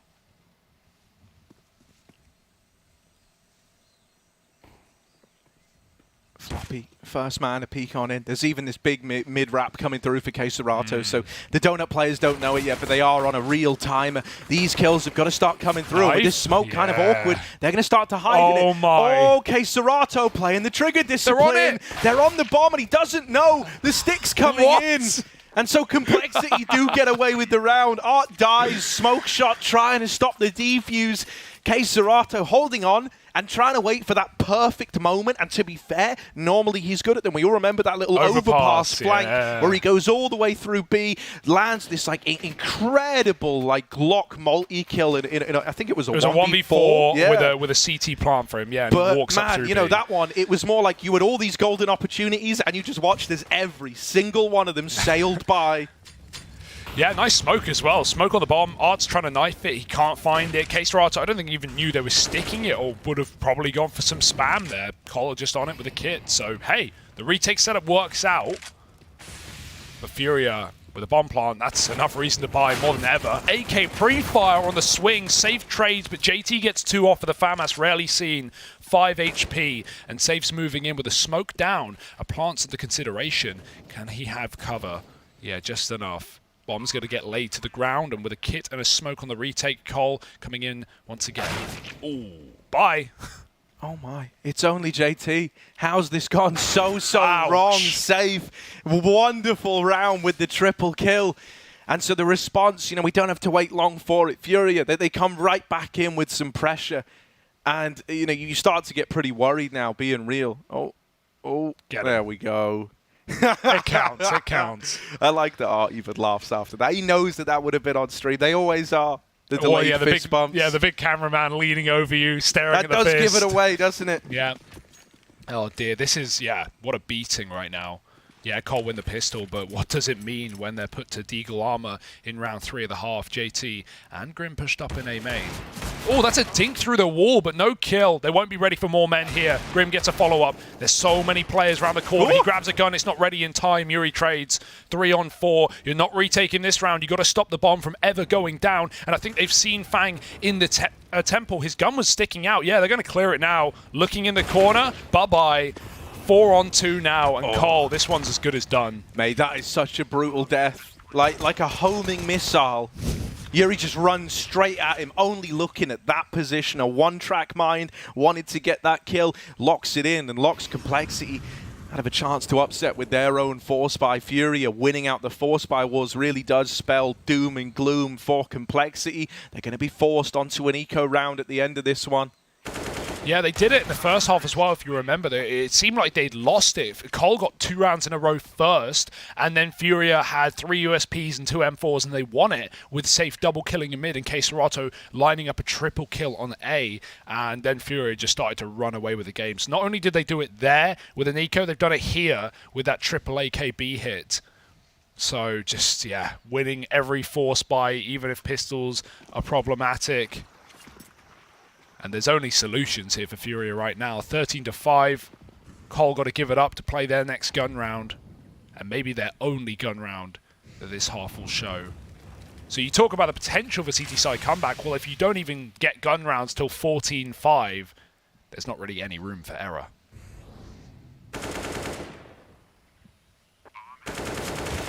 Yeah, this should just be a mowdown. And it's living up to that at least.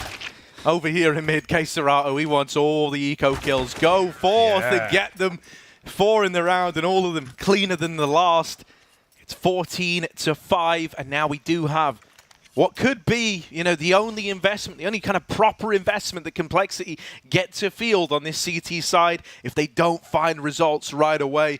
Junior needs to have some impact with this AWP. He really does. Fang's been pretty quiet as well. You kind of don't envy the positions he's been left in a lot of the time. Yeah. But need a little more mileage out of the guy. T-side Fang was often like solo walking mid or playing with bomb or trying to trade the first guy out mid. Not a fun role. This is a fun situation. Yeah. It didn't extinguish the molly. Oh, sick. That smoke bloomed. You heard it, but you didn't see it. Junior goes over the red smoke to trade art at least, but that's a robbery for Fang. At 6 and 17, that kills your mental. I'm sure he's feeling great right now. You know, like that is brutal. Just as we're talking about it. JT, all right, mate. We needed a hero. Complexity needed a hero. Drop over here at the top of ramp. Cannot win that fight. And JT will put a round on the board for Cole. If he has to do it single-handedly. Just Queserato left. And Junior's going to nail that shot. So, yeah, coming into that round, Seb would have loved some more out of Junior and Fang. Fang kind of got BS killed over in mid. But Junior at least finally kind of carries a little bit of impact, a little bit of confidence with him into that round there. Yeah, it's hard. Like when Junior has had like double kills, Cole have converted rounds, right? His first 3 kills were around for Cole. Then he got a double in round, their 4th round at the end of the half. And right there, another double for Junior. It's good stuff. But again, with this kind of scoreline, Furia haven't even opened the strat book for Ancient. They haven't had to think about it because they've not really been in any form of pressure yet. Sure, 1 gun round gone, but plenty more coming down the barrel. Every comeback starts somewhere though, so let's see what Cole can piece together on the CT side. And at least make that comparison, because Furious was very flowing, right? They were all over the place. They were starting, different spots every single time. They were double AWPing, they were single AWPing. So hard to get a read on them. How much will Cole be the same? A more standard setup, 2-1-2. They're going to double push A. And Drop's gone through the B Molotov. He's not waiting around. Junior with a missed shot, and his timer is running out. They're chasing him down. No one can help out. Junior's missed 3 sitters now, and Yuri is going to be able to get that entry. Floppy smoked off. They know it. He's gone for wallbangs. He tried to bail Junior. He couldn't. Fang, same story. Can't win a single fight here in the B site. And this one is screaming Furia's name. Oh, that from JT might entice them. Grimm's on his little push on the flank as well, and has removed Queserato. So a 3-on-5 turn 3-on-3 in the post plant. Yuri, if he wins this fight, Furia should be set up for a victory. Oh, so much hinging on that there. And with Floppy dead, everyone else feels the need to make a move, and it only makes matters worse. Complexity is sent packing out of that B site, and Furia are up onto 15. And that's what I mean when I said they haven't even opened the strat book. That call was just, run through the B Molotov and see what happens. And him and Yuri run in. Junior misses some shots. He's not set up ready to deal with a rush, not only because the molly is super deep, but his teammates in cave, and there are only 2B. They weren't thinking that Furia were going to run a disrespect round like that. And, if Junior hits a shot, if he takes one with him, maybe it's a very different round. We saw it come close in the mid, but... yeah, just the free B site and a 5-on-4 in 10 seconds. Yeah, Furia can't lose that. So desperate buy here for Cole. And Furia 1 round away from taking their opponent's pick and looking for that major spot. Yeah, out in the middle. Fang once again here. He's hiding in the smoke. This is kind of ballsy. I do kind of love it, but they've heard him take a step. They've heard him make a noise. Flashes go over, and JT's going to steal all the glory. Little mid-claps from lane, and Fury are surprised by it. Now, to make all that happen, they did have to go lax on one of these bomb sites, and that site was A. It's given a lot of room for Furia to push and take this CT control, but now they're kind of floundering. Now they're realizing that Complexity are holding CT, so they've got to go back into the A site that they attempted to pass through. Once again, into the firing line of Complexity. Safe and Dropper delivering the goods, though, and are making this look so doable. Like Furia were the favorites to win it all along. Junior and Floppy, heads in their hands, left wondering where this went so wrong, but there's no time to think about that now. You've got to try and win the round. You've got to try and turn it back around, and Safe, dead in main, has given them a way back in. Yeah, Low HP on Yuri as well. They haven't even tapped it, finally going for it, but no stick, and time is ticking low. There's just no chance here. Junior's got to stick that defuse. He's on it now. Drop is running him down. Floppy trying to cover. Can they stop him in time? No! Cole win the round. They save their bacon. Yuri gets all the kills, but none of the glory, and that last second stick on the bomb for Junior does it.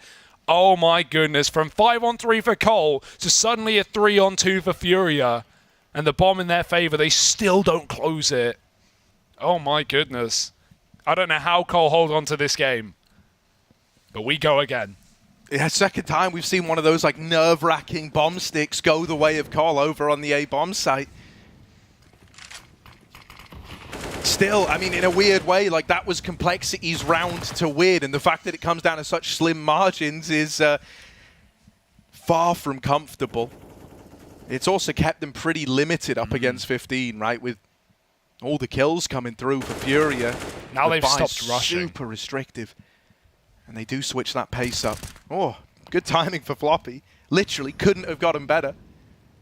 3 players in middle of the crunch. Oh, Floppy repeaks, and look, this is how Furia do it, man. In the blink of an eye, Cole try and fight together, and they lose every single engagement.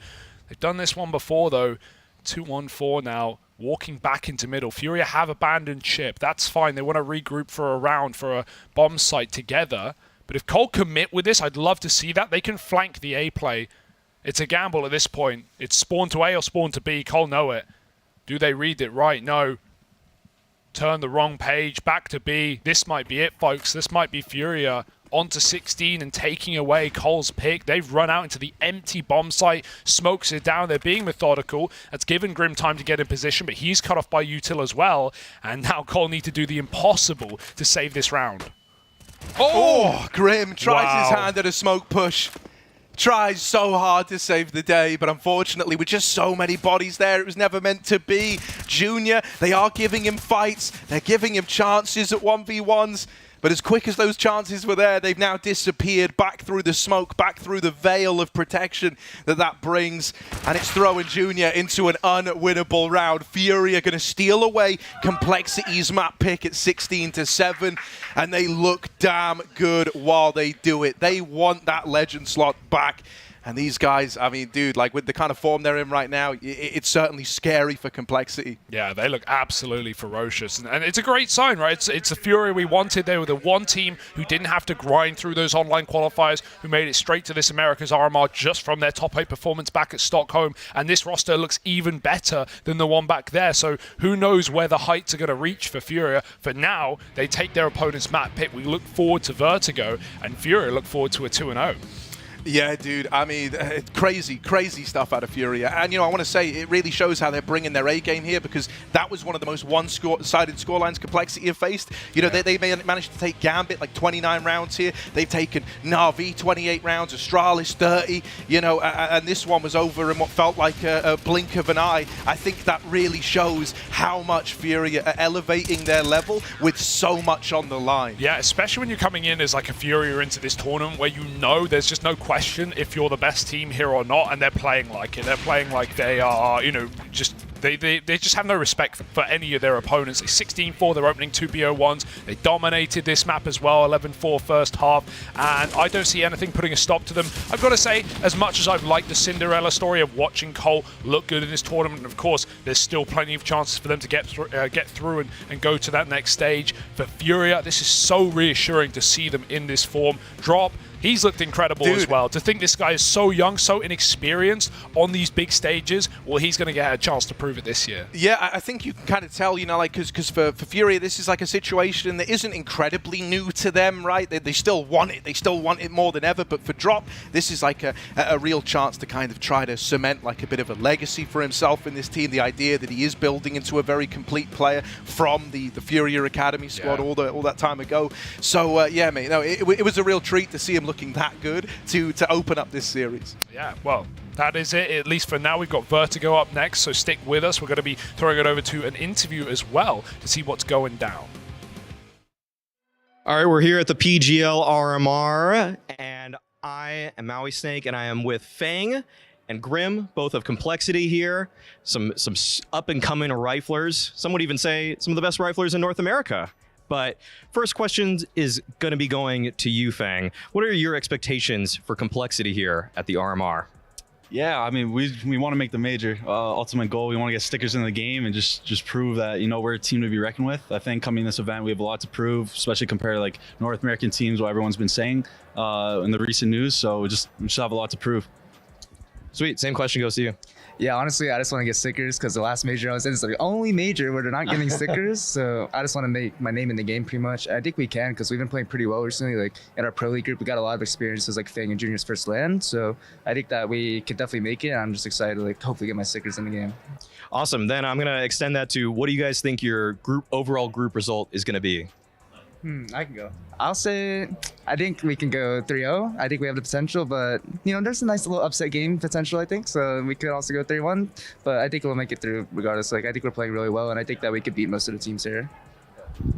My answer perfectly. Yeah, 3-0. That's definitely what we're looking forward to. I think it's something that we all know that we can work towards and actually achieve. And 3-1, obviously, there's kind of room for upset potential, things like that. But just making sure we close our group just convincingly and make it through in a good fashion.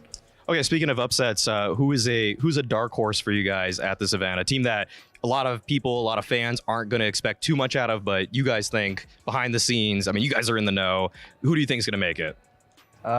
Personally, for me, I think Imperial. I know a lot of people might be sleeping on that team, but I know Fallen, he's a good guy. I know his work ethic, and I think that he can bring his team out and make the top 6 and qualify. Yeah, same thing. Imperial for sure. I think they have a lot to prove this tournament too. People haven't seen them as much, so they're gonna be a hungry team for sure. And looking at like each game, best of ones, you know, could go either way. So.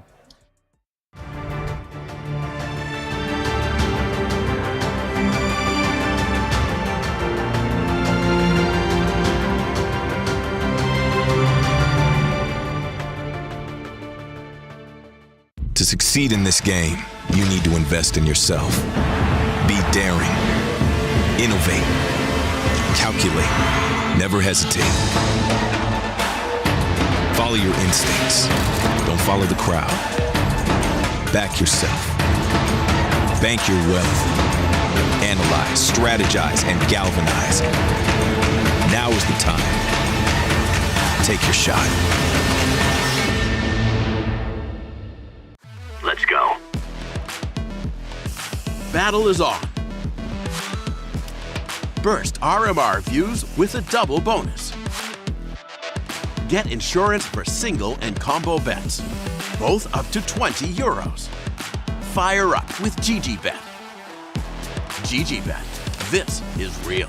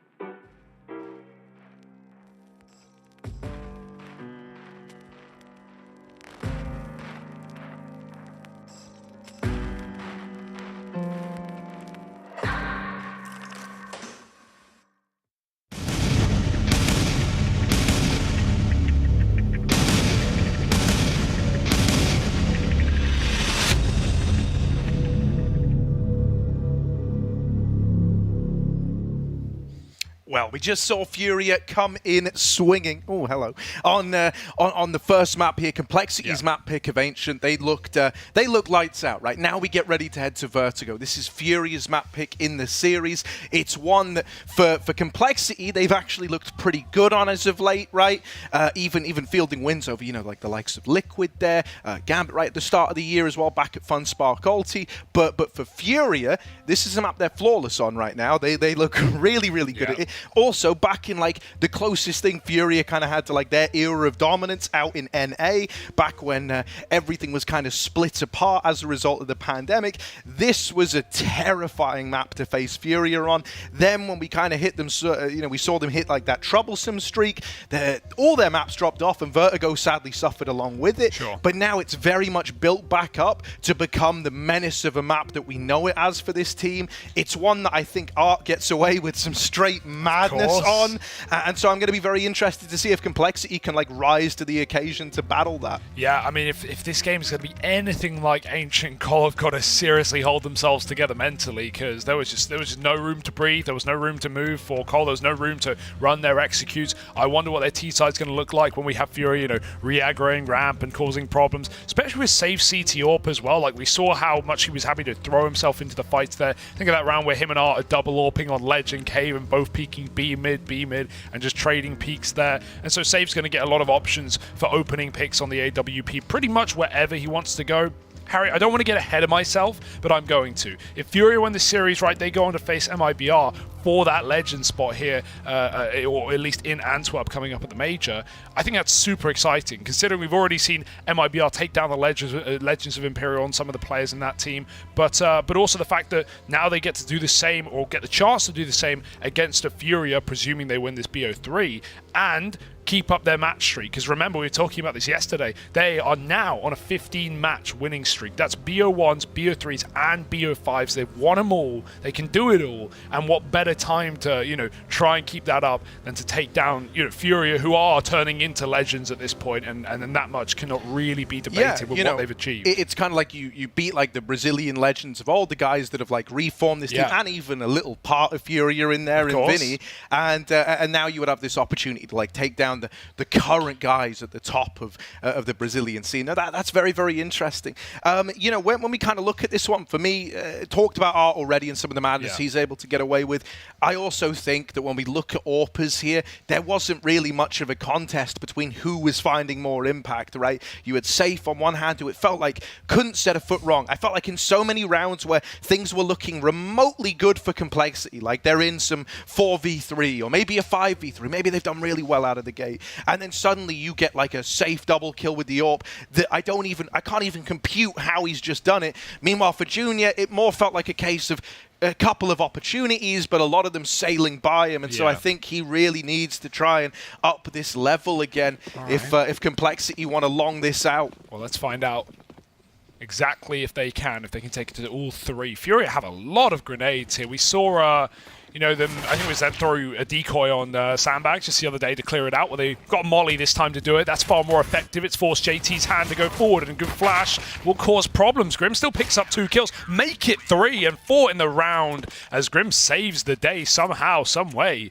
Complexity take the pistol. They were fine with fighting 4 players up on the ramp for Cole, so definitely heard the footsteps, but also started with a lot of players over there. God, that could have gone very awkwardly, but when you have that much util, you're going to have a lot of players throwing it, right? So Furia caught in many 1v1s that Grim will win all of. And with no bomb plant, Furia, they hate ecoing, and so they won't. Safe's going to buy, everyone else on Glocks, but looking for him to try and open up a round, and with every kill Safe gets, it's another gun for his squad. Yeah, it's kind of sick because Grim was someone who was obviously back on Liquid, and though Liquid were very much the team that came closest to challenging Furia back when they were dominating in North America during the whole kind of COVID era, and so I'm going to put a good bit of onus on this guy, right? Spoke about Junior already.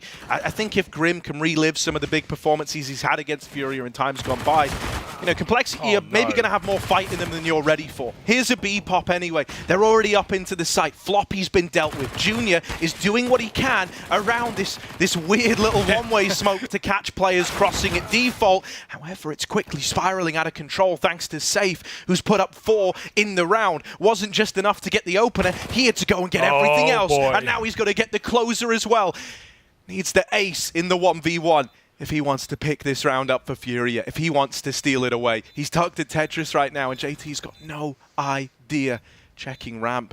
That's where the bomb's planted for. Can't blame him for thinking it. Oh, the timing. Someone called. Someone said you saw him. And now he's got a kit. Tap on the bomb. JT trying to play mind games, but Safe. Oh, he's just not giving anything over, is he? Finally back in with the fight, and it's the ace for Safe at 2 HP. How on earth did he win that? JT just runs him down with a pistol. He knew one shot was all he needed. He knew he could hunt the kill, but not a kill. One bullet connects, not the second, and Safe gets all 5. That was Glocks, Harry. Glocks! That's supposed to be an entry, maybe get you a bomb plant, maybe get you a favorable situation. It's not supposed to kill everyone. Oh my god. The Galil, man, the bane of North America, it really is. They just don't know how to stop it. They don't know how to get around it. I'm shell-shocked. From Danes to Brazilians, the results are still the same when that Galil's in play. Yeah, someone hit refresh. Spam F5. This can't be real. Yeah, that's gonna melt your brain. We talked about this in the first map, right? Even though Cole were good on pistols, Furia were winning the Force by Wars. This is awkward.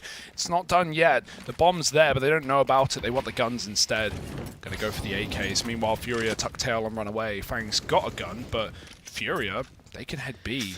Yeah, having Fang down here is actually really nice, though. You know, him just hanging around and holding onto ramp frees up the other 2 players to go and lean over towards B. And this is going to allow for this little double stack over here, right? So as Furia move on up, you know, they spot Floppy, but it's whether or not they're ready for this second man of Grim. Up close. Oh, but only the Deagles. The AK's still a long way removed, and so Floppy's got to hold the line, got to stand the test of time. Tries to take the ramp fight, but Drop bails them out. And now it's just Fang, scavenged AK in play. He worked hard to grab this rifle, and he's got to give us results with it. Couldn't win. The last 1v1 over here towards B, but Complexity have now been given another chance. Yeah, 1 bullet to Art, 26 health, just lower than Fang needs. Has a molly, but doesn't want to be caught fiddling with util. Goes for the headshot instead, and Fang finds 3 to win the round. Oh boy, this game has got legs on it, Harry. Force Wars established. Galil's certainly coming through for Furia after what we've already seen. And Complexity, they don't want to give it away just yet. Nice aggressive round on the ramp. It was Junior throwing himself down in front of the smoke in the first place. But it's Fang to end it all. 2-1 and Furia buy back. You shouldn't be surprised. Oh yeah, man. They'll gladly play this little game with you. Grim spots a double over in mid. Art chasing him down. Grim, no matter how fast you are, Art is faster. Over the construction, but doesn't want to commit. And look at him go, man. It's like watching a parkour artist. Meanwhile, by the way, they're in B. Grim just tried to drop out of construction and go into the site and got churned up. Another chance at the plant over here towards this B site. You've got to try and flush out the mid play. You've got to get the info if anyone's here. And with K-Serato winning that fight, that has caused so many problems for Cole. All their attention's on the back line, and they get churned up by the front line as Furia push into CT and chase everybody down. Fang doing what he can. And don't get ahead of yourselves, Furia.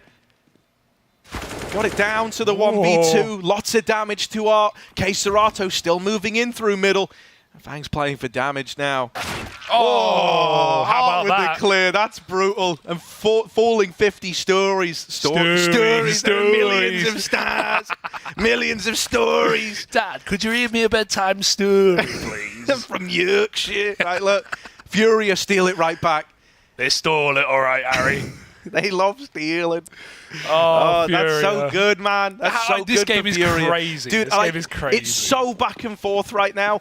And, you know, the Force Buy Wars are set to continue. Of course they are. It's going to keep going until one team wins 2 in a row. Even Cole are like sort of trepidatious there. They're like, we don't really want to fully invest. We don't want the kit smoke. It gets so nerve-wracking because, like, for Tees, it's just better. Like, with bomb plants comes more money. The guns are cheaper. The guns are better. And so this is rough for Complexity. Yeah, that molly's a problem. Yeah, and as we've already seen, one gun is apparently enough for Fury. I mean, that's so crazy to think that's... Oh, how they count that already? To think that, you know, Safe got that ace. Like, Fury have been a team since the dawn of time, have been the one-gun gamers, right? Like, think about the rounds and the maps that they've won, the eco rounds where they've given Art an AWP, and he's just run round the map. Especially, I think CT Vertigo, you know, going for a mid-pick, dropping B, back to A. He's all over the place, and he wins rounds where it's, you know, 1 AWP, 4 USPs, and now you've got a new guy in the team, and he's just doing it on his own as well. Like, yeah, you said earlier, Drop, he's really got the Fury, you know, in his blood at this point, while Safe too. And Furia, yeah, they get rid of that sort of force buy, but Cole have to do one proper eco before we have guns. One of the things that's so cool about like Furia since Safe came in and since like this iteration of the team came into play is like after watching them throughout all of 2020 back when they had Henny, and I know we talk about this a lot, but like me and you were massively on board the Furia hype train. Can't not be. And obviously, you know, they came over to Europe, didn't really have the results they wanted to back then. Then you kind of get the departure of Henny and things really took a bit of a U-turn. And it was just nice to know that like I wasn't just gaslit by those results over in NA. Like they genuinely are legit once they've got all the pieces. You know, it's so nice that everyone is getting the appreciation of this Furia team that maybe they didn't back when it was divided regionally.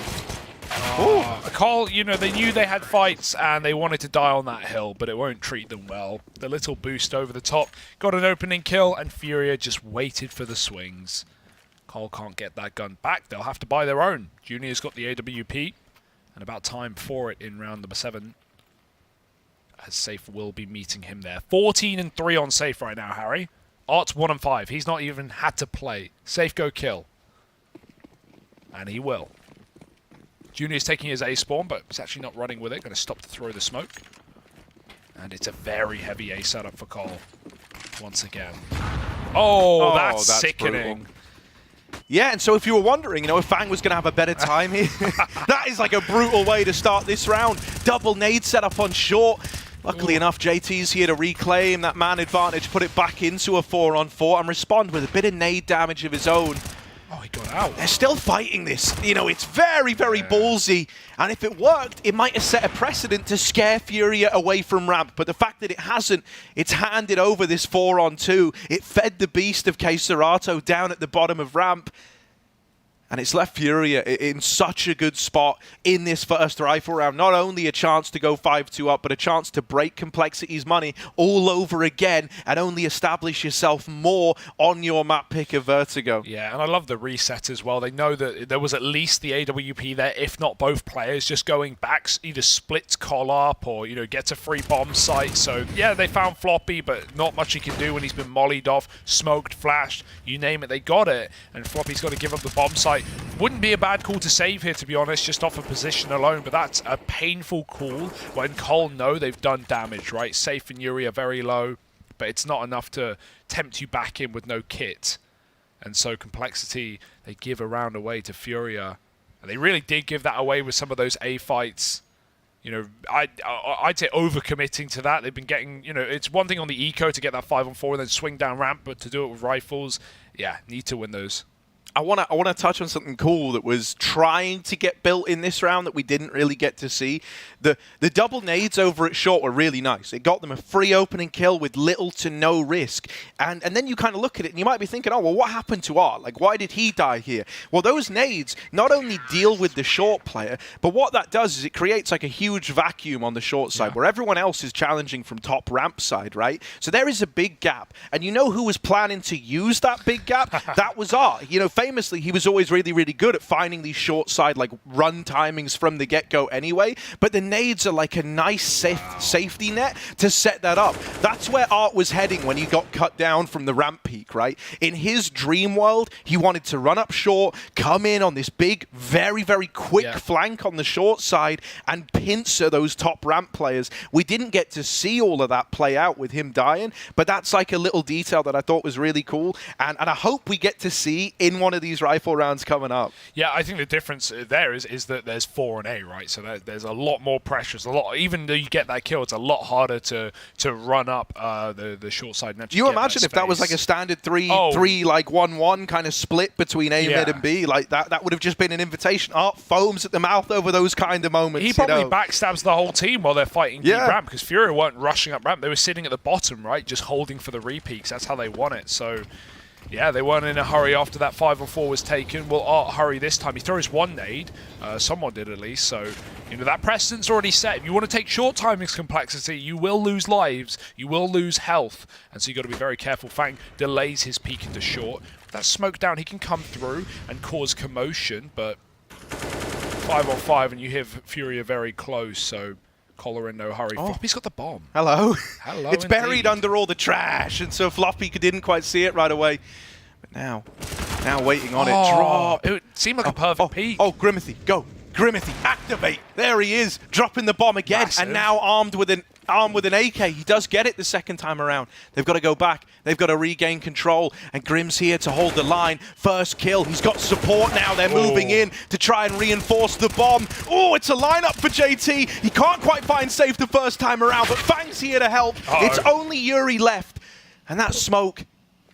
The round's brought to a bit of a screeching halt, but only for a moment. He's smoked through, he's pushed in, and Junior gets the better of him from range. Complexity, I love how they were willing to meet Furia's wildness with some kind of wildness of their own, right? The moment they spot the bomb down lower, a lot of teams would have gone, there's a lot of time left in the round. Probably not the right idea to drop and play around that, right? But considering they didn't have a lot riding on it in terms of what they bought into the round and the position they were able to gain, they quickly flood the bomb and just play around denying its control to win it. Yeah, there's definitely a read here, because that's like the 3rd time in the map that Cole have dropped ladder and actually gotten away with that space, like to varying degrees of success, but that's obviously the best one yet. It's something that Furia needs to keep in mind, because while drop is starting B on these defaults, that does leave mid and ladder open. K-Serato's now gone back to watch it, because drop was supposed to bring the bomb to the rest of the A players. Grim spams a smoke. Grim has looked good. He's been winning a lot of these fights down ramp.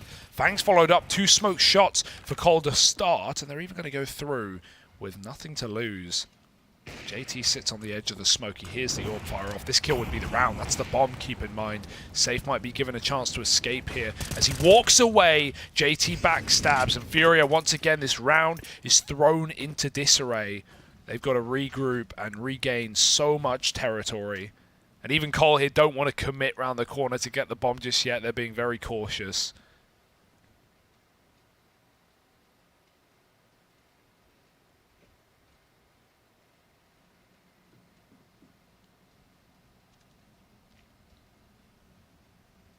Yeah, I mean, I think this might just be the save, like, flat out. You know, like, you look at Ramp Man.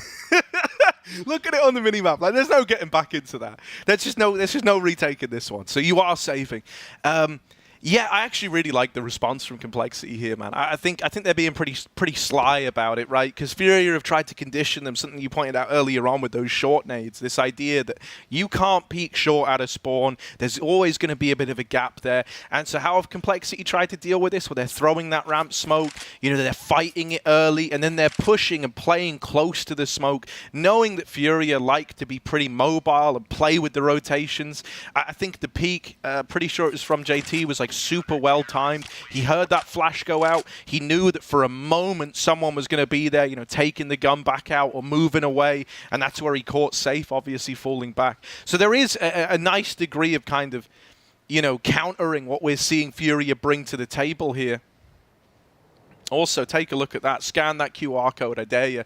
That's how you can get your tickets for the major. There's still some available, and really, you don't want to miss it. You don't want to miss out on that. No, I'm very excited to see how full the arena is going to be in Antwerp as well. You know, obviously a great location for all of Europe to get on over. So make sure you hit that QR code, and we'll see you there. Furia, they want to get there. They want to get right into the top 16, Harry.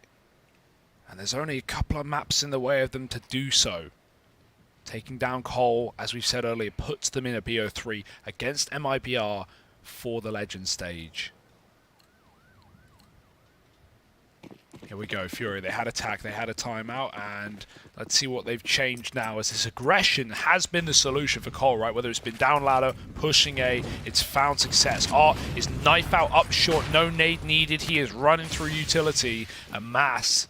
His team are a little later behind him, but Art has so much space. He can tell his team that they're fine. They don't need to worry. They don't need to watch out. Rear aggression flashes for complexity. Want to keep the pressure on, and Grim gets her opening kill.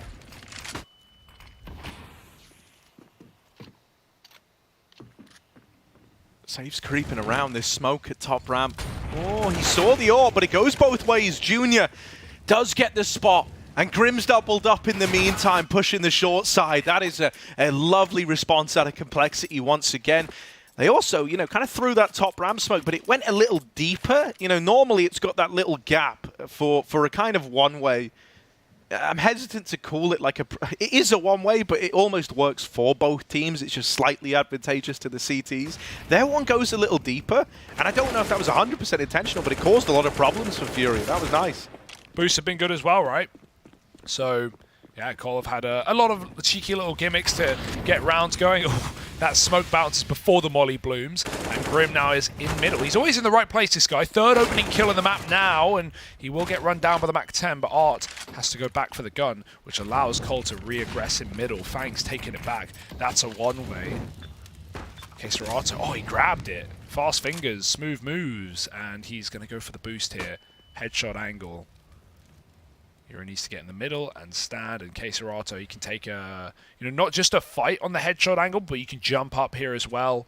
That default player crouch is going to see Queserato on the jump. So this is nice for Floppy, very reserved, not willing to give away the kill. No, I mean, this is literally the spot to counter this play. Yeah. So he's in pole position right now, is Floppy. And he needs to be. He is solely responsible for the B site, which is almost a little bit surprising considering Fang is coming in on this big ramp. But he's about to get the info. Guys, there's no one at ramp, and that really only leaves one avenue left. Queserato's managed to slip the net. Floppy just a tiny bit too wide, was hoping he would cross to Tetris. So with that not happening, Queserato's in the blind spot right now. This is awkward though, no flash. They've got to fight their way through Queserato craters as Floppy shoots him, falling through the sky. Junior, doesn't need to fire off. It's Fang instead to end it on the flank. And Cole, yeah, I'm liking the aggression. It has proven to be the solution to Furia's T-side right now. They've been all over it in every position. So Furia not getting a chance to relax, really. And that was like, that push from Fang was down ladder after Art, got the mid kill and ran back to reset. So yeah, when you see a play get out in a position, then it's suddenly clear, you can often read that they've reset, they've gone back to group with their team, and yeah, Fang finds a perfect gap there. Floppy goes for a BP, gotta be careful. Grim knife out, they're chasing him down. The Tech 9, it giveth and it taketh away. Run and gun doesn't work. Junior gets a double on B, and it's turning into a complete brawl in middle. Fang follows up with two of his own, and Safe has grabbed the AWP. Don't give him a chance. Don't give him a chance! A second kill and a chance to win this clutch to keep Furia in this game. Molly, he's going to move in, but he hits a tag, and now they know he's close. Follow-up shot into the face of JT, and Safe doesn't want to plant. He wants all the kills. Look at the balls on this guy, hunting the frag. Fang has heard it. Safe goes back. Fang walks in, and Safe wins the clutch solo. That is unreal. Safe! Incredible, all alone at 1 versus 4, and that AWP that he's able to gain, look at what he does with it. That was after Junior got 2 kills with the AWP. Oh, that is so so clean. Dude, this guy's unstoppable, acing in round 2 with a Galil. Oh man. And now that. It's just going to hurt so much. You know, the best laid of plans have just been torn out from under you by just one guy. One guy who's 18-7, by the way. What a beast. What a beast. He even faked the footstep. The reason Fang peeks there is Safe, like, runs back for 2 steps and then stops. And Fang's like, oh, he's going for the plant? Nope. Safe doesn't play the objective. His objective is destruction. Alright, more aggro.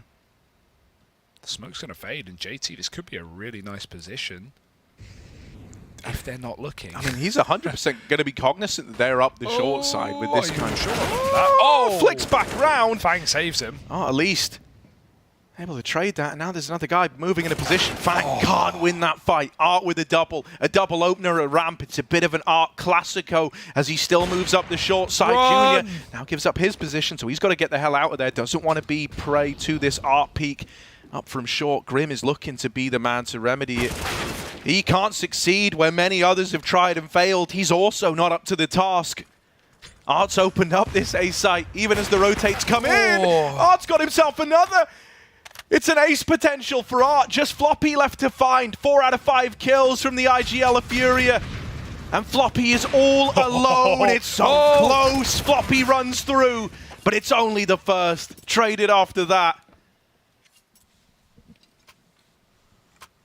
Dear, oh dear. Sick round out of Art, though. We love to see it.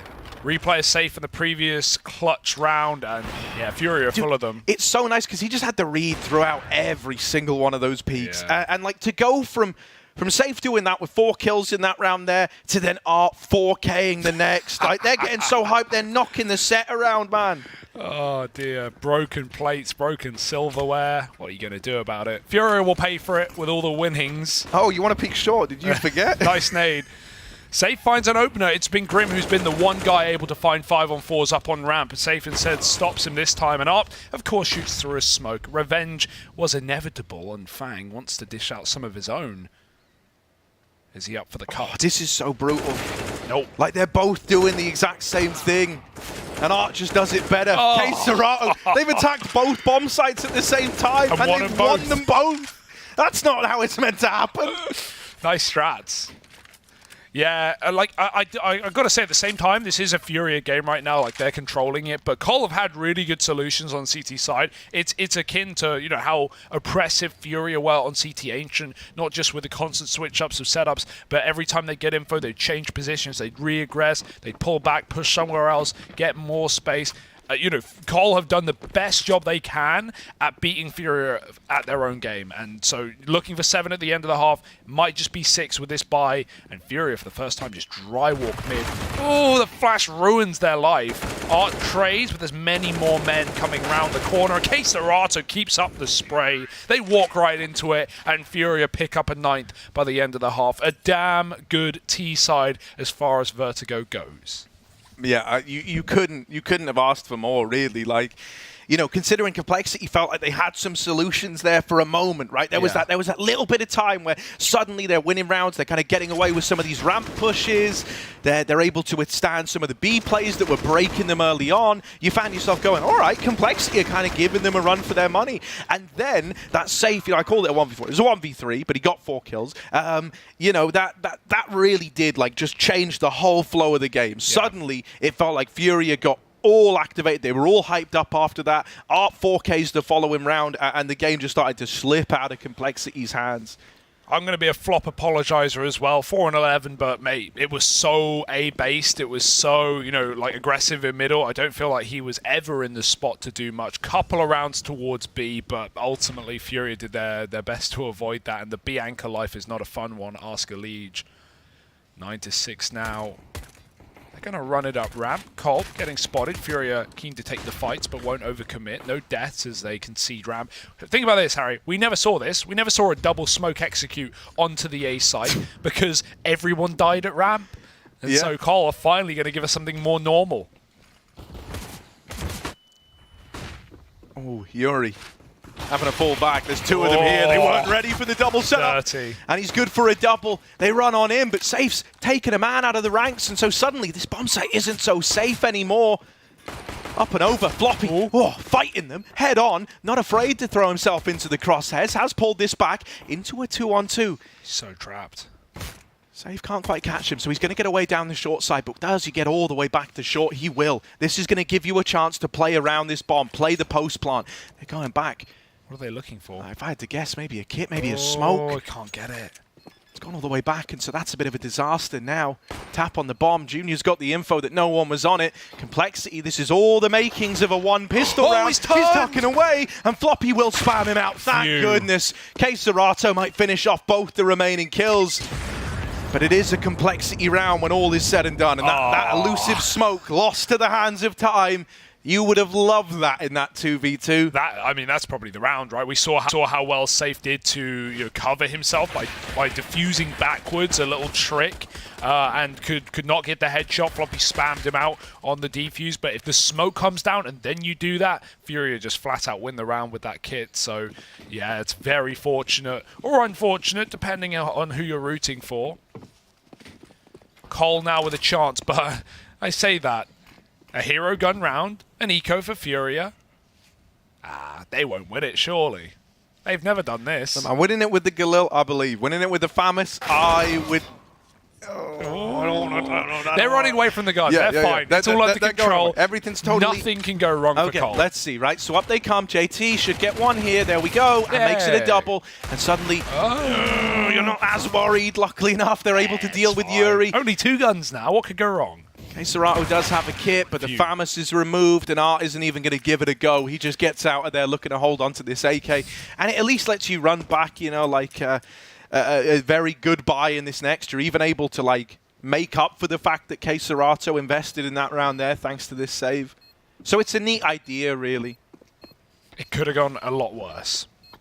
It could have gone very badly for Cole, especially with that opening kill. But I like they just decide to evade as soon as they see Cesarato. Nope, not going anywhere near a rifle on a round like this. You know, even if Fury have bought, there's probably max 2 rifles in play. So just get out of there. 8 rounds for Cole. This is a competitive map, far more so than Ancient, which did just feel like they were trying to put a plaster on a missing limb, right? An 11-4 first half, a forced by war lost after taking pistol, and it just kind of crumbled down, didn't it? Fury up. They're going to have to work for this dub on their pick. But work they shall. A buy up here in the third, like you said, with a safe gun. Easy pickings. Short A smoke. And do they have the same nade? Fang looks like he wants to get his revenge. It fell short. Yeah. You know. And Art's still here. Kind of a bit of a rip on that one there. It literally would have been perfect. But now Art's allowed to take this close position at ramp. And I mean, dude, look, Complexity are like locked out of ramp room. And the round's only just started. They might have to lean B once they learn about Art here. You're kind of not really left with many options, and so they've at least got openers safe on this rotate, trying to lock them out of the B site. All alone right now, but it's not a problem for this guy. Not with some of the rounds we've seen him deliver today. He's on to a second. He's bought time for these rotations to come in, and it's not a free bomb site anymore. Still going to be hard-pressed to get this plant down. They're probably going to give you the respect to do that, and then look to overwhelm you in the 3-on-2. They hear the plant. They know it's coming in. Oh, makes it to the generator. The rest of the team behind him, they're going to use him like the tip of the spear. And oh, what a tip it is. Art deals with Junior. It's all left onto Grim. Tucked in the clutch. A 1v3 turned 1v1 as Grim is delivering the goods, but he's getting run down. He's getting pushed.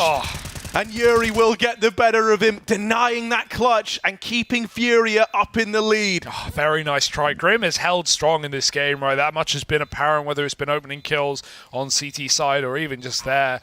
Almost gets it over the line, but Furia, first rifle round of the half, and they are sitting pretty with 10 now. It's an expensive round, right? When you're on CT and you haven't built up that economy yet. It's certainly going to keep these buys coming, but no one's comfortable yet. This half can flip-flop still in the early stage. No orbs either.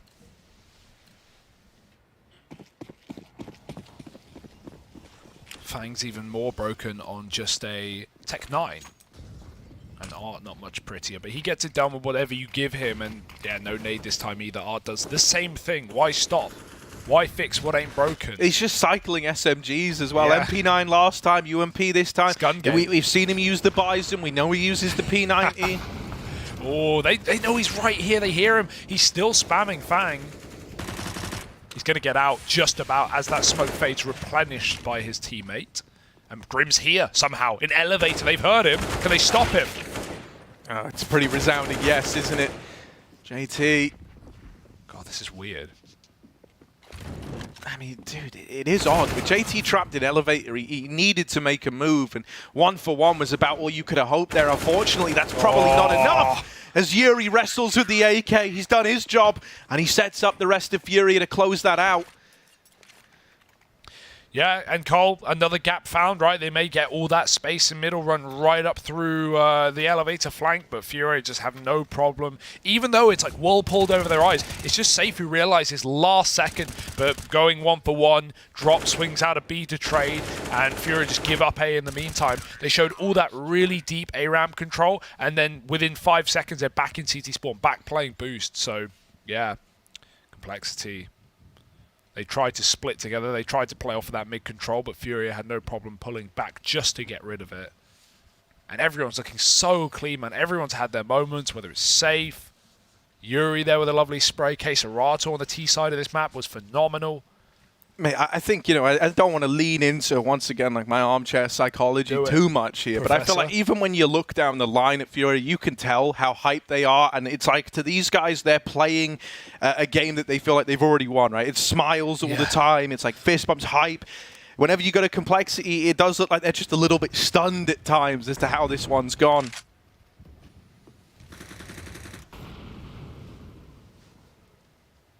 I mean, there's nothing worse than hearing the guys that are beating you next to you, you know, laughing, having a great time. You're sat there just dead silent, moving into an eco round as well. Like, these just suck for everyone involved. Not Furia. They're loving it.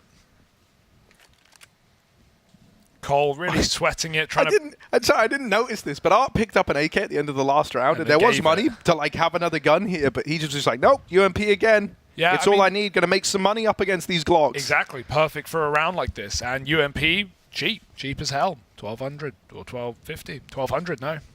Why'd I doubt myself? We've got one flash on JT.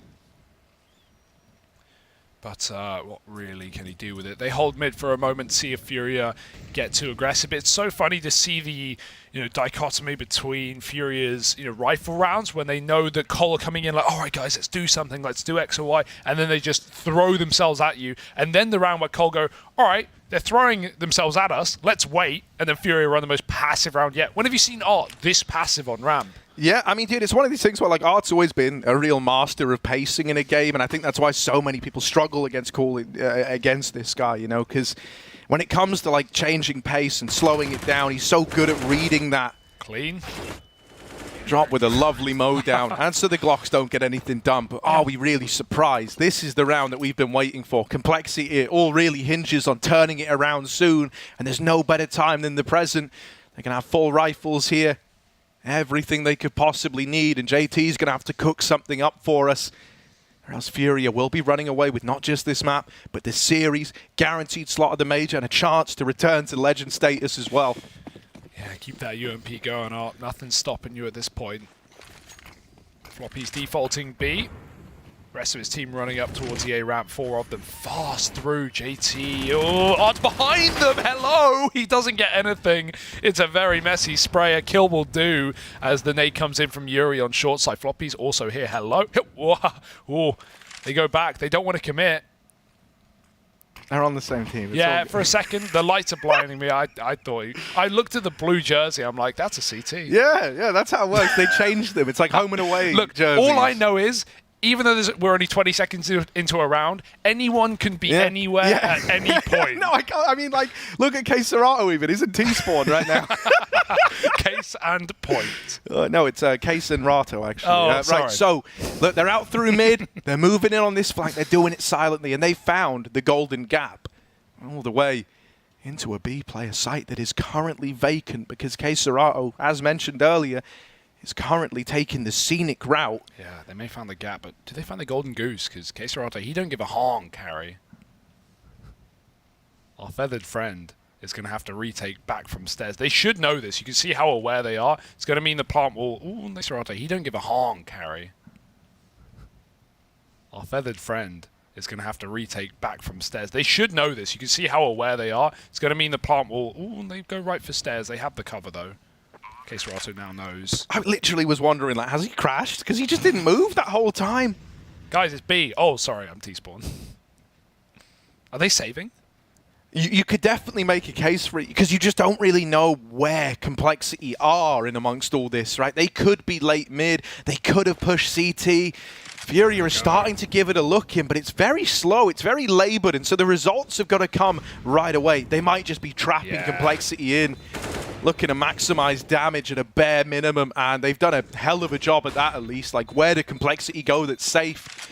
Over towards T-Ramp is going to... Oh, what's this? Oh, hello. Oh, my.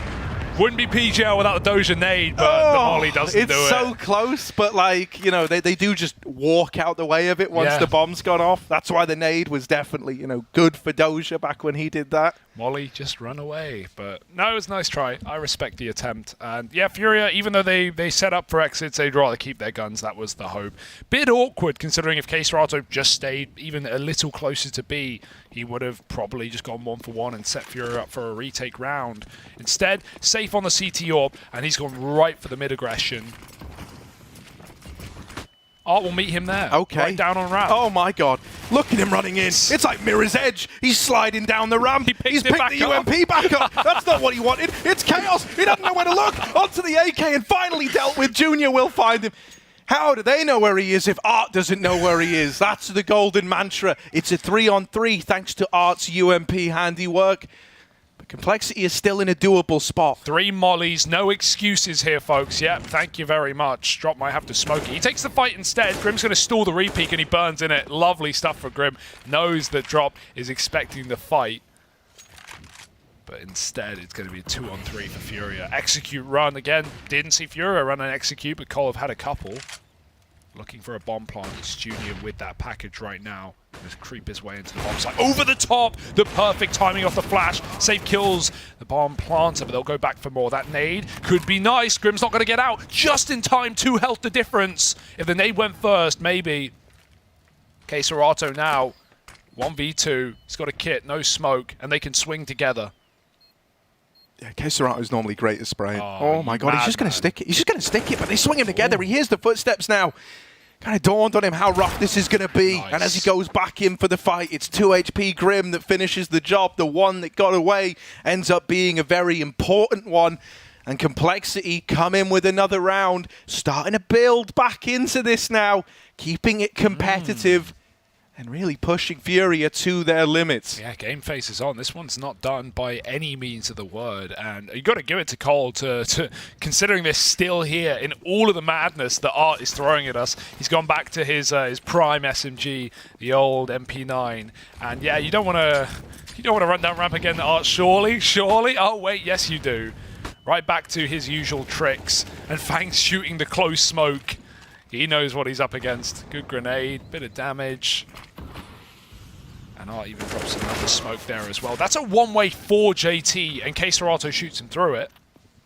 Man, Art's just such a unique player. It's like he heard the idiom, you know, it's a marathon, not a sprint, and like he took that personally. And he was like, no, everything's a sprint if you try hard enough, man.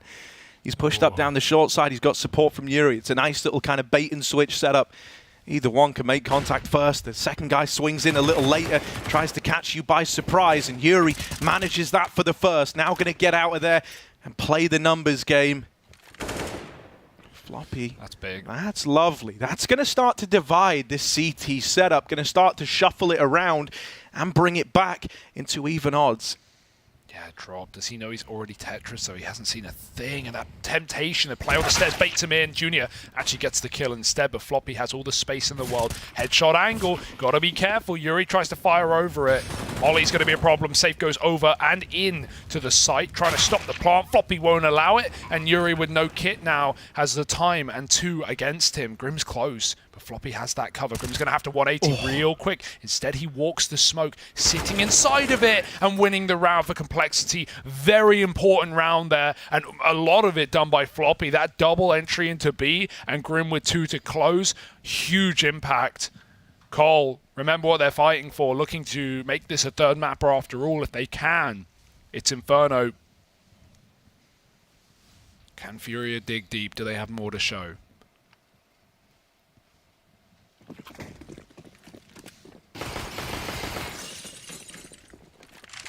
It's an eco, but of course art bought. When you buy an SMG armor, you can buy every round. Yeah, that is one of the benefits of it. I've heard that, actually. And can you guess where he's playing with it? Is it bottom A ramp in 10 seconds? And Fang's holding it. You get what you get. Like, look at how you have to play, though. Like, when you're up, like, I'll just hold bridge. Yeah, the round's only been live for, like, 20 seconds, but, you know, he could be here. Maybe get a ladder. Who knows where he could have gotten to at this point? Insanity. It's all madness, isn't it? Right, Complexity. They gave the B site a look in. They saw 3 bodies. They didn't like it. So they're going to start to regroup with Fang. Maybe look to get into ramp. But look at how nervous they are, scared. Like, this is right next door to T-Spawn. And they're so worried about it. And with good reason. Art is here. It's a good spot. It's so deceptive because it's like as they go in, they're going to think, okay, Art maybe gave us the respect. Maybe this guy has given us some room. For once in his life, he showed respect in the server, but it couldn't be further from the truth. Oh, close! What? And it's a double from the MP9. Now guns can be retrieved. Complexity start to lean back into a B play. It's the only option they've got. But Furia, double timing their way over, are already pulling players in for the hold. Yeah, Floppy, he saved the round last time on B. He's got to do it again. Needs clinical shooting. Junior's helped out. He is causing commotion in middle, but now he's given a gun over. He's arming his opponents. Floppy can't cover. Oh, it's a nice shot. Now they move in through the smoke. Floppy wasn't ready, but Grim was. 2 on 2. Floppy's low, but 2 guns given to Furia. Can they put them to use? That was the guy who started this whole thing off, the one who made Furia competitive in a round they have no business winning.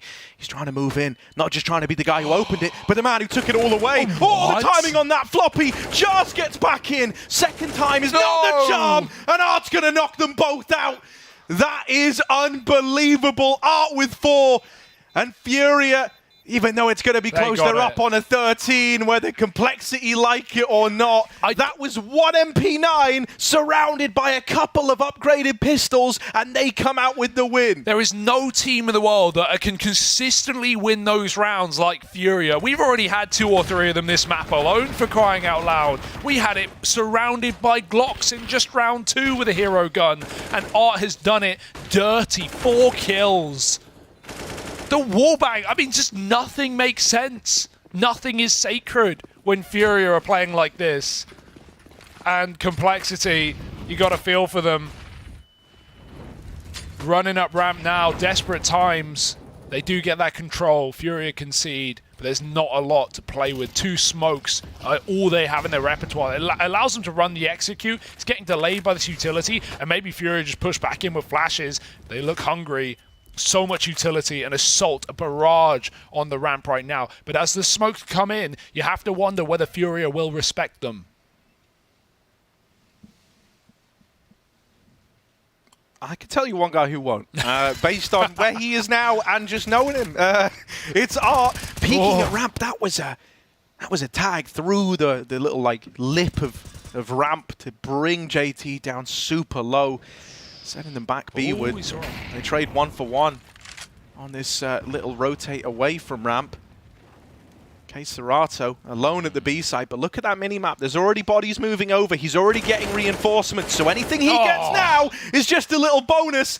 The double kill, the bomb dropped at his feet. Serato has teed Furia up for the round, and he's still looking for even more. This was the money for Cole. They are going to be dripping dry if Furia can convert. The spam is even more. One on Junior. Don't fall off. Don't get hit by the flash. You got to watch out. Bloody hell. Oh, Backpack got seen there. Smoke fades. Junior wins a fight, but Drop does trade, and Safe is still close. They know about it, but they can't do anything about it. 14 for Furia. Safe is 27 and 16, and they have got Cole on eco right where they want them.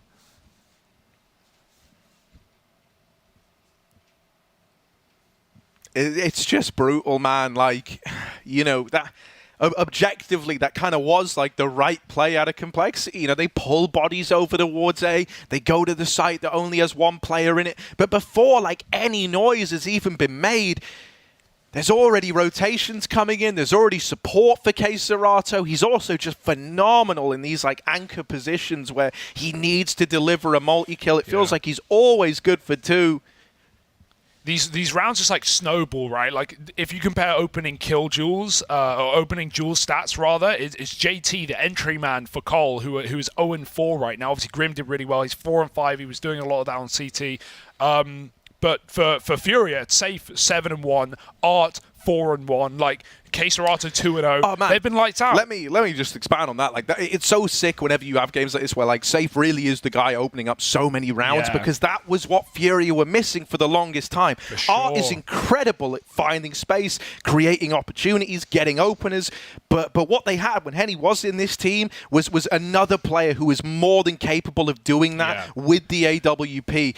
And when all that responsibility fell onto Art, that was kind of when this team looked their weakest, right? Everyone else that they tried to fill that void with, even Junior, could not replicate that aggro-AWPing style, and that's what you have in abundance out of Safe. And even though it's working in this game for the most part, like we look at Art's style and it is just crazy. There's just no better word for it. Like it is objectively mad. And so obviously plays like that sometimes don't work. Sometimes you get left looking like a fool, but you know, when you have Safe behind you, this is even what Art was talking about in this interview yesterday with Mao. It's like when you have Safe behind you, you feel more at home taking those mad risks because you don't feel like you're losing the round on your opening fight. But if you win it, most of the time Furia are winning the round on their opening fight. So it's kind of crazy the confidence and the pressure that's been lifted off of Art's shoulders having this powerful AWPer, and we're seeing the result of it, especially in a game like this where Furia feel like favorites, know they're favorites, and Art has just been let off the leash in this game. 14-11, it's a full eco. Cole got to play for overtime, and Furia are playing for the throat. Yeah, man. I mean, Art really is just like a mad genius. And it's one of these things where, like, you know, even looking back historically, bro, in ancient Rome, there were people who made machines out of steam, you know, like, and they were on the verge of steam power. And everyone higher up just kind of looked at him and were like, what are you even playing at? Like, what is this? This isn't fine. This isn't allowed. Yeah. This is wild. This is not okay.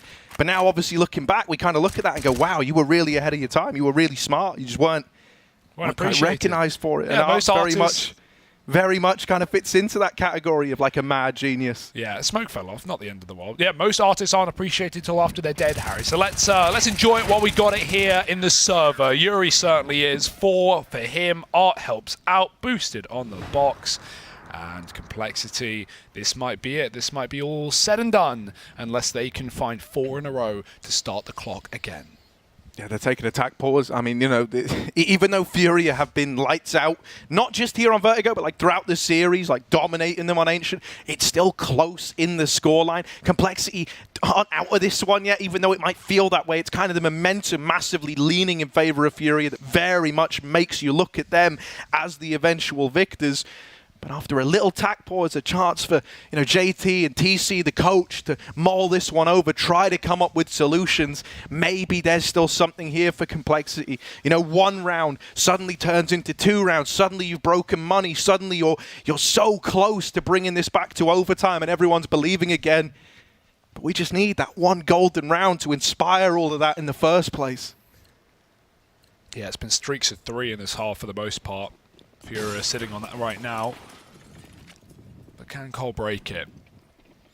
Back to A with 3. Furia, they've got almost everyone here. Now, the smoke is nice. It lets Cole get up short quick, but you know who else is here? It's Art hanging around the ramp side. Yuri looks like he wants to go through the smoke, but Fangwell instead, it's traded, blinded from Yuri, but he still gets out with the goods. 4 on 4. Do Furia want to throw in the towel here? Doesn't look like it. They're hanging around behind the smokes. They're fighting for the round and for the map, and this might be Furia looking to lock in an Antwerp spot and even the chance to fight for Legends stage as well. For Cole, no elimination on the line, right? They're 2-0 here right now. They've still got plenty of chances, but this is the best one you're going to get, and Furia are ready to close. Yeah, coldzera, always a nuisance to be, always so good at being that fail-safe. If the rotate comes in, coldzera is your man to hold the line, and with 1 to his name already, he's looking to lock it in. He's looking to lock Furia into the major, and he's wrapped him from Tetris at a bare minimum. Furia look to attend, right? They look to make challenges, but they want even more than that. They now have a chance to play versus MIBR, to return to being Legends all over again. And I mean, look at how much it means to them. It's a clean 2-0. Damn good game out of Safe. I almost went explicit with it. Damn good game as well. And dude, like a masterful calling from Art. Just unbelievable scenes across the board, really. Yeah, you got to give it to Furia. What a time to be a South American CS fan, specifically a Brazilian CS fan, right? Like, you know, there's so many teams doing so well at this tournament. MIBR definitely won. You know, we saw what it meant to exit earlier in that previous interview, and now Furia get a chance to play against them as well. You know, MIBR may have had a tough task taking down Imperial. Well, that task is only tougher now with Furia waiting there as well. 3-0 inside of the group. In the Challenger stage, probably in the Legend stage as well if things go to plan. And man, the plan for Furia is mental. Yeah, dude, I mean, like, there's just so much to even try and talk about, like, when you're breaking this one down. I imagine the analysts are going to have a field day with it, but, I mean, it was a great showing from Complexity of, like, trying to go through the motions of countering the wild style that Furia bring, but I do think at the end of the day, with so much on the line, Furia, it felt like they really upped their level. Complexity looked a little stunned after Ancient was so one-sided. They came into Vertigo, they gave it a damn good try, a damn good run, but ultimately, you know, Art with his hyper-aggressive ramp pushes, Safe getting openers and clutches left and right, coldzera's anchoring. There just weren't gaps to be found. Yeah, well, we've got a couple of boys over on the desk right now to throw it over to see what the hell they made of that game plan from Furia. What's up, boys? Thank you very much, Hugo and Harry. We've seen it now. Both teams that qualified today are coming out of South America, both Brazilian sides as well. Blair, Prof, Complexity this time around. They weren't able to show us their full strength, that's for sure. But you had Drop going at it in one game. You had Safe going at it in this game here on Vertigo. We know what Art can do. We know how annoying it can be to play against. But it just seemed like Furia were just one step ahead. And again, they're just not dropping many rounds, right? They're looking very convincing. They're looking very convincing, and it is a classic Furia style, right? Which seems to always work out for them. I kind of feel like it was a map of Vertigo. Art literally just went, Art, go kill. Like, just rushes it. Listen, he was getting away with some illegal shiz right here. He was literally getting away with murder, not getting punished at all. And it was so, like, if you're a Complexity fan or anyone playing against Art, it must be so frustrating. And then on top of that, you have Safe. Second round, they lose a pistol. He gets a Galub, gets a casual ace. Yeah. Later on, 1 versus 4. Pistol gets the Opper. You give him an AWP. 1 versus 3 pulls it away from Complexity. So a better showing for Complexity here on Vertigo compared to Ancient. Yeah. But you just can't stop Furia when they're playing like this. It's especially for Complexity, obviously the underdogs coming into this, losing so many force buys, both on Ancient as well, on the CT, on the T side early on, Furia won a force buy, then on Vertigo as well. You give away too much momentum to a team like Furia that has been rolling this event, and they rolled like into the 3-0, getting the spot, doing what they came here to do essentially. But yeah, an amazing game. The Vertigo game was pretty interesting, and Art, like the things that he was pulling off, like it's unfair that he gets paid to do this. Like this is what you do in your matchmaking game when you're playing with your friends or kind of low, so you just do whatever you want. That's how it feels. It's even more insane because listen, I was playing a matchmaking game yesterday with Launders, and I think it was was it Harry? Was it Harry? And there were a couple of guys, and they had a Steam group name saying Nova Gang, and they're running around with a Nova throughout the entire game, and they were fragging. But even they wouldn't be doing some of the stuff Art was doing in the server. But Safe was fantastic, man. Like, this is a guy coming into this team. We didn't know if it really found himself, but recently he's looking legitimate, looking fantastic. His feels so much more comfortable on the team. He's been given so much of freedom as well, and showing why he's been picked up by Furia. Yeah. Now, we've got to talk about complexity a bit, though, right? Because first map, we look at Ancient, we're thinking, okay, it's going to be positive signs for these guys. You said of it, one of the only teams that you would say, like, yeah, they can pick into Ancient and go for it. But Furia, they got off so strong with it all, right? There was really no chance. It felt like complexity just wasn't kind of in that game at all. Yeah, like if you look at Ancient, it is a map where I really do enjoy Complexity's T side on that. I think JD has a lot of ideas. The CD side is where I actually have issues with it, right? Yeah. They don't seem to be very comfortable. They always want to make things happen all the time, which can sometimes catch them off guard. But that T side, it just kind of got completely asphyxiated, just choked by Furia. They didn't really have any space to work with, consistent aggression coming out, and unfortunately JT, like, he didn't really have that space to execute what he really wanted to do, right? You had 3 players peeking like multiple angles at the same time. It's hard against Furia, man. Yeah, I mean, and they obviously like the map complexity, but the results haven't been that great. Like, you can see that they have stuff on it. They can play against European teams kind of close. Probably against North American opposition, they demolish half of them, most of them. Yeah. But against Furia, it's a different ballgame, right? Furia are really a team at this event in a class of their own. Yeah, and it feels like they've been kind of lulled into this false sense of security when it comes to this map, as you said, right? They have these very close games. I'm taking a look here, you know, against Astralis 16-14, a team who were very, very comfortable on Ancient. Yeah. They had a 16-13 loss in Na'Vi as well. So they're like, look, it's a map that we have close matches against some of the best teams in the world. We can keep picking it. But unfortunately, it feels like it's getting a little too predictable right now. If Ancient is floated, you kind of know they will be picking that map. So it looked like Furia, they had a game plan there. Yeah, they're certainly ready for it, and they took full advantage of it. Vertigo, we know how that one goes for sure. But this is kind of what you guys expected, right? But are you kind of lost a little bit here that Complexity weren't able to at least pick up a map, you know, make it a bit more competitive?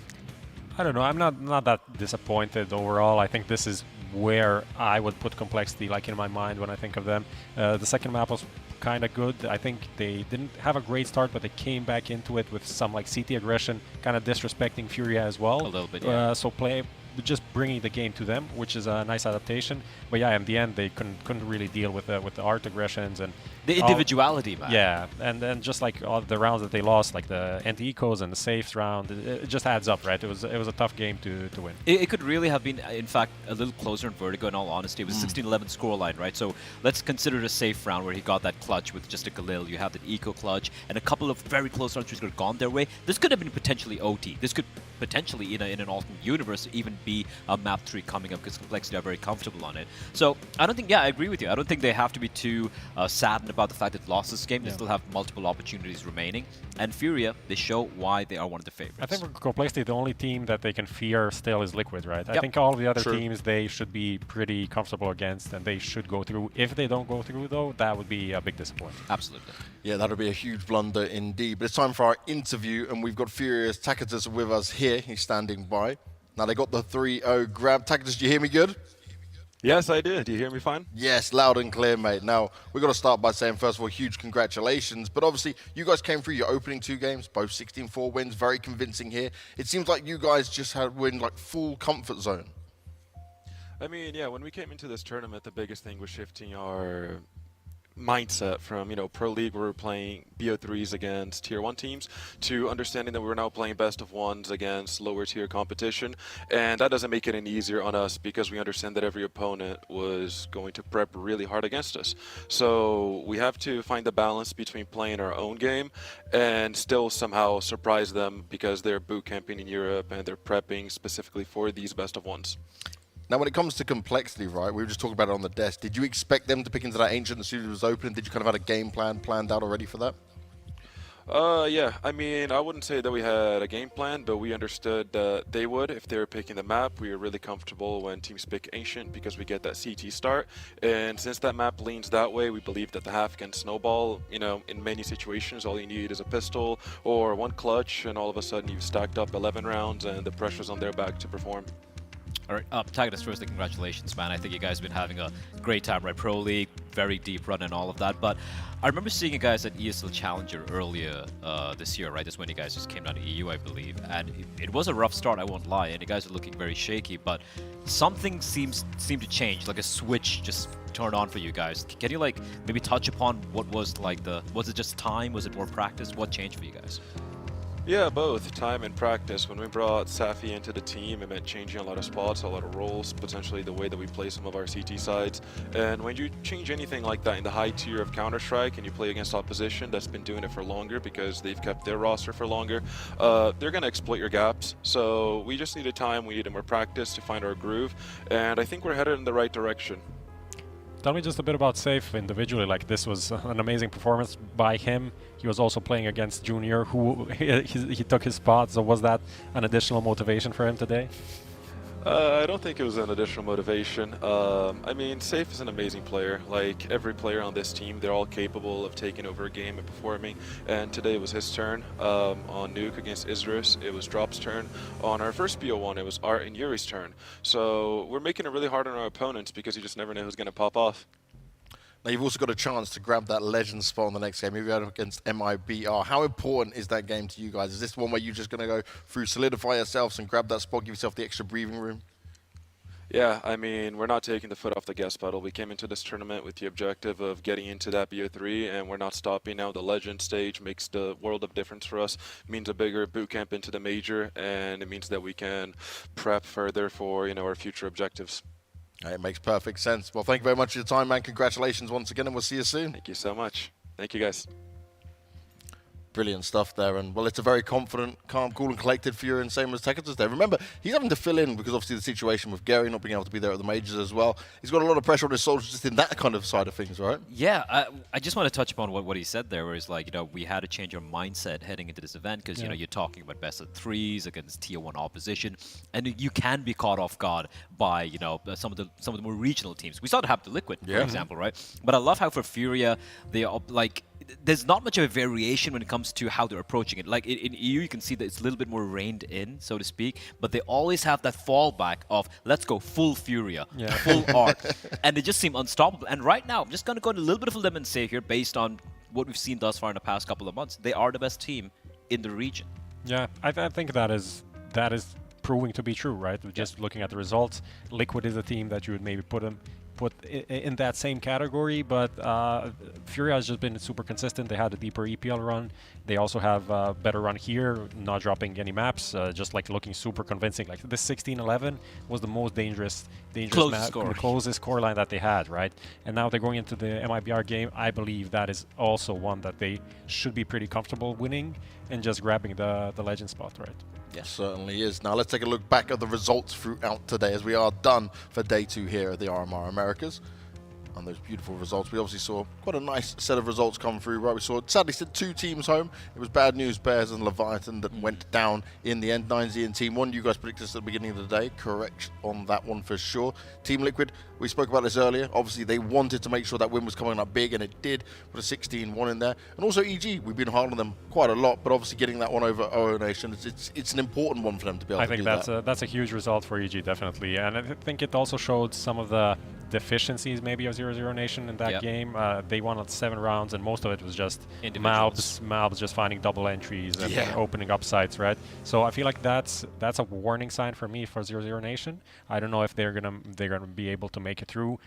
EG and definitely in a much better spot now, but all of these teams that are 2-1 now, they want to win this game because if they go into 2-2, so out of all of the teams that remain, only one is going to go through because of all of the bracket stuff. So only the top 6 advancing. I gotta say, like, the 2 kind of surprises for me would be Sao Caetano and Party Astronauts being 2-1 right now, and the 2 big disappointments. We already mentioned 9Z earlier. They're a team who we've seen perform pretty decent against better opposition. They've been struggling a little bit.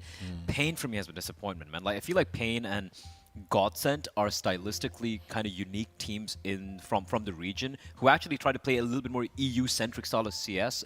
Unfortunately, we don't have Godsent over here, and Pain, structurally and individually, they're a very sound team. Sure, they lost Safe, but the replacement in the form of Nithon, he's solid as well. Very good. So the fact that they're right now 1 and 2 for me is, while they have Sao Caetano in 2-1, again, nothing against those guys, but I feel like Pain should be in that position. So some upsets and some disappointments. Now we're going to wait a little bit of time because we're going to work all the calculations out, get our new matchups for tomorrow and see how things are going to go down. But some ones I want to talk about in more detail, right? Imperial, still, they're up 2-1. Good chance where they can make it. But do you think they're going to have that chance now, given what you saw today? Did you expect more? Are you happy with what you saw? Because we've got to mention the first 2 opening best-of-1 games they had. Pretty easy in all accounts. Yeah, I think Imperial did kind of what was expected. Maybe they might be our game. I expected them to just use their experience to pull it over the line. MIBR stepped up. Congrats to them, right? Massive result for the younger team. I think it really depends on who they're gonna face. I think it is gonna be Liquid, but we'll see when the bracket draw comes out, and that puts them in a very awkward position. Yeah, because again, like, I mean, listen, the fact that they're 2-1 right now, even though they lost to MIBR, great showing on all of that. You have legends on that team and everything. But I look at that lineup, and I'm looking at Fair and FNX. Yes, they popped off. Against whom? You're talking about Sao Caetano and Case, right? Now, nothing against these guys, but they're not exactly the sort of competition that these... Those are not the matches that are going to get you to the major, right? You need to beat better teams than that to get to the major. And exactly. So popping off against just one or two maps is not exactly a big sample size to really work with. And then you have Bolts, and then you have Vinny. Again, Vinny was not really the star player in this Furia lineup, but he is pretty much the best player in this Imperial team. So now it's only going to get harder. It's going to be best of threes. And like you said, against Liquid, the way they seem pissed off right now, the way they're playing. It's just not going to be easy, man. Yeah, Liquid really stepped up after the initial loss. Was it 16-1, 16-3, something like that? Yeah. Just clean wins that... it's not even... there's nothing to watch there. It's just like in and out, done with the day. Let's get back on track. Well, let's not just get back on track. Let's see these matchups for tomorrow. Let's see how it's all going to go down. So what we're getting... we're getting Liquid EG. Okay. So Imperial getting Party Astronauts, that's great for them. Yes. Definitely. You know what? I think Partner Astronauts have that upset potential, man. Yeah. They look good as a team. The individuals are looking pretty solid as well. That should be a close affair in all honesty. Complexity, though, that's an easy time against Sao Caetano. It should be an easy time. Yeah, that's definitely their chance to close it out. And then the Team Liquid EG game. Oh my, boys. Stu versus Liquid. Listen, that's spicy. Yeah, that's an amazing match, definitely. I mean, amazing in a way that at the same time, I don't see how Liquid loses this one. This would be like an overwhelming favorite situation for Liquid. But these are also some of these games where the veterancy of EG and the kind of the uplift that they had in these couple of games might I'm going to say this. I'm going to say this, right? I was being really harsh on EG. I've just been not predicting them. And I was going to say, after what I saw today, okay, look, maybe I'll go back them. Sadly, against Team Liquid, I can't do that. See, here's the thing, though, right? EG, 3 major winners. Liquid 0. 1. Shocks. Yeah, there we it's go. There you go. It's not even North American. There we go. So I'm just saying, historically speaking. But jokes aside, Liquid should be the favorites. But I still feel it's a pretty cool storyline that they actually meet here. Yeah, some really rough elimination games down there as well. Was the 0-0 Nation facing 9Z? Take a look right is that the situation? Let's check production, bring that back up for us. Can they do us some magic and throw us back up with the schedule? Can we look at the schedule again? Go on, give me some more schedule It's time. actually behind you. Yeah, only the first 3 games though. Oh, yeah. I mean, maybe it showed behind us. Maybe. Yes, thank you very much, production. There we go. 0-0 Nation 9Z. That's like out of the lower part. Those are maybe the 2 most known teams to some degree, and then the Pain Team 1. So a lot of the exciting games. I gotta say, like the 9Z, we spoke about this as well. I feel like 9Z is the one team, if we amongst a few, who we expect to maybe potentially make the lower bracket, not lower bracket, but like run, make that run from close to being eliminated, right? So yeah, I have to really give the edge to 9Z here, even though OOO Nation, they have so much firepower. It's frustrating that they're not able to quite deliver. Pain Gaming, though, Matt, listen, I'm going to be super disappointed if they don't at least make it competitive. They're a team I've always enjoyed watching. Yeah, you've been quite happy about them, quite positive about them, Blair. Yeah, and they're just not delivering. It's like watching Asian Counter-Strike all over again. It just, losing half my hair. You know how to pick them. And then Easter KC Esports, not the most exciting game of the day, definitely. But I don't look. Whoever wins, I don't really see whichever team wins here. I don't see them making a top 6. Yeah. Because that's the difficult part, right? You need to win that game, then you need to win another game, then you need to win that whole another game, and then the game against whoever is left. The other game. So that's like 4 games against the other team. Yeah, absolutely. That's how it goes. You don't play against yourself. You play against the other team. But maybe sometimes you can play with also yourself play as well. against yourself. Yeah, you can play with yourself. Big brains. Smart words from Prof, man. Yeah. That's why he's the professor. Do you like playing with yourself, James? Always. Clip this. Clip it, ship it. Make it. Post it on Twitter. Prof quotes. Thank you. Prof quotes, thank you. We're doing another one. There you go. Hashtag Prof quotes. Blair, Prof, it has been another fantastic fun day. We'll be moving in today with some very exciting games, so thank you very much for your time.